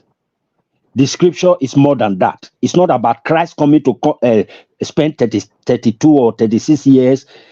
You can even see, I don't even know his real age, which is insignificant to me. You understand? All this knowledge of, like, for example, now I'm saying, like, he came for like 32 or 36 years. You see, these are insignificant. It's not really about the time period, the time frame that he came to spend on earth. It's eternal. You understand? Spiritual is eternal. It's not anchored on the first day Jesus entered into Mary's womb and then came out of Mary's womb, and then he went on the cross, and then he went to the grave, and then he resurrected the third day, and then he went back to glory. Is not that session of life is not all about spirituality. Spiritual started from even before the beginning and eternal, has no end. So spirituality is before the beginning and has no end. So it has no beginning, it has no end. The owner of this spirituality is called the Alpha and the Omega. You understand? So it's not a thing that you can't be questioning me on things that happened within 32 years. Like Christ was born today and he died yesterday. No. You understand? On the physical Christ that we know that came. No, spirituality is not just anchored on that period alone. So if you are just putting your imagination or putting your knowledge on that circle alone, you've missed it. It's wider. And only when you are in the spirit, you will know that the time Jesus came from day one on a mission on this earth to the last day is just a part of fulfillment of this spirituality we are promoting today, or that we have today, that we enjoy today. Yes, let me chime in. By the way, Thomas, don't let Biggie talk because the room is full. To your point, see, Abdul, you see why myself and Isaac Black, we're not dogmatic. We're not dogmatic at all. Because Isaac You have Black, another room. You have another room different from this one.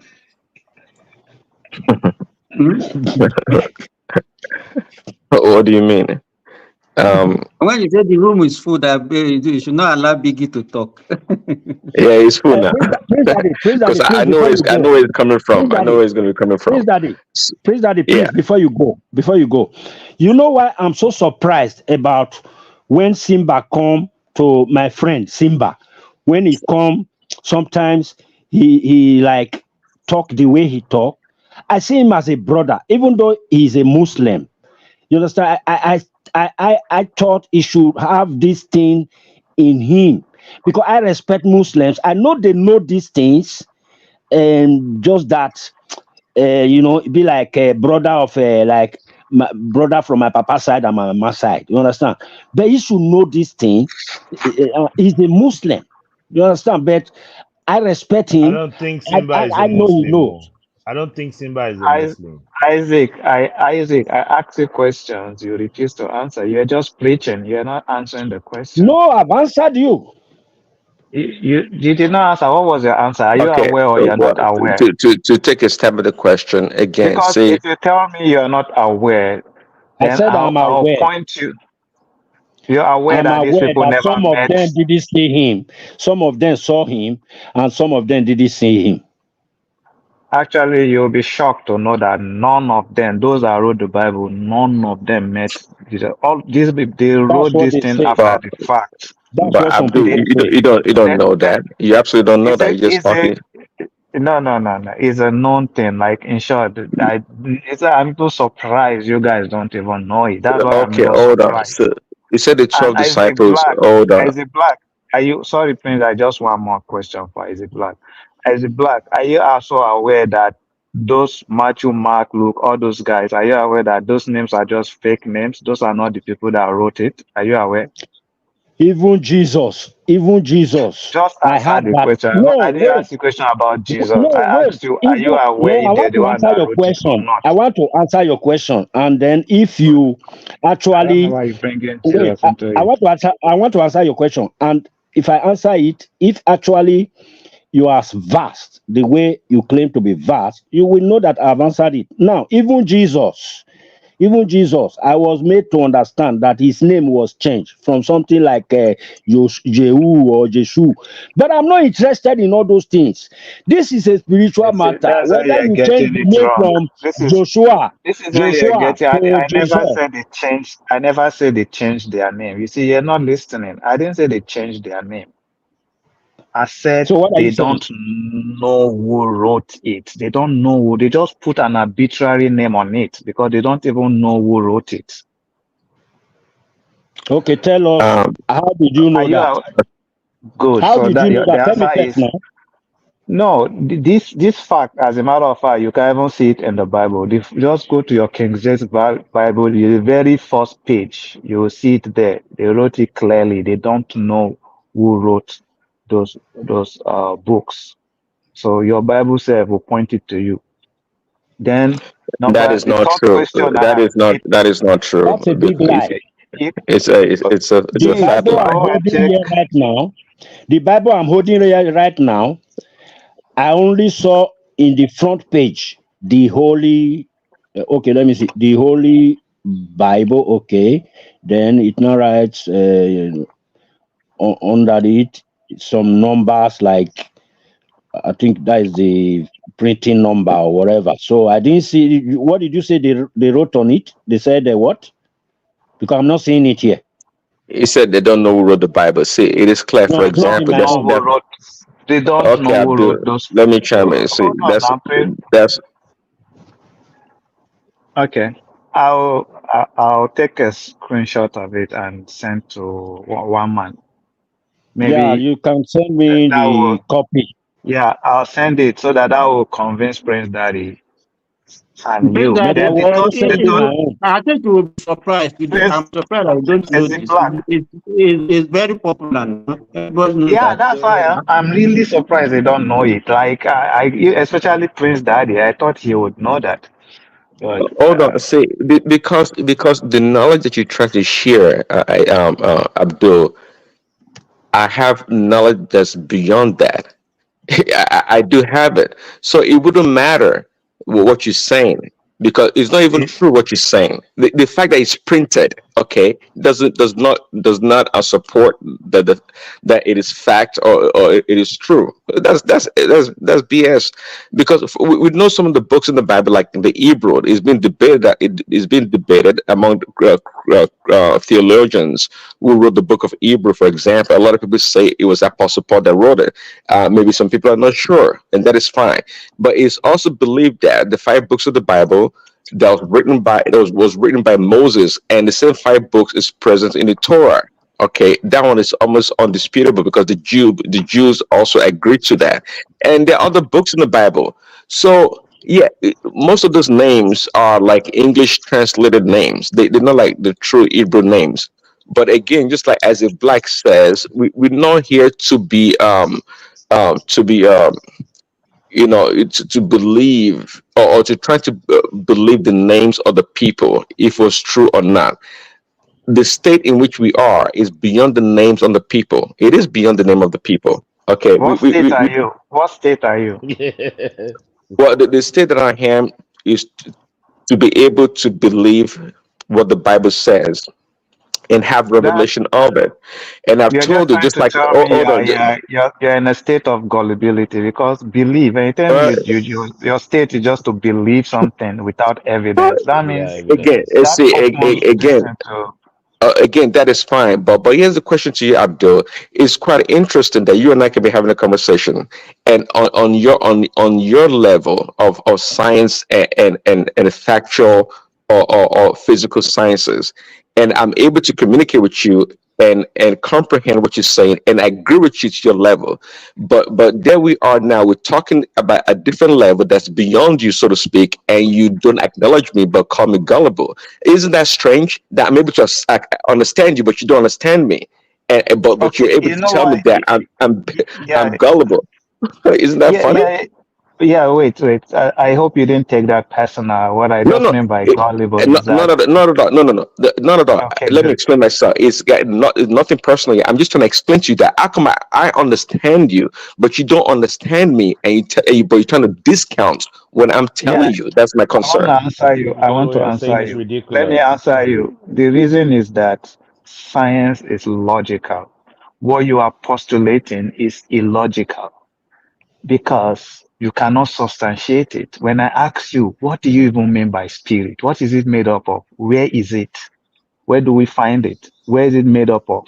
What is it made up of? What is it? Can you answer those two questions? What is spirit made up of and where can we find it? Prince Daddy, that's for you.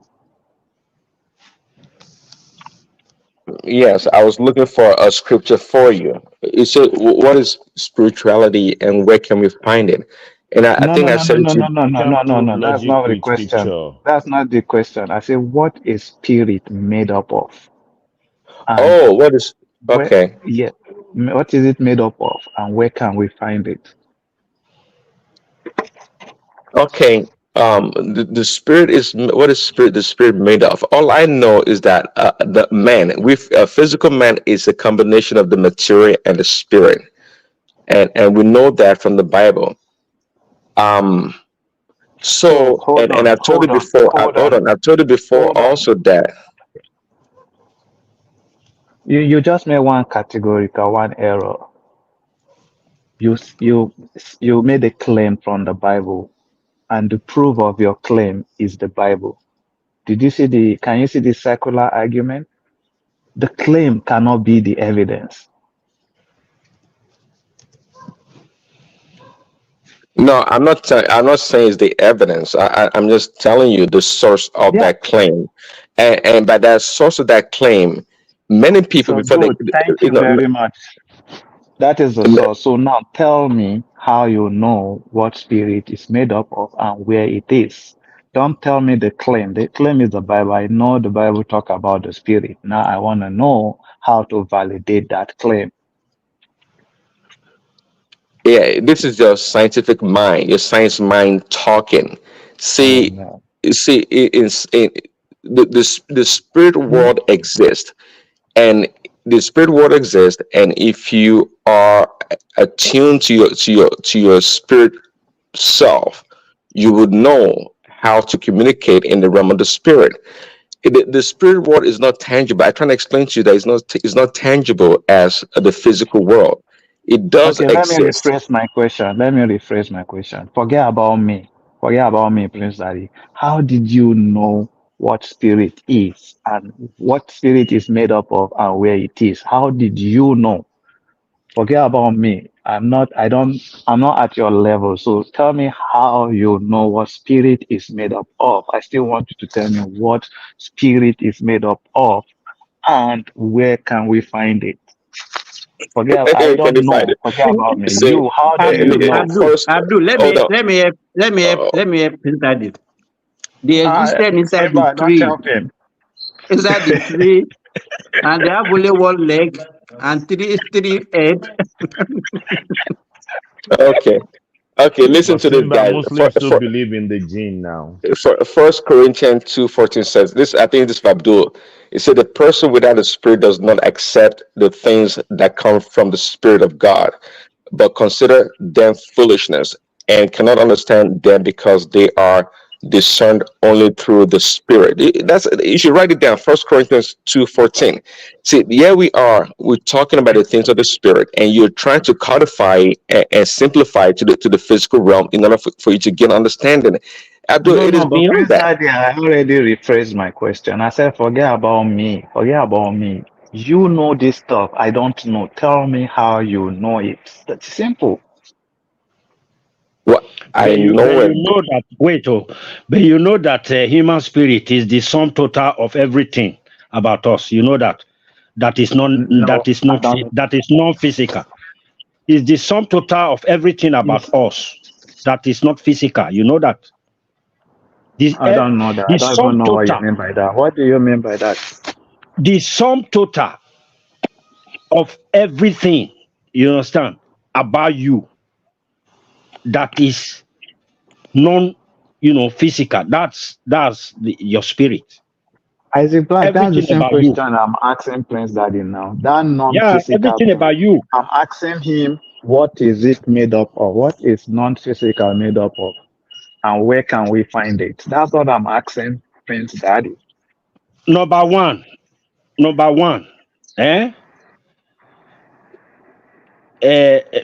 everything is made up of. Number one, thoughts, your imaginations, your plans, your hopes. My thought comes from my your brain. dreams. No, your dreams, your feelings, your emotions. It all comes from my brain. We can prove that. Your attitudes. It all comes from my brain. We can prove that. These are the component of your spirit. Isaac Black, are you listening to me? I said those are emerging properties of the brain. We know that. Those we can prove. That is not spirit.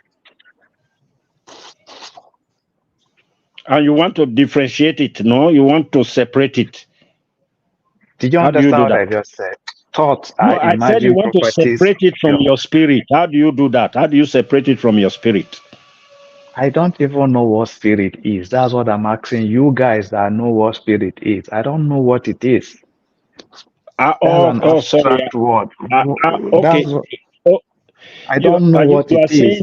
And Prince Daddy said he's living in a different realm. So I cannot use my. I never knew that you have the acceptance that you don't have a spirit. I just came in. You already agreed you don't have a spirit. Is that it? No. I'm saying I don't even know what a spirit is. What is no, it might answer my question. Are you saying, or did you say before I came in that you don't have a spirit? If I don't know what a spirit is, how can I know if I have it? Is before you can know if he has it or not. Thank you, brother. Who is speaking? Well, no, the notion that that's just my question. Because you don't see that this is the challenge, and scientists, I think, also they recognize the limitation.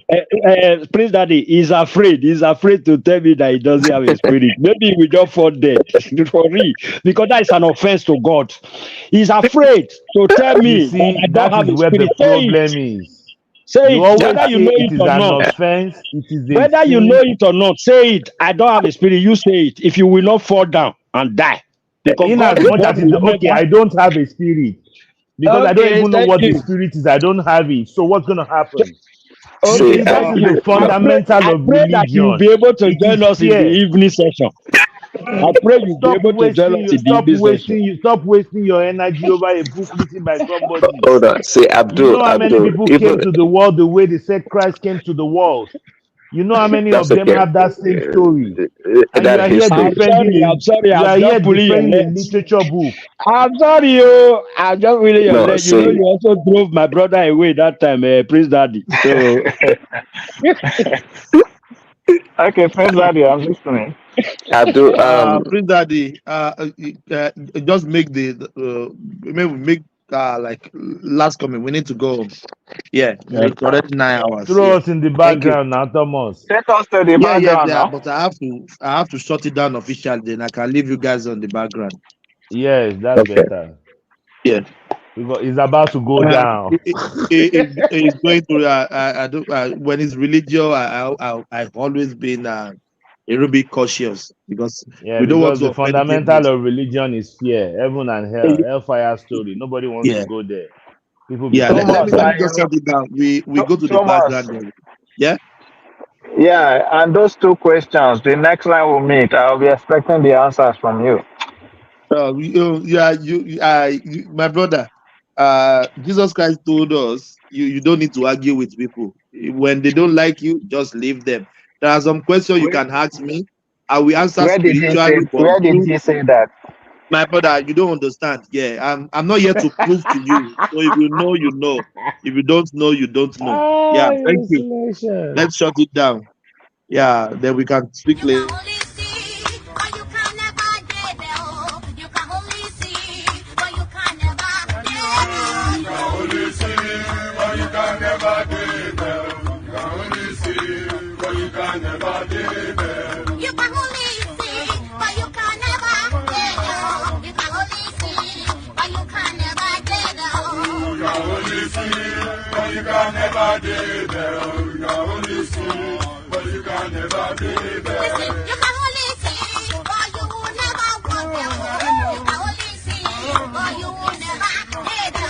My convoy is 5 vehicles, and you cannot buy fuel unless I'm inside the car.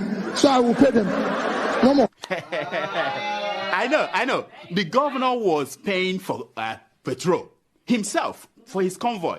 When they get to a gas station, he will come out and bring out money and pay. In fact, at Oka Government House, then when he was governor, forget about drinking champagne, what they are now doing there. Then he gave out old newspapers as substitute for toilet roll. Shay, when I don't hear him say, Kenneth Okonkwo, the right-hand man of Obi, has now denounced Obi. Kenneth Okonkwo said that he is no longer supporting Obingo's Obi because he do not have the capacity to lead the Labour Party or to even form a party. I get me now. This is what we have been talking about. You see, for example, there was protesting in August 1. Allo, and you Piamaro see, then you're Erodi, Ajo warning, and Yava, and a Guero Cotira, and Yibaso, and Ogbebaibu, and Yara Woru, and Okosaki Kono, Atoka Kusani, your Willow Lojona, and Togi, and Ogbe7. Amera Morambe, Ekarora Yondaemi, Atabi Metaka, Tore Mene and Tukan and Jona, Insi Baby 20,000 be, around your dad, Insi Wufimu. I want that yonder, I want furniture or T1 in Zelojona. I want weather T1 in Zelojona. Tawan love you say, what I want like Bassetti was soon. Then we're eating water, Ruby. I want them so I want cabin T1 in Zelojona. Everybody buy yonder, ain't any hello, baby 1,000 Bolomatica in 20 a day. I buy from a rabbi con 6 feet, your man, but you're my 8. Ever, Emma,